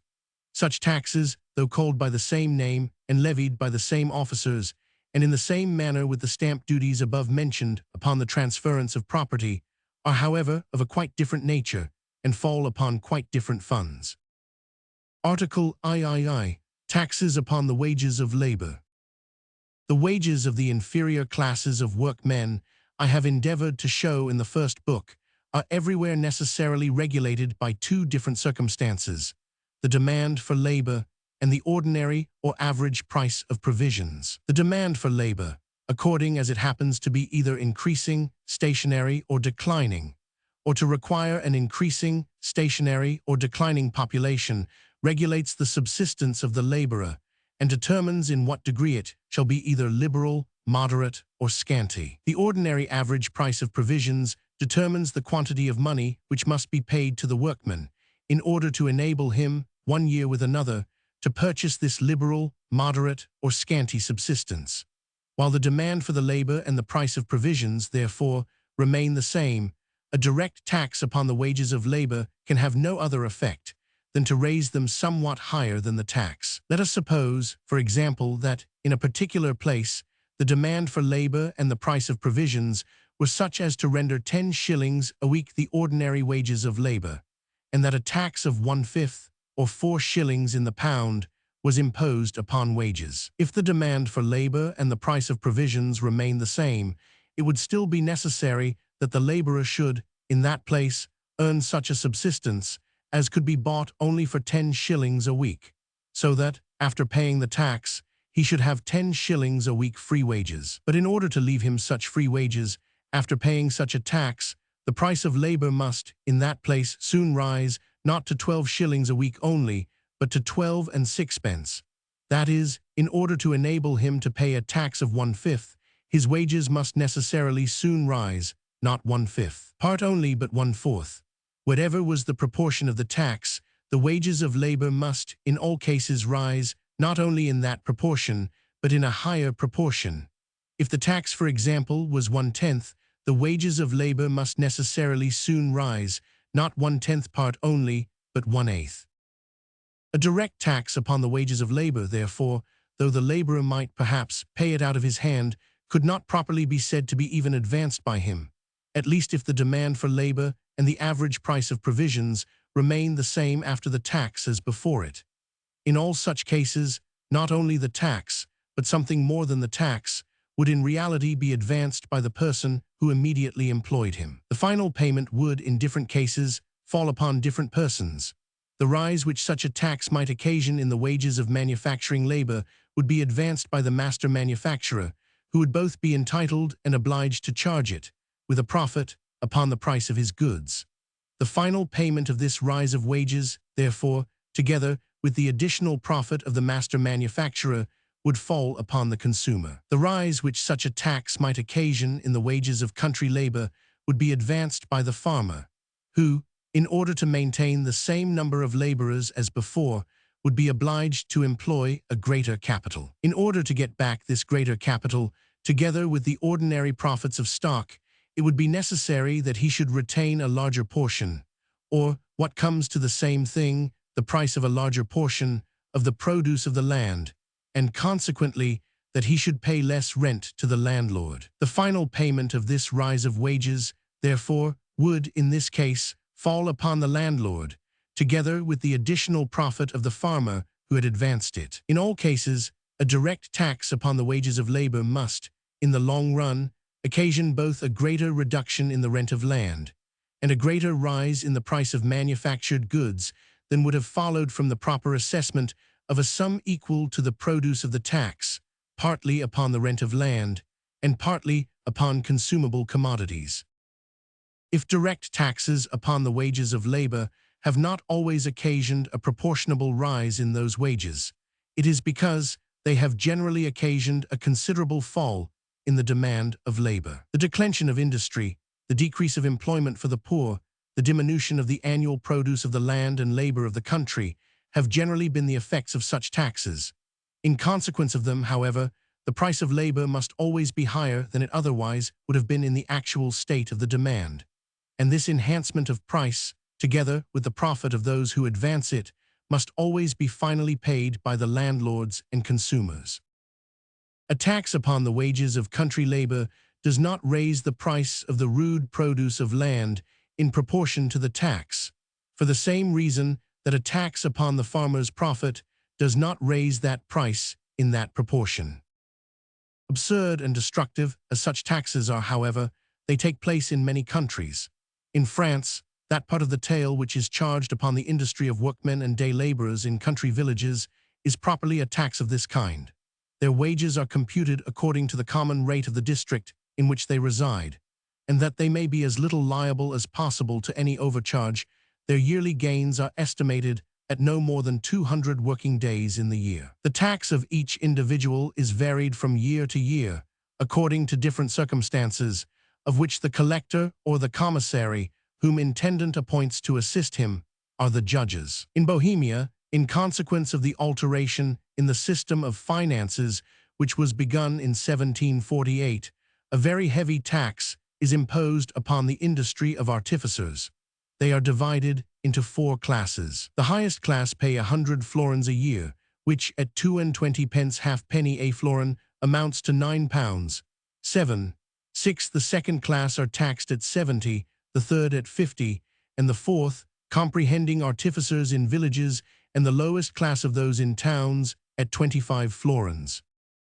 The recompense of ingenious artists and of men of liberal professions, I have endeavored to show in the first book, necessarily keeps a certain proportion to the emoluments of inferior trades. A tax upon this recompense, therefore, could have no other effect than to raise it somewhat higher than in proportion to the tax. If it did not rise in this manner, the ingenious arts and the liberal professions, being no longer upon a level with other trades, would be so much deserted that they would soon return to that level. The emoluments of offices are not, like those of trades and professions, regulated by the free competition of the market, and do not, therefore, always bear a just proportion to what the nature of the employment requires. They are, perhaps, in most countries, higher than it requires, the persons who have the administration of government being generally disposed to regard both themselves and their immediate dependents rather more than enough. The emoluments of offices, therefore, can, in most cases, very well bear to be taxed. The persons, besides, who enjoy public offices, especially the more lucrative, are in all countries the objects of general envy, and a tax upon their emoluments, even though it should be somewhat higher than upon any other sort of revenue, is always a very popular tax. In England, for example, when, by the land tax, every other sort of revenue was supposed to be assessed at 4 shillings in the pound, it was very popular to lay a real tax of 5 shillings and 6 pence in the pound upon the salaries of officers which exceeded £100 a year, the pensions of the younger branches of the royal family, the pay of the officers of the army and navy, and a few others less obnoxious to envy, excepted. There are in England no other direct taxes upon the wages of labor. Article IV. Taxes which it is intended should fall indifferently upon every different species of revenue.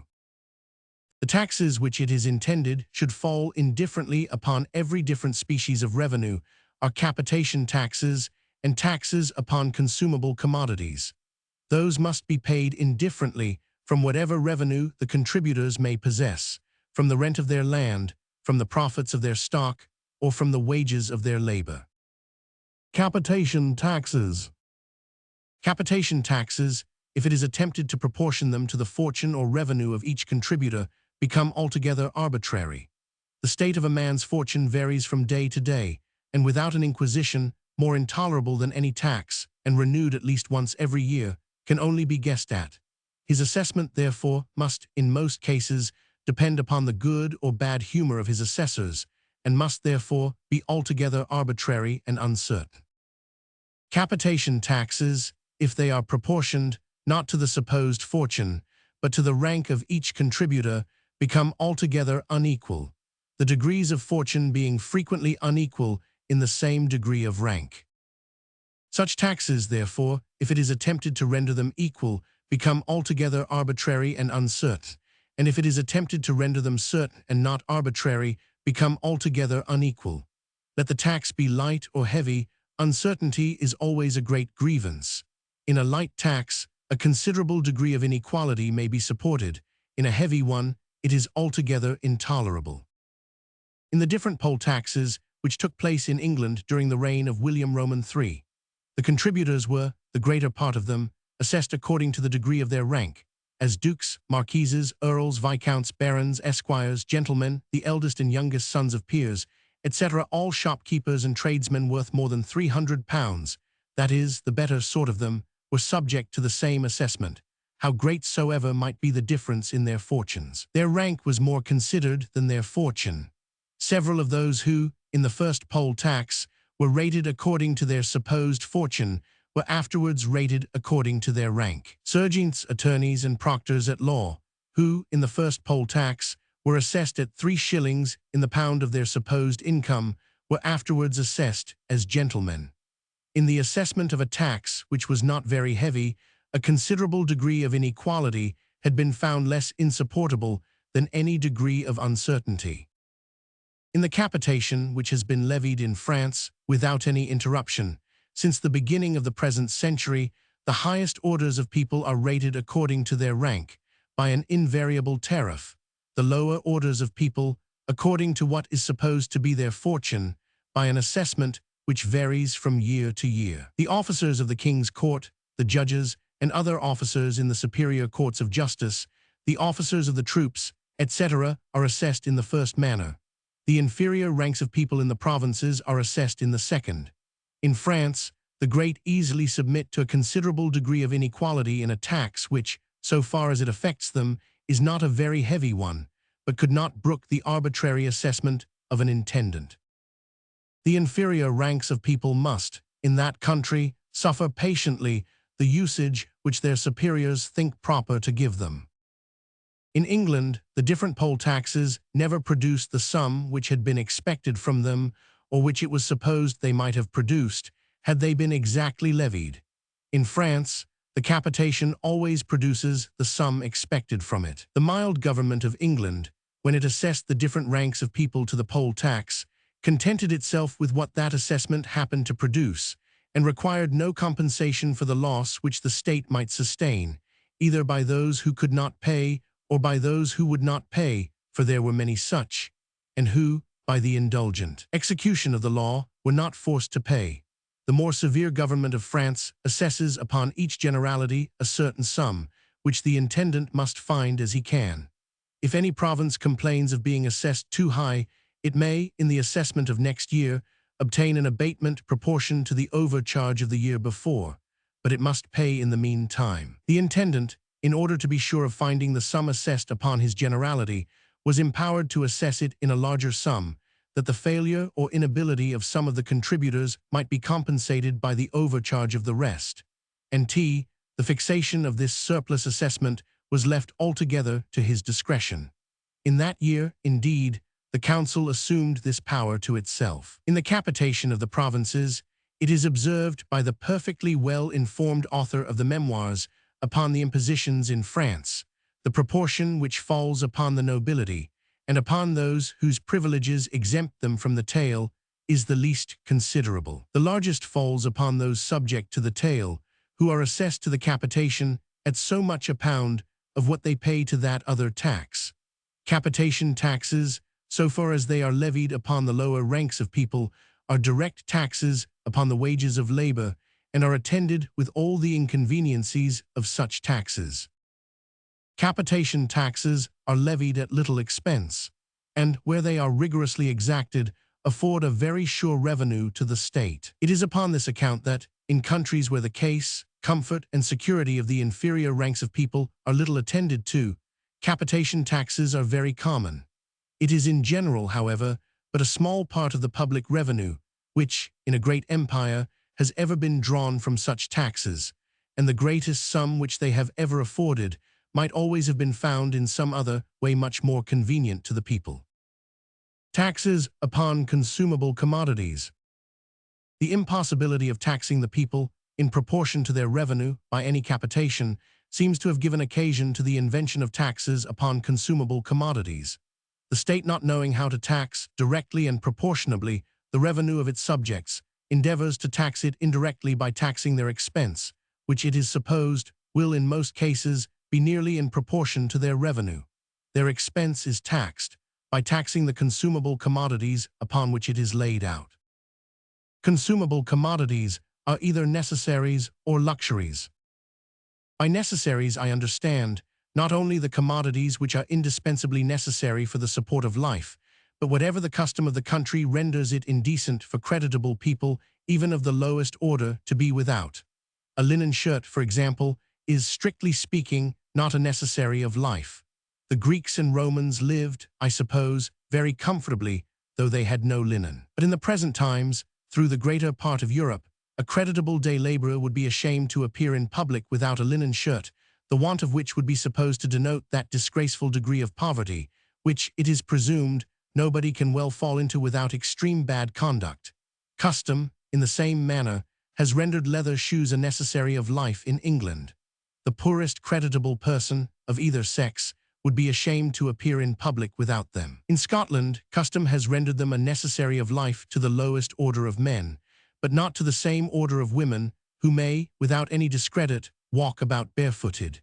In France, they are necessaries neither to men nor to women, the lowest rank of both sexes appearing there publicly, without any discredit, sometimes in wooden shoes, and sometimes barefooted. Under necessaries, therefore, I comprehend not only those things which nature, but those things which the established rules of decency have rendered necessary to the lowest rank of people. All other things I call luxuries, without meaning, by this appellation, to throw the smallest degree of reproach upon the temperate use of them. Beer and ale, for example, in Great Britain, and wine, even in the wine countries, I call luxuries. A man of any rank may, without any reproach, abstain totally from tasting such liquors. Nature does not render them necessary for the support of life, and custom nowhere renders it indecent to live without them. As the wages of labor are everywhere regulated, partly by the demand for it, and partly by the average price of the necessary articles of subsistence, whatever raises this average price must necessarily raise those wages, so that the laborer may still be able to purchase that quantity of those necessary articles which the state of the demand for labor, whether increasing, stationary, or declining, requires that he should have. A tax upon those articles necessarily raises their price somewhat higher than the amount of the tax, because the dealer who advances the tax must generally get it back with a profit. Such a tax must, therefore, occasion a rise in the wages of labor, proportionable to this rise of price. It is thus that a tax upon the necessaries of life operates exactly in the same manner as a direct tax upon the wages of labor. The laborer, though he may pay it out of his hand, cannot, for any considerable time at least, be properly said even to advance it. It must always, in the long run, be advanced to him by his immediate employer, in the advanced state of wages. His employer, if he is a manufacturer, will charge upon the price of his goods the rise of wages, together with a profit, so that the final payment of the tax, together with this overcharge, will fall upon the consumer. If his employer is a farmer, the final payment, together with a like overcharge, will fall upon the rent of the landlord. It is otherwise with taxes upon what I call luxuries, even upon those of the poor. The rise in the price of the tax commodities will not necessarily occasion any rise in the wages of labor. A tax upon tobacco, for example, though a luxury of the poor as well as of the rich, will not raise wages. Though it is taxed in England at 3 times, and in France at 15 times its original price, those high duties seem to have no effect upon the wages of labor. The same thing may be said of the taxes upon tea and sugar, which, in England and Holland, have become luxuries of the lowest ranks of people, and of those upon chocolate, which, in Spain, is said to have become so. The different taxes which, in Great Britain, have, in the course of the present century, been imposed upon spirituous liquors, are not supposed to have had any effect upon the wages of labor. The rise in the price of porter, occasioned by an additional tax of 3 shillings upon the barrel of strong beer, has not raised the wages of common labor in London. These were about 18 pence or 20 pence a day before the tax, and they are not more now. The high price of such commodities does not necessarily diminish the ability of the inferior ranks of people to bring up families. Upon the sober and industrious poor, taxes upon such commodities act as sumptuary laws and dispose them either to moderate or to refrain altogether from the use of superfluities which they can no longer easily afford. Their ability to bring up families, in consequence of this forced frugality, instead of being diminished, is frequently, perhaps, increased by the tax. It is the sober and industrious poor who generally bring up the most numerous families and who principally supply the demand for useful labor. All the poor, indeed, are not sober and industrious, and the dissolute and disorderly might continue to indulge themselves in the use of such commodities, after this rise of price, in the same manner as before, without regarding the distress which this indulgence might bring upon their families. Such disorderly persons, however, seldom rear up numerous families, their children generally perishing from neglect, mismanagement, and the scantiness or unwholesomeness of their food. If by the strength of their constitution they survive the hardships to which the bad conduct of their parents exposes them, yet the example of that bad conduct commonly corrupts their morals, so that, instead of being useful to society by their industry, they become public nuisances by their vices and disorders. Through the advanced price of the luxuries of the poor, therefore, might increase somewhat the distress of such disorderly families, and thereby diminish somewhat their ability to bring up children. It would not probably diminish much the useful population of the country. Any rise in the average price of necessaries, unless it be compensated by a proportionable rise in the wages of labor, must necessarily diminish, more or less, the ability of the poor to bring up numerous families, and consequently to supply the demand for useful labor, whatever may be the state of that demand, whether increasing, stationary, or declining, or such as requires an increasing, stationary, or declining population. Taxes upon luxuries have no tendency to raise the price of any other commodities except that of the commodities taxed. Taxes upon necessaries, by raising the wages of labor, necessarily tend to raise the price of all manufactures and consequently to diminish the extent of their sale and consumption. Taxes upon luxuries are finally paid by the consumers of the commodities taxed, without any retribution. They fall indifferently upon every species of revenue, the wages of labor, the profits of stock, and the rent of land. Taxes upon necessaries, so far as they affect the laboring poor, are finally paid partly by landlords in the diminished rent of their lands, and partly by rich consumers, whether landlords or others, in the advanced price of manufactured goods, and always with a considerable overcharge. The advanced price of such manufactures as are real necessaries of life, and are destined for the consumption of the poor, of coarse woolens, for example, must be compensated to the poor by a farther advancement of their wages. The middling and superior ranks of people, if they understood their own interest, ought always to oppose all taxes upon the necessaries of life, as well as all taxes upon the wages of labor. The final payment of both the one and the other falls altogether upon themselves, and always with a considerable overcharge. They fall heaviest upon the landlords, who always pay in a double capacity, in that of landlords by the reduction of their rent, and in that of rich consumers by the increase of their expense. The observation of Sir Matthew Decker, that certain taxes are, in the price of certain goods, sometimes repeated and accumulated 4 or 5 times, is perfectly just with regard to taxes upon the necessaries of life. In the price of leather, for example, you must pay not only for the tax upon the leather of your own shoes, but for a part of that upon those of the shoemaker and the tanner. You must pay, too, for the tax upon the salt, upon the soap, and upon the candles which those workmen consume while employed in your service, and for the tax upon the leather, which the salt maker, the soap maker, and the candle maker consume while employed in their service.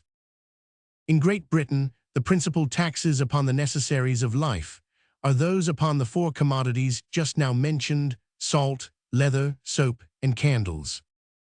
Salt is a very ancient and a very universal subject of taxation. It was taxed among the Romans, and it is so at present in, I believe, every part of Europe. The quantity annually consumed by any individual is so small, and may be purchased so gradually, that nobody, it seems to have been thought, could feel very sensibly even a pretty heavy tax upon it. It is in England taxed at 3 shillings and 4pence a bushel, about 3 times the original price of the commodity. In some other countries, the tax is still higher. Leather is a real necessary of life. The use of linen renders soap such. In countries where the winter nights are long, candles are a necessary instrument of trade. Leather and soap are in Great Britain taxed at 3 halfpence a pound, candles at a penny, taxes which, upon the original price of leather, may amount to about 8 or 10%, upon that of soap to about 20 or 25%, and upon that of candles to about 14 or 15%, taxes which, though lighter than that upon salt, are still very heavy. As all those 4 commodities are real necessaries of life, such heavy taxes upon them must increase somewhat the expense of the sober and industrious poor, and must consequently raise more or less the wages of their labor. In a country where the winters are so cold as in Great Britain, fuel is, during that season, in the strictest sense of the word, a necessary of life, not only for the purpose of dressing victuals, but for the comfortable subsistence of many different sorts of workmen who work within doors. And coals are the cheapest of all fuel. The price of fuel has so important an influence upon that of labor, that all over Great Britain, manufacturers have confined themselves principally to the coal counties.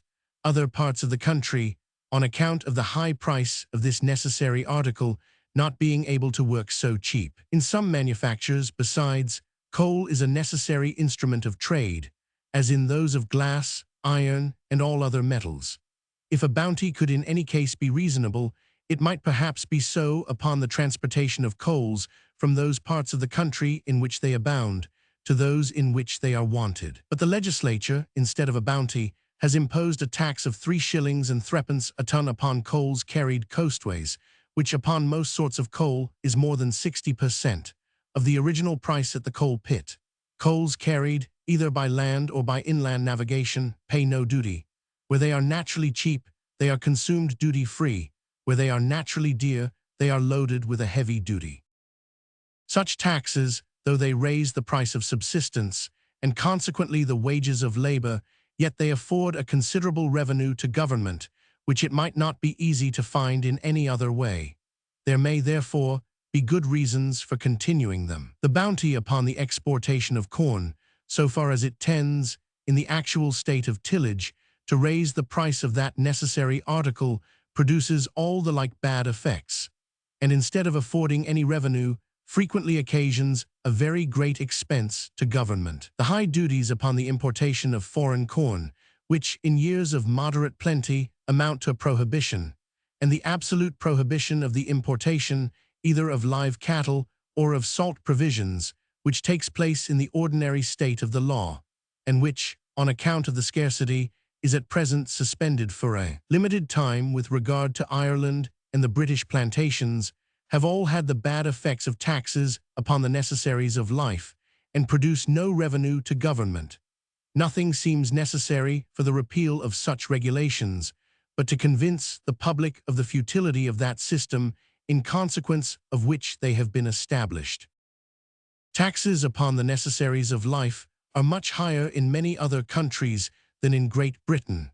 Duties upon flour and meal when ground at the mill, and upon bread when baked at the oven, take place in many countries. In Holland, the money price of the bread consumed in towns is supposed to be doubled by means of such taxes. In lieu of a part of them, the people who live in the country pay every year so much a head, according to the sort of bread they are supposed to consume. Those who consume wheaten bread pay 3 guilders 15 stivers, about 6 shillings and 9pence halfpenny. Those and some other taxes of the same kind, by raising the price of labor, are said to have ruined the greater part of the manufactures of Holland. Similar taxes, though not quite so heavy, take place in the Milanese, in the states of Genoa, in the Duchy of Modena, in the duchies of Parma, Placentia, and Guastalla, and the ecclesiastical state. A French author of some note has proposed to reform the finances of his country by substituting in the room of the greater part of other taxes this most ruinous of all taxes. There is nothing so absurd, says Cicero, which has not sometimes been asserted by some philosophers. Taxes upon butcher's meat are still more common than those upon bread. It may indeed be doubted whether butcher's meat is anywhere a necessary of life. Grain and other vegetables, with the help of milk, cheese, and butter or oil, where butter is not to be had, it is known from experience, can without any butcher's meat afford the most plentiful, the most wholesome, the most nourishing, and the most invigorating diet. Decency nowhere requires that any man should eat butcher's meat, as it in most places requires that he should wear a linen shirt or a pair of leather shoes. Consumable commodities, whether necessaries or luxuries, may be taxed in 2 different ways. The consumer may either pay an annual sum on account of his using or consuming goods of a certain kind, or the goods may be taxed while they remain in the hands of the dealer and before they are delivered to the consumer. The consumable goods, which last a considerable time before they are consumed altogether, are most properly taxed in the one way, those of which the consumption is either immediate or more speedy in the other. The coach tax and plate tax are examples of the former method of imposing the greater part of the other duties of excise and customs of the latter. A coach may, with good management, last 10 or 12 years. It might be taxed, once for all, before it comes out of the hands of the coachmaker.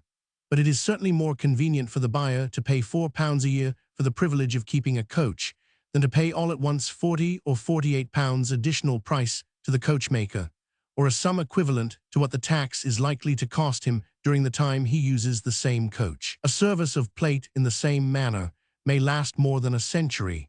It is certainly easier for the consumer to pay 5 shillings a year for every 100 ounces of plate, near 1% of the value, than to redeem this long annuity at 25 or 30 years' purchase, which would enhance the price at least 25 or 30%.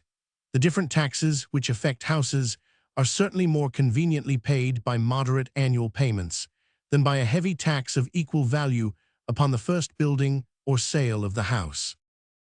It was the well-known proposal of Sir Matthew Decker that all commodities, even those of which the consumption is either immediate or speedy, should be taxed in this manner, the dealer advancing nothing, but the consumer paying a certain annual sum for the license to consume certain goods. The object of his scheme was to promote all the different branches of foreign trade, particularly the carrying trade, by taking away all duties upon importation and exportation, and thereby enabling the merchant to employ his whole capital and credit in the purchase of goods and the freight of ships, no part of either being diverted towards the advancing of taxes. The project, however, of taxing, in this manner, goods of immediate or speedy consumption seems liable to the 4 following very important objections. First, the tax would be more unequal, or not so well proportioned to the expense and consumption of the different contributors, as in the way in which it is commonly imposed. The taxes upon ale, wine, and spirituous liquors, which are advanced by the dealers, are finally paid by the different consumers, exactly in proportion to their respective consumption. But if the tax were to be paid by purchasing a license to drink those liquors, the sober would, in proportion to his consumption, be taxed much more heavily than the drunken consumer. A family which exercised great hospitality would be taxed much more lightly than one who entertained fewer guests. Secondly, this mode of taxation, by paying for an annual, half-yearly, or quarterly license to consume certain goods, would diminish very much one of the principal conveniences of taxes upon goods of speedy consumption, the piecemeal payment. In the price of threepence halfpenny, which is at present paid for a pot of porter, the different taxes upon malt, hops, and beer, together with the extraordinary profit which the brewer charges for having advanced, then may perhaps amount to about 3 halfpence. If a workman can conveniently spare those 3 halfpence, he buys a pot of porter. If he cannot, he contents himself with a pint, and as a penny saved is a penny got, he thus gains a farthing by his temperance. He pays the tax piecemeal as he can afford to pay it, and when he can afford to pay it, and every act of payment is perfectly voluntary, and what he can avoid if he chooses to do so. Thirdly, such taxes would operate less as sumptuary laws. When the license was once purchased, whether the purchaser drunk much or drunk little, his tax would be the same. Fourthly, if a workman were to pay all at once, by yearly, half-yearly, or quarterly payments, a tax equal to what he at present pays, with little or no inconveniency, upon all the different pots and pints of porter which he drinks in any such period of time, the sum might frequently distress him very much. This mode of taxation, therefore, it seems evident, could never, without the most grievous oppression, produce a revenue nearly equal to what is derived from the present mode, without any oppression. In several countries, however, commodities of an immediate or very speedy consumption are taxed in this manner. In Holland, people pay so much a head for a license to drink tea. I have already mentioned a tax upon bread, which, so far as it is consumed in farmhouses and country villages, is there levied in the same manner. The duties of excise are imposed chiefly upon goods of home produce, destined for home consumption. They are imposed only upon a few sorts of goods of the most general use. There can never be any doubt, either concerning the goods which are subject to those duties, or concerning the particular duty which each species of goods is subject to. They fall almost altogether upon what I call luxuries, excepting always the 4 duties above mentioned, upon salt, soap, leather, candles, and perhaps that upon green glass. The duties of customs are much more ancient than those of excise. They seem to have been called customs as denoting customary payments which had been in use for time immemorial. They appear to have been originally considered as taxes upon the profits of merchants. During the barbarous times of feudal anarchy, merchants, like all the other inhabitants of burghs, were considered as little better than emancipated bondmen, whose persons were despised and whose gains were envied. The great nobility, who had consented that the king should tallage the profits of their own tenants, were not unwilling that he should tallage likewise those of an order of men whom it was much less their interest to protect. In those ignorant times, it was not understood that the profits of merchants are a subject not taxable directly, or that the final payment of all such taxes must fall, with a considerable overcharge, upon the consumers. The gains of alien merchants were looked upon more unfavorably than those of English merchants. It was natural, therefore, that those of the former should be taxed more heavily than those of the latter. This distinction between the duties upon aliens and those upon English merchants, which was begun from ignorance, has been continued from the spirit of monopoly, or in order to give our own merchants an advantage, both in the home and in the foreign market. With this distinction, the ancient duties of customs were imposed equally upon all sorts of goods, necessaries as well as luxuries, goods exported as well as goods imported. Why should the dealers in one sort of goods, it seems to have been thought, be more favored than those in another? Or why should the merchant exporter be more favored than the merchant importer? The ancient customs were divided into 3 branches. The first, and perhaps the most ancient of all those duties, was that upon wool and leather. It seems to have been chiefly or altogether an exportation duty. When the woolen manufacture came to be established in England, lest the king should lose any part of his customs upon wool by the exportation of woolen cloths, a like duty was imposed upon them. The other 2 branches were, first, a duty upon wine, which being imposed at so much a ton, was called a tonnage, and secondly, a duty upon all other goods, which being imposed at so much a pound of their supposed value was called a poundage. In the 47th year of Edward III, a duty of 6 pence in the pound was imposed upon all goods exported and imported, except wools, wool felts, leather, and wines, which were subject to particular duties. In the 14th of Richard II, this duty was raised to 1 shilling in the pound, but 3 years afterwards it was again reduced to 6 pence. It was raised to 8 pence in the 2nd year of Henry IV, and in the 4th of the same prince to 1 shilling. From this time to the 9th year of William III, this duty continued at 1 shilling in the pound. The duties of tonnage and poundage were generally granted to the king by one and the same Act of Parliament, and were called the subsidy of tonnage and poundage. The subsidy of poundage having continued for so long a time at 1 shilling in the pound, or at 5%. A subsidy came, in the language of the customs, to denote a general duty of this kind of 5%. This subsidy, which is now called the Old Subsidy, still continues to be levied, according to the Book of Rates established by the 12th of Charles II. The method of ascertaining, by a Book of Rates, the value of goods subject to this duty is said to be older than the time of James I. The new subsidy, imposed by the 9th and 10th of William III, was an additional 5% upon the greater part of goods. The 1/3 and the 2/3 subsidy made up between them another 5%, of which they were proportionable parts. The subsidy of 1747 made a fourth 5% upon the greater part of goods, and that of 1759 a fifth upon some particular sorts of goods.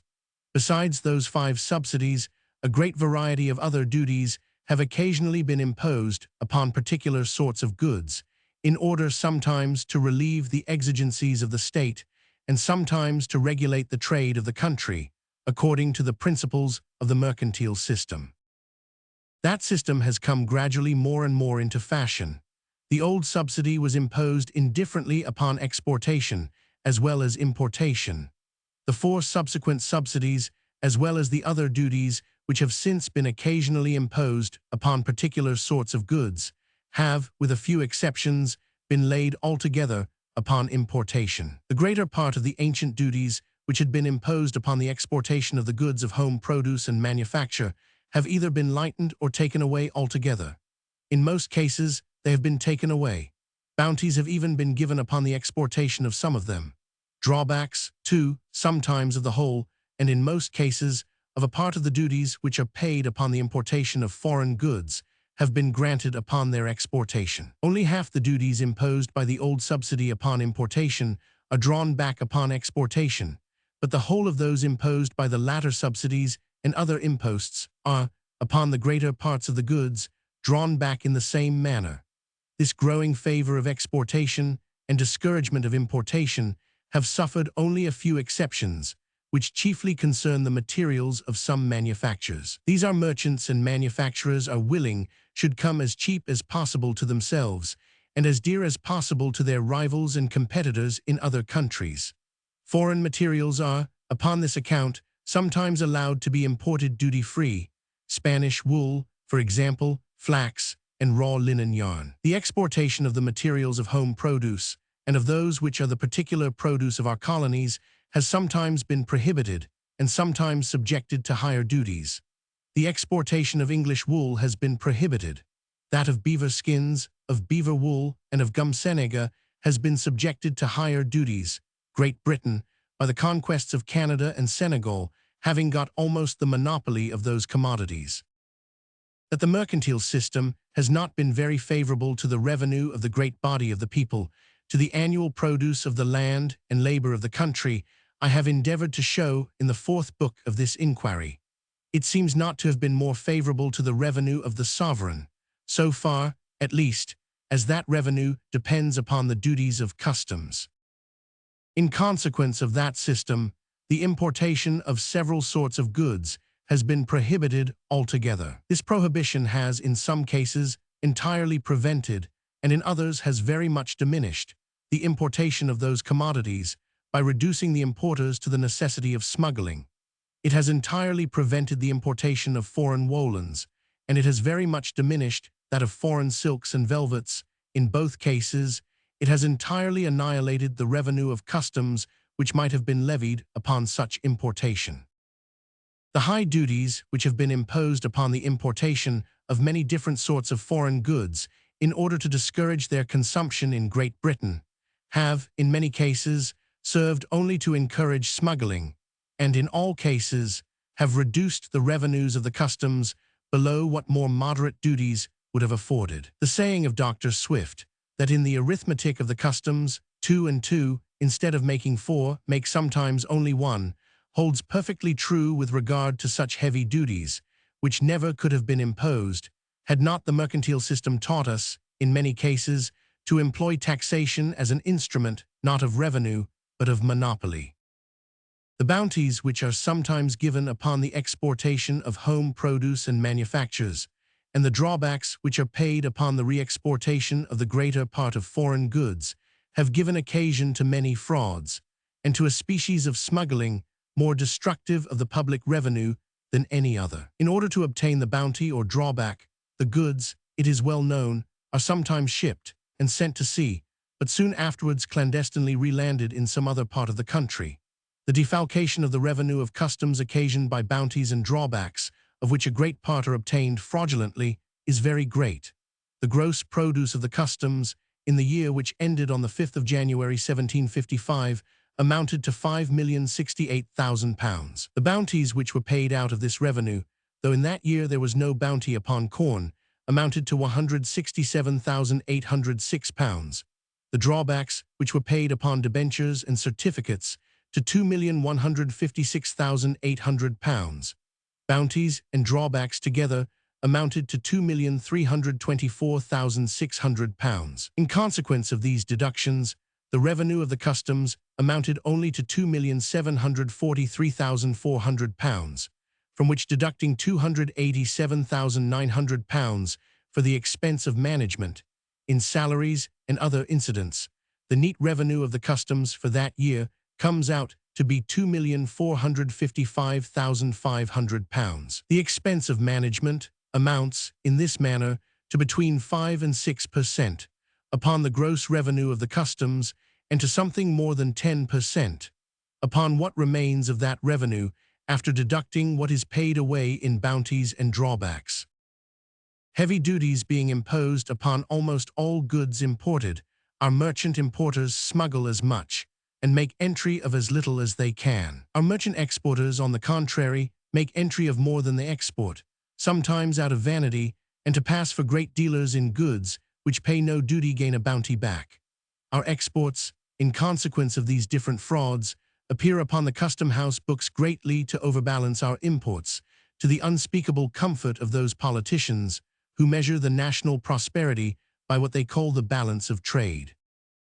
All goods imported, unless particularly exempted, and such exemptions are not very numerous, are liable to some duties of customs. If any goods are imported, not mentioned in the Book of Rates, they are taxed at 4s, 9 3/4 d, for every 20 shillings value, according to the oath of the importer, that is, nearly at 5 subsidies or 5 poundage duties. The Book of Rates is extremely comprehensive and enumerates a great variety of articles, many of them little used, and therefore not well known. It is, upon this account, frequently uncertain under what article a particular sort of goods ought to be classed, and consequently what duty they ought to pay. Mistakes with regard to this sometimes ruin the custom house officer, and frequently occasion much trouble, expense, and vexation to the importer. In point of perspicuity, precision, and distinctness, therefore, the duties of customs are much inferior to those of excise. In order that the greater part of the members of any society should contribute to the public revenue, in proportion to their respective expense, it does not seem necessary that every single article of that expense should be taxed. The revenue which is levied by the duties of excise is supposed to fall as equally upon the contributors as that which is levied by the duties of customs, and the duties of excise are imposed upon a few articles only of the most general use and consumption. It has been the opinion of many people that by proper management the duties of customs might likewise, without any loss to the public revenue and with great advantage to foreign trade, be confined to a few articles only. The foreign articles of the most general use and consumption in Great Britain seem at present to consist chiefly in foreign wines and brandies. In some of the productions of America and the West Indies, sugar, rum, tobacco, coconuts, etc., and in some of those of the East Indies, tea, coffee, chinaware, spiceries of all kinds, several sorts of piece goods, etc. These different articles afford the greater part of the perhaps, at present, revenue which is drawn from the duties of customs. The taxes which at present subsist upon foreign manufactures, if you accept those upon the few contained in the foregoing enumeration, have, the greater part of them, been imposed for the purpose, not of revenue, but of monopoly, or to give our own merchants an advantage in the home market. By removing all prohibitions, and by subjecting all foreign manufactures to such moderate taxes, as it was found from experience, afforded upon each article the greatest revenue to the public, our own workmen might still have a considerable advantage in the home market. And many articles, some of which at present afford no revenue to government, and others, a very inconsiderable one, might afford a very great one. High taxes, sometimes by diminishing the consumption of the taxed commodities, and sometimes by encouraging smuggling, frequently afford a smaller revenue to government than what might be drawn from more moderate taxes.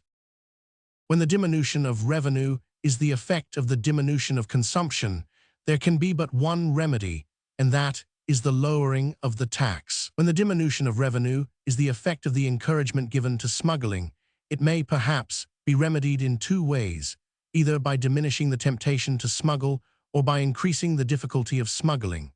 The temptation to smuggle can be diminished only by the lowering of the tax, and the difficulty of smuggling can be increased only by establishing that system of administration which is most proper for preventing it.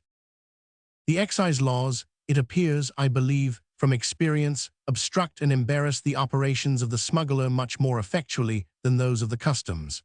By introducing into the customs a system of administration as similar to that of the excise as the nature of the different duties will admit, the difficulty of smuggling might be very much increased.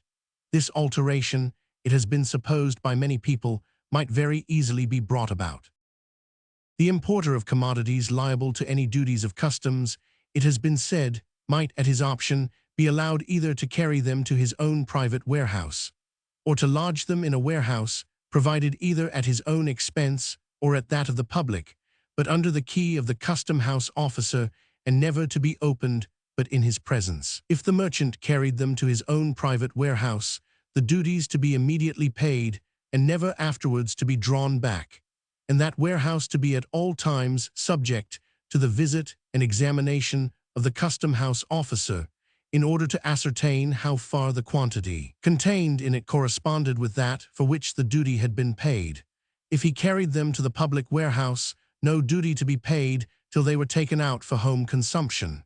If taken out for exportation, to be duty-free, proper security being always given that they should be so exported. The dealers in those particular commodities, either by wholesale or retail, to be at all times subject to the visit and examination of the custom-house officer, and to be obliged to justify, by proper certificates, the payment of the duty upon the whole quantity contained in their shops or warehouses. What are called the excise duties upon rum imported are at present levied in this manner, and the same system of administration might perhaps be extended to all duties upon goods imported, provided always that those duties were, like the duties of excise, confined to a few sorts of goods of the most general use and consumption.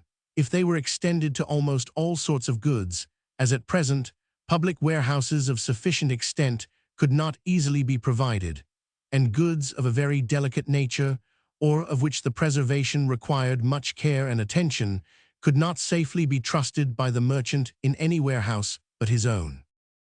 If by such a system of administration, smuggling to any considerable extent could be prevented, even under pretty high duties, and if every duty was occasionally either heightened or lowered according as it was most likely, either the one way or the other, to afford the greatest revenue to the state, taxation being always employed as an instrument of revenue and never of monopoly, it seems not improbable that a revenue, at least equal to the present neat revenue of the customs, might be drawn from duties upon the importation of only a few sorts of goods of the most general use and consumption, and that the duties of customs might thus be brought to the same degree of simplicity, certainty, and precision as those of excise.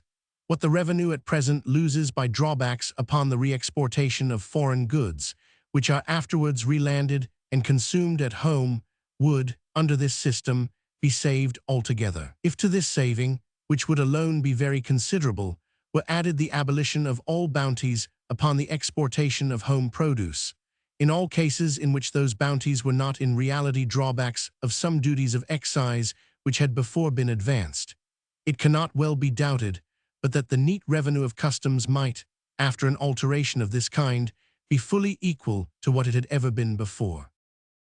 If by such a change of system the public revenue suffered no loss, the trade and manufactures of the country would certainly gain a very considerable advantage. The trade in the commodities not taxed, by far the greatest number, would be perfectly free and might be carried on to and from all parts of the world with every possible advantage. Among those commodities would be comprehended all the necessaries of life and all the materials of manufacture. So far as the free importation of the necessaries of life reduced their average money price in the home market, it would reduce the money price of labor, but without reducing in any respect its real recompense. The value of money is in proportion to the quantity of the necessaries of life which it will purchase. That of the necessaries of life is altogether independent of the quantity of money which can be had for them. The reduction in the money price of labor would necessarily be attended with a proportionable one in that of all home manufactures, which would thereby gain some advantage in all foreign markets. The price of some manufactures would be reduced in a still greater proportion by the free importation of the raw materials. If raw silk could be imported from China and Indostan, duty-free, the silk manufacturers in England could greatly undersell those of both France and Italy. There would be no occasion to prohibit the importation of foreign silks and velvets. The cheapness of their goods would secure to our own workmen not only the possession of a home, but a very great command of the foreign market. Even the trade in the commodities taxed would be carried on with much more advantage than at present. If those commodities were delivered out of the public warehouse for foreign exportation, being in this case exempted from all taxes, the trade in them would be perfectly free. The carrying trade in all sorts of goods would, under this system, enjoy every possible advantage. If these commodities were delivered out for home consumption, the importer not being obliged to advance the tax till he had an opportunity of selling his goods, either to some dealer or to some consumer, he could always afford to sell them cheaper than if he had been obliged to advance it at the moment of importation. Under the same taxes, the foreign trade of consumption, even in the taxed commodities, might in this manner be carried on with much more advantage than it is at present. It was the object of the famous excise scheme of Sir Robert Walpole to establish, with regard to wine and tobacco, a system not very unlike that which is here proposed. But though the bill which was then brought into Parliament comprehended those two commodities only, it was generally supposed to be meant as an introduction to a more extensive scheme of the same kind. Faction, combined with the interest of smuggling merchants, raised so violent, though so unjust a clamour against that bill, that the minister thought proper to drop it, and from a dread of exciting a clamour of the same kind, none of his successors have dared to resume the project.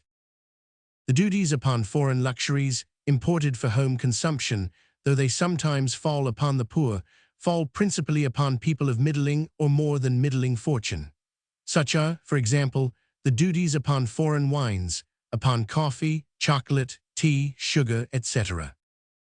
The duties upon the cheaper luxuries of home produce, destined for home consumption, fall pretty equally upon people of all ranks, in proportion to their respective expense. The poor pay the duties upon malt, hops, beer, and ale, upon their own consumption, the rich, upon both their own consumption and that of their servants. The whole consumption of the inferior ranks of people, or of those below the middling rank, it must be observed, is in every country much greater not only in quantity, but in value than that of the middling and of those above the middling rank. The whole expense of the inferior is much greater titan that of the superior ranks. In the first place, almost the whole capital of every country is annually distributed among the inferior ranks of people, as the wages of productive labor. Secondly, a great part of the revenue arising from both the rent of land and the profits of stock is annually distributed among the same rank in the wages and maintenance of menial servants and other unproductive laborers. Thirdly, some part of the profits of stock belongs to the same rank as a revenue arising from the employment of their small capitals.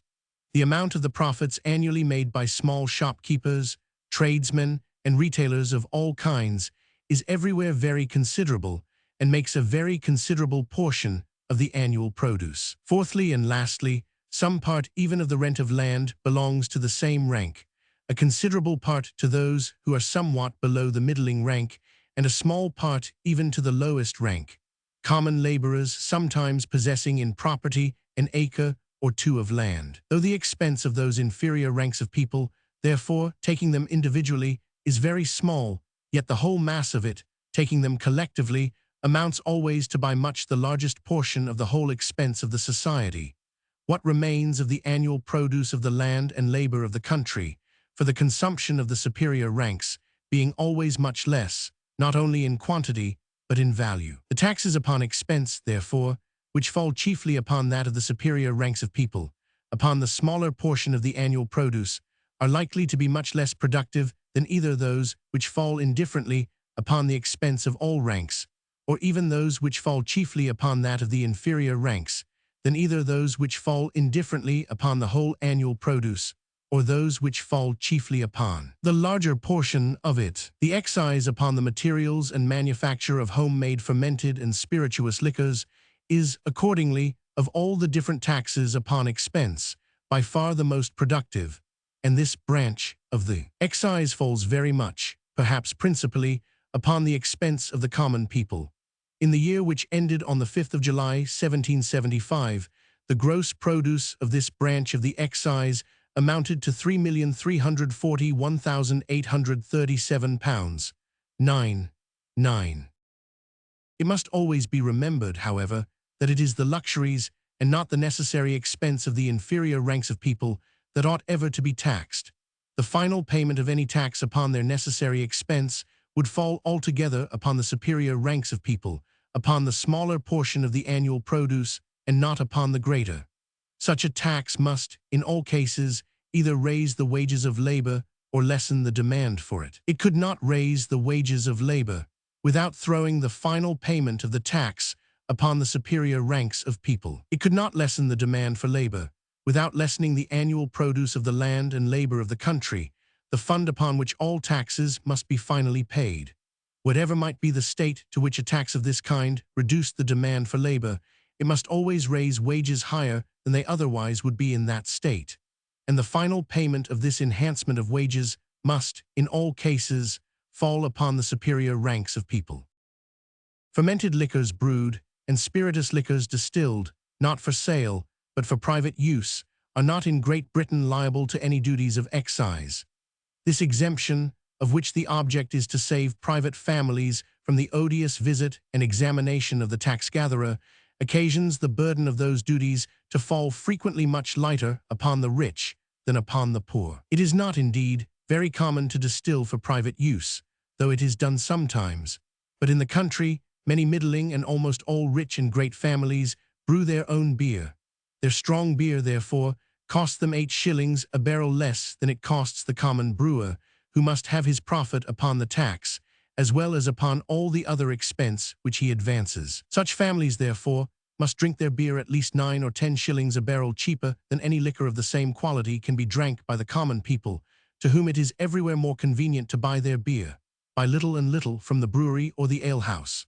Malt, in the same manner, that is made for the use of a private family, is not liable to the visit or examination of the tax-gatherer, but in this case the family must compound at 7 shillings and 6pence a head for the tax. 7 shillings and 6pence are equal to the excise upon 10 bushels of malt, a quantity fully equal to what all the different members of any sober family, men, women, and children, are, at an average, likely to consume. But in rich and great families, where country hospitality is much practiced, the malt liquors consumed by the members of the family make but a small part of the consumption of the house. Either on account of this composition, however, or for other reasons, it is not near so common to malt as to brew for private use. It is difficult to imagine any equitable reason why those who either brew or distill for private use should not be subject to a composition of the same kind. A greater revenue than what is at present drawn from all the heavy taxes upon malt, beer, and ale might be raised, it has frequently been said, by a much lighter tax upon malt, the opportunities of defrauding the revenue being much greater in a brewery than in a malt house, and those who brew for private use being exempted from all duties or composition for duties, which is not the case with those who malt for private use.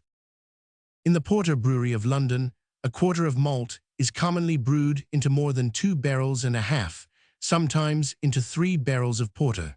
The different taxes upon malt amount to 6 shillings a quarter, those upon strong ale and beer to 8 shillings a barrel. In the Porter Brewery, therefore, the different taxes upon malt, beer, and ale amount to between 26 and 30 shillings upon the produce of a quarter of malt. In the Country Brewery, for common country sale, a quarter of malt is seldom brewed into less than 2 barrels of strong and 1 barrel of small beer, frequently into 2.5 barrels of strong beer.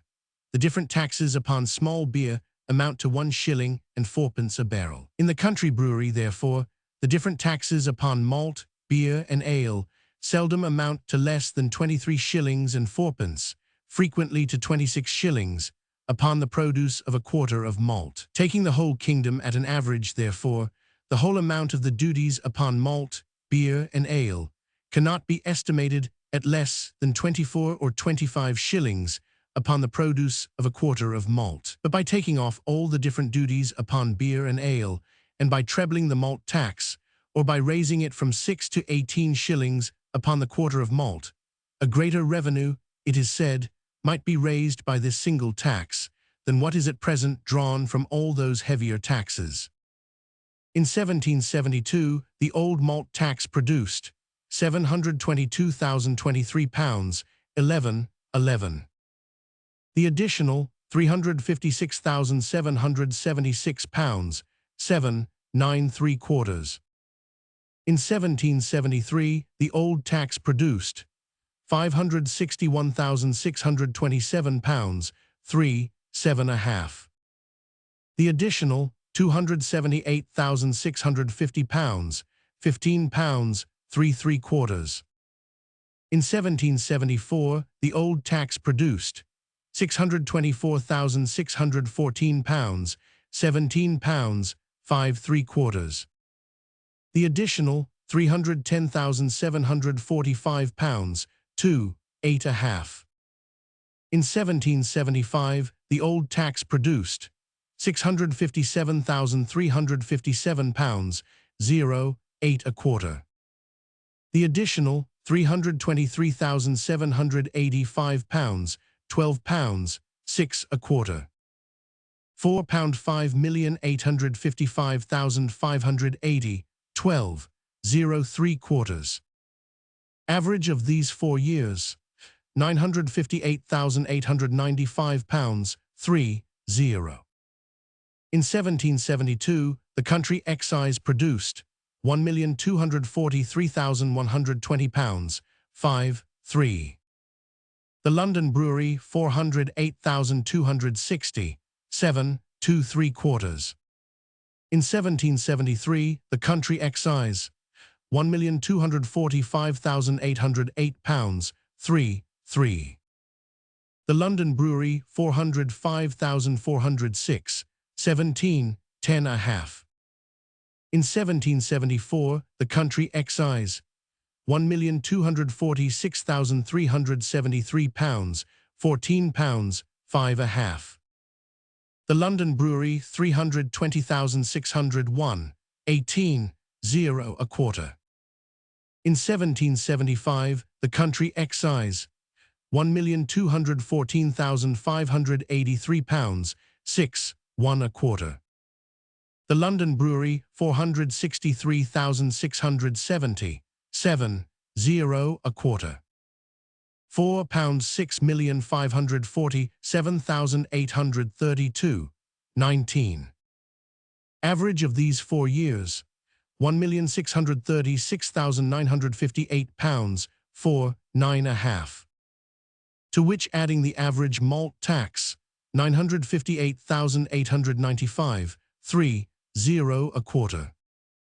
The whole amount of those different taxes comes out to be £2,595,835, 7.10. But by trebling the malt tax, or by raising it from 6 to 18 shillings upon the quarter of malt, that single tax would produce £2,876,685, 9.0. A sum which exceeds the foregoing by £280,832, 1.3. Under the old malt tax, indeed, is comprehended a tax of 4 shillings upon the hogshead of cider and another of 10 shillings upon the barrel of mum. In 1774, the tax upon cider produced only £3,083, 6.8. It probably fell somewhat short of its usual amount, all the different taxes upon cider having, that year, produced less than ordinary.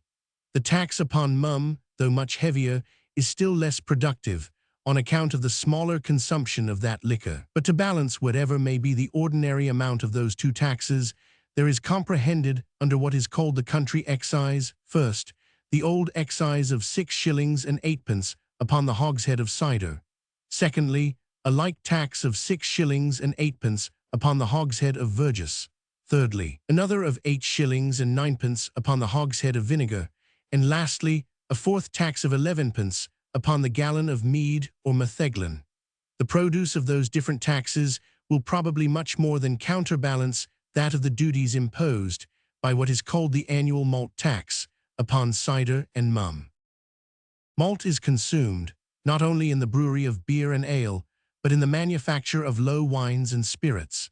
If the malt tax were to be raised to 18 shillings upon the quarter, it might be necessary to make some abatement in the different excises which are imposed upon those particular sorts of low wines and spirits, of which malt makes any part of the materials. In what are called malt spirits, it makes commonly but a third part of the materials, the other 2/3 being either raw barley or 1/3 barley and 1/3 wheat. In the distillery of malt spirits, both the opportunity and the temptation to smuggle are much greater than either in a brewery or in a malt house. The opportunity, on account of the smaller bulk and greater value of the commodity, and the temptation, on account of the superior height of the duties, which amounted to 3.1023d upon the gallon of spirits. By increasing the duties upon malt and reducing those upon the distillery, both the opportunities and the temptation to smuggle would be diminished, which might occasion a still further augmentation of revenue. It has for some time past been the policy of Great Britain to discourage the consumption of spirituous liquors, on account of their supposed tendency to ruin the health and to corrupt the morals of the common people. According to this policy, the abatement of the taxes upon the distillery ought not to be so great as to reduce, in any respect, the price of those liquors.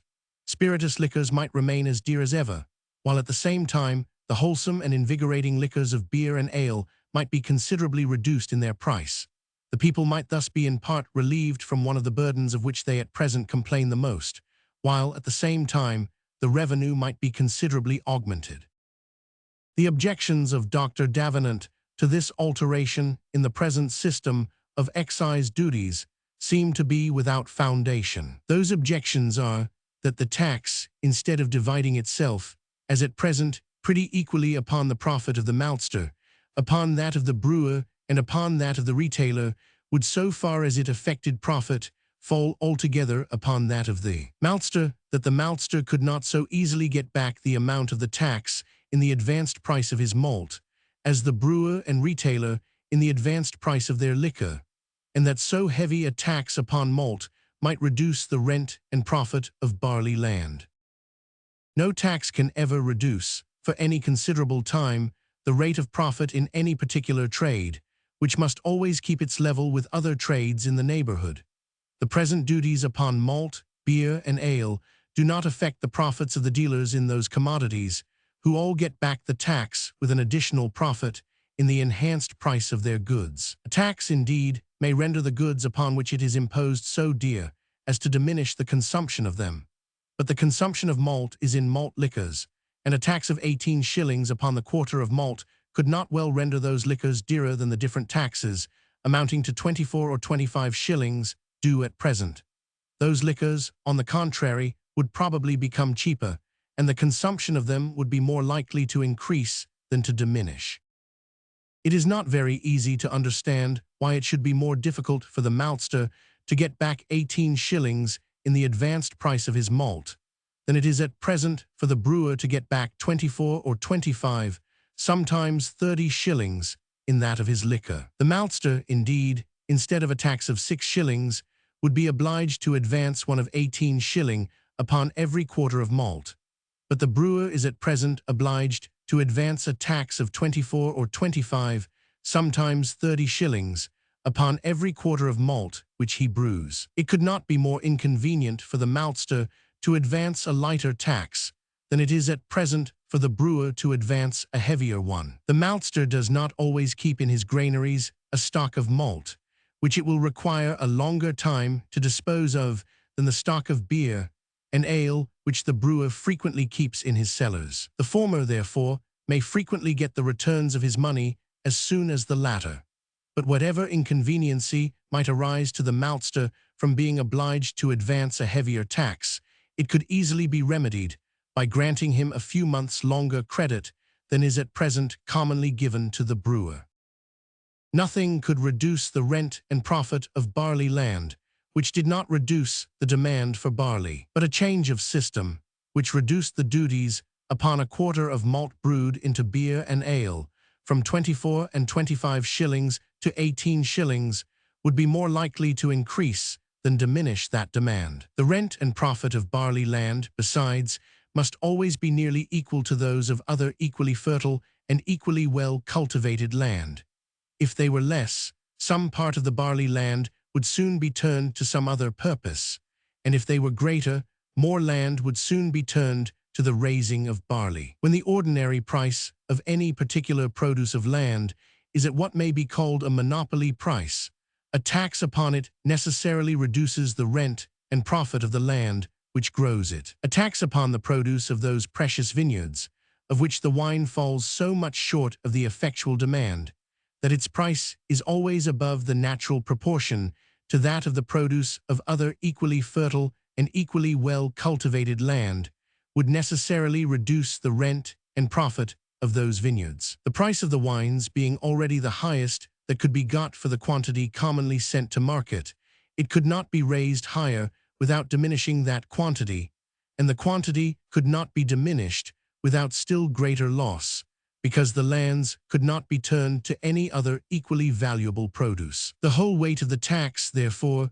would fall upon the rent and profit, properly upon the rent of the vineyard. When it has been proposed to lay any new tax upon sugar, our sugar planters have frequently complained that the whole weight of such taxes fell not upon the consumer, but upon the producer, they never having been able to raise the price of their sugar after the tax higher than it was before. The price had, it seems, before the tax, been a monopoly price, and the arguments adduced to show that sugar was an improper subject of taxation demonstrated perhaps that it was a proper one, the gains of monopolists, whenever they can be come at, being certainly of all subjects the most proper. But the ordinary price of barley has never been a monopoly price, and the rent and profit of barley land have never been above their natural proportion to those of other equally fertile and equally well cultivated land. The different taxes which have been imposed upon malt, beer, and ale have never lowered the price of barley, have never reduced the rent and profit of barley land. The price of malt to the brewer has constantly risen in proportion to the taxes imposed upon it, and those taxes, together with the different duties upon beer and ale, have constantly either raised the price, or, what comes to the same thing, reduced the quality of those commodities to the consumer. The final payment of those taxes has fallen constantly upon the consumer and not upon the producer. The only people likely to suffer by the change of system here proposed are those who brew for their own private use. But the exemption, which this superior rank of people at present enjoy, from very heavy taxes which are paid by the poor laborer and artificer, is surely most unjust and unequal, and ought to be taken away, even though this change was never to take place. It has probably been the interest of this superior order of people, however, which has hitherto prevented a change of system that could not well fail both to increase the revenue and to relieve the people. Besides such duties as those of custom and excise above mentioned, there are several others which affect the price of goods more unequally and more indirectly. Of this kind are the duties, which in French are called piges, which in old Saxon times were called the duties of passage, and which seem to have been originally established for the same purpose as our turnpike tolls or the tolls upon our canals and navigable rivers, for the maintenance of the road or of the navigation. Those duties, when applied to such purposes, are most properly imposed according to the bulk or weight of the goods.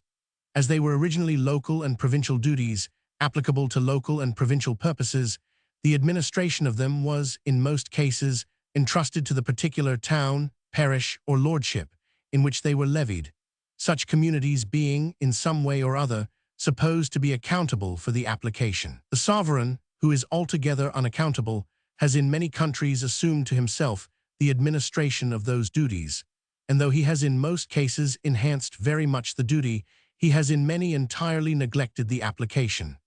If the turnpike tolls of Great Britain should ever become one of the resources of government, we may learn, by the example of many other nations, what would probably be the consequence. Such tolls, no doubt, are finally paid by the consumer, but the consumer is not taxed in proportion to his expense, when he pays, not according to the value, but according to the bulk or weight of what he consumes.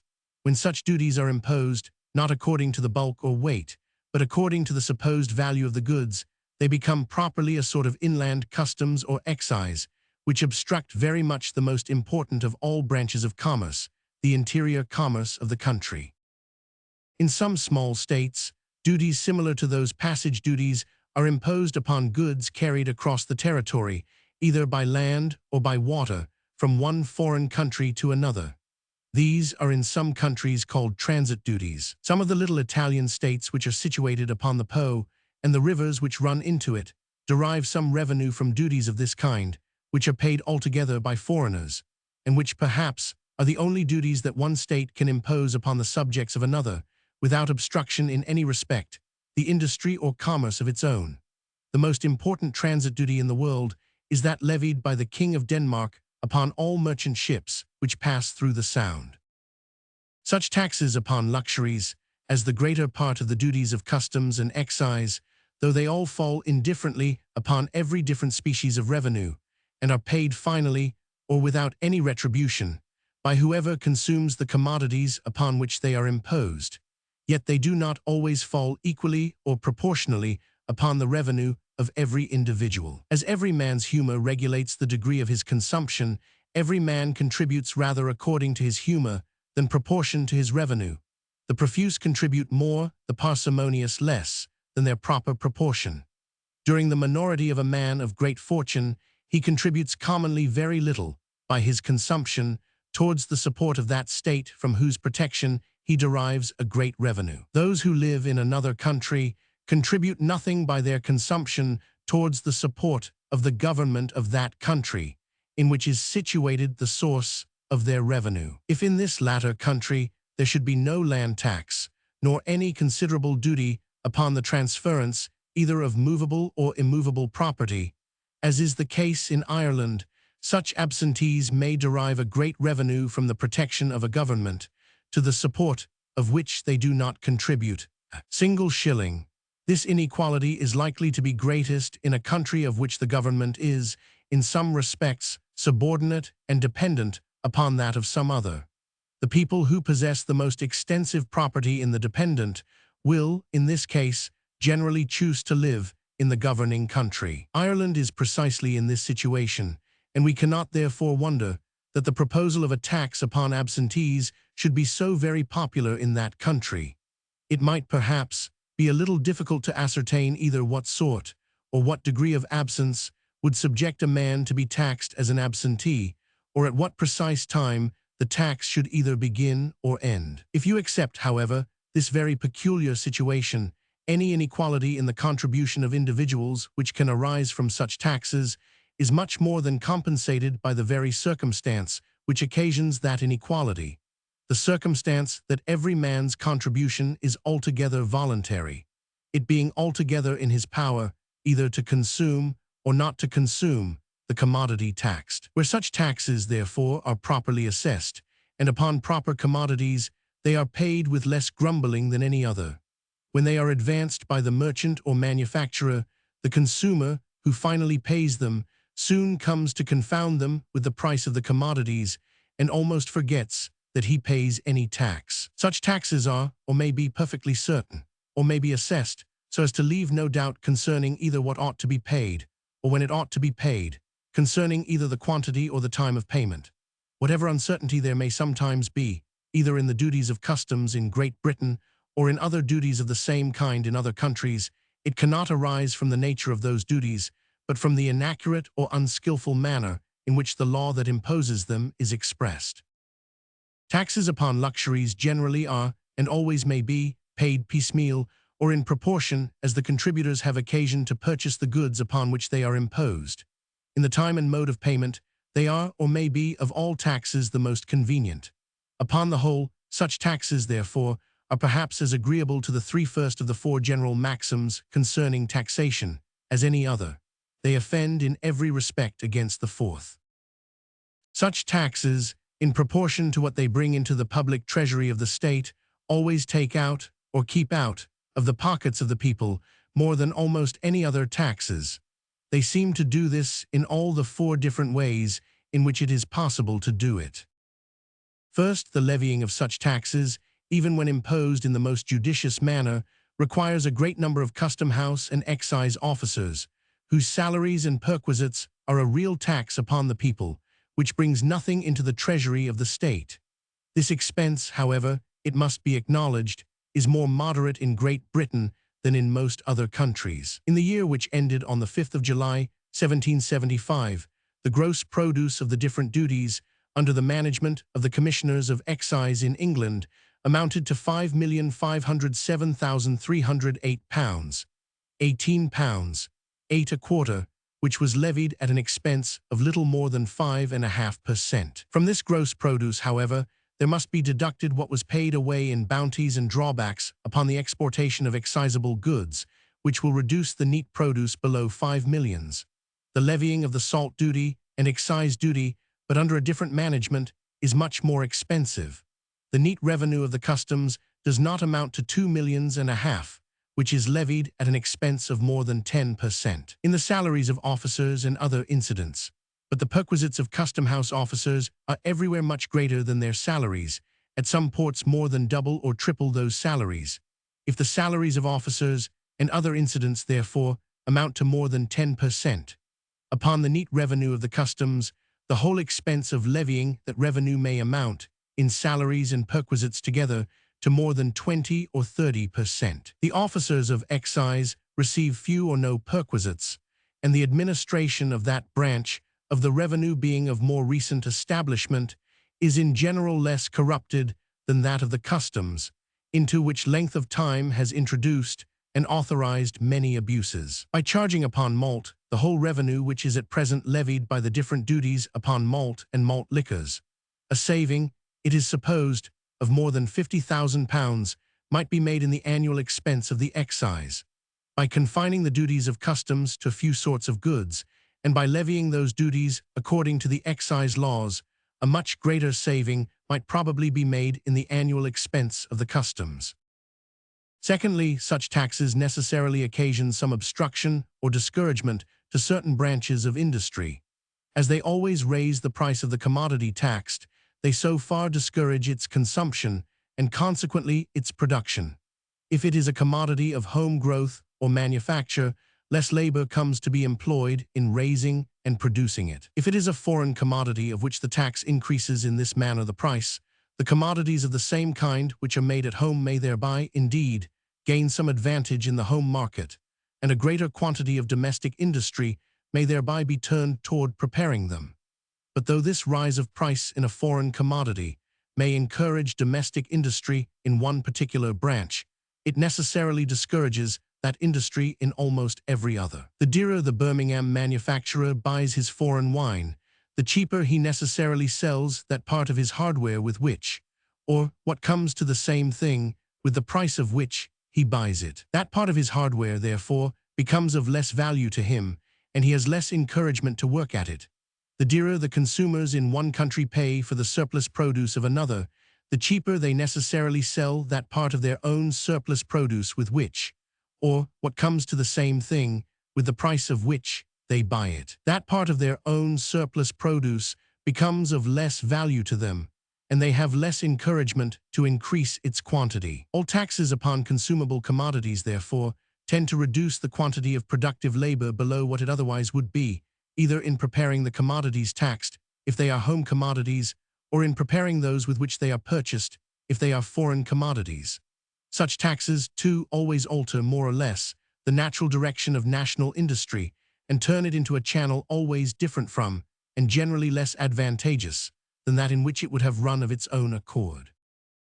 Thirdly, the hope of evading such taxes by smuggling gives frequent occasion to forfeitures and other penalties, which entirely ruin the smuggler, a person who, though no doubt highly blamable for violating the laws of his country, is frequently incapable of violating those of natural justice, and would have been, in every respect, an excellent citizen had not the laws of his country made that a crime which nature never meant to be so.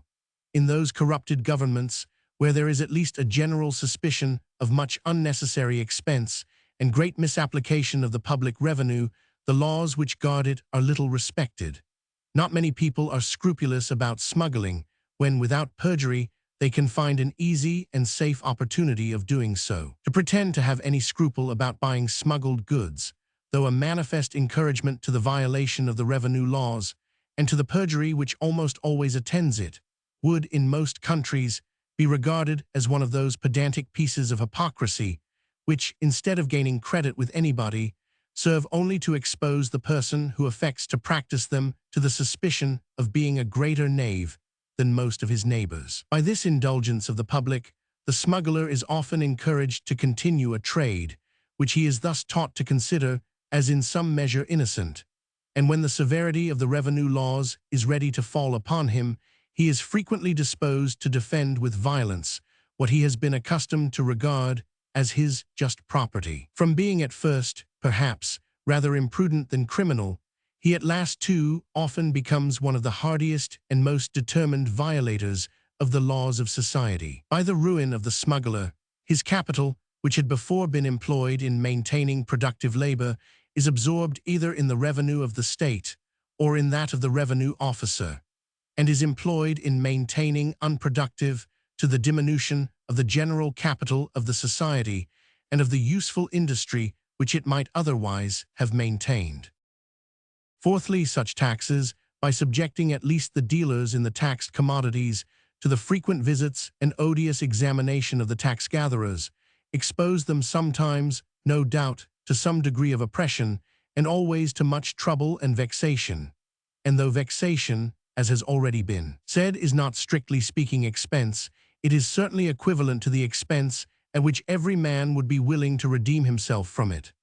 The laws of excise, though more effectual for the purpose for which they were instituted, are, in this respect, more vexatious than those of the customs. When a merchant has imported goods subject to certain duties of customs, when he has paid those duties and lodged the goods in his warehouse, he is not, in most cases, liable to any further trouble or vexation from the custom house officer. It is otherwise with goods subject to duties of excise. The dealers have no respite from the continual visits and examination of the excise officers. The duties of excise are, upon this account, more unpopular than those of the customs, and so are the officers who levy them. Those officers, it is pretended, though in general, perhaps, they do their duty fully as well as those of the customs, yet, as that duty obliges them to be frequently very troublesome to some of their neighbors, commonly contract a certain hardness of character, which the others frequently have not. This observation, however, may very probably be the mere suggestion of fraudulent dealers, whose smuggling is either prevented or detected by their diligence. The inconveniencies, however, which are, perhaps, in some degree inseparable from taxes upon consumable communities, fall as light upon the people of Great Britain as upon those of any other country of which the government is nearly as expensive. Our state is not perfect and might be mended, but it is as good or better than that of most of our neighbors. In consequence of the notion that duties upon consumable goods were taxes upon the profits of merchants, those duties have, in some countries, been repeated upon every successive sale of the goods. If the profits of the merchant importer or merchant manufacturer were taxed, equality seemed to require that those of all the middle buyers, who intervened between either of them and the consumer, should likewise be taxed. The famous alcavala of Spain seems to have been established upon this principle. It was at first a tax of 10%, afterwards of 14%, and it is at present only 6%, upon the sale of every sort of property, whether movable or immovable, and it is repeated every time the property is sold. The levying of this tax requires a multitude of revenue officers, sufficient to guard the transportation of goods, not only from one province to another, but from one shop to another. It subjects not only the dealers in some sorts of goods, but those in all sorts, every farmer, every manufacturer, every merchant and shopkeeper, to the continual visit and examination of the tax-gatherers. Through the greater part of the country in which a tax of this kind is established, nothing can be produced for distant sale. The produce of every part of the country must be proportioned to the consumption of the neighborhood. It is to the alcavala, accordingly, that Ustaritz imputes the ruin of the manufactures of Spain. He might have imputed to it, likewise, the declension of agriculture, it being imposed not only upon manufactures, but upon the rude produce of the land. In the Kingdom of Naples, there is a similar tax of 3% upon the value of all contracts, and consequently upon that of all contracts of sale. It is both lighter than the Spanish tax, and the greater part of towns and parishes are allowed to pay a composition in lieu of it. They levy this composition in what manner they please, generally in a way that gives no interruption to the interior commerce of the place. The Neapolitan tax, therefore, is not near so ruinous as the Spanish one. The uniform system of taxation, which, with a few exceptions of no great consequence, takes place in all the different parts of the United Kingdom of Great Britain, leaves the interior commerce of the country, the inland and coasting trade, almost entirely free. The inland trade is almost perfectly free, and the greater part of goods may be carried from one end of the kingdom to the other, without requiring any permit or let pass, without being subject to question, visit, or examination from the revenue officers. There are few exceptions, but they are such as can give no interruption to any important branch of inland commerce of the country. Goods carried coastwise, indeed, require certificates or coast carkets. If you accept coals, however, the rest are almost all duty-free. This freedom of interior commerce, the effect of the uniformity of the system of taxation, is perhaps one of the principal causes of the prosperity of Great Britain, every great country being necessarily the best and most extensive market for the greater part of the productions of its own industry. If the same freedom in consequence of the same uniformity could be extended to Ireland and the plantations, both the grandeur of the state and the prosperity of every part of the empire would probably be still greater than at present. In France, the different revenue laws, which take place in the different provinces, require a multitude of revenue officers to surround not only the frontiers of the kingdom, but those of almost each particular province, in order either to prevent the importation of certain goods, or to subject it to the payment of certain duties, to the no small interruption of the interior commerce of the country. Some provinces are allowed to compound for the gabelle or salt tax, others are exempted from it altogether. Some provinces are exempted from the exclusive sale of tobacco, which the farmers general enjoy through the greater part of the kingdom. The aids which correspond to the excise in England are very different in different provinces. Some provinces are exempted from them and pay a composition or equivalent.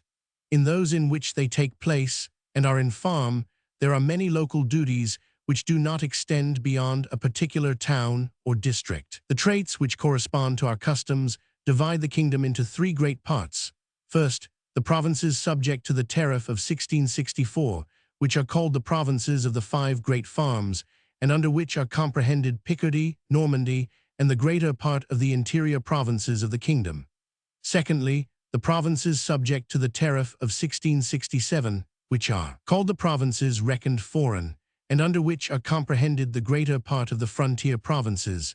And thirdly, those provinces which are said to be treated as foreign, or which, because they are allowed a free commerce with foreign countries, are, in their commerce with the other provinces of France, subjected to the same duties as other foreign countries. These are Alsace, the three bishoprics of Mentz, Toul, and Verdun, and the three cities of Dunkirk, Bayonne, and Marseille, both in the provinces of the five great farms, called so on account of an ancient division of the duties of customs into five great branches, each of which was originally the subject of a particular farm, though they are now all united into one.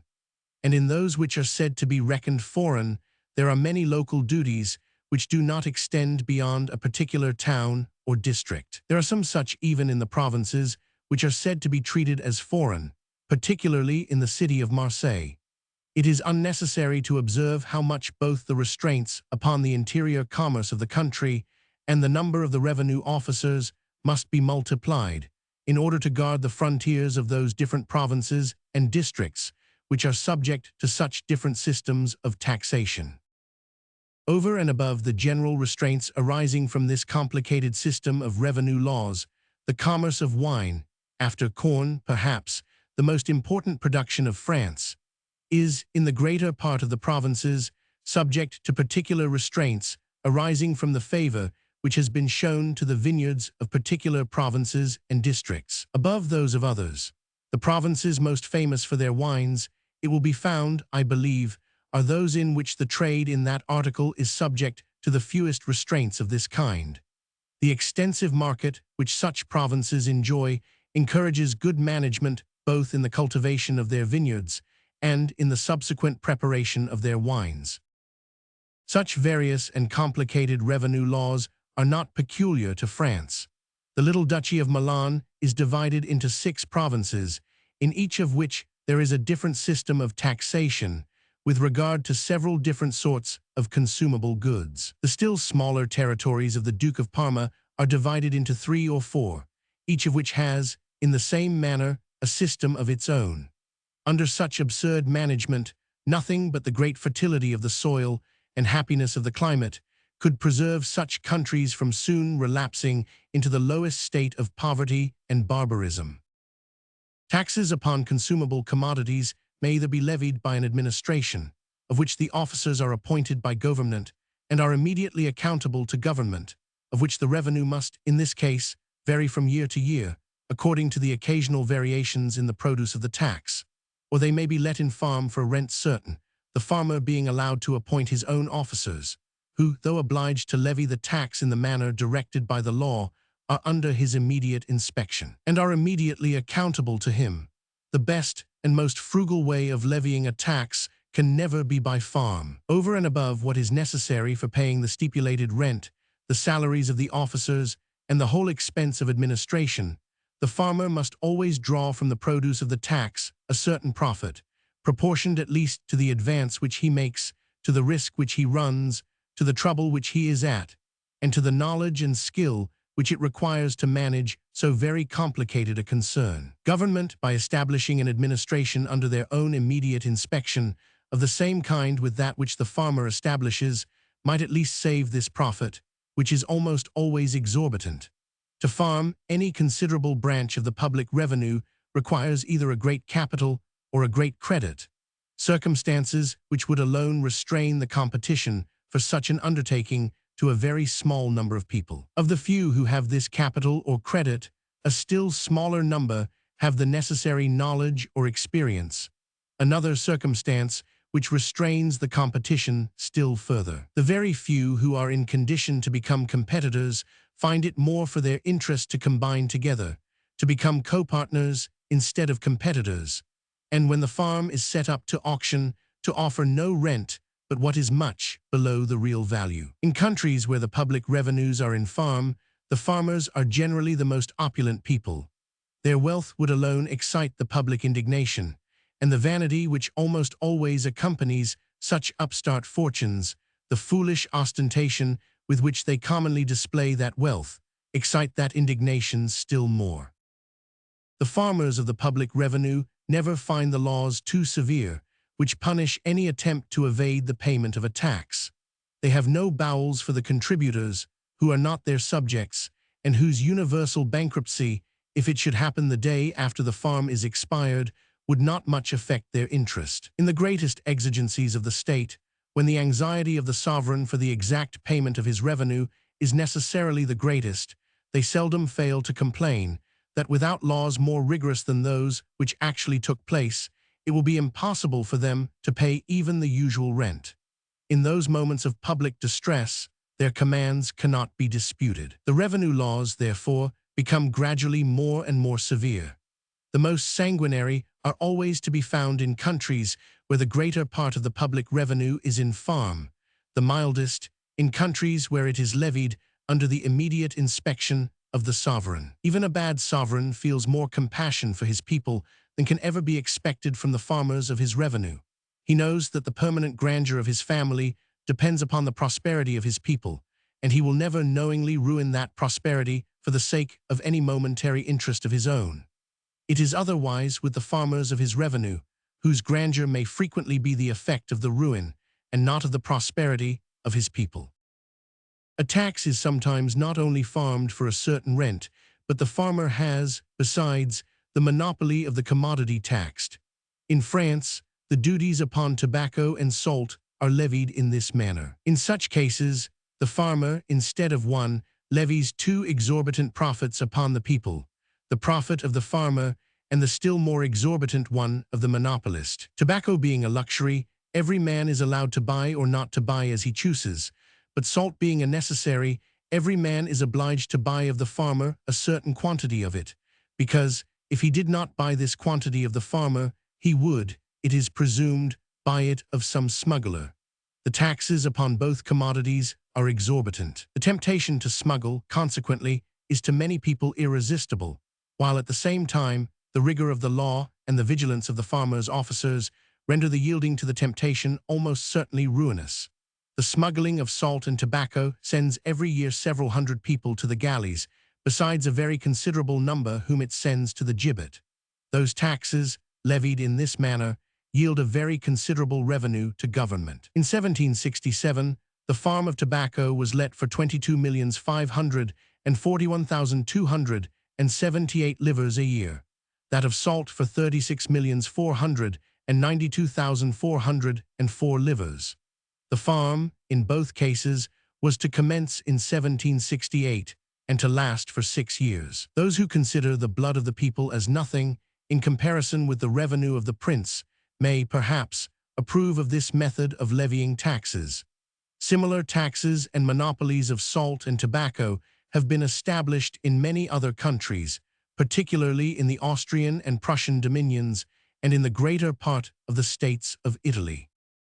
In France, the greater part of the actual revenue of the crown is derived from 8 different sources: the taille, the capitation, the 2 victims, the gabelles, the aides, the traits, the domain, and the farm of tobacco. The 5 last are, in the greater part of the provinces, under farm. The 3 first are everywhere levied by an administration, under the immediate inspection and direction of government, and it is universally acknowledged that in proportion to what they take out of the pockets of the people, they bring more into the treasury of the prince than the other 5, of which the administration is much more wasteful and expensive.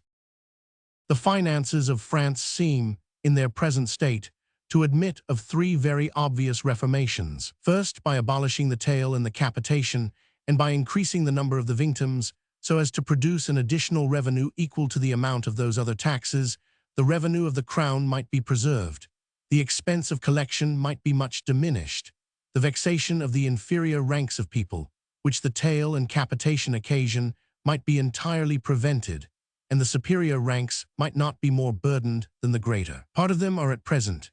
The victim, I have already observed, is a tax very nearly of the same kind with what is called the land tax of England. The burden of the taille, it is acknowledged, falls finally upon the proprietors of land, and as the greater part of the capitation is assessed upon those who are subject to the taille, at so much a pound of that other tax, the final payment of the greater part of it must likewise fall upon the same order of people. Though the number of the victims, therefore, was increased, so as to produce an additional revenue equal to the amount of both those taxes, the superior ranks of people might not be more burdened than they are at present. Many individuals, no doubt, would, on account of the great inequalities with which the taille is commonly assessed upon the estates and tenants of different individuals. The interest and opposition of such favored subjects are the obstacles most likely to prevent this or any other reformation of the same kind. Secondly, by rendering the gabelle, the aids, the traits, the taxes upon tobacco, all the different customs and excises uniform in all the different parts of the kingdom, those taxes might be levied at much less expense, and the interior commerce of the kingdom might be rendered as free as that of England. Thirdly and lastly, by subjecting all those taxes to an administration under the immediate inspection and direction or government, the exorbitant profits of the farmers general might be added to the revenue of the state.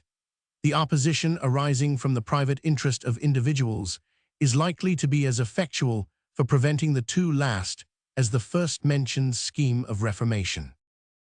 The French system of taxation seems, in every respect, inferior to the British.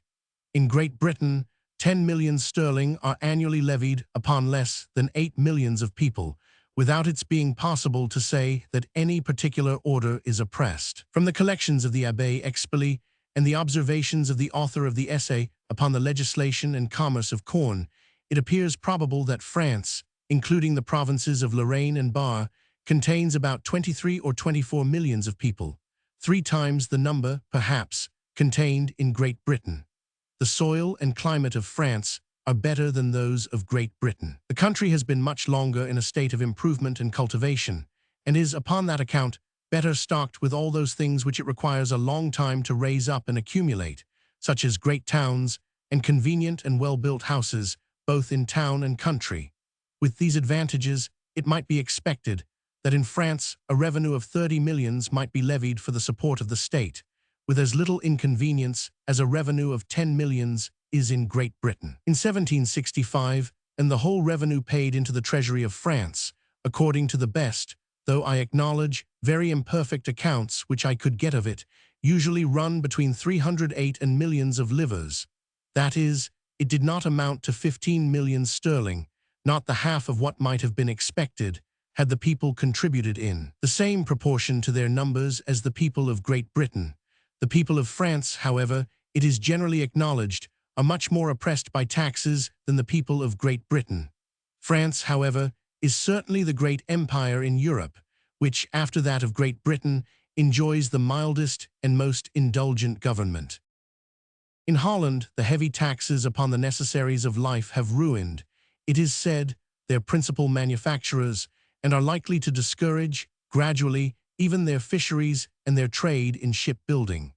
The taxes upon the necessaries of life are inconsiderable in Great Britain, and no manufacture has hitherto been ruined by them. The British taxes, which bear hardest on manufactures, are some duties upon the importation of raw materials, particularly upon that of raw silk. The revenue of the States General and of the different cities, however, is said to amount to more than £5,250,000 sterling, and as the inhabitants of the United Provinces cannot well be supposed to amount to more than a third part of those of Great Britain, they must, in proportion to their number, be much more heavily taxed. After all the proper subjects of taxation have been exhausted, if the exigencies of the state still continue to require new taxes, they must be imposed upon improper ones. The taxes upon the necessaries of life, therefore, may be no impeachment of the wisdom of that republic, which, in order to acquire and to maintain its independency, has, in spite of its great frugality, been involved in such expensive wars as have obliged it to contract great debts. The singular countries of Holland and Zealand, besides, require a considerable expense even to preserve their existence, or to prevent their being swallowed up by the sea, which must have contributed to increase considerably the load of taxes in those two provinces. The republican form of government seems to be the principal support of the present grandeur of Holland.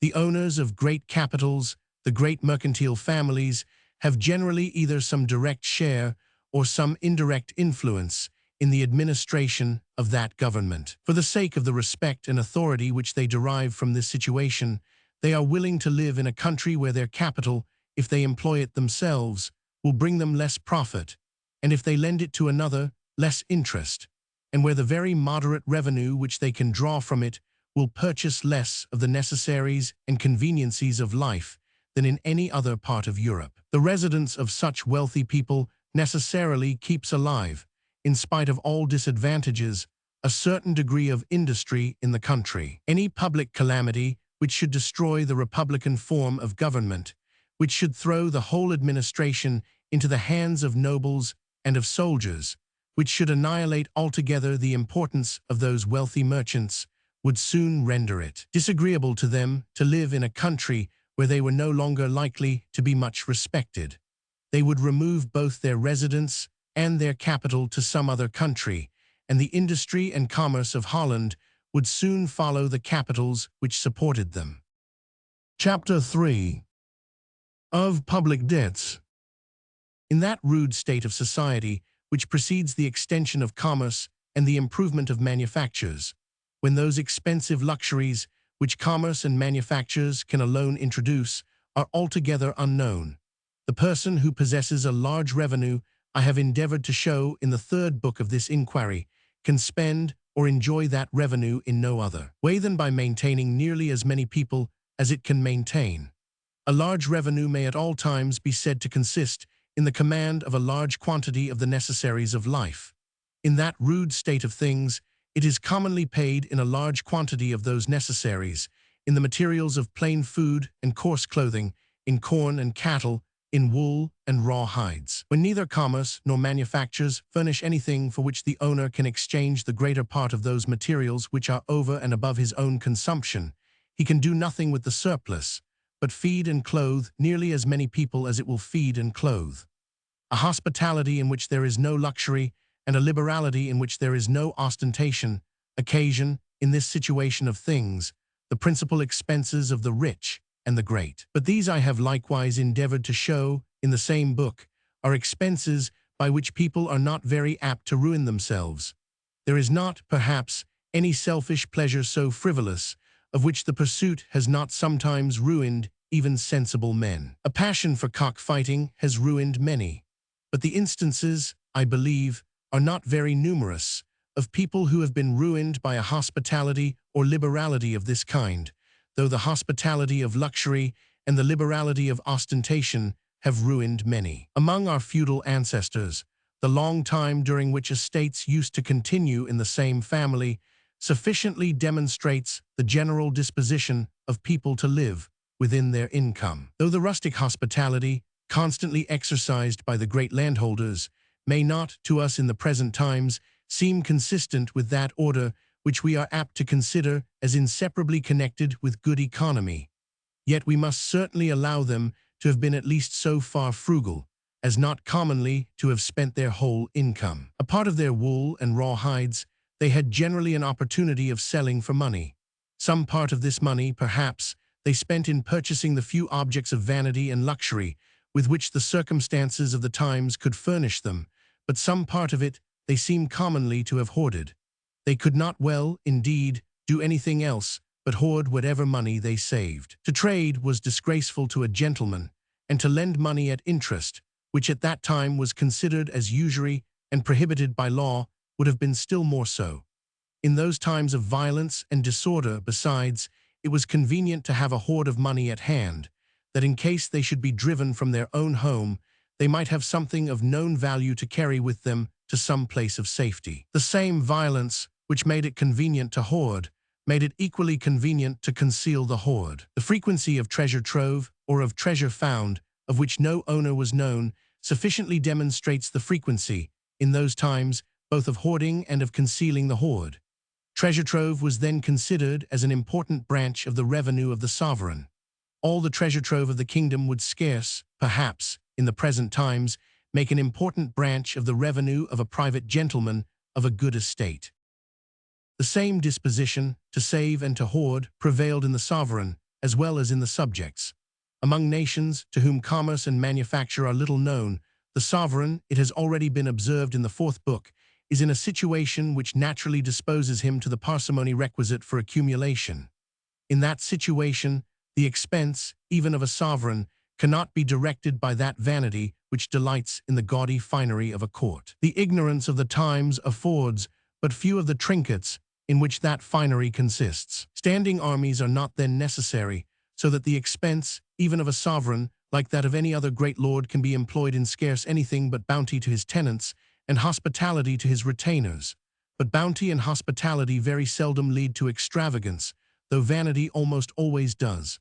All the ancient sovereigns of Europe, accordingly, it has already been observed, had treasures.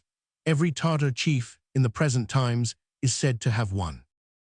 In a commercial country, abounding with every sort of expensive luxury, the sovereign, in the same manner as almost all the great proprietors in his dominions, naturally spends a great part of his revenue in purchasing those luxuries. His own and the neighboring countries supply him abundantly with all the costly trinkets which compose the splendid, but insignificant, pageantry of a court. For the sake of an inferior pageantry of the same kind, his nobles dismiss their retainers, make their tenants independent, and become gradually themselves as insignificant as the greater part of the wealthy burghers in his dominions. The same frivolous passions which influence their conduct influence his. How can it be supposed that he should be the only rich man in his dominions who is insensible to pleasures of this kind? If he does not, what he is very likely to do, spend upon those pleasures so great a part of his revenue as to debilitate very much the defensive power of the state, it cannot well be expected that he should not spend upon them all that part of it which is over and above what is necessary for supporting that defensive power. His ordinary expense becomes equal to his ordinary revenue, and it is well if it does not frequently exceed it. The amassing of treasure can no longer be expected, and when extraordinary exigencies require extraordinary expenses, he must necessarily call upon his subjects for an extraordinary aid. The present and the late King of Prussia are the only great princes of Europe who, since the death of Henry Roman IV, of France in 1610, are supposed to have amassed any considerable treasure. The parsimony which leads to accumulation has become almost as rare in republican as in monarchical governments. The Italian republics, the United Provinces of the Netherlands, are all in debt. The Canton of Bern is the single republic in Europe which has amassed any considerable treasure. The other Swiss republics have not. The taste for some sort of pageantry, for splendid buildings, at least, and other public ornaments, frequently prevails as much in the apparently sober Senate House of a little republic as in the dissipated court of the greatest king. The want of parsimony in time of peace imposes the necessity of contracting debt in time of war. When war comes, there is no money in the treasury but what is necessary for carrying on the ordinary expense of the peace establishment. In war, an establishment of 3 or 4 times that expense becomes necessary for the defense of the state, and consequently a revenue 3 or 4 times greater than the peace revenue. Supposing that the sovereign should have, what he scarce ever has, the immediate means of augmenting his revenue in proportion to the augmentation of his expense, yet still the produce of the taxes from which this increase of revenue must be drawn will not begin to come into the treasury till perhaps 10 or 12 months after they are imposed. But the moment in which war begins, or rather the moment in which it appears likely to begin, the army must be augmented, the fleet must be fitted out, the garrison towns must be put into a posture of defense. That army, that fleet, those garrison towns must be furnished with arms, ammunition, and provisions. An immediate and great expense must be incurred in that moment of immediate danger, which will not wait for the gradual and slow returns of the new taxes. In this exigency, government can have no other resource but in borrowing. The same commercial state of society which, by the operation of moral causes, brings government in this manner into the necessity of borrowing, produces in the subjects both an ability and an inclination to lend. If it commonly brings along with it the necessity of borrowing, it likewise brings with it the facility of doing so. A country abounding with merchants and manufacturers necessarily abounds with a set of people through whose hands not only their own capitals, but the capitals of all those who either lend them money or trust them with goods passes frequently or more frequently than the revenue of a private man who, without trade or business, lives upon his income, passes through his hands. The revenue of such a man can regularly pass through his hands only once in a year. But the whole amount of the capital and credit of a merchant, who deals in a trade of which the returns are very quick, may sometimes pass through his hands 2, 3, or 4 times in a year. A country abounding with merchants and manufacturers, therefore, necessarily abounds with a set of people who have it at all times in their power to advance, if they choose to do so, a very large sum of money to government. Hence the ability in the subjects of a commercial state to lend. Commerce and manufactures can seldom flourish long in any state which does not enjoy a regular administration of justice, in which the people do not feel themselves secure in the possession of their property, in which the faith of contracts is not supported by law, and in which the authority of the state is not supposed to be regularly employed in enforcing the payment of debts from all those who are able to pay. Commerce and manufactures, in short, can seldom flourish in any state in which there is not a certain degree of confidence in the justice of government. The same confidence which disposes great merchants and manufacturers upon ordinary occasions to trust their property to the protection of a particular government disposes them, upon extraordinary occasions, to trust that government with the use of their property. By lending money to government, they do not even for a moment diminish their ability to carry on their trade and manufactures. On the contrary, they commonly augment it. The necessities of the state render government, upon most occasions, willing to borrow upon terms extremely advantageous to the lender. The security which it grants to the original creditor is made transferable to any other creditor, and from the universal confidence in the justice of the state, generally sells in the market for more than was originally paid for it. The merchant or moneyed man makes money by lending money to government, and instead of diminishing, increases his trading capital. He generally considers it as a favor, therefore, when the administration admits him to a share in the first subscription for a new loan. Hence the inclination or willingness in the subjects of a commercial state to lend. The government of such a state is very apt to repose itself upon this ability and willingness of its subjects to lend it their money on extraordinary occasions. It foresees the facility of borrowing, and therefore dispenses itself from the duty of saving. In a rude state of society, there are no great mercantile or manufacturing capitals. The individuals who hoard whatever money they can save, and who conceal their hoard, do so from a distrust of the justice of government, from a fear that if it was known that they had a hoard, and where that hoard was to be found, they would quickly be plundered. In such a state of things, few people would be able, and nobody would be willing to lend their money to government on extraordinary exigencies. The sovereign feels that he must provide for such exigencies by saving, because he foresees the absolute impossibility of borrowing. This foresight increases still further his natural disposition to save. The progress of the enormous debts which at present oppress, and will in the long run probably ruin, all the great nations of Europe, has been pretty uniform. Nations, like private men, have generally begun to borrow upon what may be called personal credit, without assigning or mortgaging any particular fund for the payment of the debt. And when this resource has failed them, they have gone on to borrow upon assignments or mortgages of particular funds.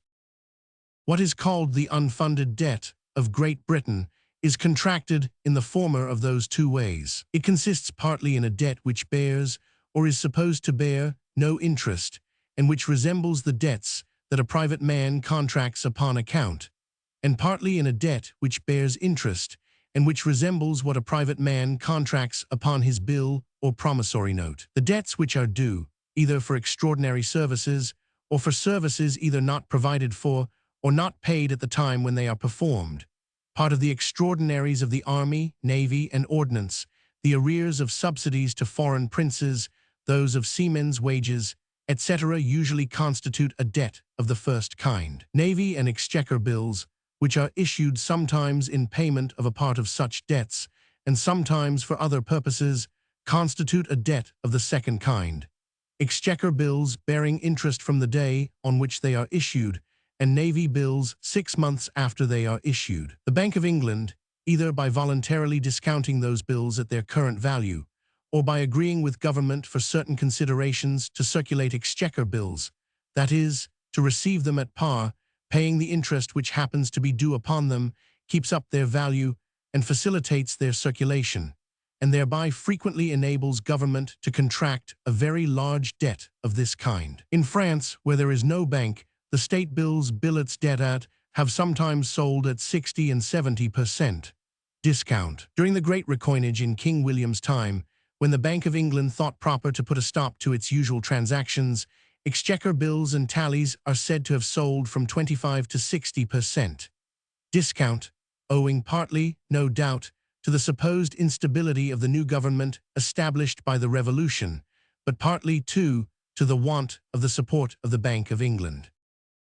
When this resource is exhausted, and it becomes necessary, in order to raise money, to assign or mortgage some particular branch of the public revenue for the payment of the debt, government has, upon different occasions, done this in 2 different ways.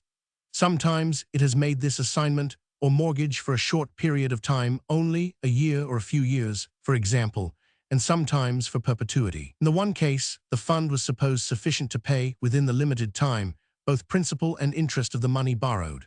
In the other, it was supposed sufficient to pay the interest only, or a perpetual annuity equivalent to the interest, government being at liberty to redeem, at any time, this annuity upon paying back the principal sum borrowed. When money was raised in the one way, it was said to be raised by anticipation, when in the other, by perpetual funding, or more shortly, by funding. In Great Britain, the annual land and malt taxes are regularly anticipated every year, by virtue of a borrowing clause constantly inserted into the acts which impose them. The Bank of England generally advances at an interest, which, since the Revolution, has varied from 8 to 3%, the sums of which those taxes are granted, and receives payment as their produce gradually comes in. If there is a deficiency, which there always is, it is provided for in the supplies of the ensuing year. The only considerable branch of the public revenue which yet remains unmortgaged is thus regularly spent before it comes in. Like an improvident spendthrift, whose pressing occasions will not allow him to wait for the regular payment of his revenue, the state is in the constant practice of borrowing of its own factors and agents, and of paying interest for the use of its own money. In the reign of King William, and during a great part of that of Queen Anne, before we had become so familiar as we are now with the practice of perpetual funding, the greater part of the new taxes were imposed, but for a short period of time, for 4, 5, 6, or 7 years only, and a great part of the grants of every year consisted in loans upon anticipations of the produce of those taxes. The produce being frequently insufficient for paying, within the limited term, the principal and interest of the money borrowed, deficiencies arose, to make good which it became necessary to prolong the term. In 1697, by the 8th of William Roman III, the deficiencies of several taxes were charged upon what was then called the First General Mortgage or Fund, consisting of a prolongation to the 1st of August 1706 of several different taxes which would have expired within a shorter term and of which the produce was accumulated into one general fund. The deficiencies charged upon this prolonged term amounted to £5,160,459, £14, 9½. In 1701, those duties with some others were still further prolonged, for the like purposes, till the 1st of August 1710, and were called the Second General Mortgage or Fund. The deficiencies charged upon it amounted to £2,055,999, £7, 11½. In 1707, those duties were still further prolonged, as a fund for new loans, to the 1st of August 1712, and were called the Third General Mortgage or Fund. The sum borrowed upon it was £983,254, 11, 9¼ In 1708, those duties were all, except the old subsidy of tonnage and poundage, of which one moiety only was made a part of this fund, and a duty upon the importation of Scotch linen, which had been taken off by the Articles of Union, still further continued as a fund for new loans to the 1st of August 1714 and were called the Fourth General Mortgage or Fund. The sum borrowed upon it was £925,176, 9, 2 a quarter. In 1709, those duties were all, except the old subsidy of tonnage and poundage, which was now left out of this fund altogether, still further continued, for the same purpose, to the 1st of August 1716, and were called the Fifth General Mortgage or Fund. The sum borrowed upon it was £922,029, 6s. In 1710, those duties were again prolonged to the 1st of August 1720, and were called the Sixth General Mortgage or Fund. The sum borrowed upon it was £1,296,552, £9, 11 3/4. In 1711, the same duties, which at this time were thus subject to 4 different anticipations, together with several others, were continued forever, and made a fund for paying the interest of the capital of the South Sea Company, which had that year advanced to government for paying debts and making good deficiencies, the sum of £9,177,967, £15, 4d, the greatest loan which at that time had ever been made. Before this period, the principal, so far as I have been able to observe, the only taxes which, in order to pay the interest of a debt, had been imposed for perpetuity, were those for paying the interest of the money which had been advanced to government by the Bank and East India Company, and of what it was expected would be advanced, but which was never advanced, by a projected land bank.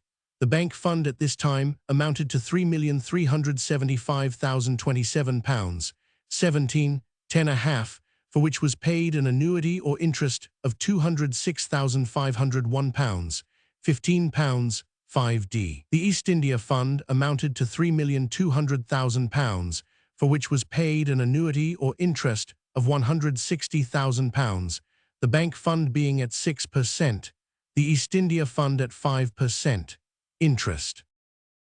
In 1715, by the 1st of George I, the different taxes which had been mortgaged for paying the bank annuity, together with several others, which, by this act, were likewise rendered perpetual, were accumulated into one common fund, called the Aggregate Fund, which was charged not only with the payment of the bank annuity, but with several other annuities and burdens of different kinds. This fund was afterwards augmented by the 3rd of George I, c. 8, and by the 5th of George I, and the different duties which were then added to it were likewise rendered perpetual. In 1717, by the 3rd of George I, several other taxes were rendered perpetual and accumulated into another common fund, called the General Fund, for the payment of certain annuities, amounting in the whole to £724,849, 6, 10½. In consequence of those different acts, the greater part of the taxes, which before had been anticipated only for a short term of years, were rendered perpetual, as a fund for paying, not the capital, but the interest only, of the money which had been borrowed upon them by different successive anticipations. Had money never been raised, but by anticipation, the course of a few years would have liberated the public revenue, without any other attention of government besides that of not overloading the fund, by charging it with more debt than it could pay within the limited term, and not of anticipating a second time before the expiration of the first anticipation. But the greater part of European governments have been incapable of those attentions. They have frequently overloaded the fund, even upon the first anticipation, and when this happened not to be the case, they have generally taken care to overload it by anticipating a second and a third time before the expiration of the first anticipation. The fund becoming in this manner altogether insufficient for paying both principal and interest of the money borrowed upon it, it became necessary to charge it with the interest only, or a perpetual annuity equal to the interest. And such improvident anticipations necessarily gave birth to the more ruinous practice of perpetual funding. But though this practice necessarily puts off the liberation of the public revenue from a fixed period to one so indefinite that it is not very likely ever to arrive. Yet, as a greater sum can, in all cases, be raised by this new practice than by the old one of anticipation, the former, when men have once become familiar with it, has, in the great exigencies of the state, been universally preferred to the latter. To relieve the present exigency is always the object which principally interests those immediately concerned in the administration of public affairs. The future liberation of the public revenue they leave to the care of posterity. During the reign of Queen Anne, the market rate of interest had fallen from 6 to 5%, and, in the 12th year of her reign, 5% was declared to be the highest rate which could lawfully be taken for money borrowed upon private security. Soon after, the greater part of the temporary taxes of Great Britain had been rendered perpetual, and distributed into the aggregate, South Sea, and general funds, the creditors of the public, like those of private persons, were induced to accept of 5% for the interest of their money, which occasioned a saving of 1% upon the capital of the greater part, or the debts which had been thus funded for perpetuity, or of 1/6 of the greater part of the annuities which were paid out of the three great funds above mentioned. This saving left a considerable surplus in the produce of the different taxes which had been accumulated into those funds, over and above what was necessary for paying the annuities which were now charged upon them, and laid the foundation of what has since been called the sinking fund. In 1717, it amounted to £523,454, £7, 7½. In 1727, the interest of the greater part of the public debts was still further reduced to 4%, and in 1753 and to 3½ and 3%, which reductions still further augmented the sinking fund. A sinking fund, though instituted for the payment of old, facilitates very much the contracting of new debts. It is a subsidiary fund, always at hand, to be mortgaged in aid of any other doubtful fund, upon which money is proposed to be raised in any exigency of the state. Whether the sinking fund of Great Britain has been more frequently applied to the one or to the other of those two purposes will sufficiently appear by and by. Besides those two methods of borrowing, by anticipations and by a perpetual funding, there are two other methods, which hold a sort of middle place between them. These are that of borrowing upon annuities for terms of years, and that of borrowing upon annuities for lives. During the reigns of King William and Queen Anne, large sums were frequently borrowed upon annuities for terms of years, which were sometimes longer and sometimes shorter. In 1695, an act was passed for borrowing £1 million upon an annuity of 14%, or £140,000 a year, for 16 years. In 1691, an act was passed for borrowing £1 million upon annuities for lives, upon terms which, in the present times, would appear very advantageous, but the subscription was not filled up. In the following year, the deficiency was made good by borrowing upon annuities for lives at 14%, or a little more than 7 years' purchase. In 1695, the persons who had purchased those annuities were allowed to exchange them for others of 96 years, upon paying into the exchequer £63 in the 100, that is, the difference between 14% for life and 14% for 96 years was sold for £63, or for 4½ years' purchase. Such was the supposed instability of government that even these terms procured few purchasers. In the reign of Queen Anne, money was, upon different occasions, borrowed both upon annuities for lives and upon annuities for terms of 32, of 89, of 98, and of 99 years. In 1719, the proprietors of the annuities for 32 years were induced to accept, in lieu of them, South Sea stock to the amount of 11½ years' purchase of the annuities, together with an additional quantity of stock, equal to the arrears which happened then to be due upon them. In 1720, the greater part of the other annuities for terms of years, both long and short, were subscribed into the same fund. The long annuities at that time amounted to £666,821, £8, 3½ a year. On the 5th of January 1775, the remainder of them, or what was not subscribed at that time, amounted only to £136,453, £12, 8d. During the two wars, which began in 1739 and in 1755, little money was borrowed, either upon annuities for terms of years or upon those for lives. An annuity for 98 or 99 years, however, is worth nearly as much as a perpetuity, and should therefore, one might think, be a fund for borrowing nearly as much. But those who, in order to make family settlements and to provide for remote futurity, buy into the public stocks, would not care to purchase into one of which the value was continually diminishing.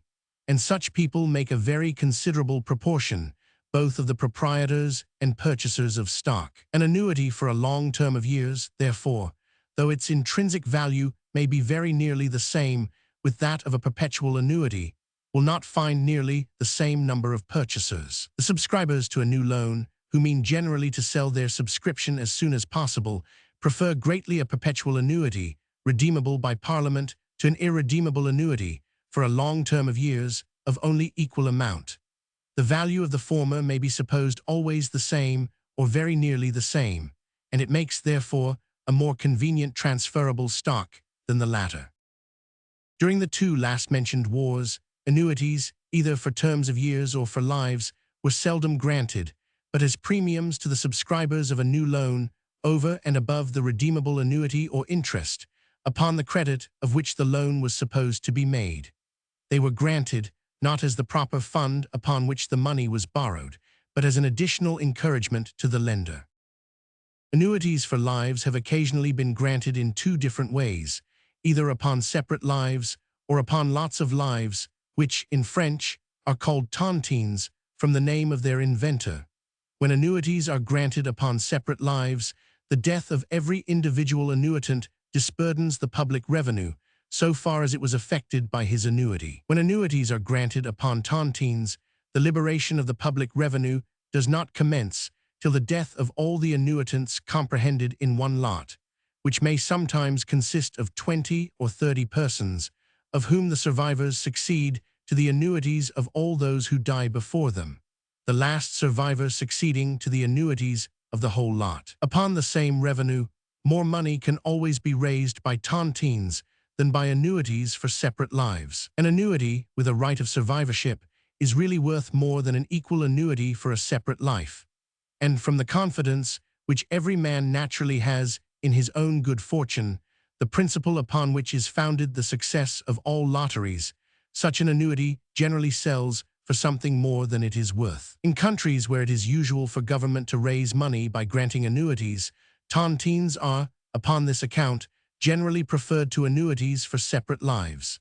The expedient which will raise most money is almost always preferred to that which is likely to bring about, in the speediest manner, the liberation of the public revenue. In France, a much greater proportion of the public debts consists in annuities for lives than in England. According to a memoir presented by the Parliament of Bordeaux to the King in 1764, the whole public debt of France is estimated at 2,400 millions of livres, of which the capital, for which annuities for lives had been granted, is supposed to amount to 300 millions, the eighth part of the whole public debt. The annuities themselves are computed to amount to 30 millions a year, the fourth part of 120 millions, the supposed interest of that whole debt. These estimations, I know very well, are not exact, but having been presented by so very respectable a body as approximations to the truth, they may, I apprehend, be considered as such. It is not the different degrees of anxiety in the two governments of France and England for the liberation of the public revenue, which occasions this difference in their respective modes of borrowing. It arises altogether from the different views and interests of the lenders. In England, the seat of government being in the greatest mercantile city in the world, the merchants are generally the people who advance money to government. By advancing it, they do not mean to diminish, but on the contrary to increase their mercantile capitals, and unless they expected to sell, with some profit, their share in the subscription for a new loan, they never would subscribe. But if, by advancing their money, they were to purchase, instead of perpetual annuities, annuities for lives only, whether their own or those of other people, they would not always be so likely to sell them with a profit. Annuities upon their own lives they would always sell with loss, because no man will give for an annuity upon the life of another, whose age and state of health are nearly the same with his own, the same price which he would give for one upon his own. An annuity upon the life of a third person, indeed, is no doubt of equal value to the buyer and the seller, but its real value begins to diminish from the moment it is granted, and continues to do so more and more as long as it subsists. It can never, therefore, make so convenient a transferable stock as a perpetual annuity, of which the real value may be supposed always the same or very nearly the same.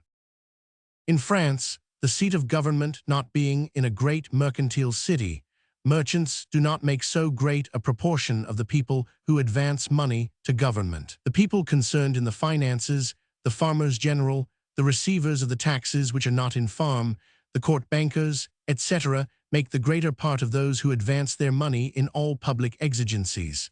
Such people are commonly men of mean birth, but of great wealth, and frequently of great pride. They are too proud to marry their equals, and women of quality disdain to marry them. They frequently resolve, therefore, to live bachelors, and having neither any families of their own, nor much regard for those of their relations, whom they are not always very fond of acknowledging, they desire only to live in splendor during their own time, and are not unwilling that their fortune should end with themselves. The number of rich people, besides, who are either averse to marry, or whose condition of life renders it either improper or inconvenient for them to do so, is much greater in France than in England. To such people, who have little or no care for posterity, nothing can be more convenient than to exchange their capital for a revenue, which is to last just as long, and no longer, than they wish it to do. The ordinary expense of the greater part of modern governments, in time of peace, being equal, or nearly equal, to their ordinary revenue, when war comes, they are both unwilling and unable to increase their revenue in proportion to the increase of their expense. They are unwilling, for fear of offending the people, who, by so great and so sudden an increase of taxes, would soon be disgusted with the war, and they are unable, from not well knowing what taxes would be sufficient to produce the revenue wanted. The facility of borrowing delivers them from the embarrassment which this fear and inability would otherwise occasion. By means of borrowing, they are enabled, with a very moderate increase of taxes, to raise, from year to year, money sufficient for carrying on the war. And by the practice of perpetual funding, they are enabled, with the smallest possible increase of taxes, to raise annually the largest possible sum of money. In great empires, the people who live in the capital and in the provinces remote from the scene of action feel, many of them, scarce any inconveniency from the war, but enjoy, at their ease, the amusement of reading in the newspapers the exploits of their own fleets and armies. To them this amusement compensates the small difference between the taxes which they pay on account of the war and those which they had been accustomed to pay in time of peace. They are commonly dissatisfied with the return of peace, which puts an end to their amusement, and to 1,000 visionary hopes of conquest and national glory from a longer continuance of the war. The return of peace, indeed, seldom relieves them from the greater part of the taxes imposed during the war.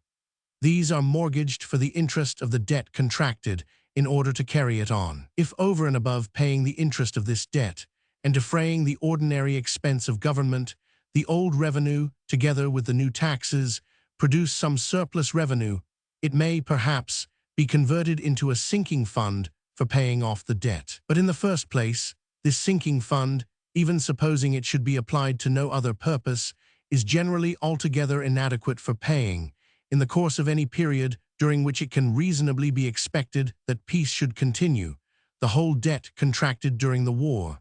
And in the second place, this fund is almost always applied to other purposes.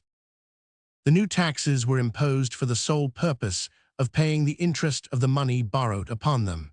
If they produce more, it is generally something which was neither intended nor expected, and is, therefore, seldom very considerable. Sinking funds have generally arisen, not so much from any surplus of the taxes, which was over and above what was necessary for paying the interest or annuity originally charged upon them, as from a subsequent reduction of that interest. That of Holland in 1655 and that of the ecclesiastical state in 1685 were both formed in this manner. Hence the usual insufficiency of such funds. During the most profound peace, various events occur which require an extraordinary expense, and government finds it always more convenient to defray this expense by misapplying the sinking fund than by imposing a new tax. Every new tax is immediately felt more or less by the people. It occasions always some murmur and meets with some opposition. The more taxes may have been multiplied, the higher they may have been raised upon every different subject of taxation, the more loudly the people complain of every new tax, the more difficult it becomes, too, either to find out new subjects of taxation or to raise much higher the taxes already imposed upon the old. A momentary suspension of the payment of debt is not immediately felt by the people, and occasions neither murmur nor complaint. To borrow of the sinking fund is always an obvious and easy expedient for getting out of the present difficulty. The more the public debts may have been accumulated, the more necessary it may have become to study to reduce them. The more dangerous, the more ruinous it may be to misapply any part of the sinking fund.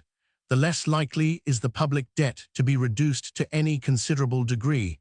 The more likely, the more certainly, is the sinking fund to be misapplied towards defraying all the extraordinary expenses which occur in time of peace. When a nation is already overburdened with taxes, nothing but the necessities of a new war, nothing but either the animosity of national vengeance or the anxiety for national security can induce the people to submit, with tolerable patience, to a new tax. Hence, the usual misapplication of the sinking fund. In Great Britain, from the time that we had first recourse to the ruinous expedient of perpetual funding, the reduction of the public debt in time of peace has never borne any proportion to its accumulation in time of war. It was in the war which began in 1668 and was concluded by the Treaty of Ryswick in 1697 that the foundation of the present enormous debt of Great Britain was first laid. On the 31st of December 1697, the public debts of Great Britain, funded and unfunded, amounted to £21,515,742, £13, 8.5. A great part of those debts had been contracted upon short anticipations and some part upon annuities for lives, so that, before the 31st of December 1701, in less than 4 years, there had partly been paid off, and partly reverted to the public, the sum of £5,121,041, £12, 0¾ d, a greater reduction of the public debt than has ever since been brought about in so short a period of time. The remaining debt, therefore, amounted only to £16,394,701, £1, 7¼ In the war which began in 1702 and which was concluded by the Treaty of Utrecht, the public debts were still more accumulated. On the 31st of December 1714, they amounted to £53,680,1,076, £5, 6.5. The subscription into the South Sea Fund of the short and long annuities increased the capital of the public debt, so that, on the 31st of December 1722, it amounted to £55,282,978, £1,356. The reduction of the debt began in 1723 and went on so slowly that, on the 31st of December 1739, during 17 years of profound peace, the whole sum paid off was no more than £8,328,554, £17, 11,312, the capital of the public debt, at that time, amounting to £46,954,623, £3,4712. The Spanish War, which began in 1739, and the French War which soon followed it, occasioned a further increase of the debt, which, on the 31st of December 1748, after the war had been concluded by the Treaty of Aix-la-Chapelle, amounted to £78,293,313, £1, 10¾ The most profound peace, of 17 years' continuance, had taken no more than £8,328,354, £17, 11¼ from it. A war, of less than 9 years' continuance, added £31,338,689, £18, 616 to it. During the administration of Mr. Pelham, the interest of the public debt was reduced, or at least measures were taken for reducing it, from 4 to 3%. The sinking fund was increased, and some part of the public debt was paid off. In 1755, before the breaking out of the late war, the funded debt of Great Britain amounted to £72,289,675. On the 5th of January 1763, at the conclusion of the peace, the funded debt amounted to £122,603,336, 8.2 a quarter. The unfunded debt has been stated at £13,927,589, 2.2. But the expense occasioned by the war did not end with the conclusion of the peace, so that, though on the 5th of January 1764, the funded debt was increased, partly by a new loan, and partly by funding a part of the unfunded debt, to £129,586,789, 10.13, there still remained, according to the very well-informed author of Considerations on the Trade and Finances of Great Britain, an unfunded debt, which was brought to account in that, and the following year, of £9,975,017, 12.1544d. In 1764, therefore, the public debt of Great Britain, funded and unfunded together, amounted, according to this author, to £139,561,807, 2.4. The annuities for lives, too, which had been granted as premiums to the subscribers to the new loans in 1757, estimated at 14 years' purchase, were valued at £472,500, and the annuities for long terms of years, granted as premiums likewise in 1761, and estimated at 27.5 years' purchase, were valued at £6,826,875. During a peace of about 7 years' continuance, the prudent and truly patriotic administration of Mr. Pelham was not able to pay off an old debt of £6 millions. During a war of nearly the same continuance, a new debt of more than £75 millions was contracted.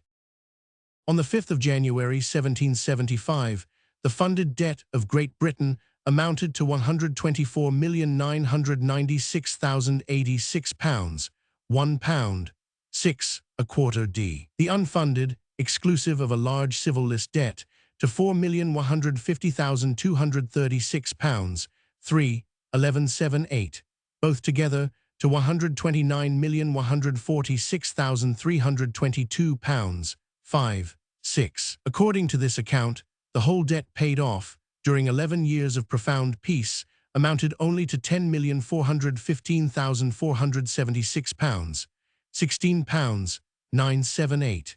Even this small reduction of debt, however, has not been all made from the savings out of the ordinary revenue of the state. Several extraneous sums, altogether independent of that ordinary revenue, have contributed towards it. Amongst these, we may reckon an additional shilling in the pound land tax, for 3 years, the 2 millions received from the East India Company as indemnification for their territorial acquisitions, and the £110,000 received from the bank for the renewal of their charter. To these must be added several other sums, which, as they arose out of the late war, ought perhaps to be considered as deductions from the expenses of it. The principal are: the produce of French prizes, £690,449, 18.9. Composition for French prisoners, £670,000. What has been received from the sale of the ceded islands, £95,500. Total, £1,455,949, 18.9.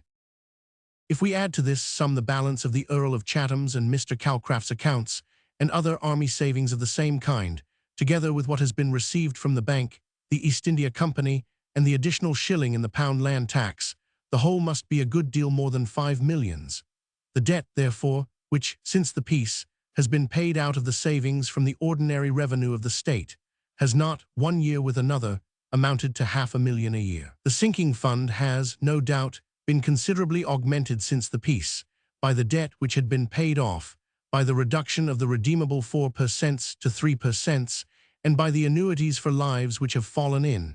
And if peace were to continue, 1 million, perhaps, might now be annually spared out of it towards the discharge of the debt. Another 1 million, accordingly, was paid in the course of last year, but at the same time, a large civil list debt was left unpaid, and we are now involved in a new war, which, in its progress, may prove as expensive as any of our former wars. The new debt, which will probably be contracted before the end of the next campaign, may, perhaps, be nearly equal to all the old debt which has been paid off from the savings out of the ordinary revenue of the state. It would be altogether chimerical, therefore, to expect that the public debt should ever be completely discharged by any savings which are likely to be made from that ordinary revenue as it stands at present.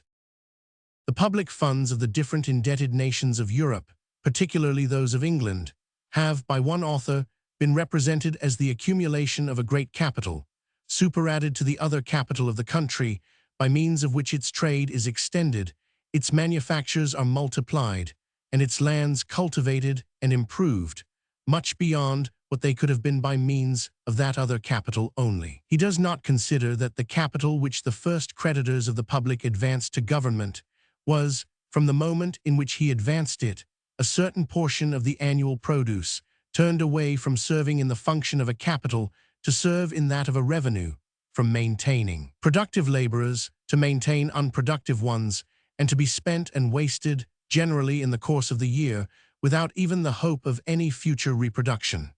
In return for the capital which they advanced, they obtained, indeed, an annuity of the public funds, in most cases, of more than equal value. This annuity, no doubt, replaced to them their capital, and enabled them to carry on their trade and business to the same, or, perhaps, to a greater extent than before.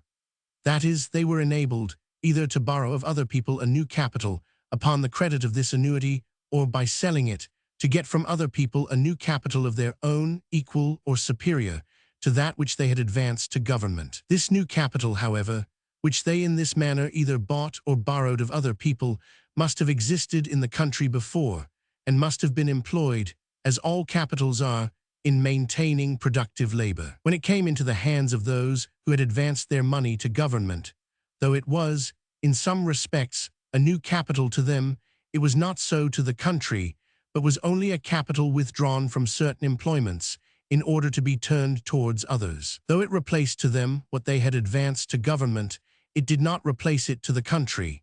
Had they not advanced this capital to government, there would have been in the country two capitals, two portions of the annual produce, instead of one, employed in maintaining productive labor.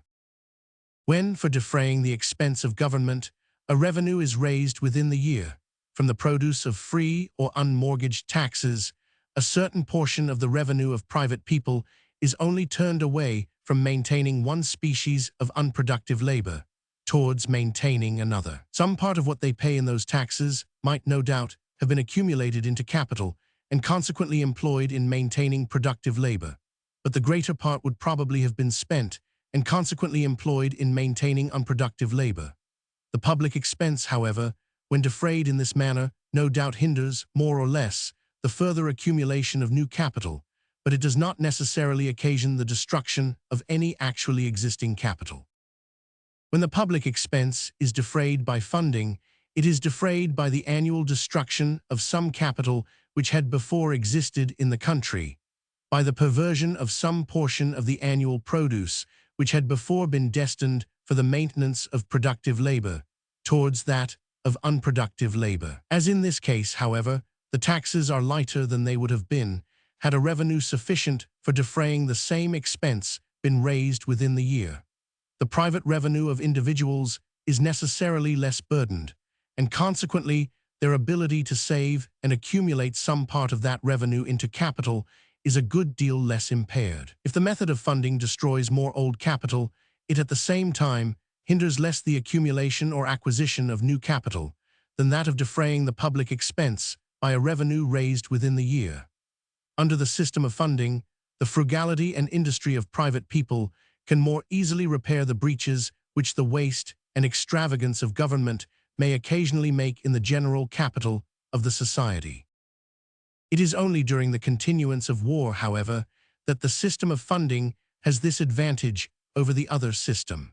Were the expense of war to be defrayed always by a revenue raised within the year, the taxes from which that extraordinary revenue was drawn would last no longer than the war. The ability of private people to accumulate, though less during the war, would have been greater during the peace than under the system of funding. War would not necessarily have occasioned the destruction of any old capitals, and peace would have occasioned the accumulation of many more new.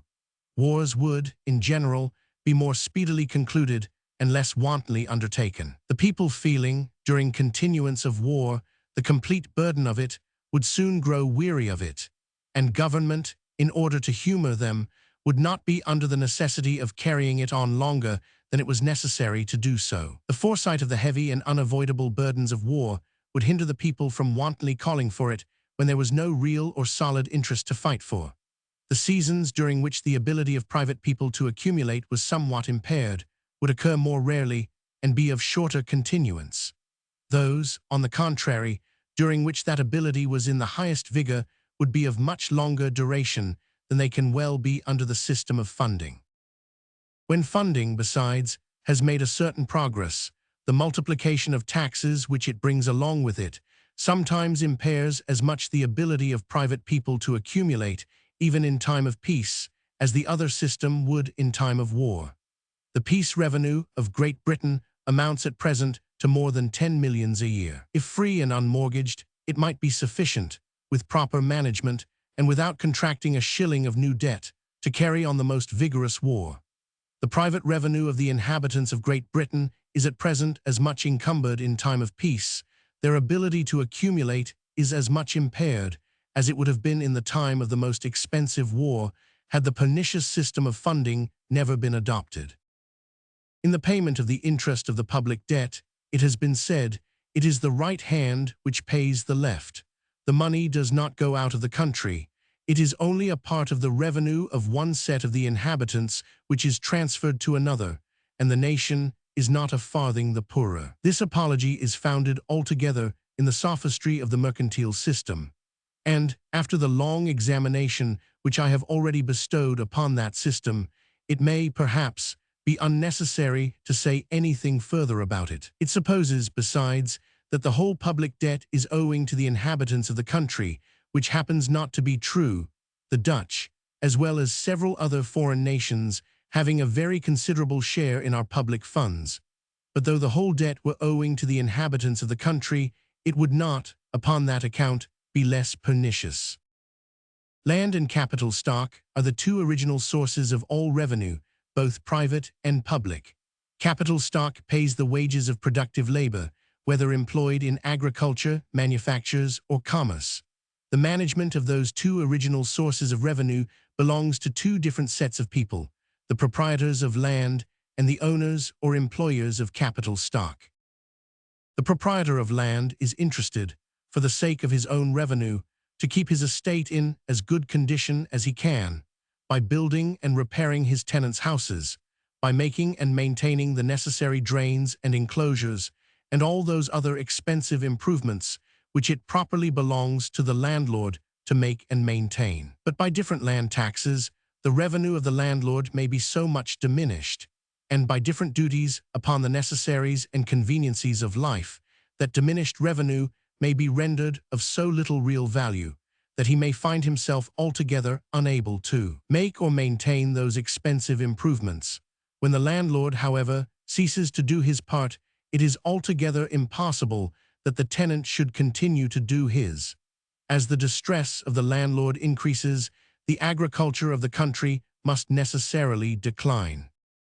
When by different taxes upon the necessaries and conveniencies of life, the owners and employers of capital stock find that whatever revenue they derive from it will not, in a particular country, purchase the same quantity of those necessaries and conveniencies which an equal revenue would, in almost any other, they will be disposed to remove to some other. And when, in order to raise those taxes, all or the greater part of merchants and manufacturers, that is, all or the greater part of the employers of great capitals, come to be continually exposed to the mortifying and vexatious visits of the tax gatherers, this disposition to remove will soon be changed into an actual removing.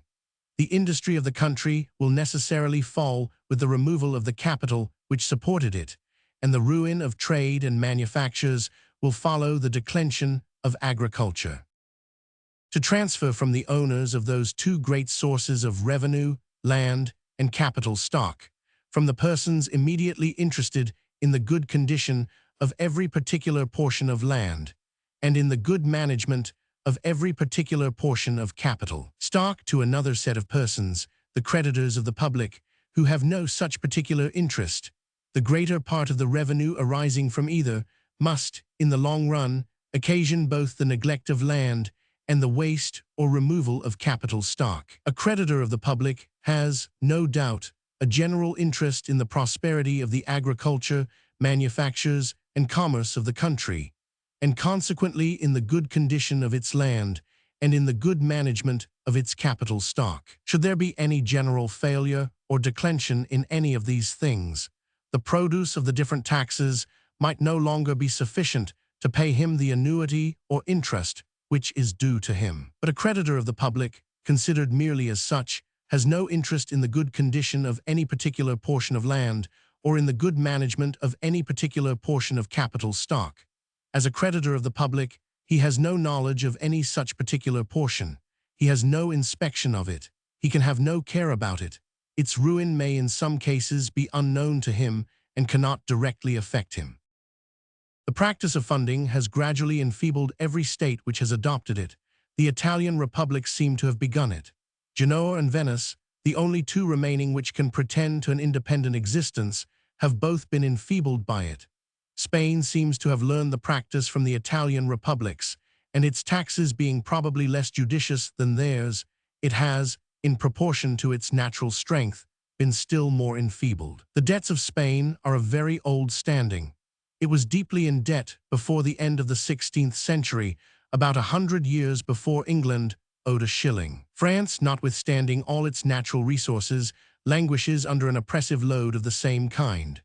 The Republic of the United Provinces is as much enfeebled by its debts as either Genoa or Venice. Is it likely that, in Great Britain alone, a practice which has brought either weakness or dissolution into every other country should prove altogether innocent? The system of taxation established in those different countries, it may be said, is inferior to that of England. I believe it is so, but it ought to be remembered that when the wisest government has exhausted all the proper subjects of taxation, it must, in cases of urgent necessity, have recourse to improper ones.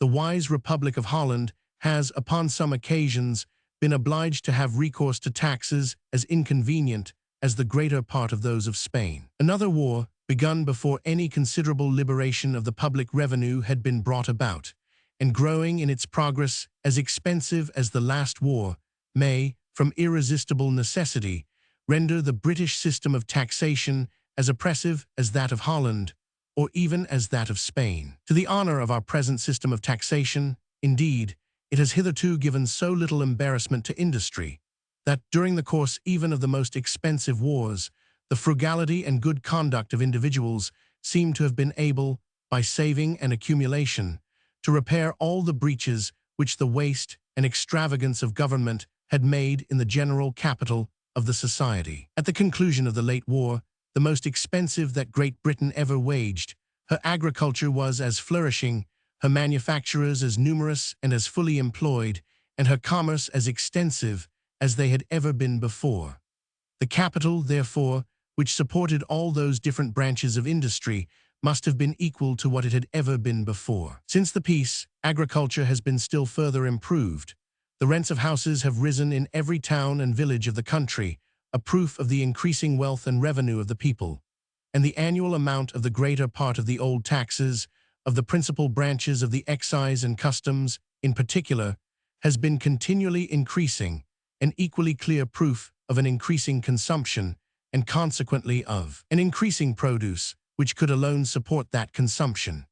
Great Britain seems to support with ease a burden which half a century ago nobody believed her capable of supporting. Let us not, however, upon this account, rashly conclude that she is capable of supporting any burden, nor even be too confident that she could support, without great distress, a burden a little greater than what has already been laid upon her.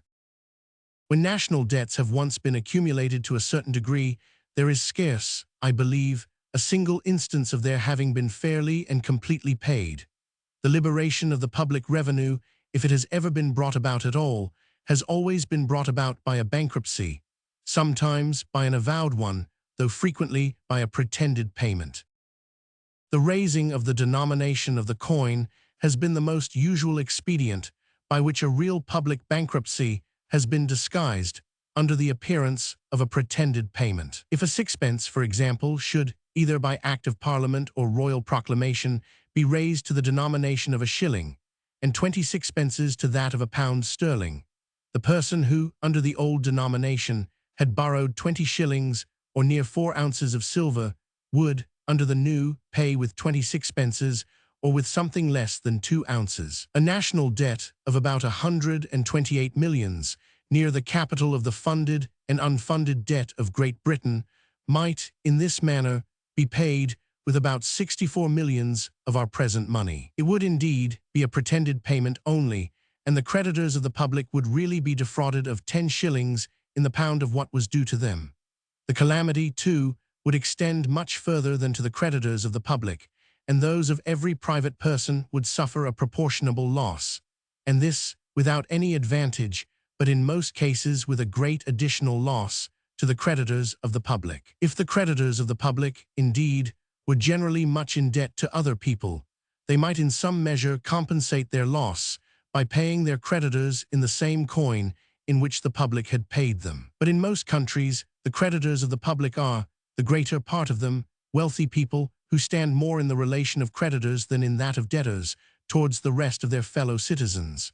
A pretended payment of this kind, therefore, instead of alleviating, aggravates in most cases the loss of the creditors of the public, and without any advantage to the public, extends the calamity to a great number of other innocent people. It occasions a general and most pernicious subversion of the fortunes of private people, enriching, in most cases, the idle and profuse debtor at the expense of the industrious and frugal creditor, and transporting a great part of the national capital from the hands which were likely to increase and improve it to those who are likely to dissipate and destroy it. When it becomes necessary for a state to declare itself bankrupt, in the same manner as when it becomes necessary for an individual to do so, a fair, open, and avowed bankruptcy is always the measure which is both least dishonorable to the debtor and least hurtful to the creditor.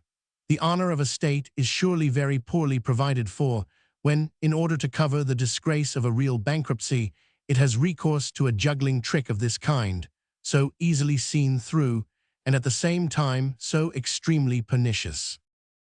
Almost all states, however, ancient as well as modern, when reduced to this necessity, have, upon some occasions, played this very juggling trick. The Romans, at the end of the First Punic War, reduced the as, the coin or denomination by which they computed the value of all their other coins, from containing 12 ounces of copper to contain only 2 ounces. That is, they raised 2 ounces of copper to a denomination which had always before expressed the value of 12 ounces. The Republic was, in this manner, enabled to pay the great debts which it had contracted with the 6th part of what it really owed. So sudden and so great a bankruptcy, we should in the present times be apt to imagine, must have occasioned a very violent popular clamor.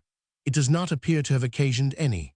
The law which enacted it was, like all other laws relating to the coin, introduced and carried through the assembly of the people by a tribune, and was probably a very popular law. In Rome, as in all other ancient republics, the poor people were constantly in debt to the rich and the great, who, in order to secure their votes at the annual elections, used to lend them money at exorbitant interest, which, being never paid, soon accumulated into a sum too great either for the debtor to pay or for anybody else to pay for him.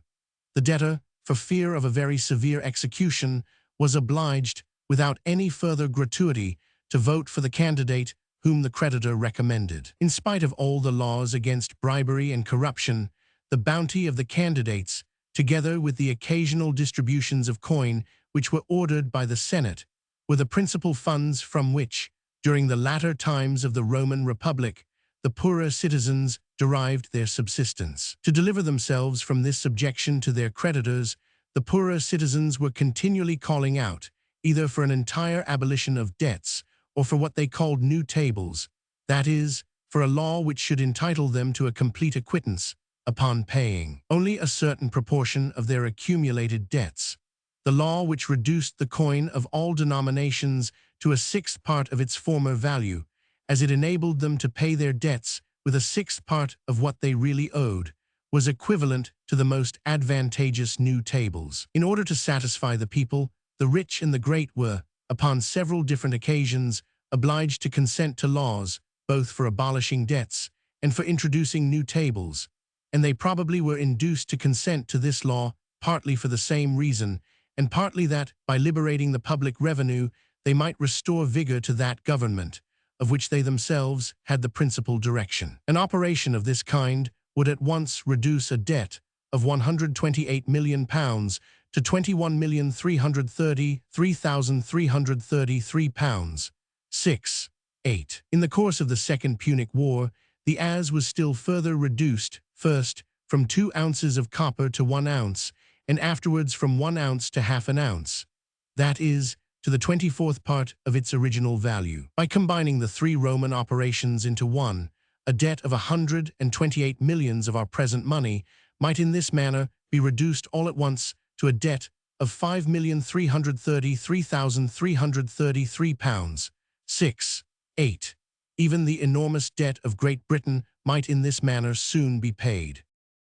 By means of such expedients, the coin of, I believe, all nations has been gradually reduced more and more below its original value, and the same nominal sum has been gradually brought to contain a smaller and a smaller quantity of silver.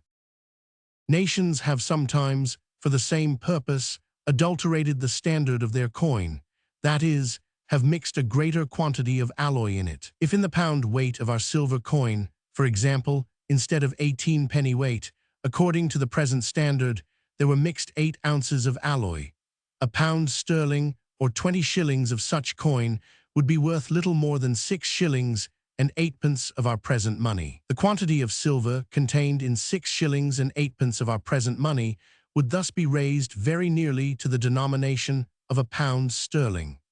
The adulteration of the standard has exactly the same effect with what the French call an augmentation, or a direct raising of the denomination of the coin. An augmentation, or a direct raising of the denomination of the coin, always is, and from its nature must be, an open and avowed operation.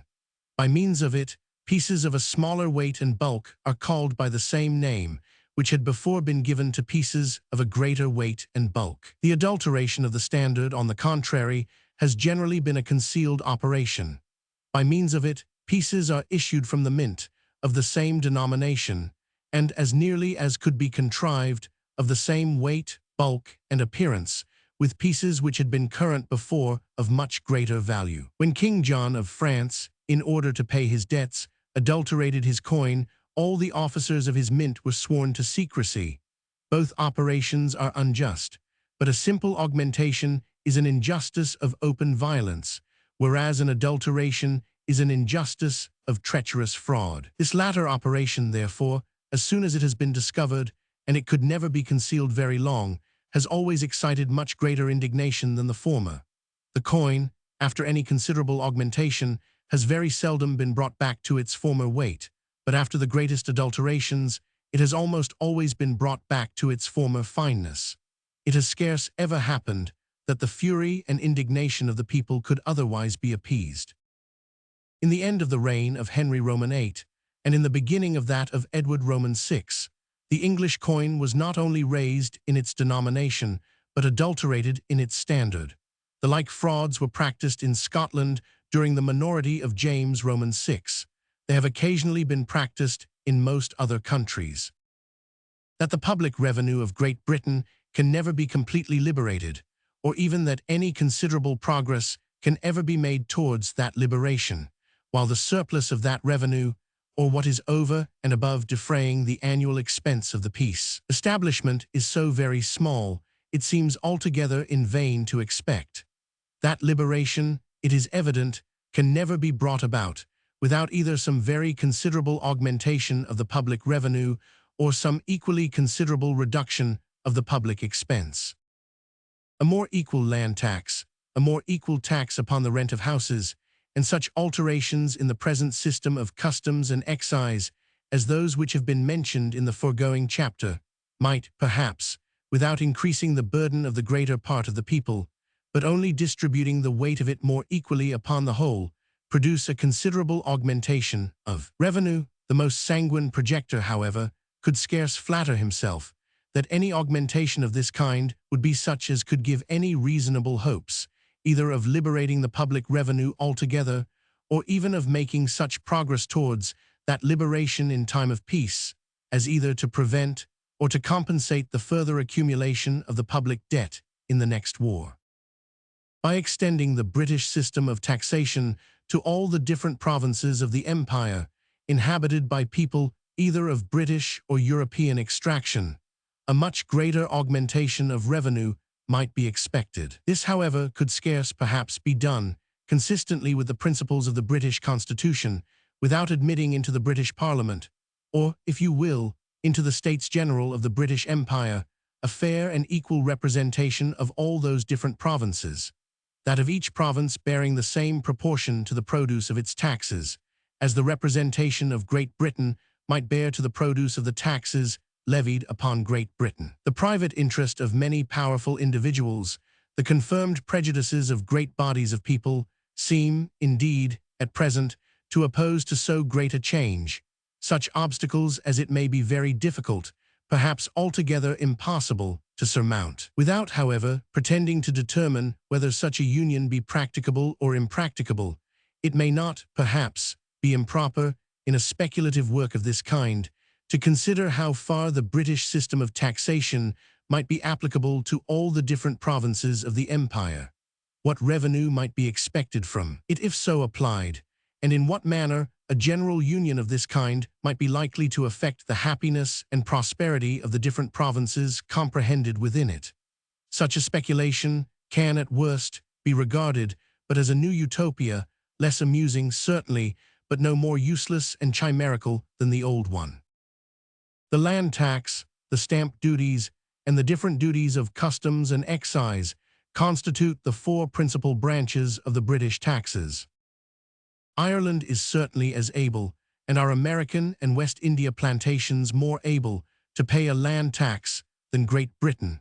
Where the landlord is subject neither to tithe nor poor's rate, he must certainly be more able to pay such a tax than where he is subject to both those other burdens. The tithe, where there is no modus, and where it is levied in kind, diminishes more what would otherwise be the rent of the landlord than a land tax which really amounted to 5 shillings in the pound.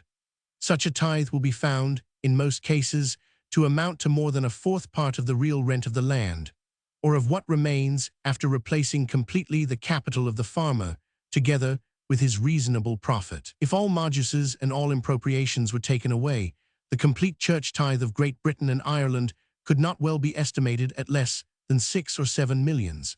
If there was no tithe either in Great Britain or Ireland, the landlords could afford to pay 6 or 7 millions additional land tax, without being more burdened than a very great part of them are at present. America pays no tithe, and could therefore very well afford to pay a land tax. The lands in America and the West Indies, indeed, are, in general, not tenanted nor leased out to farmers. They could not, therefore, be assessed according to any rent roll. But neither were the lands of Great Britain, in the 4th of William and Mary, assessed according to any rent roll, but according to a very loose and inaccurate estimation. The lands in America might be assessed either in the same manner or according to an equitable valuation, in consequence of an accurate survey, like that which was lately made in the Milanese, and in the dominions of Austria, Prussia, and Sardinia. Stamp duties, it is evident, might be levied without any variation, in all countries where the forms of law process, and the deeds by which property, both real and personal, is transferred, are the same or nearly the same.